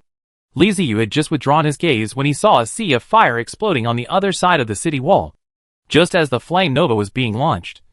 Xiaoling issued the second order. The Manta fighters are dispatched. Attack order is given, and flaming nova is dropped on the enemy. For bat fighters, fully loaded with 800 flame novas. Not a single drop was wasted. All were dropped. Another successful sea of fire was created. Li Ziyu covered her face. What a sin! Bombing is fine, but not to the extent of this. Why did they have to use saturation bombing? The flames were so big that all the bodies would be burned. The 2 releases of flame nova have alerted the ant hunters to the situation in the air, and they discovered the bat fighter, a kind of Ant-Man who looks like an ant but has a SH. L on his back spreads the wings hidden in the SH. L, with the wings vibrating. These Ant-Men soar into the sky and fly towards the bat fighter. Elytra hunt soldier ants. It turned out to be a flying ant, with its wings hidden inside its SH. L. So Li Ziyu didn't see it. Enemy is spotted approaching the bat air fighter. The falcon fighter and the bone eagle fighter are dispatched. The bone eagle fighter is responsible for escorting the bat air fighter back. Little falcon fighter. Kill the enemy. A new order was issued, and in the Sky Rift Fortress, a group of fighter planes took off to meet the Elytra hunting soldier ants flying into the sky. The roarer cannon of the bone eagle fighter roared, shooting down the Elytra Predator soldier ants that wanted to get close to the Bat Sky Fighter, while the Falcon Fighter pounced on the Elytra Predator soldier ants. With the escort of the Bone Eagle fighters, the Bat fighters returned smoothly to the vicinity of the Sky Fortress and began to take turns docking in the third-floor hangar to replenish ammunition. But the little Falcon Fighter was not so lucky. The little Falcon Fighter is very ferocious and extremely fast. It can easily deal with a single Elytra Predator soldier ant, even if there are more than a dozen Elytra Predator soldier ants besieging it at the same time. It can easily escape. The problem is that the enemy's Elytra prey on soldier ants in large numbers. The little Falcon Fighter, which is only 20 centimeters long, has strong combat power, but is very fragile. If it is hit by the Elytra predatory soldier ants, it will die instantly. In this wave, the little Falcon Fighter suffered heavy losses and was almost wiped out. The Elytra Wing predatory soldier ants that destroyed the little Falcon Fighter noticed the Sky Rift Fortress and flapped their wings to pounce on it. Chapter 428. Be honest and get a teach. Faced with the swarming Elytra predatory soldier ants, it was too late and useless to send the Bone Eagle fighters to fight. Although the Bone Eagle fighter is of the Raptor class, it is a basic fighter. The two air-to-air missiles it is equipped with are ground-to-ground and cannot deal with air units. The only weapon that can deal with air units is the Growler machine gun. However, the number of Bone Eagle fighters is not large, and even if they are deployed, they cannot eliminate the large number of Elytra predatory soldier ants. White ball grassfinch fighter jets are dispatched, targeting the flying soldier ants in front. The Lum steam-powered machine gun prepares to fire, launching the first round of attack. Then high-speed machine guns are ready. Once the enemy breaks through the defense line, launch an attack. The Sky Rift Fortress enters mobile mode and moves to another battlefield. One command after another came out of the mouth of the royal sister Shaoling, neither anxious nor impatient. Small white balls shot out from the Sky Rift Fortress and rushed towards the Elytra hunting soldier ants, like a ball of cotton. When the white-billed grassfinch fighter planes flew over, the Elytra predatory soldier ants got nervous for a moment. But when they looked carefully, they found that they were just some birds that looked very weak. What's the point of having more of these birds? The Elytra hunting soldier ants were ashamed of their nervousness. Their target was the Sky Rift Fortress. The white-bellied grass sparrow fighter plane flew into the colony of Elytra predatory soldier ants, and its small sharp beak poked the bodies of the Elytra predatory soldier ants. Boom! It was like countless grenades exploding from the colony of Elytra hunting soldier ants. Caught off guard, many Elytra predatory soldier ants were blown to pieces. But the white-orbed grassfinch fighter plane only attacked once. The self-destruction attack consumed some Elytra predatory soldier ants, but the remaining number was still large. They were stunned for a moment by the explosion, and when they found that there were no more attacks, they immediately rushed towards the Sky Rift Fortress. The Rum steam-powered machine gun began to show its power. Because the Elytra predatory soldier ants were too dense, none of them missed. And from time to time, it would even kill several Elytra predatory soldier ants at once.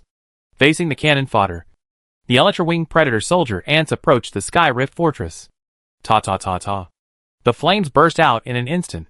Blind high-speed machine guns fired into a fiery tongue, swaying back and forth in the air, splashing a lot of ammunition. And the lethality of the Calamus hunting soldiers was more terrifying than the Rugum steam power machine gun.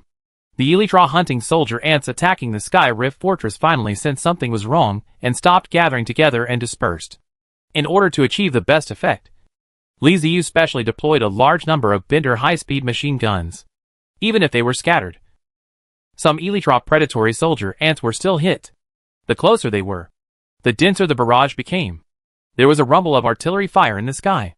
Looking up from the ground, one could see flashes of fire high up. Then black lines rose from the grassland and connected to the sky.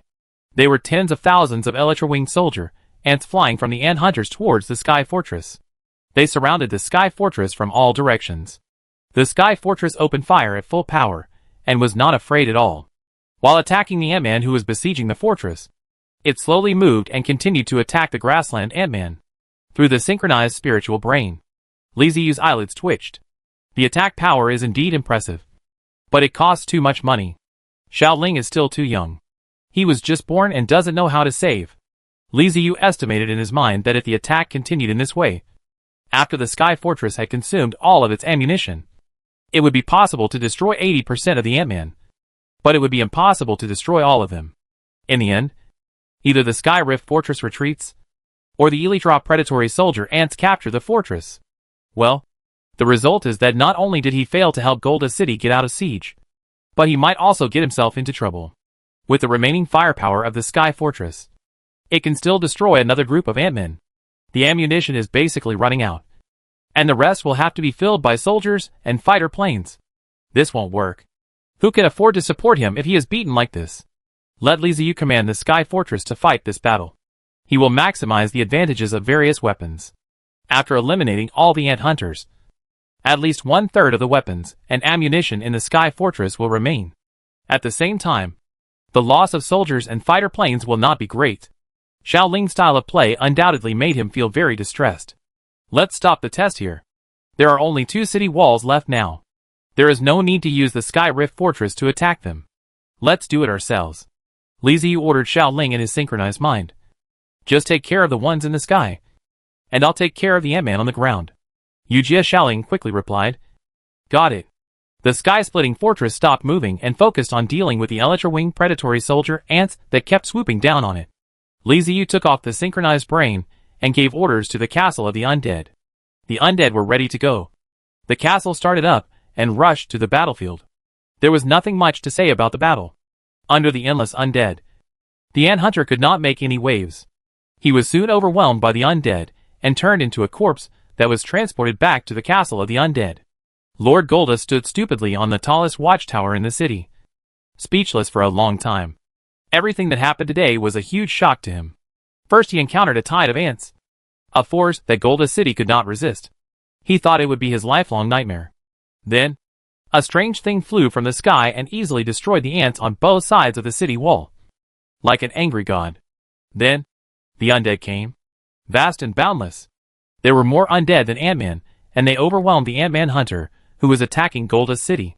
He had no chance to escape, and was completely wiped out. Lord Golda believed that the god who cast the endless sea of fire from the sky must be an ally of the Undead. How powerful is the Lord of the Undead? Thinking of the rumors that the Undead were going to go to war with the Orc Empire some time ago, Lord Golda shuddered and felt an indescribable fear in his heart. Are you crazy? Do you want to go to war with such a terrifying guy? He couldn't help cursing under his breath. There was a whisper in Gorda City, waking up the owner of Gorda. He looked down and saw that all orcs living in Gorda walked on the street from the hiding place, walking towards the city wall while walking, and cheering. That was the joy of surviving a disaster. They didn't care who saved them, but at least they survived. Living on the grassland, the orcs are very familiar with the insect people. If the city of Golda were to be breached by Ant-Man today, there is no doubt that they would be eaten up by Ant-Man. Ant-Man won't leave anyone alive. The city of Gorda will become history. Fortunately, they survived the Undead's arrival, and the Undead had no intention of entering the city.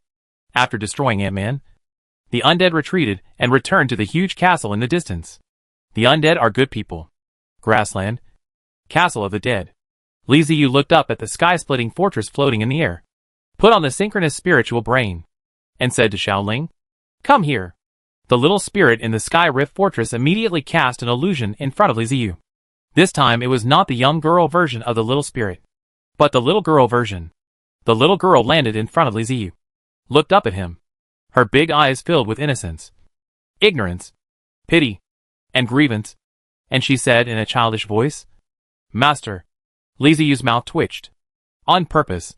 Xiaoling definitely did this on purpose. She knew she was going to lecture someone, so she purposely threw her own little girl version at him. Who could have the heart to discipline such a cute little girl? Even though it is a newly born spirit, it is much smarter than other undead spirits. Li Ziyu took a deep breath, looked at the little girl version of Xiaoling and said, "Don't think you can avoid being scolded just because you look like this. Is it useful to pretend to be pitiful? How did you fight that battle just now?" The little girl version of Xiaoling lowered her head and poked her index fingers together, looking aggrieved. Li Ziyu didn't intend to let her go. If she didn't explain the matter clearly, she would do the same thing again next time. Why did you release so many flame nova? It's too reckless. There's grassland below. Even if there were less grassland, it would still cause a big fire and burn the Ant-Men inside. But you threw almost all the flame nova down at once, burning the Ant-Men to ashes. Even their bodies couldn't be collected after the war. They were all carbonized. This behavior not only wastes ammunition, but also reduces our resource recovery. If you make good use of the Flame Nova, the ammunition in the Sky Fortress will be enough for you to easily destroy all the Ant-Men besieging the city. But you threw the ammunition in one place. Because of this, you gave the subsequent flying Ant-Men the opportunity to take off and fight you. It can be said that the Flame Nova and White Ball Grassfinch fighters among the Bat Air fighters were lost in vain. If I wasn't here this time, how would you have ended it? Li Ziyu glared and scolded loudly. Xiaoling acted aggrieved at first, but as Li Ziyu scolded her, she realized that her master was really angry, and it was impossible for her to get away with it. So she lowered her head and listened obediently. After Li Ziyu finished scolding, Xiaoling whispered, "I'm sorry, Master. I know I was wrong. It was my misjudgment. Please don't be angry, Master." He admitted his mistakes with a good attitude and did not refute at all. Seeing this, Li Ziyu's anger subsided a little, and he took a deep breath. "Xiaoling, I have great expectations for the Sky Rift Fortress. Your advantages are obvious. As a fortress that can fly in the air, your aerial firepower support is extremely important. If you can't clearly realize this, how can I let you go to the battlefield? As a mastermind and a controller, you have to consider the overall situation and how to achieve victory at the lowest cost. A saturation attack can turn the enemy into ashes. But how do you replenish your energy and ammunition?" Xiaoling listened carefully and kept thinking and absorbing. Although she has her own will, she was born not long ago after all, so she really listens to what Li Ziyu says. After figuring it out, she nodded vigorously. "I understand, Master. I will think more about it next time we fight." Li Ziyu's words had a profound impact on her. The Sky Fortress and she are one. If the Sky Fortress is strong, she will be strong. If the Sky Fortress is shot down, she will be finished. How to fight is a question that is worth thinking about. Li Ziyu waved his hand and asked her to replenish ammunition and energy for the Sky Fortress. In this battle, Xiaoling used full firepower. The ammunition in the Sky Rift Fortress was almost exhausted, and a lot of energy was also consumed. Xiaoling's small body jumped up, saluted, and then disappeared in front of Li Ziyu. This time, Xiaoling used all his firepower to deal with Ant-Man, which consumed a huge amount of ammunition and energy. But it also allowed Li Ziyu to see many shortcomings. We need more types of fighter jets. The power of the existing fighter jets is still a little lacking. Fighter jets of all series need to be enhanced to make the combat effectiveness of the Sky Fortress even stronger. When dealing with Elytra predatory soldier ants before, except for the White-Orbed Grassfinch fighter, the output of other fighters seemed mediocre. And in the end, machine guns had to be relied on to clear out the soldier ant colony. This is obviously different from Li Ziyu's idea, which means that there is still huge room for improvement in the Sky Fortress. The Sky Fortress can be regarded as a base. Fighter jets should not just hang around the base, but should be able to carry out long-distance missions while having powerful firepower output. While thinking, Li Ziyu opened the technology panel. Many of the technologies used in the insect-class aircraft can be used in later levels of fighter jets, and can even be used in the sky-splitting class fighter jets. After flipping through it for a while, Li Ziyu suddenly realized that the Zerg class was not just a basic technological fighter, but also the direction that the Undead had been continuously researching. Just looking at the amount of technology in the Zerg class fighter, it far exceeds that of fighters of other levels, several times more. And the various models of Zerg class fighters are overwhelming. Li Ziyu scratched his head. Even if it was just the basics, the amount of technology was too much. Such a large number of technologies means a huge number of types of fighter jets. But why would the Undead spend so much time and resources on Zerg class fighters? Is it necessary? With this end in sight, wouldn't it be nice to research some advanced technology? But it was wasted on low-level insect-level fighters. Are the Undead stupid? No, definitely not. Li Ziyu would not believe it even if he was beaten to death. The Undead were not stupid at all. Not only were they not stupid, they were on the road of pursuing fun and would never look back. There were so many messy things that it was scary. What is the purpose of the other party developing so many low-end technologies? Li Ziyu thought about it seriously for a long time, and then thought about what the Undead might think. He felt that it was probably because the insect level was small enough and consumed few resources. Think about it. How many Undead can a troop transport carry? But it can carry several machine nests and thousands of Zerg class fighters. The usual behavior of the undead is to sell in large quantities as much as possible. And their main goal is to sell in large quantities to satisfy their hunger. Quantity is probably a very critical factor. Li Ziyu shook his head and decided not to think about it anymore. It was useless to think too much. It would be better to spend the time studying more technology. After all, there were so many technologies in the Zerg-class fighter jets. And there would always be many technologies that were needed. The area of the Sky Rift Fortress is limited now. So adding more Zerg-class fighters is not a bad thing. Li Ziyu plans to focus on a wave of Zerg-class fighters next. And try to produce some Zerg-class fighters with strong combat capabilities. There are 3 types of insect-class fighters: B-type, A-type, and Dragonfly-type. Li Ziyu has only conducted extensive research on the B-type. And the other 2 types have not been developed yet. It is a good opportunity to develop them together this time. The priority for research and development is still the B-shaped insect fighter. After all, there is a foundation. And its role is greater than the other 2 types. The Zerg class has already developed 2 combat sequence fighters, the Bee-Drill and the Wasp, but has not yet produced a core fighter. So there is still huge room for improvement. Li Ziyu began to focus on technology. As technology was unlocked, all kinds of insect-class fighters were unlocked. But after reading the introduction, Li Ziyu always felt that they were not what he needed. He was even too lazy to build them to test their power. He just buried his head and kept clicking on technology. Clicking on technology is just like adding points in a game. It is not difficult. You just consume energy and click on it. The key point is that there are too many technologies, and they are too complicated. You have to choose from them. Each type of fighter requires the support of dozens, hundreds, or even thousands of technologies. From materials, to spiritual patterns, to weapons, aircraft, miniature technology, and so on. All kinds of technology are available. Turning on different technologies will light up different models. Li Ziyu has to analyze these models to find out the feature category she needs. And then click on the technology. It's like playing a game. You have to choose a technology tree and follow the technology tree points to learn the skills you need. Chapter 429 City Ruins. Another technology was lit up. And at the same time, a new type of soldier was also lit up. Li Ziyu shook his hands and kept clicking until his wrists felt numb. Then he clicked on the introduction page of the new soldier. Bombi Ordnance Nest. Category: Mechanical Engineering. Type: Insect Class Mother Nest. B-Type. Model: Queen Bee. Worker Bee. Bombi Fighter. Hive Introduction. One of the core combat sequences of the Zerg Class B-Type. It has Worker Bee machines that can collect resources and store them in the special space of the hive. The hive with the Queen Bee can replenish fighters and ultramicro missiles on its own after the loss of the bomb-carrying bee. The number of bomb-carrying bee fighters is huge. And after many technological enhancements, it has the ability to leave the nest for a long time and fight over long distances. The capacity of the machine nest is 1 million aircraft/seat. Introduction to the Queen Bee. The Queen Bee is 20 centimeters long and is a special kind of undead transformed from mechanical undead research. It has relatively high intelligence and can independently manage the mother nest of the bomb bee, and at the same time manufacture bomb bee fighters and worker bee machines. The Queen Bee has no flying ability and can only survive in the mother nest. But she has a mental network that can connect to each bomb bee fighter. Introduction to the fighter, worker bee fighters. 3 centimeters long. They have no special attacks. Their role is to collect resources and supply the hive. P.S. This is a group of noobs.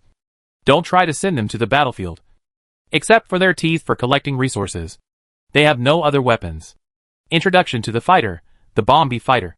2 centimeters long. Can hold a micro-missile with its metal legs.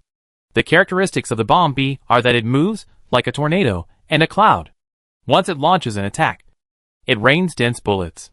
Although each bomb bee fighter can only release 1 micro-missile, their large number is enough to make up for the lack of power of a single micro-missile. Hive requirements: Soul Energy *10,000 units. Psychic Core *5. Worker Bee Machine requirements: 1 unit of skeleton 20 units. 1 unit of metal ingot 20 units. Bomb Bee Fighter requirements: 1 unit of skeleton 20 units. 1 unit of metal ingot 20 units. Oh shit! Shipped! Li Ziyu, who was lazily lying on the recliner, jumped up with excitement on his face. Finally, the core troops are out. The core soldier, the missile bee, is very small. Even smaller than the Green Hornet. Not to mention the Needler and the Wasp. Although small, its power is obvious. The first is quantity. The Nezumi and Wasp machine nests can carry several thousand fighter planes, while the basic Green Hornet machine nest can only carry 50,000. Let's look at the missile-carrying bee, which has a loading capacity of millions. Not only that, he doesn't have to worry about the bomb bees because they have the queen bee. The system said that the queen bee is intelligent and can command her worker bees to collect resources, then process fighter jets and manufacture ultramicro missiles on her own, without Liziu having to spend resources to replenish them. What a hassle-free solution. The most important thing is that the bomb bee is an Air Force unit that can leave the nest for a long time and fight at a long distance. This is very powerful. The Zerg class is no longer just protecting the Sky Fortress. They have combat capabilities. This is good. This is good. Make it. The built bomb-carrying bee nest is a large box. 3 m long, 2 m wide and 2 m high, with a thick metal plate on the outside, covered with tiny holes. There are psychic magic arrays and space magic arrays in the machine nest. And it has 2 special spaces. One space is used to store materials collected by worker bees, with a reserve of enough to manufacture millions of bomb-carrying bee fighters. The other space is used to store fighters and ammunition, because the queen bee of the bomb-carrying bee can manufacture fighter jets and weapons. Liziu equipped her with 50,000 worker bees and 50,000 bomb-carrying bee fighter jets in the early stage, mainly to see the effect. When the bomb bees soared into the sky from the hive, Liziu finally understood why the bomb bees were called tornadoes, and the wind was a cloud. When densely packed bomb-carrying bees leave the nest, they will rotate upwards. When a large number of bomb-carrying bees leave the nest, doesn't that look like a tornado? After leaving the nest, the bomb-bearing bees gather together, and from a distance, they look like a cloud. Liziu was just planning to let the missile bee test the power of the ultramicro missile when he suddenly received a message from the system. Private chat. Treasure Hunter, boss. Boss. This is a big deal. Don't want to get a driver's license. Don't want to take a driving test. What's wrong? Why are you so nervous? Treasure Hunter, I was excavating ruins. Guess what I found? Don't want to take a driving test. Stars. Do you want me to guess? Treasure Hunter, I found a passage. Don't want to take a driving test. I don't have much knowledge. I'm just asking. Is it a rare thing to find a passage in the ruins? Treasure Hunter, it's not surprising. The main thing is that I found a door at the end of the passage. Don't want to take a driving test. There is a room behind the door. Xing. If you don't know how to tell a story, you don't have to. Can't you just get to the point directly? There's no need to lay so much groundwork in the early stages. Treasure Hunter, well, that's boring. I discovered an ancient magic circle, and a portal that works with the magic circle. Don't want to get a driver's license. Oh, magic circles and portals can still be used? Treasure Hunt Star, it has been too long. The magic circle and the portal are a little damaged and need to be repaired. I don't know if they can be repaired. Don't want to take a driver's license test. Where are you teleporting to? Is it the teleport point on the grassland? It's been repaired? You have to be careful. Don't run over there to teleport first. If you are teleported underground, you will be buried alive. Treasure Hunter, no. Boss, the destination of the transmission is the most important thing. Don't want to take a driving test, Xing. You'd better come back and report to me. I feel uncomfortable if you don't report to me in person. Even though they were far away, Lu Xing could still feel Liziu's resentment from the system information. Oh, the boss is pissed off. It's impossible to go back, or you'll be caught by the big guy. Lu Xing turned his head to look at the magic circle and portal that the treasure hunting cats were repairing, smiled, and sent a message again. Treasure Hunter, boss. Don't be angry. This is a really great discovery. The destination of teleportation is the territory of God. Don't want to get a driver's license. God? Don't want to take a driving test. In other words, the destination is an unknown location. Not somewhere on the grassland. Treasure Hunter, God's territory. Boss, that's God's territory. How can it be somewhere in the grassland? Don't want to get a driver's license. Please explain clearly what God's territory is. Treasure Hunter, didn't you see the stone slab I brought back last time? There was a god on it. And this portal leads to where the god is. I don't want to get a driver's license. Is this true? Why does it feel so unreal? Treasure Hunter, how about this? I'll give you the coordinates. You come and take a look. My cabman is repairing the magic circle and the portal. I won't go back yet. There are still many good things here. I can't take them away. Boss, you can only come and take a look yourself. Lu Xingxing quickly set a set of coordinates. Li Ziyu glanced at the bomb bee fighter flying in the sky, then looked at the coordinates, waved his hand, and asked the bomb bee fighter to return to the nest. He decided to go to Lu Xingxing first to check. Anyway, there was time on the way, and he could also test the combat effectiveness of the bomb bee and continue to research new fighters, so it wouldn't delay anything. He ordered the Undead Castle and the Sky Fortress to activate and head towards the coordinates given by Lu Xingxing. On the way to the coordinate point, Li Ziyu tested the combat effectiveness of the bomb bee fighter. The ultramicro missile is about 2.5 centimeters long. It is more like a bullet than an ultramicro missile. The most basic ultramicro missile has penetrating power and produces a tiny explosion. When the missile bee uses this ultramicro missile to attack, it is equivalent to strafing with a Gatling gun. However, there are many types of ultramicro missiles, including magic, psychic, and even sound and poison gas. If they are used in combination and the missile bees are allowed to use some tactics, the effect will be better. However, each missile carrying bee can only carry one ultramicro missile at a time, and after an attack, it needs to return to the nest to replenish ammunition, although the amount of ammunition is slightly unsatisfactory. Overall, Li Ziyu is very satisfied with the bomb bee.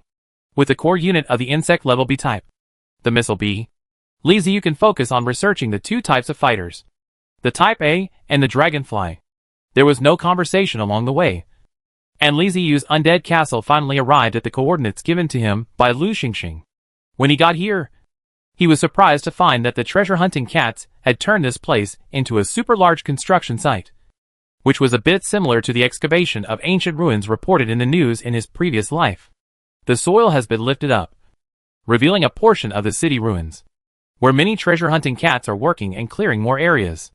Standing on the top of the castle and looking down, you can see clearly that this should have been a large city, and some buildings are even still preserved. The castle of the undead was too large to be approached, so Lu Xingxing went out and entered the castle. Boss. The voice arrived before Lu Xingxing. After the shout, he hurried to Li Ziyu and gave him a big hug excitedly. Li Ziyu laughed, patted his shoulder, and looked at him. You've become a lot darker compared to the last time they met. Lu Xingxing looked a little disheveled this time. His clothes were dirty and dusty, and his skin color was much darker, probably from being sunburned while developing the ruins. Lu Xingxing didn't care about that and shouted excitedly, Boss, we've gained a lot this time. It's so interesting. Let's go to the ruins. Li Ziyu nodded, called an Alpha armored personnel carrier, and then called the Black Warrior, Skeleton Knight, and Bone Guard. He asked Lu Xingxing to sit in the Alpha armored personnel carrier to show him the way, and the two rushed to the ruins. Boss, look, this is where the city gate should be, but now it's the entrance. Lu Xingxing pointed to a huge gap and said to Li Ziyu. Li Ziyu turned his head and looked around, and saw a lot of stone bricks. They should have been used to build city walls. Later, the city was destroyed, and the entire city was buried underground. The city walls collapsed a lot, and the bricks fell to the ground. Following Lu Xingxing's guidance, the Alpha troop carrier drove into the ruins. Even though it has been buried underground for who knows how many years, a large number of houses are still preserved in the city. It is not just a pit or a shape left. The buildings in this city are basically stone and wood structures. Although the wood is decayed, the walls and other parts are still well preserved. As he walked inside, Li Ziyu felt something strange. The city is actually concave in shape. It is not flat all the way, but goes down. The further he went inside, the better preserved the houses were. He even saw 3- or 4-story buildings made of pure square stone. Looking from a distance at the center, there is a gorgeous semicircular roof with a large area. There are a large number of carvings on it, such as vines, trees, birds, beasts, etc., which is full of natural atmosphere. Lu Xingxing pointed in the direction of the roof and said, Boss, that's our destination. It's a temple. Li Ziyu nodded, turned around and asked curiously, This city looks good. It doesn't look like it was destroyed by war. Do you know what happened here? Lu Xingxing shook his head and sighed. I'm also confused. According to the layout of the city, The houses close to the city wall are inhabited by civilians. The further in, the higher class the people living there are. The houses near the city walls were not too damaged, except for the decay of the wood, while the houses in the center were almost completely intact. We checked and everything in the house is still there. We found pots and pans, and even gems and gold in the house near the center. We also found storage rooms and granaries, and the things inside were untouched. What caused such a city to be buried? Li Ziyu thought about it but had no clue. So he put the problem behind him. He was not an archaeologist anyway. So if there was any headache, it would be Lu Xingxing's headache. And it had nothing to do with him. Why think so much? The Alpha troop carrier reached the temple that Lu Xingxing mentioned. This place was obviously a key cleaning target. And it was cleaned very cleanly by the treasure-hunting cat people. And its former appearance has been revealed. The temple is extremely tall, about 7 or 8 stories high. The roof with various carvings that Li Ziyu saw just now is the roof of the temple. In front of the temple is a vast square with a paved floor, and several stone statues standing on the square. These stone statues are not human images, but should be gods that the races in the city once believed in. Li Ziyu discovered something was wrong. So he stopped the Alpha troop carrier, jumped out, and squatted in front of the stone slab to observe for himself. Although a long time has passed, there are still traces on the stone slab, strange lines, and words that have never been seen before. Turning around and looking around, there are faint lines and words on almost every stone slab, forming a huge pattern. Following the line, Li Ziyu walked forward and came to a pool. Looking around, the pool is located in the center of the square. Magic circle. This is a huge magic circle, and the pool is right in the center of the magic circle. The pool had long been dry, and Li Ziyu didn't know what had been in the pool, whether it was used to drain water or to hold something. Lu Xingxing followed and said to Li Ziyu, I asked the cat people to study it. This place should not be used to store water. It should be used to hold some kind of liquid energy. The races here were quite extravagant at the time. The magic circle in the square is badly damaged. It's too difficult to restore it. Even the treasure-hunting cat man can't do it. I don't know what the use of this magic circle is. Li Ziyu looked up at the stone statue that was more than 10 meters tall in front of him, then turned around and asked, Is this their god? Lu Xingxing pulled Li Ziyu to the stone statue and pointed at a row of words on the base of the statue. It was a type of writing that Li Ziyu had never seen before and didn't recognize at all. Lu Xingxing held his head high and said, Kelrutos. Li Ziyu turned to look at Lu Xingxing and asked in surprise, Do you know this word? Lu Xingxing chuckled. I didn't recognize him originally, but my system has a translation function. As long as I give him enough samples, he will be able to react. This line of text is translated as Kalutos. Li Ziyu nodded and then asked, So what does Kalutos mean? Lu Xingxing looked up at the head of the stone statue and said, According to the records, Kalutos should be the main god they believe in. The Lord God?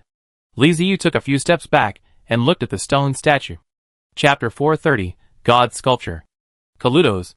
Boss, let's go to the temple. There are a lot of good things there.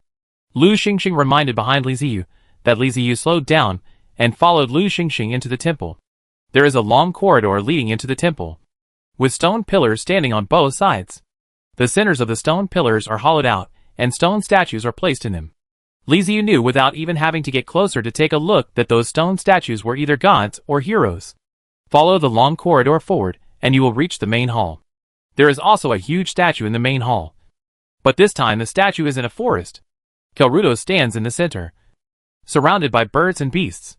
He looks peaceful and friendly, showing his kindness. Kalutos is a humanoid with thick hair on his face, a bit like a cat's face, antlers like tree branches on his head, a slender body, thick arms with wolf hair and sharp claws, deer legs with hooves, a snake wrapped around his left hand, and a strangely shaped horn in his right hand. Boss, this way, this way. Li Ziyu turned his head and saw Lu Xingxing waving at him beside the wall. Li Ziyu walked towards Lu Xingxing with curiosity. Lu Xingxing pointed at the wall and showed it to Li Ziyu. Look here. This mural. After Lu Xingxing's reminder, Li Ziyu noticed that the walls of the main hall were covered with exquisite murals. These murals were carved with relief techniques and then painted. Although a long time has passed, they still look lifelike and colorful, as if they were just painted. It's amazing. Have you restored this mural? Li Ziyu leaned forward, looked carefully, and then asked Lu Xingxing. Lu Xingxing grinned and said proudly, "Impressive. Isn't it? I haven't restored it before. I was also shocked when I first entered the main hall. If I didn't know that this place had been buried for who knows how long, I would have thought that someone had just painted it." Although Li Ziyu felt surprised, she could accept it when she thought about the existence of magic in this world. Perhaps magic was cast in the dyes used in these murals, which is why they remain bright. You cannot use your past life's knowledge to measure the things of this world. Li Ziyu was stunned when he approached the mural again. His nose twitched twice. He moved forward again, fanned himself with his hands, and raised his eyebrows. He was certain that the dyes used in these murals were definitely not ordinary. He smelled a scent of grass and flowers mixed together, which was very fresh. Just smelling it made his mind clear, his eyes bright, and his mind refreshed. Standing up and looking around the main hall, Li Ziyu walked slowly and found the first mural. The murals in the entire main hall, when connected together, form a legend of creation, with Lu Xingxing explaining them. When it comes to understanding murals, Lu Xingxing is much better than Li Ziyu. After all, he comes from a treasure hunting background, and with the help of the system, he can analyze the meaning of all the murals. The murals in the main hall describe a main god named Kalutos, the one with many statues. This god was born in darkness and created the world. The world is made up of rivers, forests, hills, plains, and at the edge of the world is an endless ocean. After the world came into being, he created the 4 seasons. But a world consisting of only plants would always seem monotonous. So he created a variety of races, including beasts, birds, and intelligent life. He is called Ancestor God. Kalutos created a total of 3 intelligent races. The first race created was called Toru, and they were the gods who helped manage the world under Kalutos. For example, the gods of the 4 seasons, such as Spring Toru, Summer Toru, the god of the sun, the god of the night, and so on. The second race created was called Siphon, and was created by the Ancestor God based on his own image. This is a race that is extremely friendly to nature and has strong vitality. The Ancestor God Kalutos has endowed the Siphon people with the ability to transform. The Siphon people can transform into various animal forms. They live in the forest, where the Ancestor God lives, and are responsible for managing the animals for the Ancestor God. The third race created was the Medes. Through the murals, Li Ziyu could see clearly that the members of the Med race were very similar to humans. The only difference was that they had short antlers and deer hooves. The Ancestor God gave the Medes the ability to control elemental magic, healing magic, and strong bodies. After the creation myth, the other murals are basically the history of how the Medes developed. They started out wearing grass skirts, then later wore animal skins, and finally changed to cloth clothes. They developed step by step, and at the same time their application of magic continued to deepen, and their population continued to increase. According to the hints on the murals, the 3 races created by the Ancestor God are divided into classes. The highest level is the True Gods. They are the assistants and right-hand men of Kalutos, helping him manage and possessing divine power. Next are the Siphon people. Compared with the Med people, the Siphon people are more noble. They live in the forest, are in charge of knowledge, are very powerful, and are the messengers of the ancestral gods and the true gods. Finally, there are the Medes. The Medes, who possess powerful magical powers, developed very rapidly, but they never forgot their roots and always respected and loved their ancestral gods. They lived together in the world created by Kalutos. This is the content of the first half of the murals. It looks good and beautiful. Later, the Medes began to explore the wider world. They created ships and entered the ocean. The Medes discovered other worlds. Well, other worlds are continents in the eyes of Li Ziyu and Lu Xingxing. As explorers, they discovered new continents. Those continents also have various creatures and other intelligent beings. Some intelligent creatures were friendly, and the Medes lived in peace with them. But some were evil and would attack them. So the Medes used magic to fight back. Many murals depict scenes of the Medes exploring the new world, and many of the races depicted are familiar to Li Ziyu and Lu Xingxing. For example, goblins, various orcs, werewolves, and even the undead. I have to say that the Medes rank quite far. As a race created by the gods, the magic talent of the Medica tribe is extremely amazing. I do not know if the murals are exaggerated painting. Anyway, It feels that the magic of the Medica can easily release the cursing level. Exploration, development, and war have allowed the Med people to develop extremely rapidly. Various technologies are constantly being developed, and magic is becoming more and more powerful. Other races gave them a new name. The Medes. It was a glorious era. They regard Kalitos as the main god, Tru as the ancestor god, and Sephan as the messenger of God. They regard the forests, hills, and plains created by the ancestor gods as holy places, and have created a mythological system belonging to the Medes. These are the second part of the mural. It is the origin and development of the Medes. The last part is the hero mural. The Medes have many enemies, but they always win. There are always so many heroes born to lead the Medes to become better and better. This kind of murals were not uncommon in the past life. After all, when a race rose, it was important to brag about its own great achievements. Li Ziyu and Lu Xingxing just took a quick look. They were not from the Medes and had little interest in these murals. But at the end of the murals, they paid attention to the two. That was the ocean. An ocean with huge waves and many strange-shaped creatures in the ocean. With the help of huge waves, the monsters in the ocean are rushing towards an island-like existence. Li Ziyu pointed at the last few murals and asked, "What does this mean? A war between gods?" Lu Xingxing shook his head and explained, "According to my interpretation, this is because a monster has invaded their holy land, which is also the place where the Med clan was born, and where Kalitos and Tru live. According to the temple, even if this city is not the city of the medicine family, it is also a city related to the Motor Protoss. The reason why it is abandoned is not because of war. I am afraid that they have passed the portal and went to the Holy Land to fight those monsters." Li Ziyu looked around the mural he had just seen and nodded. "It looks quite realistic. Is this mural credible?" Lu Xingxing shrugged. "I don't know. If it was before I traveled through time, I would have regarded it as a myth. But in this world, it's hard to say. What if it's true?" Li Ziyu nodded. Indeed, even magic appeared. So it was not unacceptable for gods to appear. He then said, "Okay, we have finished looking at the murals. Now let's go and see the teleportation array." Lu Xingxing brought Li Ziyu to a tall door. It was a door made of special metal. Not to mention Li Ziyu. Even Lu Xingxing couldn't recognize what kind of metal it was. He only knew that it was an alloy with very good magical properties. In order to open the door, Lu Xingxing took a lot of effort. After entering the door, there is a space as big as 2 football fields. Space magic. Li Ziyu looked up and observed, and immediately confirmed that this was an isolated space. Not the real space under the temple. That's quite a big deal. Thousands of treasure-hunting cats were running back and forth in the space, repairing the magic circle on the ground, and a stone door frame that was several meters high. Lu Xingxing pointed to the stone door frame and introduced, "Boss, that's the portal." Li Ziyu nodded, walked towards the portal, and observed the magic circle under his feet as he walked. The magic circle occupies the entire space, and the patterns on it are intricate and varied. Very exquisite. Arriving in front of the portal, Li Ziyu patted the door frame. There were also many runes carved on it, but now they were useless, and it was just an ordinary door frame. The main material is stone, but it also contains other materials, and its magical properties are also very strong. Li Ziyu turned his head to look at Lu Xingxing and asked, "Xingxing, now do you know how far this portal is?" While Li Ziyu was here, the magic circle had been repaired almost completely, and Lu Xingxing had a deeper understanding of the portal.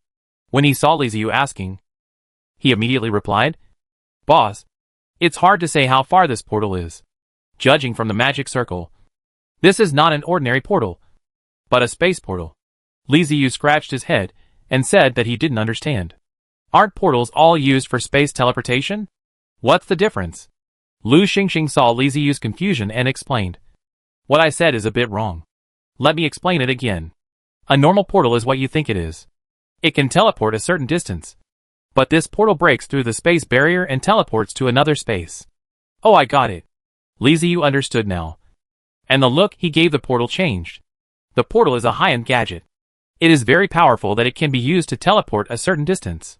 To build a portal, the space mage, alchemist, construction engineer, and others need to work together. It is not common in the other world, and generally only races that are good at magic can produce it. Building a portal that can break through the space barrier is even more difficult. Not only are there requirements for magicians and others, but there are also huge requirements for materials. Li Ziyu doesn't understand magic circles and portals. But someone must understand, because he has a Space Lord under him. Thinking of the Space Lord, Li Ziyu immediately asked the Undead to call Bepta over. After waiting for a while, Bepta and Damanlevsky came over together. Damanlevsky was a reckless man who knew nothing about teleportation arrays. He simply came here to watch the fun. Bepta came to Li Ziyu and bowed. Lord of the Dead, I greet you. Li Ziyu nodded and motioned for Bepta to look at the magic circle underground and the portal in front of him. Can you understand this? Bepta took a quick glance, then spread his wings and flew high up, looking down at the magic circle on the ground. After a while, he came down and returned to Li Ziyu's side and said, This magic circle is very exquisite. I can feel the breath of space magic in it. This should be a magic circle with space energy and can provide energy. Li Ziyu patted the door frame and asked, What about this? Can you understand it? Bepta walked around the portal a few times and said with a hint of doubt in his voice, This portal? I think I've seen it before. Lu Xingxing instantly perked up, ran to Bepta, and asked with shining eyes, See you? Where? In another dimension? Bepta looked up at the sky with empty eyes, constantly reminiscing. Li Ziyu and Lu Xingxing were not in a hurry and waited quietly. Damanlevsky followed the treasure-hunting cat man around and watched the magic circle that was being repaired with great interest. After a long while, Bepta slapped his head and said, I remember now. Lu Xingxing asked anxiously, Where is it? The place of void? Beta said seriously, I have seen similar things in the void, including the magic formation, which are similar. They have traded with us in the void land, but their things have no meaning to us. We don't care. Li Ziyu smiled and said to Bepta, Do you understand this magic circle? Can you repair it? Bepta thought for a moment before saying, I can try, although I don't fully understand their magic. Magic is universal, and I should be able to crack it. However, the magic of those people is very special and divine. Li Ziyu captured the key point instantly. Divinity. If someone else spoke of divinity, Li Ziyu would doubt others. But this was what Bepta said. Li Ziyu quickly asked, Bepta, do gods really exist? Bepta looked at Li Ziyu in surprise and asked puzzledly, Why are there no gods? They are beings of a very high level of life, surpassing our level of life. Gods have great power. And we, the Void Clan, also respect gods. Hiss. Li Ziyu took a breath of cold air. This is interesting. Gods really do exist. How powerful are gods? Li Ziyu became interested in gods, and he really wanted to meet them. Not to mention other aspects of the Void Clan. Just talking about their knowledge, they are truly top-notch. In their long lives, they have traveled to too many worlds. The world where Li Ziyu is located is the main world. In addition to this world, there are endless other worlds. This is what Bepta once told him. There are big and small worlds. The Void Clan has nothing else to do every day except wandering around the streets. Unless there are unexpected events. At least 70% of their time is spent traveling. So what Bepta said about the existence of God is most likely true. Chapter 431, The Gate of Breaking the World. Bepta turned around and found that some parts of the magic circle were not repaired correctly. So he guided the catman to repair the magic circle again. Any magic circle that has anything to do with special energies, like space and time, must be handled with extreme caution. If there is any problem, a slight mistake can lead to a huge disaster. Spatial coordinates are a very delicate thing. If there is a slight mistake, you may not arrive at a certain space, but be directly teleported into the turbulence of space. Void Clan members, like Bepta, don't care much about it. After all, they roam in the void and encounter a lot of space turbulence. But for other lives, it is at the level of destruction, if teleported to the depths of the space turbulence. Not to mention people like Li Ziyu. Even those at the level of the Demon Lord would also die. They would not be able to find a way out of the space turbulence, and would eventually die from energy exhaustion. Void creatures are born with spatial attributes. The void is their home. They have been hanging out in the void since they were young, and their experience is gained bit by bit. Although he was unable to fully analyze the magic circle and the portal, Bepta at least knew the right thing to do thanks to his perception of spatial properties. With the help of the Void Lord, the repair progress has been greatly improved. 2 days later, Li Ziyu and Lu Xingxing were called downstairs, and the magic circle and the portal had been repaired. The teleportation array on the ground is extremely complex and full of mysteries. The portal is no longer old and dilapidated, but has become brand new. After Li Ziyu took a look, he turned to Bepta and asked, "Is that all? How do I activate the portal?" Bepta pointed to an empty spot and said, "There should be a magical energy body there. I feel it should be some kind of magic crystal, used to supply energy to the entire magic circle. But now it is empty. The magic power must have been exhausted after the last transmission, or it may have been broken after too long." Li Ziyu understood what it meant. It was because of lack of energy that the teleportation array could not be activated. Lack of energy is not a difficult problem to solve. They have no shortage of resources now. So they gave Lu Xingxing a look, and Lu Xingxing immediately ran out to prepare. Soon, he got a piece of transparent crystal, held the crystal carefully, and put it into the gap, arranging it properly. After finishing it, he looked at Bepta. "This is an empty magic crystal. Any energy can be stored in it. What kind of magic power is needed to activate the magic circle?" Bepta went over to check the crystal, and then said to Lu Xingxing, "I don't know what kind of magic they used at the time to drive a portal like this that can break through the two worlds. It requires a lot of energy support." Li Ziyu and Lu Xingxing's mouth twitched at the same time. This is a bit of a joke. After all this time, you still can't explain it clearly? How can we play this? Then I heard Bepta say, "Although I don't know what kind of energy they use, I feel that space energy is the best. All teleportation arrays are compatible with space energy, and the demand is much less than other energies." Lu Xingxing nodded quickly. "Yes, space energy is good. Where can I get space energy?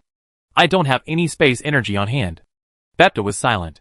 Li Ziyu sighed and said, "Should we go to the Void Land to collect void energy crystals?" Bepta nodded. To drive such a large magic circle, it is naturally best to use void energy crystals. Li Ziyu opened the system helplessly to check and found that there were only a few void crystals left that he had looted in the Void Land. It had been such a long time, and he would use some from time to time, so there were really not many left. He probably couldn't handle this teleportation array. But how to get to the Void is a big problem. When he first went to the Void Land, it was still at fortress level. It was very difficult for him to come back then. Now it is at castle level, and the area is even larger than when it was at fortress level. It was almost impossible to come back in the past. Li Ziyu felt very uneasy because he couldn't get through the castle of the undead. The Void is not a safe place. It is full of fighting. That question is for Bepta. The portal could not be activated for the time being. So Li Ziyu took Bepta back to the castle of the undead to study how to go to the Void. Bepta could go there by himself, but it was absolutely unrealistic to bring the castle of the undead with him. It was also not very reliable to ask Bepta to bring the void energy crystal with him. There are many good things in the Void Land. Li Ziyu has been there, and was very envious. After returning to the main world, Li Ziyu has been busy, and has forgotten about the Void Land. This time when he remembered it, he started thinking about how to get the resources from the Void Land. Many undead technologies require resource support from the Void. They are also about space-type technology. The simplest space-type technology is the space used in the machine nest. In the future, more space-type technologies will be developed. Without the resource support of the Void Land, many technologies cannot be unlocked because there are very few or no such materials in the main world. After some research, the conclusion was that Bepta could find a void place and build a temporary portal, and let Li Ziyu send the undead there to collect resources. When it was time to come back, Bepta would reopen the portal and send the undead back. But in this case, Li Ziyu might not be able to control the undead, and he wouldn't know what was happening over there. The space barrier will isolate all of this. When they reach the Void, the undead can only rely on themselves, and will no longer have the support of the undead castle. Regarding this, Bepta said that he could contribute a Void Land and give the resources inside to Li Ziyu. He is the Lord of the Void, and has some Void Lands in his hands. As mentioned before, many of the Void Lands were created by the Void Clan, and Bepta also has a Void Land of his own. He has absolute say in his own Void Land, and can guarantee the safety of the undead. But Bepta is a warlike guy after all, which makes him different from other Void Lords. So he doesn't have much Void Land on hand, and he has to supply his subordinates. It's already good enough if he can take out one. If Li Ziyu wants more resources from the Void Land, he needs to find a way himself. That's a solution. Li Ziyu weighed it in his mind that if he could obtain the resources of a Void Land, even if it was poor, It would allow him to start researching void technology. Then, he could develop other void lands and gradually expand. The most important thing now is to take the first step. After completing the research, Li Ziyu called Li Xingxing and told him to postpone the matter of the portal and open it when everything was ready. Li Xingxing was straightforward. He didn't have enough energy and couldn't open the portal. There was no point in being anxious. Besides, there were many places on the grassland where he could hunt for treasures. He could just wait for a while and go to other places to hunt for treasures first. Now that the research is done, the next step is action. Li Ziyu took a look and felt that the area around the ruins was quite safe. So he could just open a portal here. In addition, he could also protect the ruins from being destroyed by staying here. After everything was ready, Li Ziyu asked Bepta to open a portal in the castle. Bepta opened a 2-meter-high aperture, the other end of which was connected to the void. Although the aperture is not large, it is enough for the undead to enter and exit. The smaller the portal is, the less energy it consumes and the longer it lasts, allowing more undead to pass through. Li Ziyu went to collect resources this time, and sent more undead. 1 million. All skeleton undead. Under his control. The skeleton undead formed a long S-shaped queue and walked into the portal one after another. Millions of undead entered the portal one after another. And it took 10 days to send everyone through. Bepta was so tired that he wanted to stick out his tongue. Although a 2-meter-high portal consumes little energy, it is extremely difficult and energy-consuming to maintain it all the time. After the last skeleton soul entered the portal, Li Ziyu nodded to Bepta and said, "I'll leave that place to you. I'll wait for your good news." Bepta pounded his chest and said, "Yes, I promise to complete the task." He was the last one to enter the portal. Li Ziyu had previously temporarily handed over the control of the skeleton undead to Bepta, asking him to lead the skeleton undead to collect resources. The two parties agreed that the first 5 days would be the collection time, and the portal would be opened every night thereafter to deliver a batch of resources back to Li Ziyu. On the 6th day after millions of skeletons and undead souls entered the void, the sun set, darkness spread, and night enveloped the earth. Li Ziyu stood in the square and waited quietly. After waiting for a long time, just when he was wondering if something unexpected had happened and was about to return to the castle, the space fluctuated and a circular light gate lit up in the space. Finally come. A smile appeared on Li Ziyu's face. Although it was a little late, it didn't matter. Bepta was the first to come out of the portal. He came to Li Ziyu and said, "Fortunately, I have fulfilled my mission. The undead are ready to move the goods." Li Ziyu said with satisfaction, "Thanks to you this time." In order to prepare for the first shipment, Li Ziyu prepared several corpse transport trucks and asked them to pick up the goods at the portal. Soon, there was movement in the portal, and 4 skeleton undead came out carrying a large wooden box, which was full of void energy crystals. 4 undead put the box on the corpse transport vehicle, and soon another undead came over carrying a box. In order to facilitate the transportation of resources, Bepta opened the portal much wider this time. The undead in front, who had delivered the goods, could return immediately, while the undead behind kept walking out carrying the boxes. Bepta stood beside Li Ziyu, watching the undead busying around, and explained to Li Ziyu, "The resources sent over this time are all void energy crystals. I found a vein and asked the undead to mine it." Li Ziyu nodded repeatedly and said gratefully, "Thank you so much. If it weren't for you, I wouldn't know how to get resources from the void land." Bepta said nothing. He has signed a contract with Li Ziyu, and strictly speaking, he is Li Ziyu's slave. But the Lord of the Undead never seemed to treat him as a slave, but as a friend. They usually interacted with each other on an equal footing and were given a lot of freedom. If he wanted to return to the void, it would be a matter of time, and Li Ziyu would not stop him at all. This was unlike the slaves he knew. Bepta had been to many worlds where many races practiced slavery, and he had witnessed the miserable lives those slaves led, living without dying. There is no freedom, no food and clothing, only day-to-day labor, and the slave owners frantically exploit the value of the slaves. Everything a slave has belongs to the slave owner. When it came to him, Li Ziyu seldom asked him to do anything. He let him do whatever he wanted. Even if he needed help, they would discuss it with him. Just like collecting resources this time. Doesn't Li Ziyu know that he is the Lord of the Void and owns his own void land? Of course I know. But Li Ziyu did not force him. Instead, he discussed with him and tried to find a way. It was he who was willing to contribute the void land. Bepta still felt very emotional. He is willing to help Li Ziyu. After filling several corpse transport trucks, Bepta said goodbye to Li Ziyu and returned to the void through the portal. Li Ziyu asked the corpse transport truck to deliver the resources to the warehouse. With such a batch of void energy crystals, he can consider starting to research space-related technology. For basic space technology, the most needed resource is void energy crystal. Most space technologies fall within the scope of psychic technology. Li Ziyu had done some research while collecting resources and found a portal that was exclusive to the undead in psychic technology. All he had to do now was unlock the portal.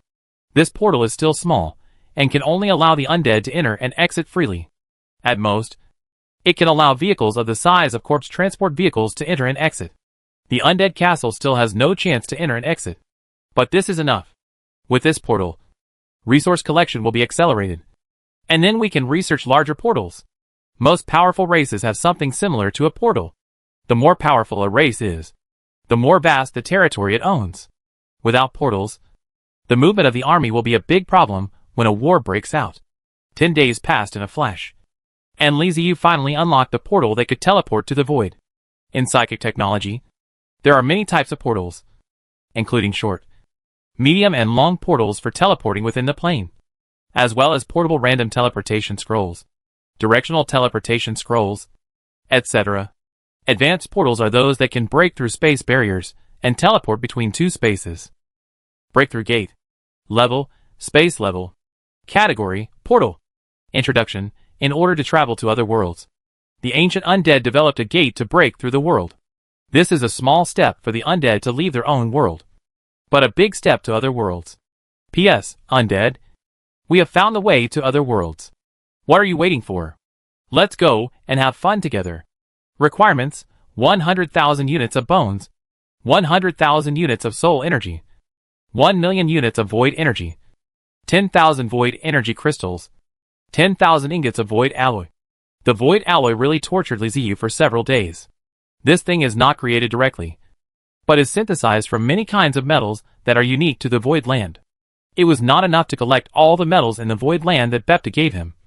So Bepta had to exchange some from other void lords before he could gather all the metal types and make void alloy. The boundary gate is a directional portal that requires 2 to be used. The cost of building 2 portals almost drained all the void resources that Li Ziyu had collected in the past few days. Fortunately, it was worth the money. At least it was done, which made it easier to collect resources. Moreover, the gate of breaking the world is a high-end product. It is not that it cannot be moved once it is put down, and it can be taken back after use. The price is so expensive. If she can't get it back, Li Ziyu will cry to death. The gate of destruction is 5 meters high and 3 meters wide. The door frame is in the shape of 2 skeletons of the undead that seem to be embracing each other. In the center are 2 doors, in addition to a large number of runes and rune paths. The doors are also carved with undead totems. Countless ghosts were carved on the door, making it look spooky and full of dark style. In order to open the gate to break the world, it is necessary to consume psychic energy and void energy. The 2 energies must be mixed to open it. Once opened, it will continue to consume energy, and as the time of opening the gate increases, the amount of energy consumed will also increase exponentially. This is easy to understand. The portal is equivalent to breaking through the space, but the space has self-repair properties. In order to resist the repair of the space, more energy is needed. Chapter 432, Scouting the Opposite Side. Li Ziyu asked Bepta to bring a boundary-breaking gate to the void land, while he prepared it on the main plane. After Bepta placed the boundary-breaking gate in the void land, he returned to Li Ziyu and said, "According to your instructions, the boundary-breaking gate has been placed in the void land. The gates to break the boundary have been placed on both sides. Now is the time to witness the miracle." Li Ziyu activated the gate to break the world. Soul energy and void energy were injected into the gate of breaking the world at the same time. Runes lit up one after another, and energy continued to surge along the path. The gate of breaking the world shook violently, and a huge magic array outlined by pure energy unfolded under the gate. Click, click, click. The 2 skeletons on the door frame slowly moved, let go of each other's hands, and started holding the door frame. The 2 doors slowly opened outwards. An array of light shone through the door. With a bang, the door opened and a passage was formed. Li Ziyu looked behind the door. It was a bright but not dazzling blue light, composed of energy. There was a huge vortex in the energy. It is very similar to the portal created by Bepter. I sent a few undead over to test it out, and found no problem. There was a void land on the other side. Liziu smiled immediately. It's done. It will be much easier to collect resources next time. It's much easier to have the portal here than to ask Bepta to open it. Moreover, this gate to the broken world is under your control. You can open it whenever you want. You can even consider going to the void land to take a look in person. Just treat it as a trip. The inventory of the void land given by Bepta is still very rich, and there will be no problem in mining for a while. However, the void energy crystals needed by Lu Xingxing are almost ready, so we can start the adventure mode. There will be no delay in dual line processing. Liziu called Lu Xingxing back. Boss, are you ready? Arriving at the castle of the undead, Lu Xingxing asked impatiently with shining eyes. Liziu smiled and nodded. Bepta said that with the help of millions of skeletons and undead working frantically to mine, the void energy crystals collected would be enough. Lu Xingxing couldn't wait any longer, so he pulled Liziu outside and said as he ran, "What are we waiting for? Let's go. Open the portal and see what kind of world is on the other side." He looked so anxious and not at all steady, just like a kid whose parents have promised to buy him a toy. Liziu shook his head helplessly, and was pulled back to the space below the temple by him, and stood in front of the portal again. Bepta had already started preparing over there. He had set up a new magic circle that could transfer the energy in the void energy crystal to the blank magic crystal prepared by Lu Xingxing. There was no way of knowing what kind of energy was used, nor how much energy would be consumed to open the portal. So Liziu prepared some extra void energy crystals to avoid a shortage. Everything is ready, and the portal is opened under the auspices of Bepta.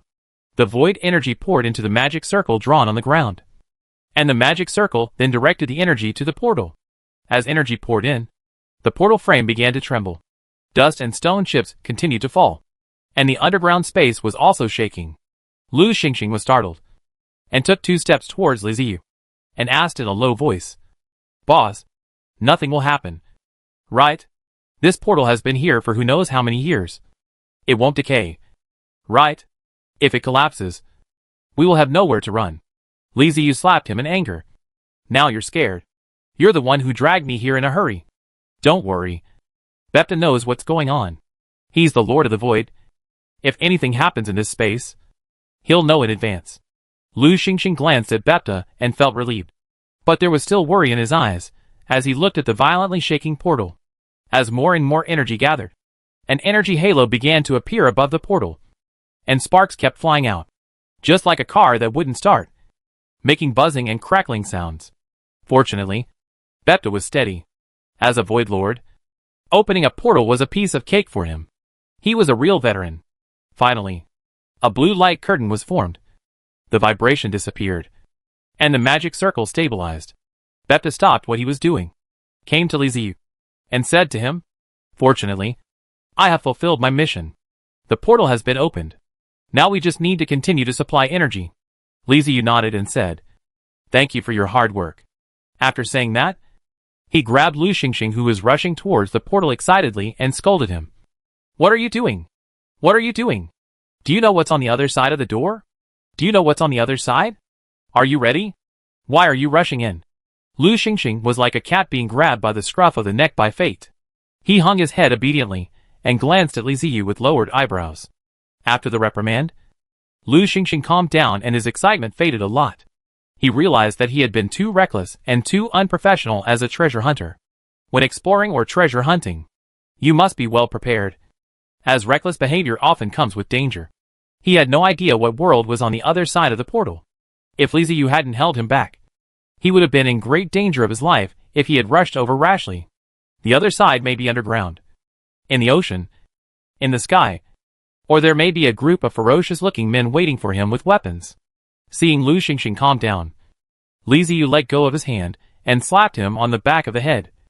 "Send the treasure-hunting cat people over to take a look first. There is no point in sending the skeleton undead over. The low-level undead in Liziu's hands are of no help at this time. This is a transmission between 2 spaces, which has already crossed dimensions.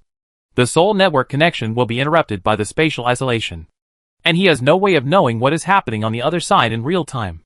It is even more unreliable to wait for the undead to come back and tell him after their investigation. The intelligence of low-level undead is low, and even if they find something, they may not be able to explain it clearly. Instead of letting the undead go there and waste time, it would be better for Lu Xingxing to send treasure-hunting cats over there. Apart from anything else, the treasure-hunting cats are much better than the skeleton undead when it comes to avoiding danger and narrating what happened, so they had a higher chance of surviving in the past. Lu Xingxing's subordinates include treasure-hunting cats and the Cat Suicide Squad, a special unit designed to deal with situations like this. A suicide squad of 5 treasure-hunting cats. A special force that specializes in carrying out dangerous missions and exploring dangerous places. They move quickly, have strong resistance to poison, and their recovery and combat capabilities are stronger than other treasure-hunting cats. Lu Xingxing dispatched 3 cat-sized suicide squads and prepared to let them enter the portal in the first wave. The members of the Cat Suicide Squad all wear black tights, have longer whiskers than ordinary cat people, carry a large bag on their backs, and wear 1,000 pocket clothes filled with all kinds of miscellaneous small bits and pieces. These treasure-hunting cats have sharp eyes that reveal a sense of wisdom. They walk silently and have a light body. After receiving Lu Xingxing's order, the 3 cat suicide squads immediately packed their bags, lined up in front of the portal, and entered the portal one after another. After entering the portal, Lu Xingxing lost contact with the treasure-hunting cat people and could only wait for them to come out on their own. After waiting for a long time, the Cat Suicide Squad did not come out of the door. How come he never comes back? Li Ziyu and Lu Xingxing were both a little surprised. Li Ziyu called Lu Xingxing over and asked, "Did you give the wrong order? Why haven't you come back yet?" Lu Xingxing was also very surprised and said blankly, "I just asked them to investigate. I didn't give any other orders." Li Ziyu glanced at the portal and scratched his head. "Okay, let's wait." As a result, the Cat Suicide Squad still did not return that day, and there was no news of them. The next morning, when Li Ziyu and Lu Xingxing met, they found that each other was frowning. There are 3 Cat Suicide Squads, but not a single team has returned in a day. What is the situation in the other side of the world? Is there a big danger? Lu Xingxing paced back and forth and spoke first. "Boss, we can't wait any longer. Something must have happened. Otherwise, they wouldn't have been gone for so long, and should have come back a long time ago." Looking at the portal, Li Ziyu nodded and said, "Well, it seems that we have to use other means to explore it." Lu Xingxing's eyes lit up, and he hurriedly walked to Li Ziyu and asked, "Boss, what tricks do you have? Use them now." Li Ziyu knew it was time to take action himself. His low-level undead were of little use, but he still had other means. But they had not been tested, so Li Ziyu didn't know if they would work. He took out a few things that looked like black buttons and placed them in his palm. Lu Xingxing curiously moved closer and looked at it carefully. At first glance it looks like a black button, but when you look closer, you find something wrong. This button is actually made of metal, and you can faintly see traces of gears. Lu Xingxing was very interested in this steampunk-like thing and couldn't help asking, "What is this?" Li Ziyu said casually, "Detective beetles. Phantom Scout beetle. Category, Mechanical Engineering. Type A. Type B. Introduction, a small-sized. Good at flying and reconnaissance, but without combat capabilities. A Type A beetle class basic fighter. The Phantom Reconnaissance beetle has 2 pairs of special compound eyes that can be used to record. What they see will be recorded in the ultramicro magic array in their bodies. After being attacked, the Phantom Reconnaissance beetle can disperse into 2 phantoms to escape.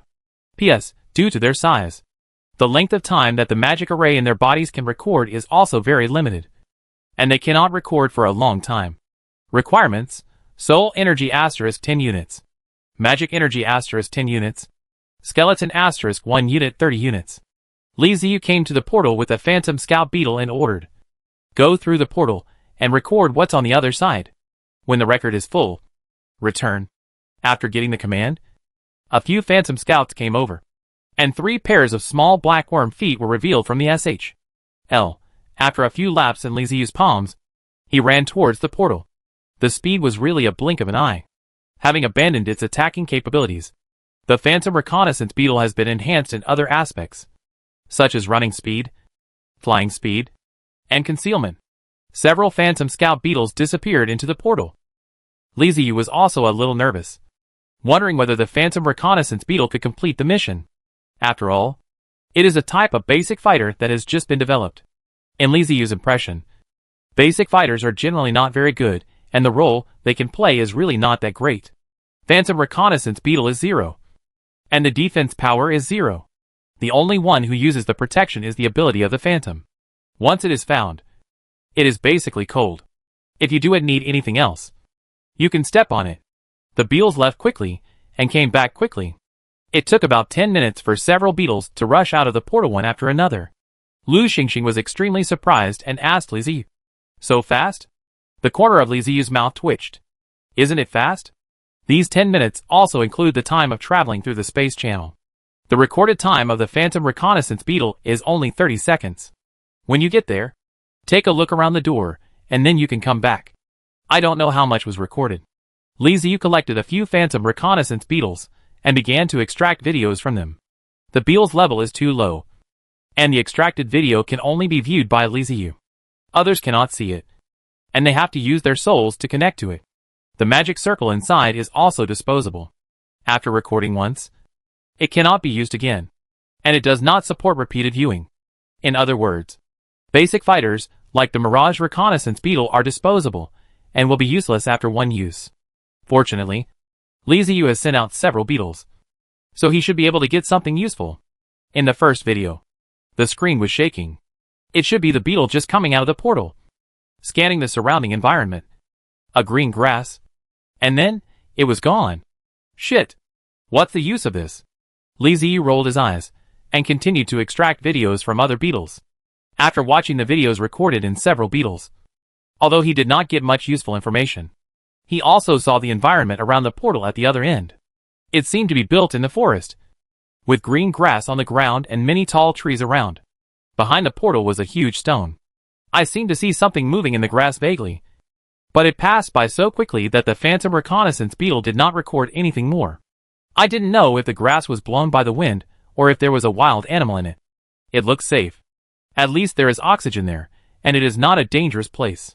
So, why did the Cat Suicide Squad lose contact? In Beetle's video, Li Ziyu did not see any trace of the Cat Suicide Squad, and could not be sure where they went. The time was too short, and there was no record of whether there were any footprints on the grass. Li Ziyu touched his chin and frowned, thinking, should he go or not? Lu Xingxing was scratching his head anxiously. He couldn't see the video, and didn't know what was going on the other side. He was curious and worried about the Cat Suicide Squad. Seeing how restless he was, Li Ziyu described the scenes in the Beetle video to him. As soon as Lu Xingxing heard it, he immediately came to the spirit. No danger. Boss, let's go and see. Li Ziyu quickly shook his head, and said to Lu Xingxing, Xingxing, you have been searching for treasure for so long without dying. Is there someone in heaven protecting you? It's really strange that you are not dead in your careless state. How can a treasure hunter be so unstable? Even those treasure hunters in warehouses are more stable than you. A few reconnaissance beetles only recorded a total of 30 seconds of video. Based on this short video, can you be sure that the other side is safe? If it was really that safe, why did the Cat Suicide Squad disappear? There must be something in between that they didn't notice. Or the beetle didn't record it because the time was too short. If we go there rashly, it will be difficult to deal with if something dangerous happens. Li Ziyu couldn't be sure whether the dead could be resurrected after traveling through space. After all, there was a space between him and the castle of the undead. Being able to be resurrected in this world does not mean that you can be resurrected in another world. If you can't bring the castle of the undead with you, then you have to be cautious. Cautious. And cautious again. It doesn't matter if you are too cautious. Just save your life first. After being scolded by Li Ziyu, Lu Xingxing calmed down again and started to think seriously. He is not stupid. He just has a bit of an abnormal personality. He is a sunny boy who happily loses his brain. After thinking it over carefully, he also felt that it was not appropriate to rush forward directly, and he needed to make preparations. Lu Xingxing asked, Boss, what should we do now? Just wait like this? Can't your beetle only record for 30 seconds? Li Ziyu rolled his eyes and said to him, I think we should close the portal first and wait until we are ready. Anyway, the portal has been repaired now, so we can open it whenever we want. I will do some research and strengthen the beetle before exploring the other side. Although Lu Xingxing was unwilling, he felt that this method was feasible. So he nodded and said, Okay, Let's do it. Chapter 433 Fortress Remains. In the following days, Lu Xingxing went out to wander around and search for treasures everywhere, while Li Ziyu set up camp around the ruins, collecting resources from the void land on the one hand, and continuing to develop insect-class fighters, mainly Type A fighters on the other. Stealth Beetle. Category: Mechanical Engineering. Type: Type A. Type B. Weapon: Armor Blade. Self-Destruction. Introduction: An upgraded version of the Phantom Scout Beetle. Its increased size does not reduce its speed. In addition to its phantom and recording functions, the Stealth Beetle can also become invisible. This is the experience that the Undead have learned from the chameleon. The Stealth Beetle can blend into the surrounding environment. The Stealth Beetle has a certain attack ability. It can spin and rush towards the enemy, cut the enemy's throat with the blade on its SHL, and can also self-destruct when caught. Requirements: Soul Energy * 15 units. Magic Energy * 30 units. Li Ziyu finally made a relatively satisfactory Type A bug-class fighter. The Stealth Beetle is much stronger than the Phantom Reconnaissance Beetle. At least it can record for a longer time, from 30 seconds to 1 hour, which is enough for reconnaissance missions. The Secret Beetle is the size of a palm, with a transparent SHL, through which you can see the metal parts that are constantly moving inside, as well as a little soul flame in the center. Well, if we don't take action, we'll be a bit like a turtle that has retracted its limbs and head into its SHL. The edge of the round carapace is very sharp, which is the carapace blade. That's enough. Li Ziyu did not wait for Lu Xingxing to come back. He planned to test the Secret Beetle first and explore the world on the other side of the portal. 1 hour of recording time was enough to see a lot of things. Arriving at the portal, Li Ziyu awakened the Secret Beetle and let it enter the portal. Next is to wait quietly. The order Li Ziyu gave to the Secret Beetle was to explore and investigate. I don't know if the beetle can understand the meaning of the order. Time passed bit by bit. After half a day, there was finally movement on the other side of the portal, and the Secret Beetle crawled back out. The beetle that came back through the space channel seemed a little dizzy. It circled around the portal for a few times before it opened its SHL, flapped its wings, and flew towards Li Ziyu. Finally, you're back. I thought something had happened. The beetle took half a day, and Li Ziyu was worried that it would never come back like the cat suicide squad. Fortunately, this did not happen, and the Secret Beetle finally came back. With his palm open, the Stealth Beetle flew over and slowly landed. Its thin and transparent wings folded back and forth and retracted into its SHL. It looked up at Li Ziyu. As if asking for credit, Li Ziyu gently poked the beetle's SHL and began to extract the recorded information. After watching the video recording, Li Ziyu finally understood why the Secret Beetle took half a day to come back. It was not recording all the time, but in segments, trying its best to record what it saw. The video is full of flowers, plants and trees, and there is a thick layer of dead leaves on the ground. It seems to be a forest. The sunlight shines through the dense leaves, and the light spots projected on the ground sway gently with the wind. Time here seems to have stood still, and the sounds of nature echo in the ears. The chirping of birds and insects. The sounds of nature are the heartbeat of the forest. The towering trees stand on the ground like giants, their crowns intertwined to form a vast green sky. Every leaf, every blade of grass, and every piece of land in the forest is full of the pulse of life, full of unknowns and mysteries. The tall trees block out the sun, and the dense leaves block out the noise from the outside world, making people feel as if they have entered a space isolated from the world. Various creatures shuttle through it, forming a complex and mysterious ecosystem. Some jump on the branches and leaves, and some shuttle through the rotten leaves on the grass. You can even find nests of small animals on some trees. They live quietly in their own world and coexist harmoniously with the forest. The Stealth Beetle is neither flying nor crawling all the time. It is very active, sometimes shuttling through green grass and dead leaves, sometimes climbing up towering ancient trees to scan the surroundings, and sometimes flapping its wings and passing by. Thanks to its speed and stealth ability, few animals around it can detect it. It knows how to seek benefits and avoid harm. It simply ignores ordinary animals and passes by them. As for powerful magical beasts, it restrains its presence and observes them from afar. The place is full of the breath of life, magnificent and wonderful, yet full of danger.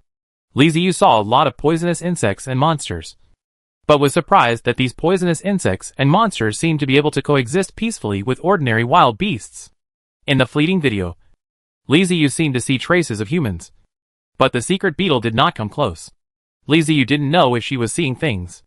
After recording for an hour, Li Ziyu felt like she was watching a forest documentary for an hour. The second half is a video of the stealth beetle flying back. In the flashing video, Li Ziyu keenly saw a mountain. No, not a mountain.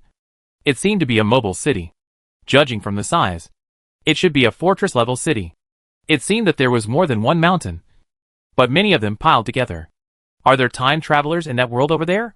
The recording function of the stealth beetle has not been able to get rid of the shortcomings of the phantom reconnaissance beetle. It can only be viewed once, and has no playback function. Li Ziyu had no way to rewind the video and watch it again. But he felt vaguely uneasy, as if something was not right with those mobile fortresses.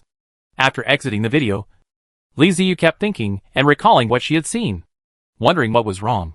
It seems too quiet. Yes, those mobile fortresses are far too quiet. How could it be so quiet with so many mobile fortresses gathered together? This was what he felt was abnormal. Having a bad premonition in his heart, Li Ziyu immediately took out another secret beetle and put it into the portal again, letting them explore the mobile fortresses that he had accidentally seen before. If those mobile fortresses are normal, Li Ziyu can consider entering that space through the portal. If it's not normal, the stealthy beetle disappeared into the portal. This time the waiting time was not too long. The goal was very clear, and the stealth beetle did not need to walk around. It would come back after recording. It was already evening. The sun was setting, and night was beginning to fall. After secret beetle came back, Li Ziyu immediately began to look through the recorded videos. You don't know until you see it. It's shocking. The things recorded in the video made Li Ziyu gasp. This stealthy beetle went directly to the place in the video. It can be seen clearly from the video that it is indeed a mobile fortress. And there are indeed not just one, but 6 or 7. However, these mobile fortresses seem to have experienced a great war and were in ruins, with moss covering the surface and vines entwined around them. They are not connected normally, but are piled up like garbage. The stealth beetle flew around the mobile fortress for a while, found a gap and drilled in, then moved through the fortresses. There was no sign of life. Dark red bloodstains could be vaguely seen, and there were ruins everywhere. The fortress is in this state. Needless to say, the main building must have been destroyed, and the time traveler must have died. This area is actually a mobile fortress cemetery. Who did it?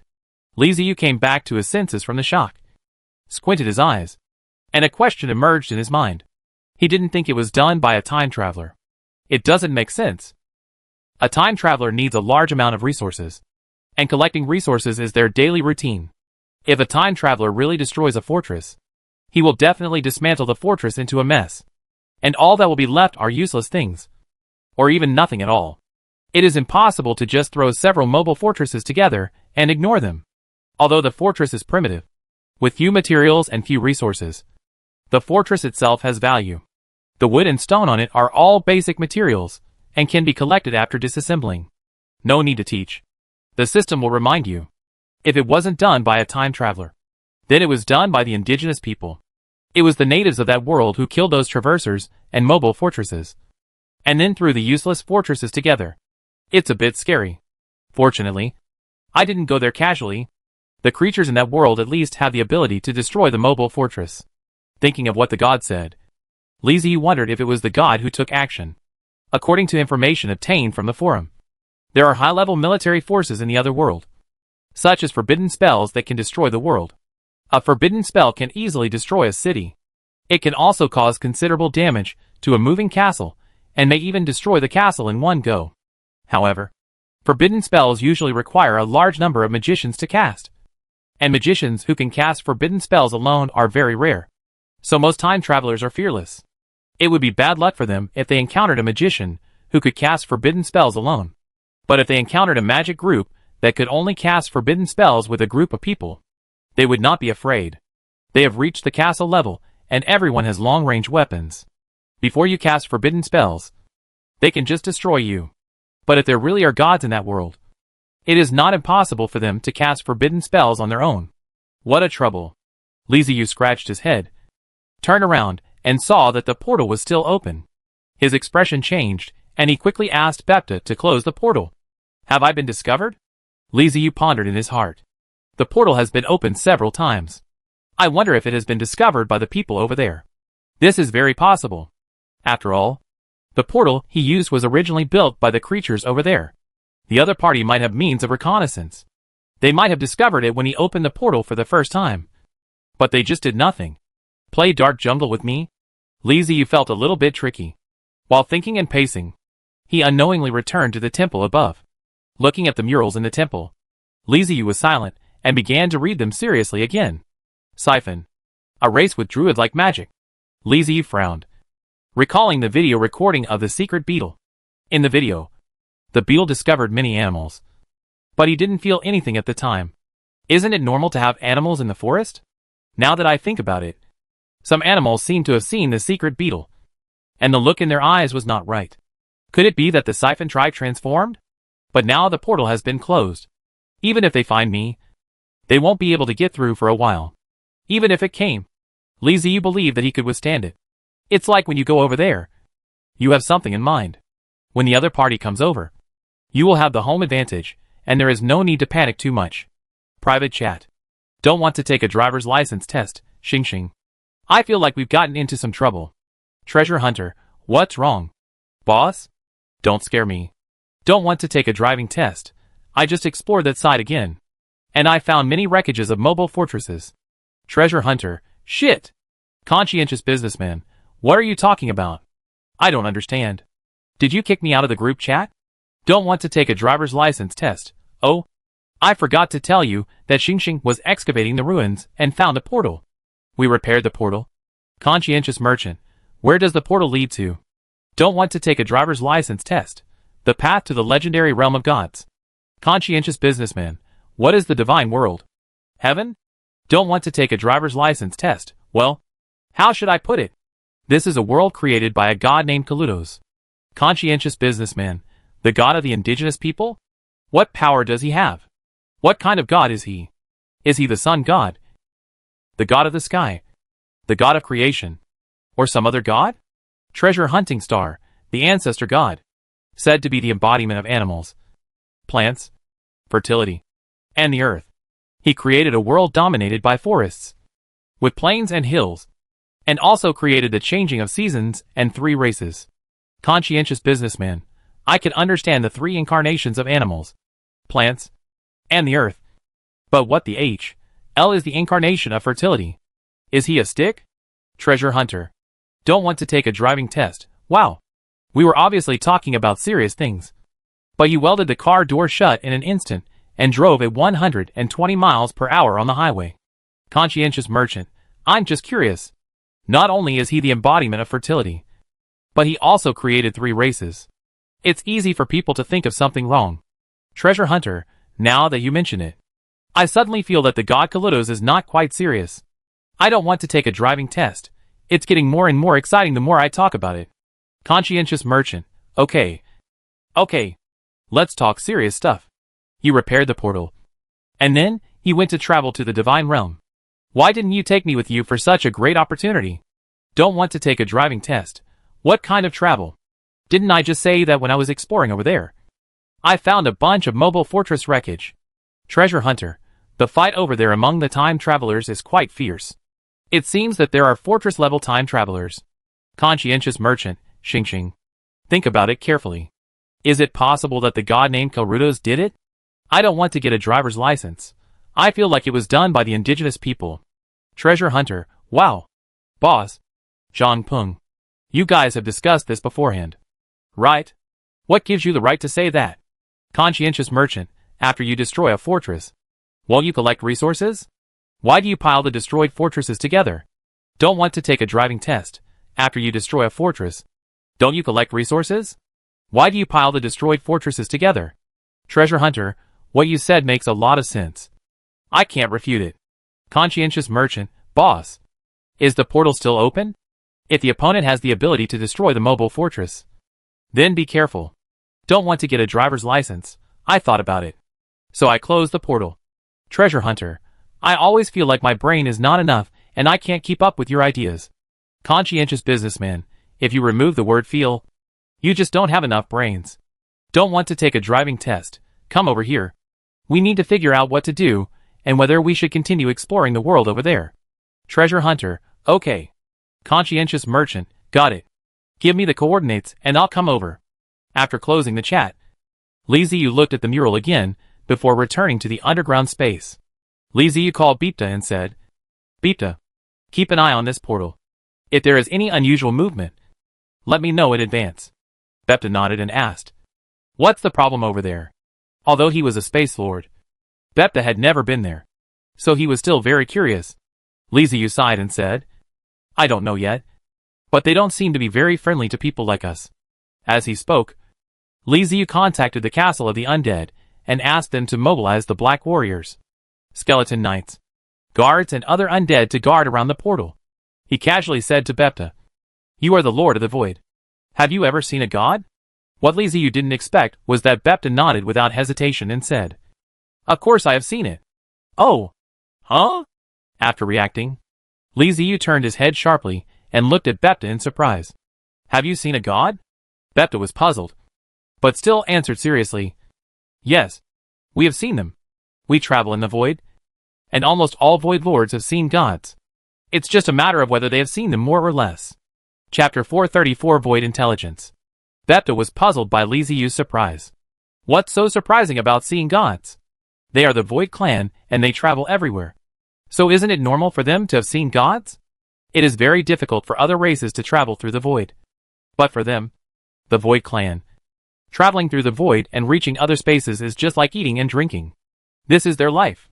Moreover, the Void Clan has a very long history, and many gods have not existed as long as them.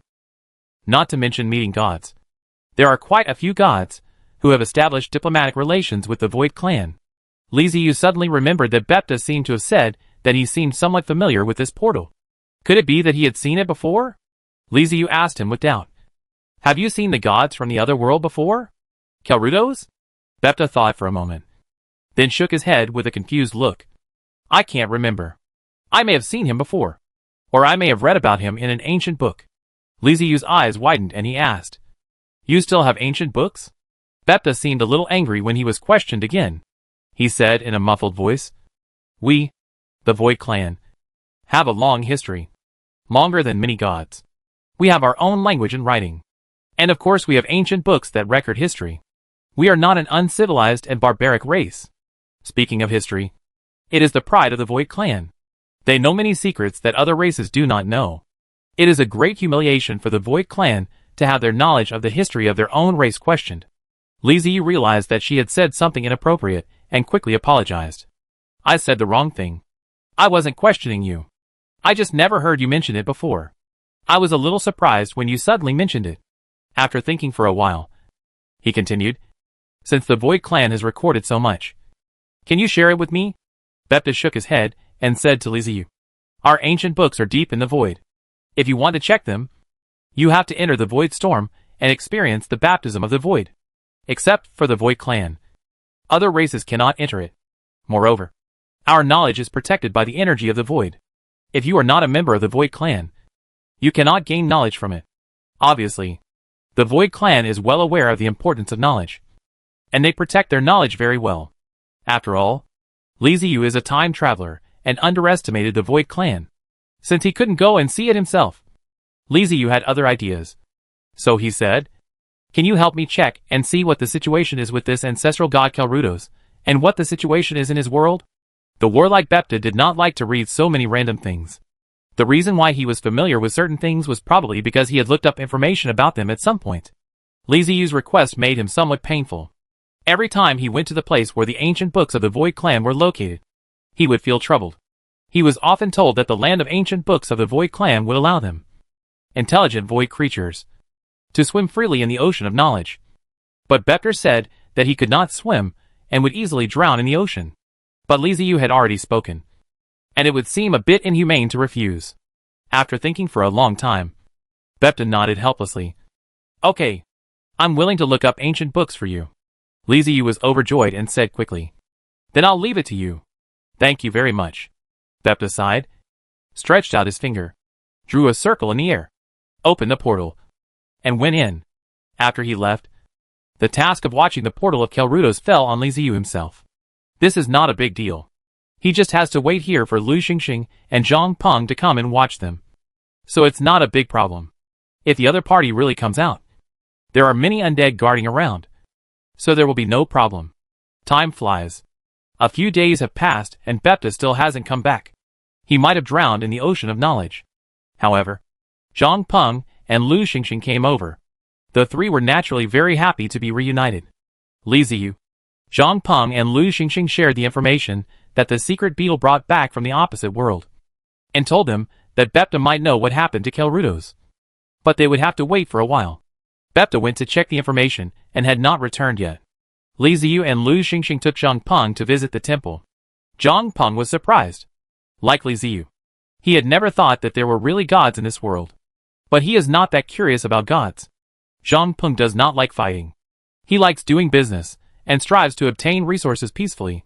He does not care whether there are gods or not. The only thing he cares about is what is in the world of gods, and whether it can be transformed into commodities. The three of them wandered around the temple, and then returned to the castle of the dead. The undead set the table, and served sumptuous dishes. The three of them sat down, ate and drank, and talked about the latest news. Li Ziyu picked up a glass of juice, took a sip, and smacked his lips. After resources became abundant, food became much better. The juice he was drinking now was exchanged by Zhang Peng and other time travelers. The fruit was very sweet. After putting down the cup, Li Ziyu asked Zhang Peng, "Is the development of the caravan going smoothly?" Zhang Peng had dark circles under his eyes and looked exhausted. Only when he mentioned the caravan did a gleam of light in his eyes that was totally inconsistent with his state emerge. He said excitedly, "It went smoothly. Very smoothly. Our caravan was unimpeded. The White Tiger Queen was very supportive of us. By the way, I have already built the underground passage under the grassland." Building underground passages is also something Zhang Peng is used to doing. It's not just because his men are the same race as the mole people, but also because underground passages make him feel safe. Whenever he goes to a place, he must dig a passage first. It is not easy to build underground passages in the grassland, as many kinds of insects live underground, especially Ant-Man. These insect people are not a big threat to Li Ziyu because he is at castle level, but they are still a big threat to Zhang Peng's mole fortress. The mole people, like the treasure-hunting cat people, are not a race that is good at fighting and are very timid. Since coming to the grassland, Zhang Peng has been actively digging tunnels, but he encounters insect people from time to time, causing the tunnel plan to be hindered. Sometimes, even though the tunnel had already been dug, the walls of the tunnel would inexplicably be broken through by the insect people, and then a large number of insect people would pour in. At this time, Zhang Peng would often choose to abandon the tunnel, seal it, and not fight the insect people. It took so long to finally build the underground network, but it is still no match for the wilderness. Li Ziyu nodded with satisfaction. The White Tiger Queen was a sensible person, and she knew very well what was good for her. After the secret conversation, she understood that being an ally of the undead was better and more valuable than being their enemy. Until now, there are voices within the Orc Empire opposing peaceful coexistence with the undead, and there are always some conspiracy theories. But so what? For the sake of the entire Orc Empire, a small number of people need to be sacrificed, even if what they say is true. What Li Ziyu and the White Tiger Empress discussed was actually very simple. Everyone should live in peace and integrate with each other. The undead would be integrated into the Orc Empire, and the orcs would be integrated into the undead. As for who would be annexed by whom in the end, that would depend on the means and strength. Anyway, Li Ziyu is not afraid of being swallowed up. He has a moving castle, and is always invincible. The White Tiger Queen must have known this, but she must have had her own plans when she agreed to Li Ziyu. After the two conspired, the biggest benefit was business development. Under Zhang Peng's leadership, the business atmosphere of the Orc Empire was fully mobilized. The entire empire is recovering rapidly from the blow suffered by the Life Empire, and a large amount of resources are pouring into Li Ziyu's warehouse. From the current perspective, it is a win-win situation.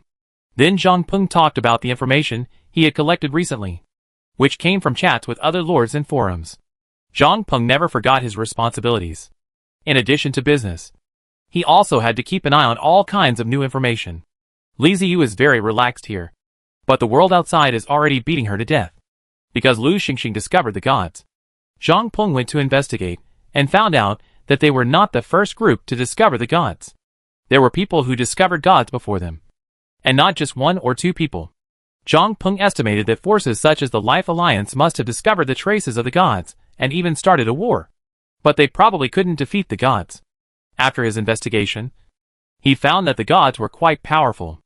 Zhang Peng and Li Ziyu mentioned before that a group of several hundred time travelers were destroyed while exploring the ruins chapter 425. It is very likely that they discovered the traces of the gods, went to war with the gods, and thus disappeared. However, these are all inferred by Zhang Peng. No one has publicly revealed that they have found the gods. They are all vague in their statements. This can be considered hidden information that needs to be continuously collected in order to be summarized. If you don't pay attention, it will most likely be missed. The time traveler is not invincible. Even though many major alliances can now crush ordinary indigenous people, they will still die if they encounter real high-end military forces. The combat power of the other world is extremely polarized. As a world with supernatural powers, there really are world-destroying existences here. And personal martial arts have reached the peak. The combat power of the Traversers is achieved through various arms. And their own combat power is not strong enough. Zhang Peng's words reminded Li Ziyu of Damonlevsky's hero clan. Just look at Damonlevsky, and you will understand that if he is determined to kill the Time Traveler Lord, he can really do it. Facing long-range heavy firepower, the Traverser can activate defense and fight openly.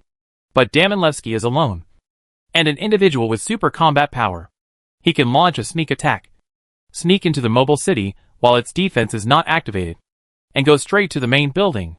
Maybe he couldn't destroy the main building, but he could make the time travelers die over and over again until the time it took for the time travelers to be resurrected reached hundreds of years.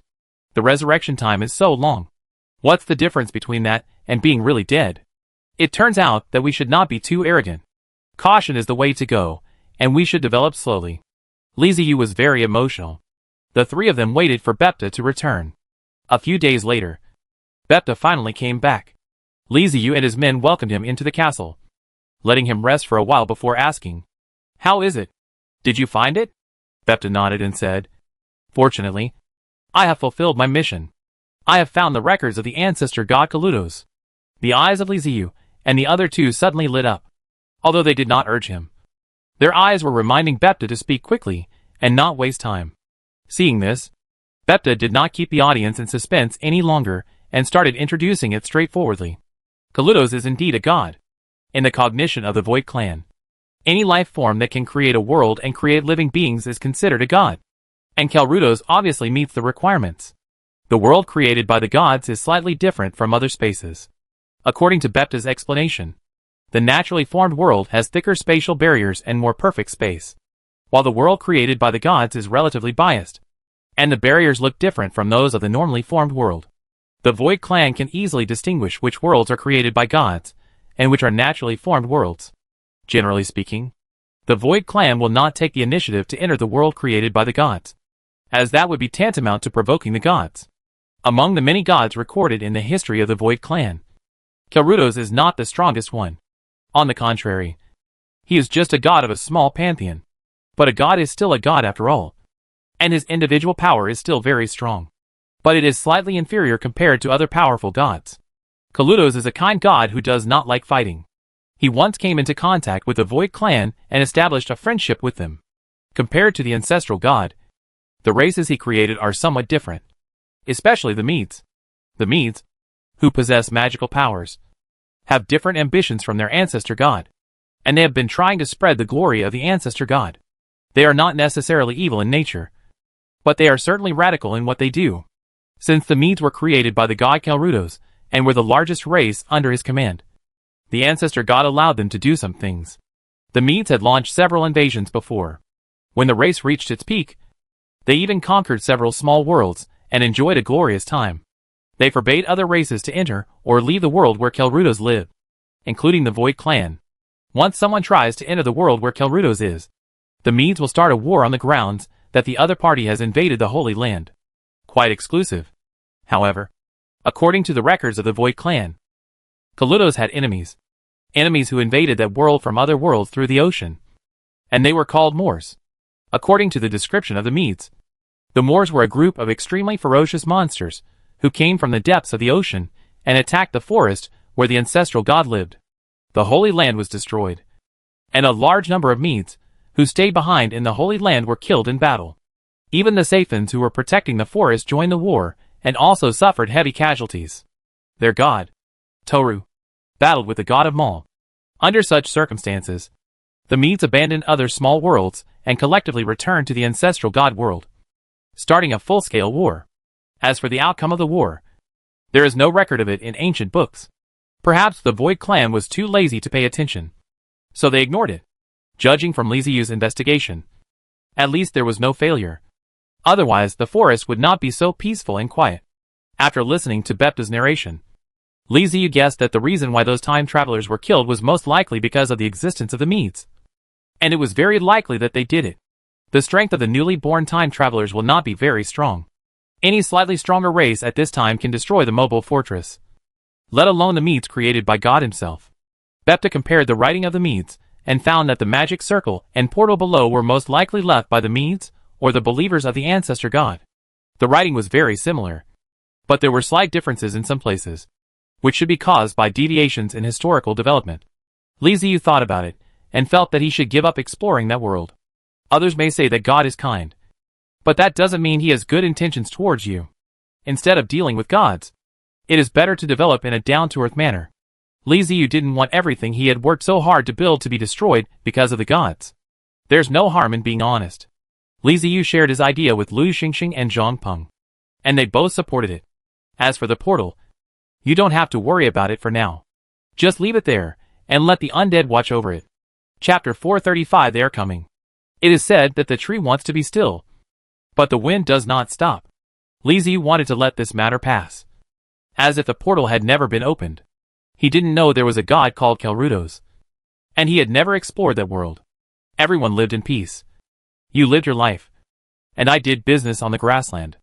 But obviously people living in that world don't think so. On the second day after Bepta returned, just as the sun began to shine, the portal in the underground space of the temple suddenly lit up. It wasn't Bepta who opened the portal, but the other world. This portal is bidirectional. Li Ziyu can open it, and the other party can also open it. At this time, Li Ziyu, Zhang Peng and Liu Xingxing were still sleeping and unaware of anything. Fortunately, Li Ziyu arranged the Black Warriors, Skeleton Knights, and guards of the undead to be on high alert around the portal.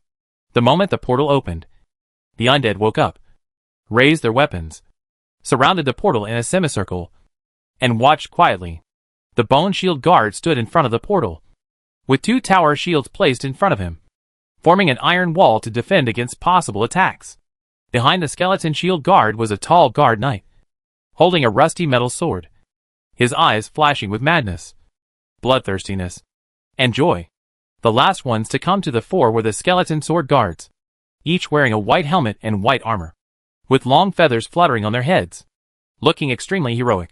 On both sides of the guards, the Black Warrior stood in front with his sword raised, and the skeleton knight rode on the sole warhorse behind him. In an instant, a murderous aura filled the entire space. The ripples on the portal spread, as if the surface of the water was broken, and a shadowy figure walked out of the space channel. It was a humanoid creature, wearing a full-body metal armor. The armor looked thin, but upon closer inspection, it was actually made up of fine scales the size of a fingernail. Runes flashed on it, and the light of magic flashed by. He looks like a human, except that he has a pair of short antlers on his head. In his hand was a full metal spear, with a fist-sized magic crystal gem embedded at the junction of the spear head and the spear shaft. After this kind of humanoid walked out of the portal, he immediately faced the undead, who were ready for battle. However, he did not panic, nor did he point his gun at these scary-looking guys. Instead, he looked around, and after finding that the other party did not attack immediately, he moved a step to the left and made way. The ripples in the portal reappeared, and another humanoid creature dressed like him walked out.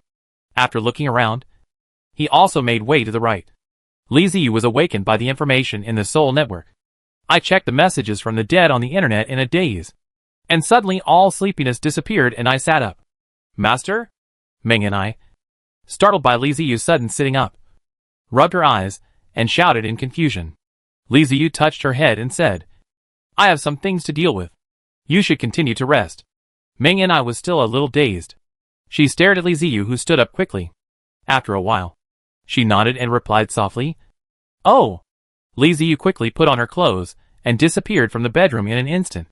She went to the guest room to wake up Zhang Peng and Lu Xingxing. Lu Xingxing yawned sleepily and asked dazedly, Boss, what's wrong? Zhang Peng was quite sober. He was used to being woken up at any time, so he had such dark circles under his eyes. But he didn't understand why Li Ziyu called him in a hurry. Li Ziyu raised his hand and slapped Lu Xingxing to wake him up, then said, Someone is coming from the portal. Lu Xingxing and Zhang Peng were stunned at first. Then their faces changed, and they hurriedly followed Li Ziyu to the underground space of the temple. The underground space of the temple, where the portal is located. Li Ziyu rushed over with Zhang Peng and Lu Xingxing, and the undead made way for them from behind to let them pass. The three of them came to the front through the passage. There were more than 20 people standing near the portal. Most of them looked like warriors wearing scale armor and holding spears. There were also a few people wearing white robes embroidered with green patterns and holding wooden sticks as tall as a person. The people holding the wooden sticks were obviously of higher status than the warriors. After the three of them looked at the person coming through the portal, Lu Xingxing approached Li Ziyu and whispered, It's a member of the Med tribe. Li Ziyu recognized them without Lu Xingxing's reminder. They all had short antlers, and the shape of their shoes was different from that of humans, more like hooves. When Li Ziyu was looking at the Medes were also looking at Li Ziyu and his group. They obviously knew from the actions of the undead that the three humans who came over were the leaders. A Mede man holding a wooden stick stepped forward and spoke to Li Ziyu in a gibberish. Li Ziyu didn't understand a word of what was said. The language of the alien world is very complicated, and almost every race has its own language. But the language spoken by the Medes in front of him has no similarities with other languages. Li Ziyu couldn't analyze it even if he wanted to, and could only stare at the Medes with a blank face. Upon seeing this, the Medes started talking a lot again. However, it is of no use. Zhang Peng silently reminded from behind, Call Bepta over. Maybe he can understand. Li Ziyu slapped his head and thought, Yes, Bepta, the Void Lord, should be able to understand it. He quickly asked the undead to call Bepta, and at the same time gestured to the Medes to wait for a while. The other party seemed to understand what he meant and stopped talking. Soon, Bepta rushed over and came to Li Ziyu. He first glanced at the Med people, and then said to Li Ziyu, Are you looking for me? Li Ziyu nodded quickly and said, Do you understand the language of the Medders? He just spoke a lot of nonsense. I don't understand. Can you help me translate it? Turning his head to look at the Medes over there, Bepta hesitated and said, It was a long time ago that Kelrudos established diplomatic relations with us. I don't know if I can understand their language, but I can try. Now they can only rely on Bepta. After all, he has met them before, but they don't know anything about the Medes. Bepta turned and walked up to the Med man, who started chattering again. Bepta took a long time to react and said a few words haltingly, but the other party continued chattering. The communication between the two was not smooth. It was difficult for Bepta to understand what the other person was saying. He had to react for a while before he could say a word, and he had to speak slowly.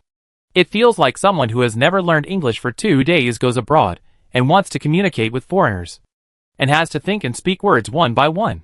As the two continued their conversation, the system of Li Ziyu and the other two started automatically and began to analyze the language. Although the system cannot help them decompose text messages, it can input and analyze language so that they can understand what the other party is saying. It took about half an hour, and Bepta was still communicating with the Medes, but the system had already analyzed the Medes' language. Li Ziyu and the other two finally understood what each other was saying to Bepta. They were actually just chatting about family matters. It's probably that the Medes asked Bepta, How is XXX from your Void clan? Bepta took a long time to react, then said, Oh, he's fine. So the Medes asked again, Where is XXXX from your Void clan? Is he okay? Bepta took a long time to react, and then said, He's dead. He died at #UN. Anyway, he's dead. Li Ziyu and the other two were speechless as they heard this in the back. I thought we were chatting about something, but it turns out there's no point chatting anymore. Bullshit. Li Ziyu rolled his eyes and shouted angrily. Don't talk nonsense. Ask them what they want to do here. Bepta was startled for a moment. Then he reacted and stuttered to ask the Medes. You guys. Then he paused and turned to look at Liziu. Sigma? Liziu. Bepta turned around and asked curiously. Can you understand what we are saying? Liziu slapped his head and thought. TSK. This is stupid. The system has already analyzed the language. Why am I still letting Bepta stumble over there and ask questions? He waited for Bepta to come back and walked forward, using the system's translation function to say to the Med people, What are you doing here? It seems that the translation has just been completed, and Liziu's words are also stumbling. But it is amazing that it is smoother than Beta, so that the Lord in the back of the space is stunned. The Med tribe member was also obviously stunned, and asked back, Do you understand our language? Liziu waved his hands and said, I just learned it a while ago, and I'm not very proficient yet. But I can already understand what you guys are saying. So why did you come here? Now that they could communicate normally. The Med tribe member no longer chatted with Bepta as he did with daily life. He straightened his clothes and said seriously, I came to this world on behalf of the Med tribe to spread the glory of the Ancestor God. Let the Ancestor Gods will descend on this world, and at the same time rule this land on behalf of the Ancestor God. There is a portal for our Medes here, which means this place has been our territory since ancient times. You need to leave here, or you are willing to obey us, become our dependent race, believe in the ancestral gods, and spread the glory of the ancestral gods and sing praises to the ancestral gods. Liziu frowned as he listened to the words of the Med people. I see. This is because they discovered that a portal had suddenly opened, and they came here to grab territory. The reason makes sense. There are portals, temples, and even city ruins here, which all show that they were once the masters of this land. But you left. This is no place here. After listening to the Medders in front of him, Liziu said, You have left this world and voluntarily abandoned this land. Everything here is your remains. We found this portal among the remains. When the Medders heard this, they immediately said, You have done very well. I can promise that you can be granted the glory of the Ancestor God. Join the Medders as an alien, and become a great Meter. Who gave you the courage? Who gave you face? The master of the undead of the Dignitarian, holding the undead castle, and the tens of millions of undeads. Why should I be a Merdist? Liziu rolled his eyes, and raised his hand to stop the Medes from talking non-stop. He said, Stop. Stop. Stop. I have no interest in joining your Medes, nor in giving up my land. This land belongs to the grasslands and the Orc Empire on the grasslands. The nomadic tribes, my undead tribe, and my allies have nothing to do with your Medes. The Motors wearing robes were silent. After a few seconds, they said, No one can stop God's glory, and any heresy will be destroyed. It is your honor to live with you in the world. You should be grateful for this. Liziu spread his hands and said, We need development and resources. We don't need anyone to compete with us. Anyone who intends to compete with us will be regarded as an enemy by us. The Medders became angry and shouted at Liziu. You are ungrateful. You will pay a heavy price for what you said. Our anger will descend upon this land. You will be buried underground as corpses, providing nutrients for flowers and plants, fertilizer for trees, and insects will live better because of you. Liziu blinked and turned to look at the undead behind him. The originally angry Medes looked in the direction he was looking, and their passionate shouts suddenly stopped. Aren't those just skeletons, without any flesh or blood on their bodies? Liziu turned back to look at the Med people and raised his eyebrows. Turned into corpse and buried underground? Sorry, they are already corpses.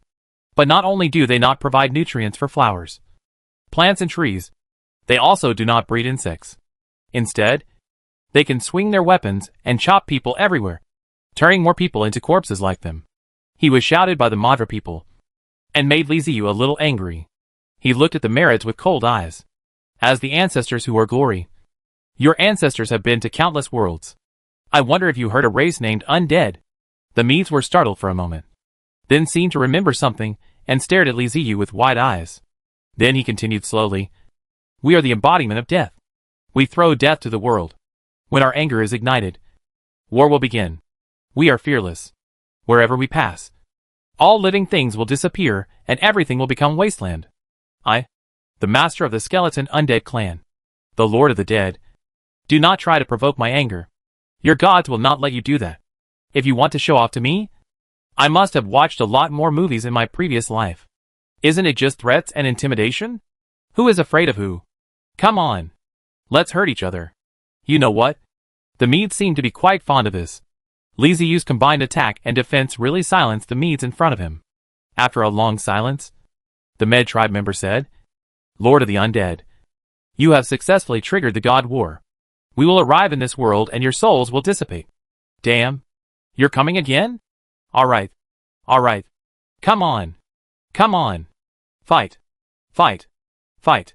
As long as your gods don't take action. I'm really not afraid. I'm a castle-level traverser. Why should I be afraid of you? Li Ziyu was also angry, with a fierce look on his face, and said, Come on, people of the Med tribe. I will be waiting for you in this world. Bring your army, and we will destroy you. While saying this, what I was thinking in my heart was, once you leave, I will hacking destroy the portal, and then I'll see how you get over here. The Med people stopped talking, just looked at Li Ziyu deeply, and then led their people into the portal. When the Medders left, Li Ziyu immediately waved his hand and said, Destroy this door for me. Lu Xingxing quickly stopped him. Wait, boss. What happened? Why is it ruined? Zhang Peng said helplessly. If we don't destroy it, are we really waiting for that guy to lead his men to this world to start a war? The boss has talked to the other party. So the other party must have gone back to prepare. Naturally. We can't keep this portal. Lu Xingxing finally understood and stopped trying to stop the undead. The undead rushed forward, pushed down the portal, smashed it to pieces, and destroyed the magic circle on the ground. Li Ziyu put his hands on his hips and said proudly, Now let's see how you come back. You little brat. You still want to fight me. As soon as he finished speaking, Bepta walked up to him and said, It's useless to destroy the portal. They have already obtained the coordinates of this world, and will come back through other means. Just build another portal where you can't find it. After listening to Bepta's words, Li Ziyu suddenly fell silent. Chapter 436 Med Crossover. Conquering across worlds, dimensions, and spaces has always been a standard for powerful races. The undead, demons, holy spirits, elemental races, and even the elves, orcs, and dragons all came to the main plane through cross-border wars. The history of the main plane is full of holes. Even the Void Clan does not have a complete history of the main plane. The main plane existed long before the Void Clan appeared. Races like elves have existed even longer than humans, although they came from across the border and have fought wars with humans. Due to their appearance, elves are the race that humans are most likely to accept. On the other hand, races like the undead and demons would trigger a war every time they crossed over. They were usually beaten back to their homeland for various reasons, and only a few cats and threes were left in the main plane to fight across dimensions. The first thing you need is coordinates and anchor points. Once you have these two things, you have the foundation for crossing the border. Powerful races can directly lock onto the place they want to go through coordinates and anchor points, build space gates, portals, or tear through space barriers through their powerful strength, allowing them to enter this world. Lu Xingxing discovered the portal left by the Medes, and Li Ziyu repaired the portal with the help of Bepta, allowing the Medes to come to this world through the portal, which was equivalent to sending the coordinates of the main plane to the Medes. This demon is different from the last time. The space crack created by the demons was an accident. It is difficult to determine the coordinates through the space crack. As long as the space crack is repaired, the demons will most likely not be able to find the way here. But the portal is different. It was built by someone else. After it is connected, the Medes will naturally be able to find the way over. These are what Bepta told Li Ziyu. He has seen too many cross-border wars in his life, and knows very well how cross-border wars occur. Everything Li Ziyu did today was undoubtedly triggering a cross-border war. After listening to Bepta's explanation, Li Ziyu asked solemnly, So, the god Kaludus will also come from his world? If the god Kelrudos also came over, Li Ziyu would be a little scared. After all, in the legend, the gods possess great power, and even the castle may not be able to withstand the attacks of the gods. Bepta was not worried about the gods at all. He said calmly, No, gods will not die easily most of the time. Gods have enormous power. If gods die in every battle, then the world will not exist. He had observed many cross-border wars, but gods had never appeared in any of them. Even when a clan was wiped out, gods did not appear. It's not that the gods are unwilling to take action. It's mainly because there is no need. It's like a fight between ants. Just watch and there's no need to step on them. Whether it is a cross-border war or a racial war. In the eyes of God, it is just like the fight between ants in the eyes of humans. God is high above. Maybe the Medes have a close relationship with the god Kelrudos. But that doesn't mean that the god Kelrudos will personally take action when the Medes are fighting. From the ancient books of the Void clan, it can be seen that the god Kelrudos rarely leaves his own small world.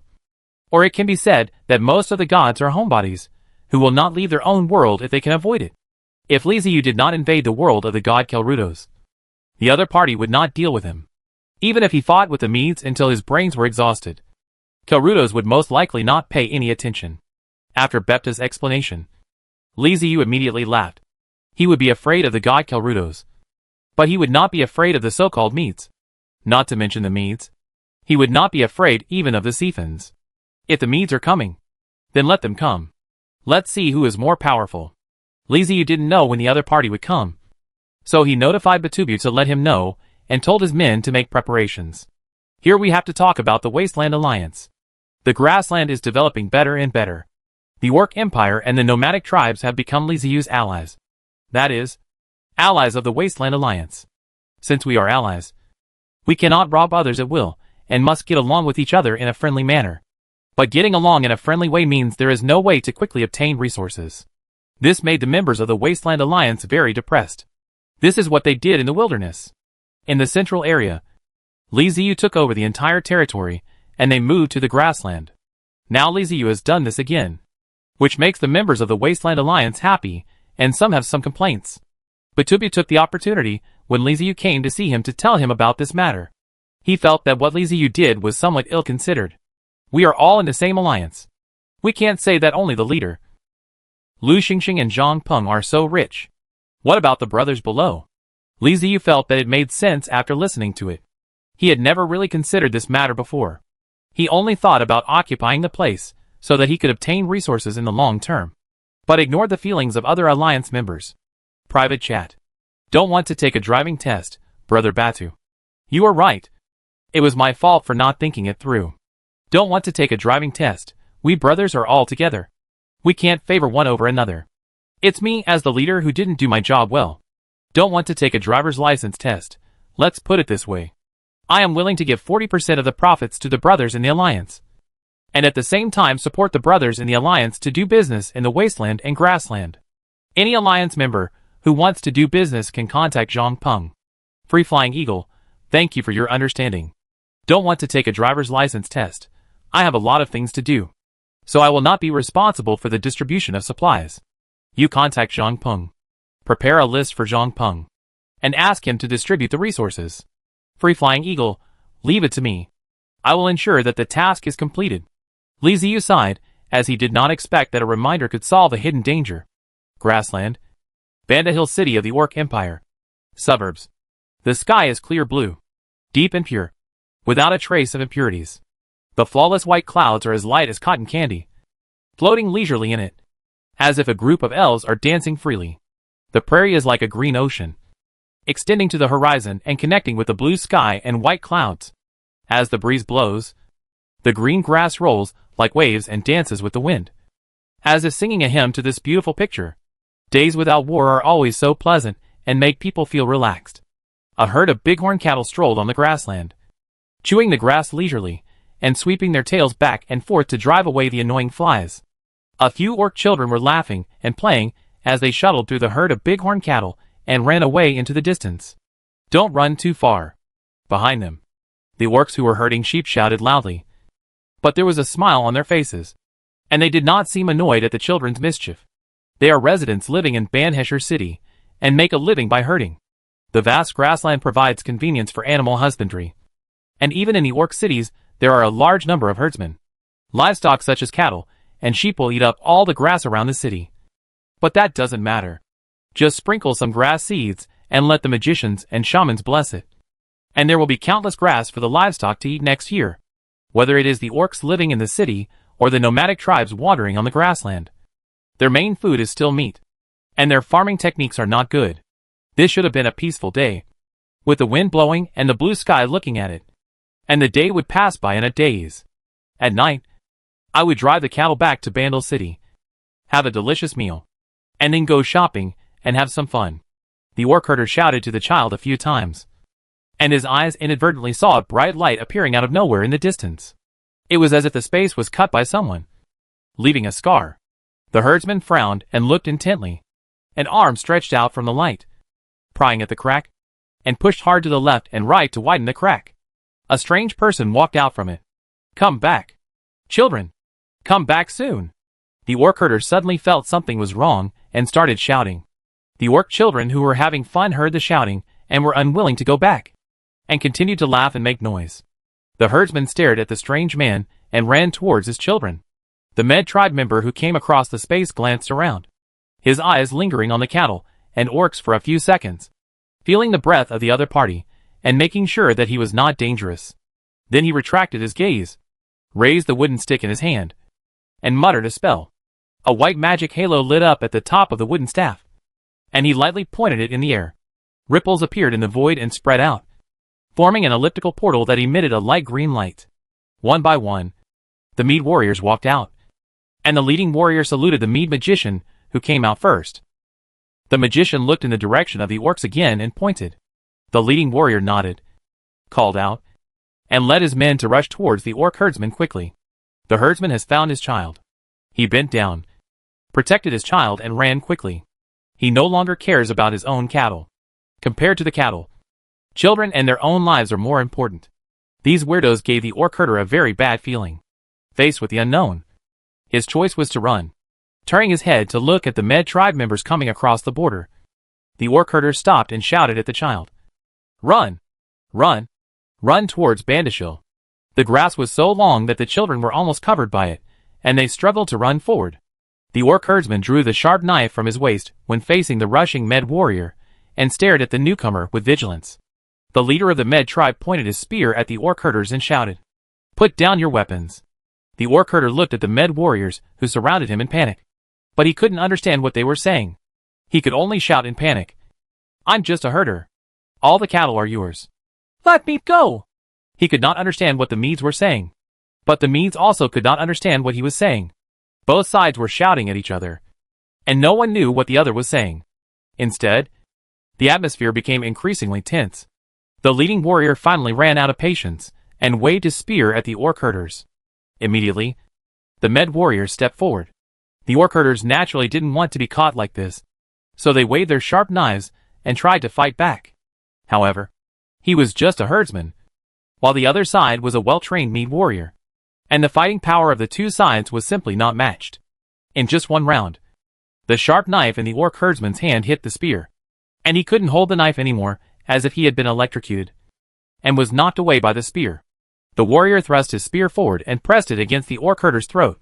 Forehead. The orc herder's body froze instantly, and he raised his hands in surrender. A Med warrior nearby laughed and pointed at the herder, and a golden rope trapped him. The warrior pushed the herdsman forward and brought him to the Mead magician. I didn't do anything. Don't kill me. I'm just a herdsman. The orc herder looked at the strange people in front of him whom he had never seen before and kept shouting. The Mead magician put his finger in front of his mouth and made a gesture to keep quiet. The orc herders immediately stopped talking and behaved obediently. The Mead magician nodded in satisfaction. Who are you and where is this place?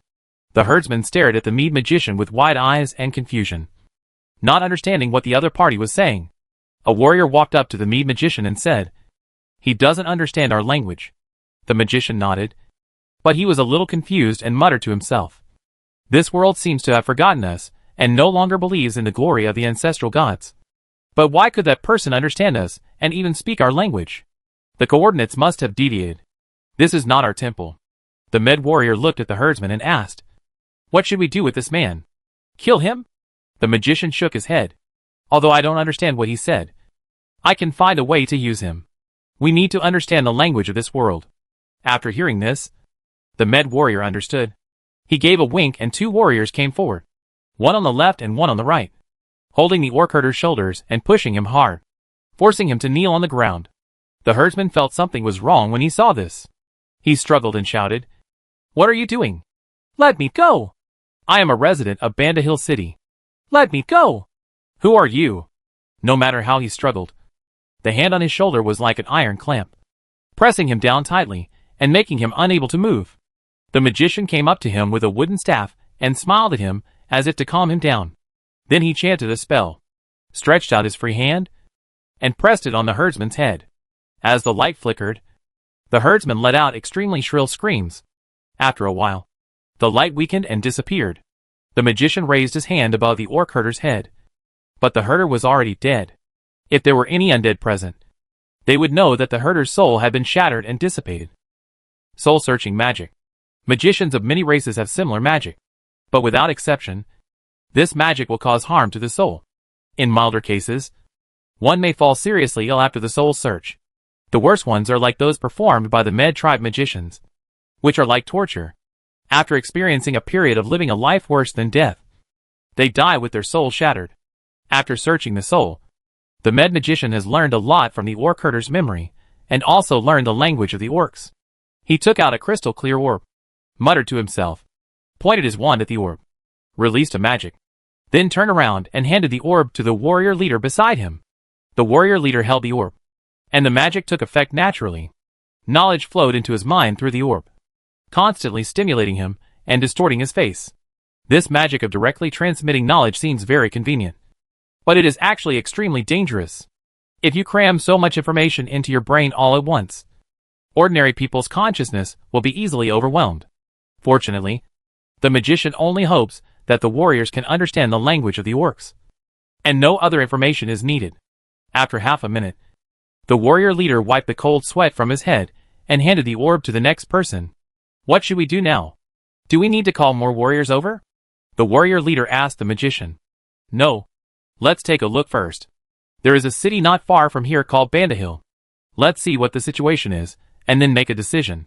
The glory of the ancestor god will surely shine on this world again, the magician said softly. He raised his head and looked into the distance, which was the direction of the orc city of Bandahill. Chapter 437 Bandahill. Bandahill City. This city has a typical orc style, rough yet practical. The city wall was made of wood and mud, and was several meters high. Near the wall, there were totem poles from various beast tribes. These totem poles are not for decoration, but are cast with magic by shamans, so that they can serve as guards when encountering enemy invasions. The orcs, who are careless and do not pay attention to details, will not build roads on purpose. Even the road leading to the city gate is built by a large number of people. This highlights the saying there are no roads in the world, but when more people walk, roads appear. Bandahill used to be a relatively closed city with inconvenient transportation, except for a few caravans every year. Few outsiders came to Bandahill.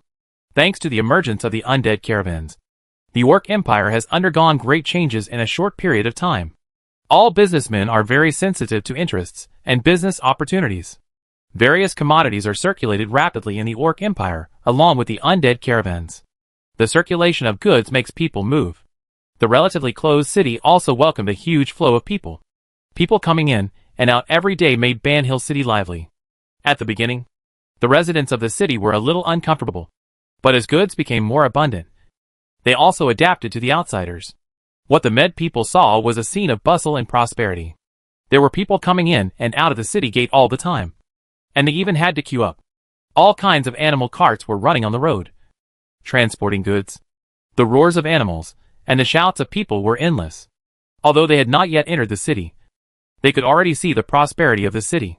The warrior leader looked at the bustling Bandahill city and said with surprise, "This place is developing very well, and they have a large population." Magician Med smiled and said softly, "This is good. It means that the ancestral god will have more believers. More people will sing praises to him, and his glory will shine on more people. We will restore our former glory, and the lowly slaves will recreate our civilization." He had just observed carefully that there were many orcs with strong physiques. These were excellent slaves who could be used in many places, whether it was to help them plow the land, plant trees, or build homes. The magician is very satisfied with this world.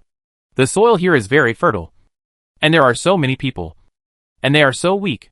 Their Medes will rebuild their homes here, although the former temples have decayed due to time. It doesn't matter. Civilization is always progressing. Let's go into the city and take a look." The magician spoke to the warriors behind him, and led them towards the city of Bandahil. They have changed their attire.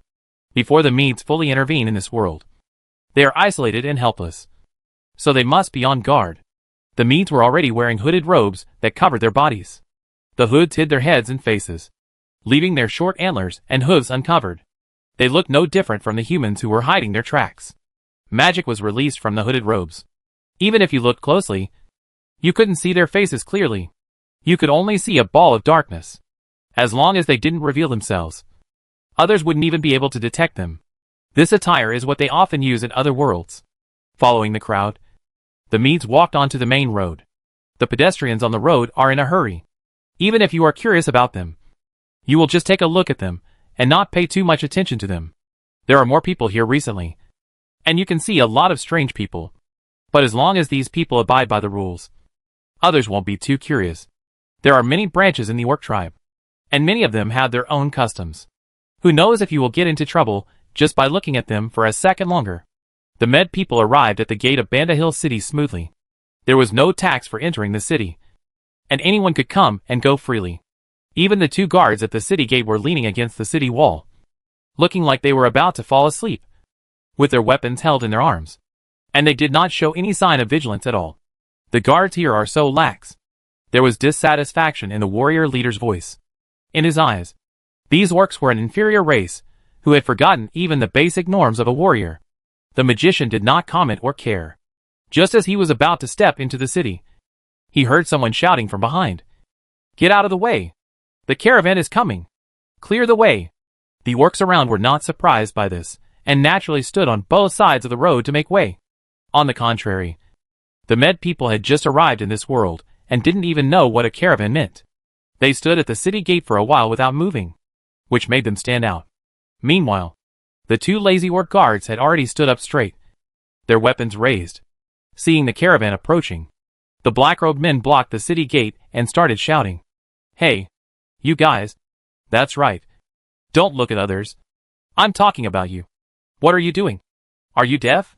Can't you hear the caravan coming?" As he spoke, an orc guard stepped forward and stretched out his hand to push the magician. The leader of the Med warriors became alert instantly and gripped his spear tightly. Just when he was about to make a move, he saw the magician's subtle gesture, telling him not to move. The orc guard failed to push the magician, and he dodged it, which made the guard even angrier. "How dare you dodge? Do you want to die?" Just as he raised his weapon to point it at the magician, intending to teach him a lesson, his companion walked up to him, punched him, and pointed at the caravan that had stopped not far away and said, "What are you doing? Get rid of them quickly. If you delay the caravan, neither of us will have a good outcome." After being reminded by his companions, the orc guard finally reacted. He slapped his head and shouted at the Med people, "Get out of the way! Get out of the way!" The magician nodded to the warriors behind him, and the group made way and stood beside the road like the other orcs, watching the huge caravan passing by. The warrior leader frowned as he looked at the caravan passing by. He leaned over to the magician and whispered, "I sense a familiar aura. It's those people I saw before. They are the undead. The breath of the undead is unique. Once the Medes have seen it, they will never forget it." The magician also noticed it and nodded, signaling them to be patient and continue observing. The Medes had also come into contact with the undead during their conquests, and had fought wars with them, so they were one of the few tribes that left a particularly deep impression on them. According to records, the undead have various branches, and their population is so large that it makes people's scalps numb. In the words of our ancestors, no matter how many undead we kill, it will be useless. They will keep coming to kill us until they overwhelm us. Not only did they have a large population, but they also had no shortage of high-end combat capabilities. The wars in those years were very difficult. The last time they saw Liziu, they had already recognized the identity of the undead, and the Medes were already on alert. But they had no choice. They have to return to this world. In other words, they have to expand. They have been away for too long, and the resources of the ancestral world are not unlimited. Without the support of more worlds, both development and population are greatly restricted. Moreover, with development, resources are becoming less and less. If this continues, the Medes may be at risk of extinction. They would rather have another dispute with the undead than just disappear like this. The undead caravan marched into the city of Bandahill, and the Medes used this time to observe the expressions on the faces of the people around them. Why aren't they afraid of the undead? Has this place been conquered by the undead? The warrior leader observed for a while, and found that the expressions on the faces of the orcs around him were quite strange. The orcs had no anger or fear, but were filled with enthusiasm and joy. The warrior leader was puzzled. According to ancient records, the undead are the enemies of all living things. Wherever they pass, life becomes extinct and everything becomes a land of death. These are obviously undead. So why are the orcs happy? Caravan. The caravan is coming. After the undead caravan entered the city, a large number of orcs immediately surrounded them. Some orc children ran back and forth around the caravan, shouting happily and spontaneously acting as loudspeakers. When the undead caravan first entered the city, the orcs were still afraid and no children were willing to approach them. But after experiencing it a few times, their attitude took a 180-degree turn. Especially children. The dead will sometimes give candies to children according to the rules. What do kids know? Whoever gives candy is a good person. The caravan entered the market as usual. Several skeleton undead were standing at the entrance of the market holding wooden boxes. The children's eyes suddenly lit up, and they surrounded the undead holding the boxes. Sugar. Will you give us candy? It's time to hand out candy. The children jumped for joy, watching the skeleton undead slowly grab handfuls of candy from the wooden box, swarming over to share the candy, and then continue to wait eagerly. The adult orcs just watched the scene with a smile on their faces. They did not stop the child. Instead, they let the child receive candy from the skeleton undead. They then entered the market. They wanted to see what goods were available this time. No one paid any attention to the Medes, who followed the crowd into Bandahill City and looked around curiously. In the past, their wandering behavior might have aroused the suspicion of the orcs. But now, the orcs were attracted by the caravan, and no one paid attention to a few strangers. The magician took the warriors to wander around the streets and alleys of Bandahill City. He had no particular purpose. He just wanted to understand the life of the orcs. After turning a few streets, the warrior leader was very disappointed and said in a very dissatisfied tone, "A group of barbaric races. Their cities are dirty and have no aesthetic sense. And they even destroy the natural atmosphere." The magician chuckled. His eyes swept across several orc houses, and whispered, "Isn't that better? We will bring civilization. And when these orcs enjoy civilization, they will understand the greatness of the ancestor god." There were dilapidated houses, muddy streets, and the whole city was filled with a foul smell. In the warrior leader's opinion, it is no problem to say that this place is a pigsty. But the magician is right. When the comparison is made, the orcs will trust the ancestor god more. The endless grassland is still beautiful. On the rooftop of the castle of the dead, Li Ziyu leaned on the parapet with both hands, looked out at the sea of grass, frowned, and muttered to himself, "It's so quiet. Peng. Still no news?" Zhang Peng came over from behind and stood beside the wall with him, looking into the distance. "There is no news. Are we too vigilant?" Zhang Peng's words did not make Li Ziyu feel relieved, but made her brows furrow even more. Several days have passed since the Medes came to this world, but there has been no movement at all. This is not right. Judging from the aggressiveness the other party showed the last time, he must want to enter this world in a big way. After leaving the Medes, he asked Zhang Peng to pay attention to news on the grassland and report to him immediately if he found the Medes. The portal has been destroyed. It is impossible for the other party to come through the former portal. If Bepta hadn't reminded him, he wouldn't have known that the other party could enter this world with the coordinates. The other party already has the coordinates of the main world, so it is only a matter of time before they come over. It was as if Li Ziyu had just learned about the ancestral god world and wanted to explore it. When exploring the ancestral god world, Li Ziyu once saw the wreckage of a mobile fortress in the ancestral god world. Those wreckage should have been done by the Medes. The other party obviously had no good feelings towards the time travelers. Coupled with the situation of the last meeting between the two parties, there was a high probability that a war would be fought. What Li Ziyu was wary of was not the Medes, but the god Kelrutos behind the Medes. There is nothing to be afraid of if the Medes come alone. Li Ziyu is very confident in dealing with the Medes. He now has many castle-level allies. Li Ziyu didn't care about a head-on fight. But what he was afraid of now was that the Medes would resort to guerrilla warfare and suddenly attack from somewhere he didn't expect. That would be a huge trouble.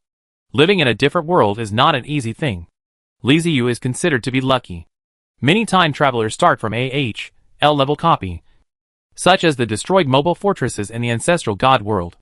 There is no chance of development at all. And the moment they appear, they die. Li Ziyu turned around and leaned against the wall, looking up at the sky, and said to Zhang Peng, "Don't relax. The caravans are scattered all over the grassland, which makes it easier to collect intelligence. Let the people below pay more attention. The medders are not here with good intentions. If we are caught off guard, we will be in trouble." Zhang Peng nodded and said to Li Ziyu, "Got it. I will tell the people below what the medders look like. If they see any medders, they will report it immediately." The houses of orc herders on the outskirts of Banda Hill City. Magician Ned took his warriors around the city for a day, and at night they found the house along the route they remembered. The entire family of the orc herder was killed, and naturally the house was left uninhabited. The leader of the Med warriors stepped forward and opened the door. The damp, moldy, and rotting animal skin smelled out from inside. The magician immediately covered his mouth and nose with his brows deeply furrowed. The other warriors also fluttered their hands, looking as if they could not bear it any longer. How do these guys live here? Don't they have any sense of smell?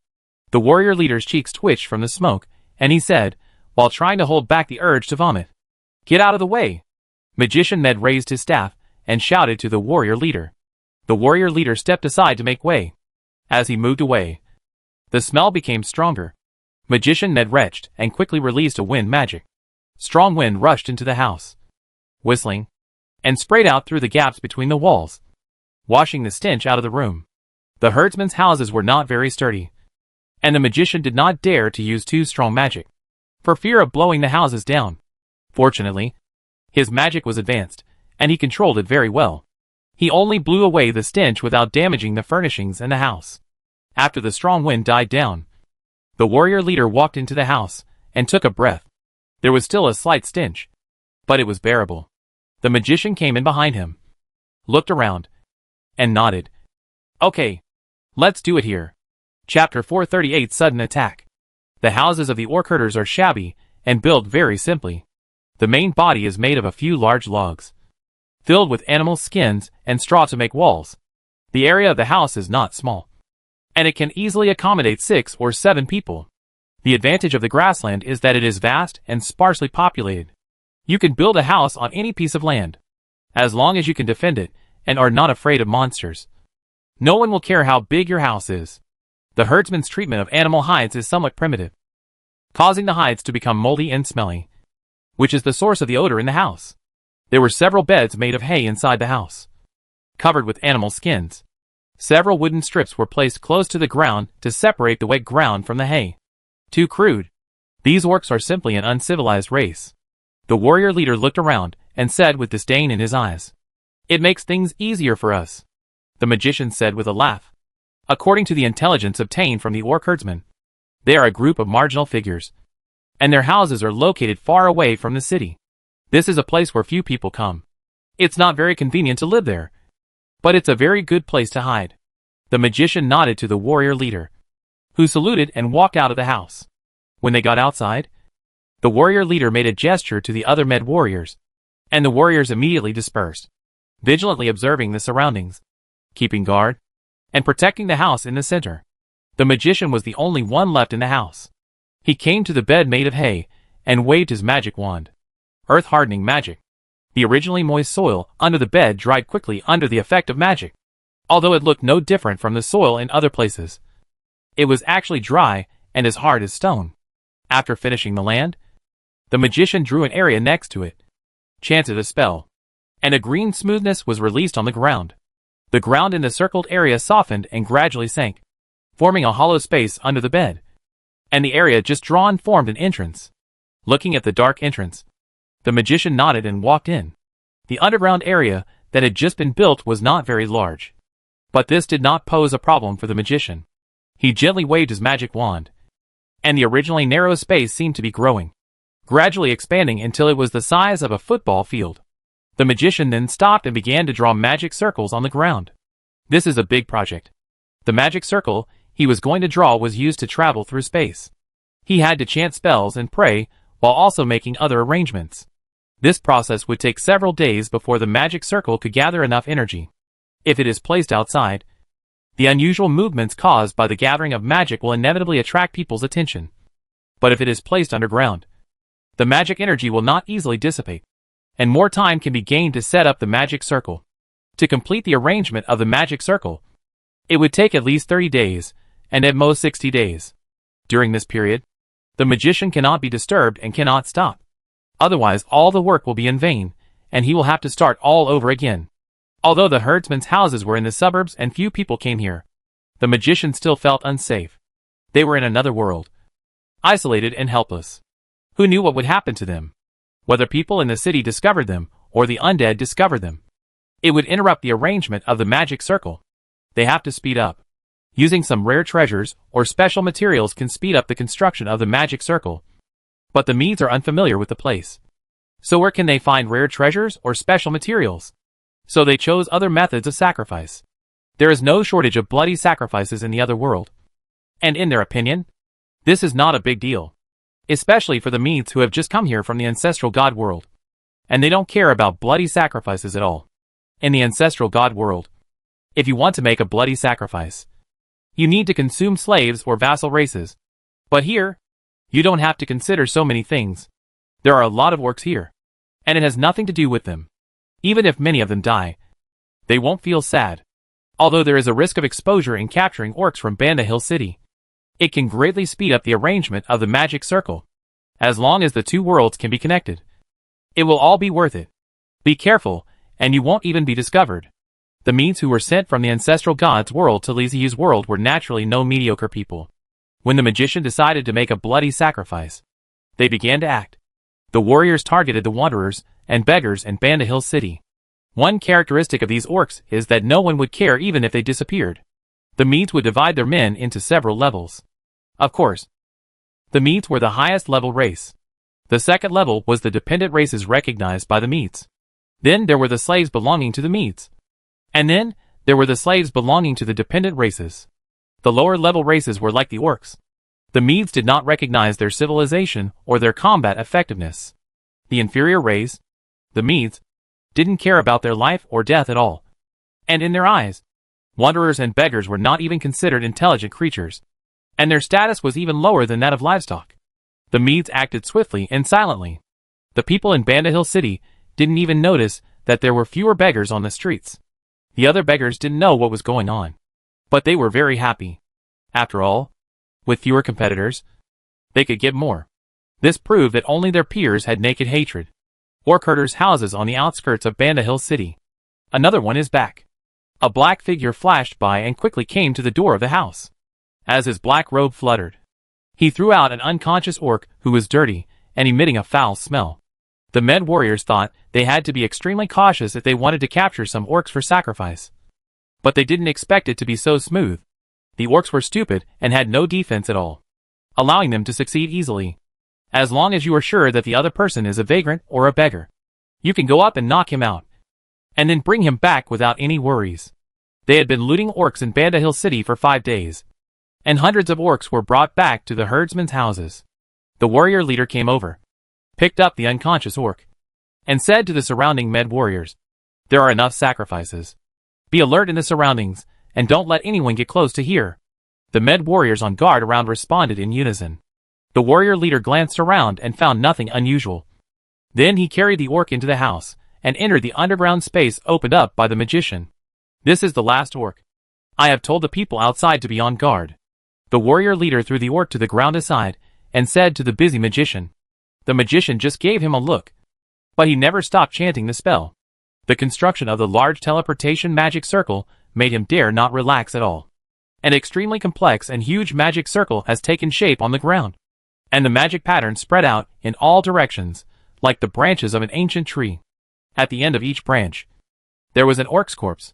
Their necks were cut open, and blood flowed along the magic lines to the center of the magic circle, forming a pool of blood.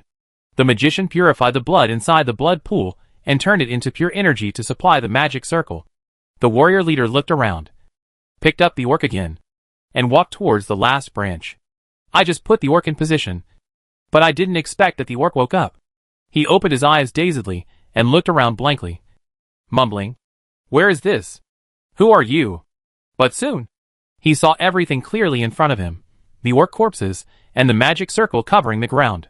The strange and terrifying scene in front of him instantly woke him up. He widened his eyes and exclaimed, "Why am I here? What are you going to do?" His voice was high-pitched and kept echoing in the underground space. Magician Med, who had been working without sleep, food or drink for several days to set up the magic circle, was attracted by the voice. He frowned and glanced at the warrior leader with dissatisfaction. The warrior leader was obviously also very angry, and he grabbed the orc's head. "Let me go! Get away!" The provoked orc suddenly went crazy when someone grabbed his head. He waved his hands wildly and struggled hard to stand up from the ground. But the hand on his head held him down tightly, and no matter how he struggled, he couldn't stand up. The cold blade pressed against his neck, causing the orc to tremble uncontrollably, begging for mercy. "No! Help! Noisy!"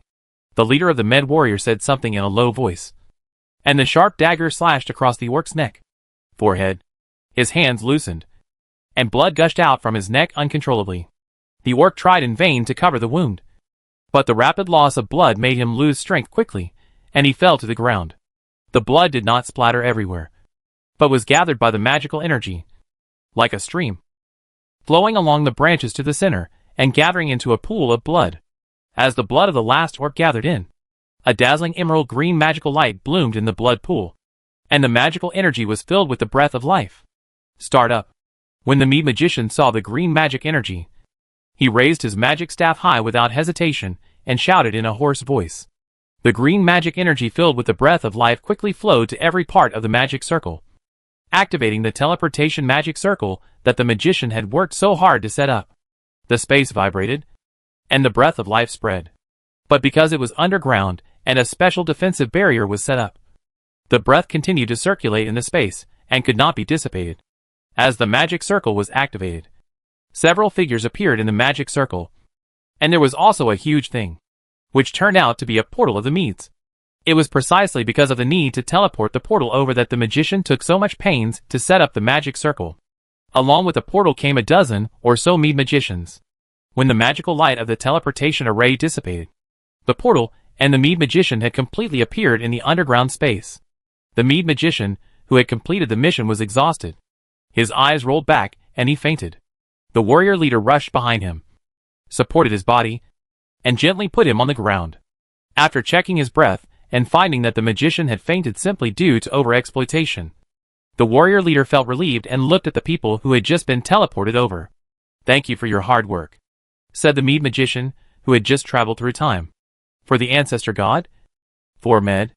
The warrior leader put his fingers together and pointed at his forehead, saying with a firm look in his eyes, "Take our companions to rest, and leave the rest to us," said the new Mead magician. The warrior leader nodded, helped the unconscious magician to the side, and watched the other magicians get busy. "The next thing is simple. Set up a portal to connect to the ancestral god world. This time, there is no need for bloody sacrifices like before. As long as there is enough energy, the connection can be made as long as the portal exists." The magician who came over from the main world brought enough energy and easily connected to the ancestral world, making the portal light up. Teams of Mead warriors marched out in neat steps. These warriors were neatly dressed and used standard weapons. One could tell at a glance that they were definitely professional warriors, and not just randomly put together. In addition to the Med warriors, there are also a large number of magician troops. Strictly speaking, the magician troops are the real regular army of the Med. They lined up in the underground space in an orderly manner. The magician was responsible for continuing to expand the underground space, while the warriors began to make other preparations to welcome their companions, who were coming later. Bandahill City has fallen. When this sudden news reached the ears of the White Tiger Queen, she was completely stunned. Who? Why? Where did it come from? The three questions were asked by the White Tiger Queen almost instantly. She didn't understand why Bandahill fell so quickly. From the attack to the fall of the city, it took less than a day in total. The news of Bandazur's fall was not reported by the orcs, but brought back by the Undead caravan. If there hadn't been an Undead caravan passing through Bandahill City, it would have been hard to say when we would have known that the city had fallen. The caravan's intelligence was actually faster than that of the Orc Empire, which also made the White Tiger Queen angry. However, The key point now was not the speed of the intelligence, but who the enemy was. The city was taken down by the enemy, but the identity of the enemy was unknown. This was undoubtedly a slap in the face to the Orc Empire. Facing the questioning of the White Tiger Empress, the ministers of the Orc Empire lowered their heads silently. It was useless to ask them, because they knew the news later than the White Tiger Empress. The Empress suppressed her anger and glanced at her ministers with a murderous look. Your Majesty, the Intelligence Department is already in action and intelligence should be delivered soon. The Lion Man Osido saluted and said, Osido, tell the Intelligence Department to speed up. I don't want the next intelligence I get to be sent from the Undead. The White Tiger Queen snorted coldly and glared at Osido fiercely. Yes, I promise you. It won't happen again. Osido shuddered and said quickly. He knew that he was very embarrassed this time. The grassland is the territory of the orcs. In the orcs' territory, the undead are more informed than the orcs. Isn't this a big joke? The White Tiger Queen thought for a moment, then looked at the mountain eagle Klaatu. Klaatu, get your people moving. I need to know what race can suddenly raise an army in my country. Yes. Klaatu's sharp eyes flashed, and he agreed immediately. His thoughts were the same as those of the White Tiger Queen. He felt that the matter this time was quite serious. Bandashir City was not a border city. It was not something that the nomadic tribe could do to quickly capture Bandashir City. It is even more impossible for a nomadic tribe to capture a city silently. I don't know who the other party is, but he definitely has bad intentions. After defeating Band Hill so easily, what will be the opponent's next step? To fight without declaration shows that the Orc Empire is totally ignored. Either he has a good understanding of the Orc Empire, or he is very confident in himself. Klaatu also thought of one thing. That is the Undead. How did the Undead view this matter? The other party's caravan delivered the news to the White Tiger Empress. So the other party must have more information. Maybe the Undead knows who the other party is, but has hidden his identity. So what role does the Undead play in this incident? Chapter 439, on the verge of breaking out. Private chat. Conscientious merchant, boss. There is news about the Meads. Don't want to take a driver's license test. It's finally here. What's going on? Conscientious merchant. The Meads suddenly emerged from underground and captured the Orc Empire's Banda Hill City in a very short time. Banda Hill City? What is that place? Li Ziyu blinked as he looked at the message sent by Zhang Peng. He had no impression of this city. But it didn't matter. He would find out by checking the map when the time comes. So he sent another message to Zhang Peng. Don't want to get a driver's license. How short is a short time? Conscientious businessman. The exact time is unknown. But it was definitely less than a day. And it may even have taken less than half a day. Don't want to take a driving test. Can't even determine the time? Conscientious merchant, boss. The news of the Mead's capture of Banda Hill City was reported by our caravan. But the caravan was discovered and completely wiped out. Don't want to get a driver's license. Don't want to get a driver's license. What else is there? Conscientious merchant. This time, the Mead should have launched a large-scale attack. They did not evacuate after capturing Bandashir City. Instead, they used Bandashir City as their stronghold. The message sent by the caravan stated that the other side had a steady stream of troops coming out of underground. And the number was very large. Don't want to take a driving test, as expected. They should have been trying to find a way to open up space and open the space channel during this period. And it should have been completed now. Don't want to take a driver's license test. Is there any movement from the Orc Empire? Conscientious businessman. It seems like nothing is happening. Don't want to take a driver's license test. The grassland is still part of the Orc Empire. How come they don't react at all? I don't believe that the White Tiger Queen will do nothing after losing a city. Check it out. Conscientious businessman. Okay. I'll check it out. About half an hour later, the conscientious businessman sent another message to Li Ziyu. Conscientious merchant, boss. I asked someone, and it seems that the Orc Empire doesn't know that Banda Hill City has been captured. Don't want to take a driving test. A city was lost. And a group of enemies appeared in the territory. But they were unaware.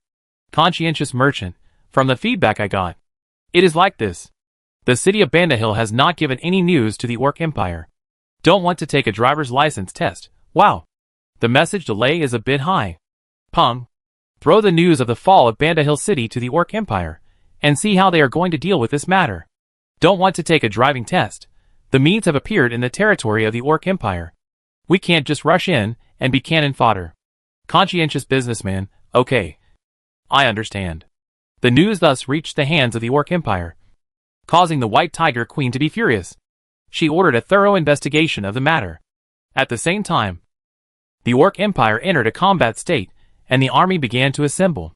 After the Orc ministers left, the White Tiger Queen leaned back in her chair, rubbing her temples with her slender white fingers. What happened recently? Are our ancestors punishing us? The Orc Empire has suffered too many disasters. First, those guys who called themselves the Empire of Life started a war for no apparent reason. After they were driven away by the entire grassland, they encountered the Undead. After dealing with the Undead, they thought the Empire had entered a period of development. But within 2 days, a group of people came out from nowhere to cause trouble. The White Tiger Queen had to wonder whether the Orc Empire was being punished by its ancestors. The reason why the intelligence of the Orc Empire was not as fast as that of the Undead was not because the intelligence department of the Orc Empire was really incompetent, but because the Medes came too fiercely and acted unintentionally. The city of Bandahill fell too quickly, and there was not even time to react. No one escaped at all, which prevented the Orc Empire from obtaining the intelligence in the first place. When the Orc Empire learned the news and the intelligence department was activated, it quickly obtained new intelligence. In the Orc Empire Palace, the latest intelligence that had just been delivered was placed on the desk of the White Tiger Queen. Deer horns? Hooves? What kind of people are these? Are they the deer people? How come I didn't know that the deer people had such a powerful army? The White Tiger Empress slammed the table again, her beautiful face full of anger. The orcs below looked at each other with expressions of disbelief. Judging from the new intelligence sent by the intelligence department, they really were a group of deer people. When did the deer men become so strong? The other side has a large number of magic troops. From what we know, this is not something any of the deer men can produce. Yes. Even the deer men in the nomadic tribe cannot gather so many magicians. They are not shamans, but magicians. They don't seem to be the deer people we know. Maybe they migrated from somewhere else. Oh, yes. It should have come from somewhere else. Didn't it say it came out from underground? The orcs below were analyzing the situation in a flurry. What they said made sense. The White Tiger Queen's frown relaxed a little. But she was still not relaxed. She said coldly, even if they came from other places, they are definitely well prepared. They are well equipped, have many magicians, and are not exhausted after a long migration. After the Empress said this, the orcs immediately reacted. It's true. Normally speaking, the migration route is not easy. Every migration is accompanied by injuries and consumes a lot of food. This results in the migrating team being exhausted and their energy reduced to the lowest point when they arrive at their destination. But the enemy was different. They were full of energy, with shining helmets and armor. They easily captured an orc city without even having a chance to send a letter. This doesn't seem like a normal migration. Is it possible that he is not a deer man? Asuto said after thinking for a while. The White Tiger Queen narrowed her eyes and instructed the people beside her. Find an artist and have them draw according to what the spy said to confirm the other party's identity. Many things cannot be explained clearly with words alone. Using pictures is much more straightforward and easier to distinguish. In addition to the other person's identity, where the other person comes from is equally important. According to information from spies, the other party is coming out from underground in an endless stream and entering the city of Bandahill. But the exact number is unknown. What is underground? Where did they come from? Did they dig a tunnel underground? Contact the Undead and see if there is any new information from them. The White Tiger Queen ordered Asuto. Yes. Asuto bowed and saluted, then left quickly. Just when the White Tiger Queen was eager to figure out who the enemy was, the Medes did not give her that much time to prepare, as they were already prepared for expansion. The Med Legion, mainly composed of magicians, set out from the city of Bandahill and spread to the surrounding cities of the Orc Empire. Although they had received warnings from the Empire, and the cities around Bandahill had entered a state of alert, they still underestimated the Medes. The defenses of the Orc Empire cities were as fragile as a piece of paper in front of the Med Magician Legion, and were easily broken through by them. In less than 3 days, the Orc Empire lost 5 more cities after the city of Bandahill. The Orc Empire was stunned. They never expected the other side to act so quickly, nor did they expect their city to be so vulnerable. The speed of this fall even exceeded that of the original Life Empire. The opponent's momentum was so fierce that some orcs thought the opponent was invincible. Not to mention the orcs. Even the Medes themselves did not expect things to go so smoothly. They thought the other side's resistance would be strong.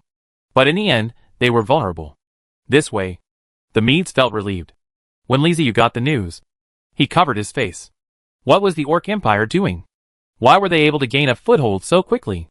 What I'm saying is that at the very least, we can trap the enemy for a while. Right? What the H.L. is 5 cities in 3 days. Have I overestimated the Orc Empire?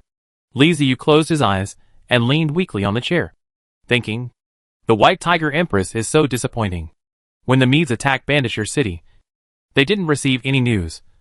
So they had to rely on him to deliver the first wave of information. But now that they have the intelligence, why is their reaction still so slow? The Orc Empire is obviously very strong. There are 2 major forces on the grassland. The nomadic tribes and the Orc Empire. The Orc Empire can even fight against the Life Empire. So its combat effectiveness cannot be said to be weak. But what is the situation now that makes people so confused? Ban Hill City. More and more Medes came out from underground. Not only the army, but also a large number of auxiliary personnel. They came to the main plain through the underground portal and entered the city of Bandahill. In their eyes, this orc city was like a slum, full of shortcomings in every aspect, and was too bad. The Medes planned to use Bandahill City as their base camp for conquering other worlds. So they naturally couldn't let the city fall into such a dilapidated state, and had to rebuild it. Except for those who died in the initial siege. The rest of the orcs in Bandahill City were captured by the Medes and became their slaves. These orcs will become the main labor force in building the new Bandazir. The center of the city was cleared and a huge square was built. The ground of the square was made of a special kind of wood, hard and magical. It was brought over by the Medes from the ancestral world. Hundreds of wizards carved patterns on the wood to form a huge magic circle. In the center of the square stands a teleportation portal that is more than 10 meters high. The main material is also wood. It seems to extend from the wood on the ground and grow naturally into the shape of a door. Emerald green magic runes light up on it. This is where we will pick up the Med people next. The portal in the space below the herdsman's house has completed its mission. Its teleportation capacity is limited, and the portal is too small to be suitable for a large number of troops to come here. While the army was fighting outside, auxiliary personnel were working in the rear to transform the city at a faster pace. The Medes' favorite building material is wood, a special wood cultivated in the ancestral world. The wood on the square floor is one of them. Most of the wood they cultivate has strong magical properties, which facilitates their magical civilization. One sapling after another was brought to the city of Bandahill, and the people who planted the trees were naturally the orcs who became slaves. The Med people specially built a forest nursery to provide them with materials. After the saplings are planted, the Medes will release magic to make the trees grow quickly, and then transplant the trees in the forest nursery into the city to replace the houses that once stood there. More and more trees grew up in the city, and soon the city of Bandahill could no longer be recognized as it once was, covered by green plants. The city walls were torn down and replaced with masses of tangled vines. Iron vines are the main body of the Med people's city wall. They are as hard as steel. Each vine is as thick as an arm, and is not afraid of water or fire. In addition to the iron vines, there are also demon-eating vines, blood-sucking vines, flying thorn vines, etc. used for defense. These vines are entangled with each other to form a vine wall that is more than 10 meters high. In the city of New Bandahill, tall trees are growing, and many of them are taller than the vine walls, revealing their crowns. In a short period of time, the entire Bandahill had transformed into the appearance of a forest, standing out among the sea of grass on the grassland, as if announcing the arrival of the Medes. Seeing the appearance of this city, I knew that the other party was definitely not as simple as the Deer people. The White Tiger Queen has already obtained the portrait of the Med people. They are indeed different from the Deer people. She took the portrait directly to find Marisha. If there is anyone who knows the identities of these guys, it is probably only her, the High Priestess of Valhalla. Marisha looked through ancient books and finally found the identity of the race in the picture in an animal skin book that had been there for who knows how many years. A member of the Medes tribe? The White Tiger Queen blankly repeated the name that Marisha told her. It was an unfamiliar name, one she had never heard of before. She couldn't help but turn her gaze to Marisha, with a plea for help in her eyes. Your Majesty, the Medes are a tribe that existed a long time ago. They were a race that was very good at using magic. However, there are not many records about them in ancient books. I only know that this race is protected by gods, Marisha said softly. The era when the Medes dominated the world is a long time ago, and it is very difficult to find information about the Medes in ancient books, no matter if the other party is protected by gods or not. I cannot allow them to act recklessly in my country. Gather the troops. We want to take back everything we lost. There was no longer confusion in the White Tiger Queen's eyes, and a sharp light was revealed again. In the Orc Empire, elite troops were drawn from each city and gathered towards the city of Bandahil. A total of 100,000 troops. Private chat. The conscientious merchant. The Orc Empire mobilized nearly 100,000 troops to go to war with the Medes. Don't want to take a driver's license test. Got it. Pay attention and see how powerful the Medes are in combat. Just when the Orc army gathered together, Zhang Peng also contacted Li Ziyu and told him what happened. After waiting for several days, I finally got what I wanted. Li Ziyu quickly sent out the Eye of the Undead. He planned to watch the whole battle. This was the best opportunity to understand the fighting power of the Med people. That's right. Li Ziyu didn't think the Orc army could win. It seemed that the Medes had just arrived in this world, and had not yet gained a firm foothold. Facing an army of 100,000 orcs, they were at an absolute disadvantage. But Li Ziyu always felt that the Med people were not that simple. They were a race that had once crossed space and completed conquest. It would be fun if they were defeated by a mere army of 100,000 orcs. However, Li Ziyu and the White Tiger Queen do have an agreement. They are allies. It would not be good if the orcs lost too badly. Li Ziyu sent out the Sky Fortress and the Ark of the Undead as a backup. The Iron Skull was also sent by Li Ziyu to a place not too far from the battlefield. With the Skybreakers, the Ark of the Dead, and the Iron Skull, even if the orcs lose, they won't lose too badly. This way you can save face. Next, we just have to wait for the war to begin. The army of 100,000 orcs still looks spectacular. They come from various cities, are of different races, and carry different flags. But they have the same goal. The Medes also gathered from other cities to the battlefield. But their numbers were not too large. Through observations through the eyes of the undead, the number of Medes was less than 30,000, which was a huge difference compared to the 100,000 strong orc army. However, the proportion of magicians among the Medes is very high. More than 60% of them are magicians, and the remaining 40% are warriors and other professions. The two sides fought on the grassland, and war was about to break out. Chapter 440 Winterstorm. The grassland is silent and solemn. The wind blew, and the half-human high grass half-crouched. Orcs wearing armor and holding weapons, looking murderous, were looming in the sea of grass. An army of 100,000 men lined up in the grassland, confronting enemies from other worlds. Beep. A dull horn sounded from the grassland. Boom, boom, boom. The sound of the horns was accompanied by intense drum beats. On the high platform, the shaman is dancing. Rays of light flew in all directions as the shaman danced, falling onto the warriors, blessing them and putting them in better fighting condition. Front troops, push forward. Archers, get ready. Cavalry, listen to my command. The commander among the orcs shouted loudly and organized the troops. Various mounts kept roaring, and a savage and ancient breath filled the face.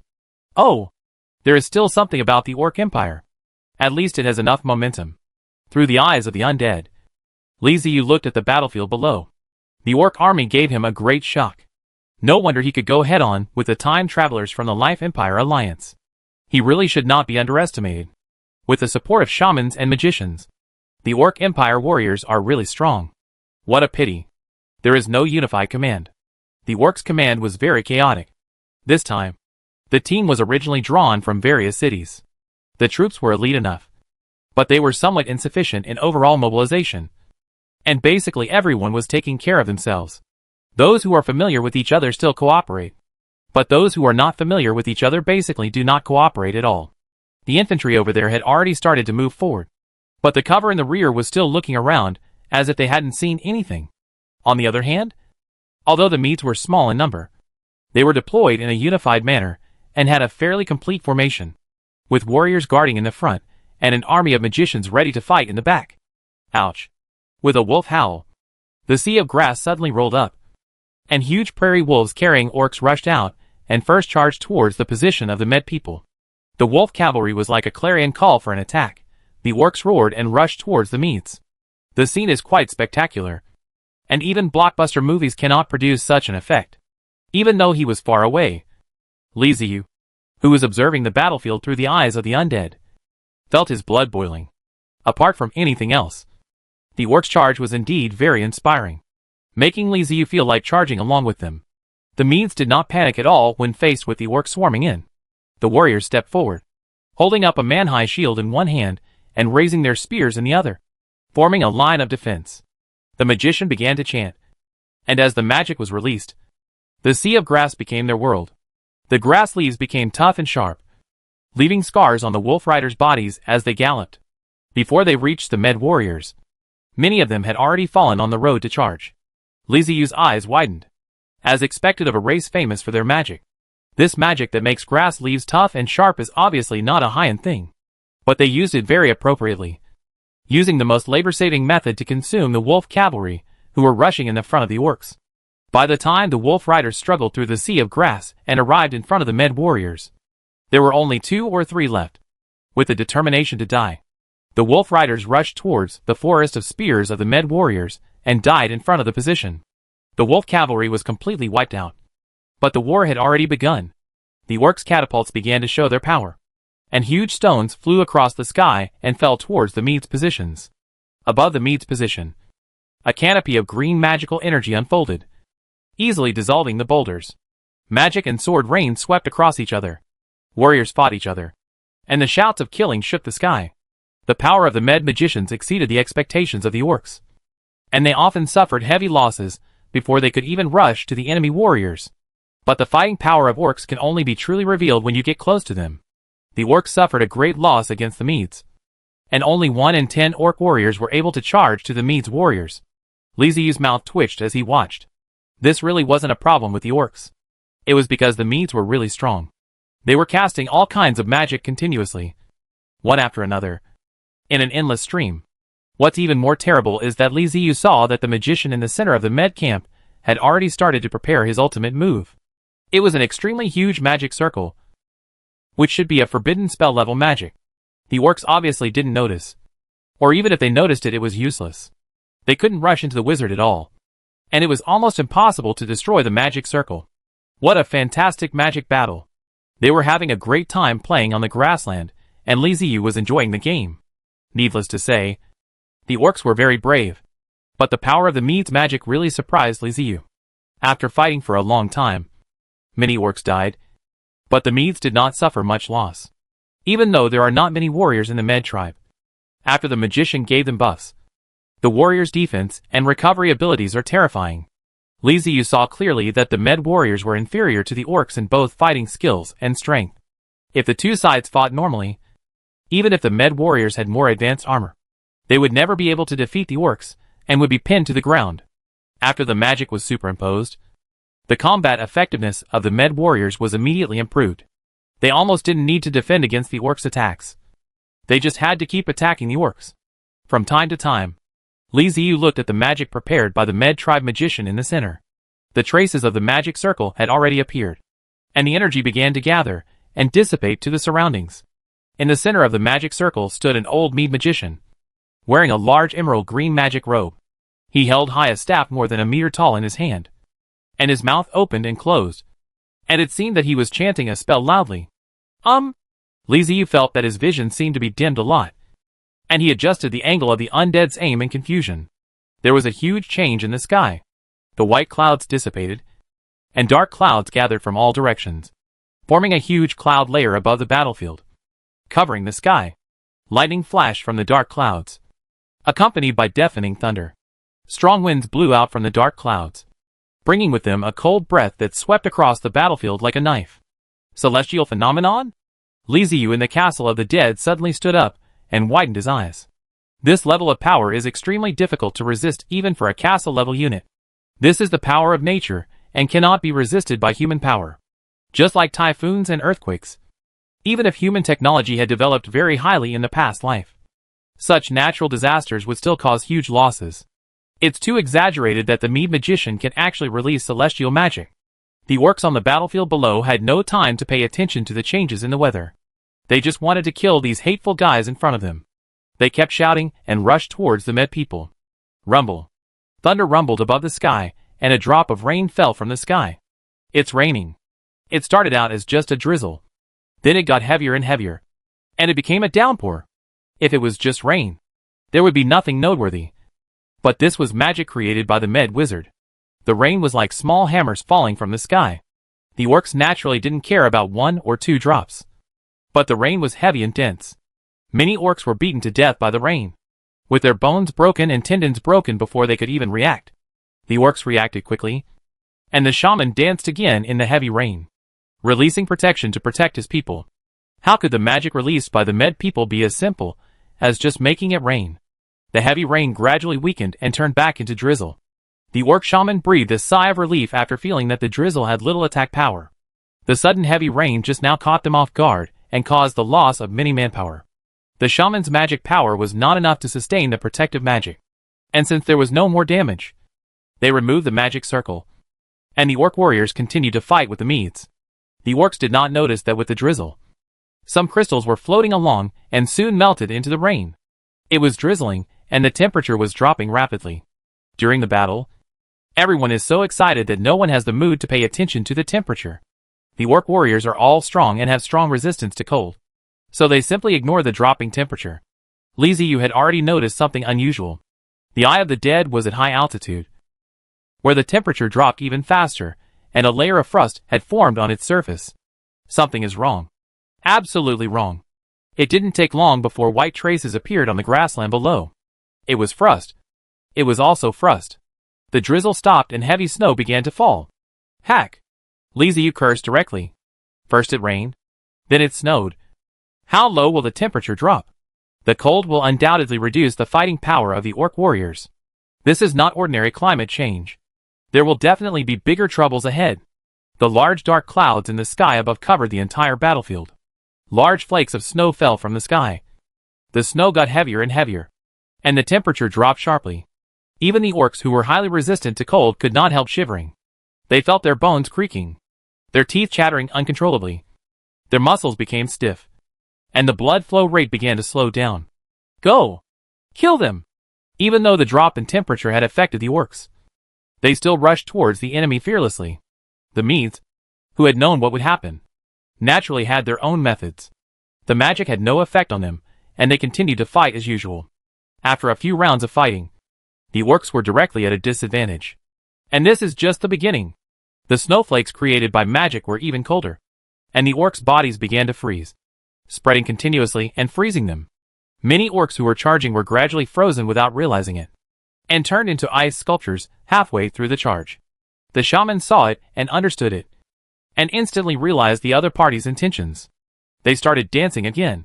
But this time, the effect was not very good, because many shamans were frozen in place while dancing. Call. The cold wind howled, sweeping across the battlefield like a wind blade, blowing up large flakes of snow. A cyclone column composed of ice, snow and strong winds formed. The point where it formed was right behind the orcs. As soon as it was formed, it caused heavy losses to the orcs in the rear. Either they were instantly frozen into ice sculptures, or they were cut into pieces by the knife-like wind. This is the real magical winter storm released by the Med Magician. The storm raged, freezing everything in its path, and all life would perish in the ice. This is a forbidden meteorological magic that takes a long time to prepare, and once completed, it is unstoppable. The terrifying cold air along with the air column ravaged the entire battlefield. Oh shit! Liziu jumped up as he looked at the orcs, who were instantly in dire straits, and completely unable to withstand the storm. No. We can't just watch the Orc Empire's troops die like this. We can be defeated, but we must never be completely wiped out. The Medes used a powerful killing move right from the start, and it was obvious that they wanted to keep all these 100,000 orc troops. We must not let them get their wish. The Sky Fortress is activated. The Ark of the Evil Spirit is activated. Iron Skull. Start. Attack the core of the local forces, where the magic circle is located. Liziu deployed quickly. The orcs under magic. The weaker ones were frozen to death directly, and the stronger ones could still resist. But their movements became very slow. Every second, the cold would become more severe, making it even more difficult for them. The Medes have launched a counterattack. and the warriors have launched an all-out attack. They don't go to fight, but to reap. No matter how powerful an orc warrior is, he will be greatly affected by magic like Winter Storm. It would be good enough if he could exert 1/10 or 1/12 of his strength. He will have almost no ability to fight back against the med warriors. In addition to hunting down strong orcs, they also have to finish off the orcs. If they encounter an orc frozen into an ice sculpture, they will use their spears to smash them into pieces, leaving the orcs no chance of resurrection. If they encounter an orc that is stiff and dead, they will also shoot twice at the throat and hard to ensure the enemy's death. It would be even better if we could find a strong orc. A dozen med warriors attack together to surround and kill him, showing no martial ethics at all. Ancestors, seeing their own people die tragically, and seeing the impossible victory, some orcs roared in despair. Ancestors! Boom! A huge skeleton warship broke through the thick clouds, revealing its hideous horns. What is that? A ship? There's a ship in the sky. The orcs who were shouting desperately at the sky suddenly stopped shouting and stared in amazement at the evil spirit ark that broke through the clouds. Around the ark, there were several huge figures that looked like some kind of fish, but could fly in the air. They slowly flashed their fins and swam leisurely towards the meat's position. Not only that, there's more. Through the clouds that were broken through by the evil ark, the orcs vaguely saw that there was something behind the clouds, but the distance was too far to see clearly, so they could only get a rough idea. That seems like building a fortress? There are not only ships in the sky, but also fortresses. Hee, even fairy tales wouldn't dare to be written like this. It looks like I'm dying. I'm starting to hallucinate. Our ancestors were ultimately unable to save us. Bat fighters loaded with flame nova were cruising in the sky, and the evil ark released all its fighters to escort them and follow behind them. The bat fighters' flying speed is not fast, but that is compared with air units. Compared with ground units, its speed is quite fast. The Mead magician has already discovered the bat fighter, and is casting spells to try to shoot down the big thing in the sky. They are not fools. The other party suddenly appeared and did not attack the orcs but came towards them. It must be an enemy. Unfortunately, their attacks were intercepted by the patrolling and defending desperate air raid boats, phantom death sides, etc. Even if some attacks occasionally missed and landed on the bat fighter, they could not cause much damage. Defense? The Meads did not expect that the other side had so many Air Force units, and they did not deploy them in advance. It was too late now, and the damage of single magic to the Air Force was too small. All they can do now is try to defend against the impending attack. A series of protective formations rose from the Meads' camp, enveloping the magician. The Med warriors also realized that something was wrong and stopped attacking the orcs. They turned around and ran back. After raising the magic circle, the Med tribe magician immediately prepared entire magic and began to carve the magic circle. Although he didn't know if he would be in time, he could only struggle now.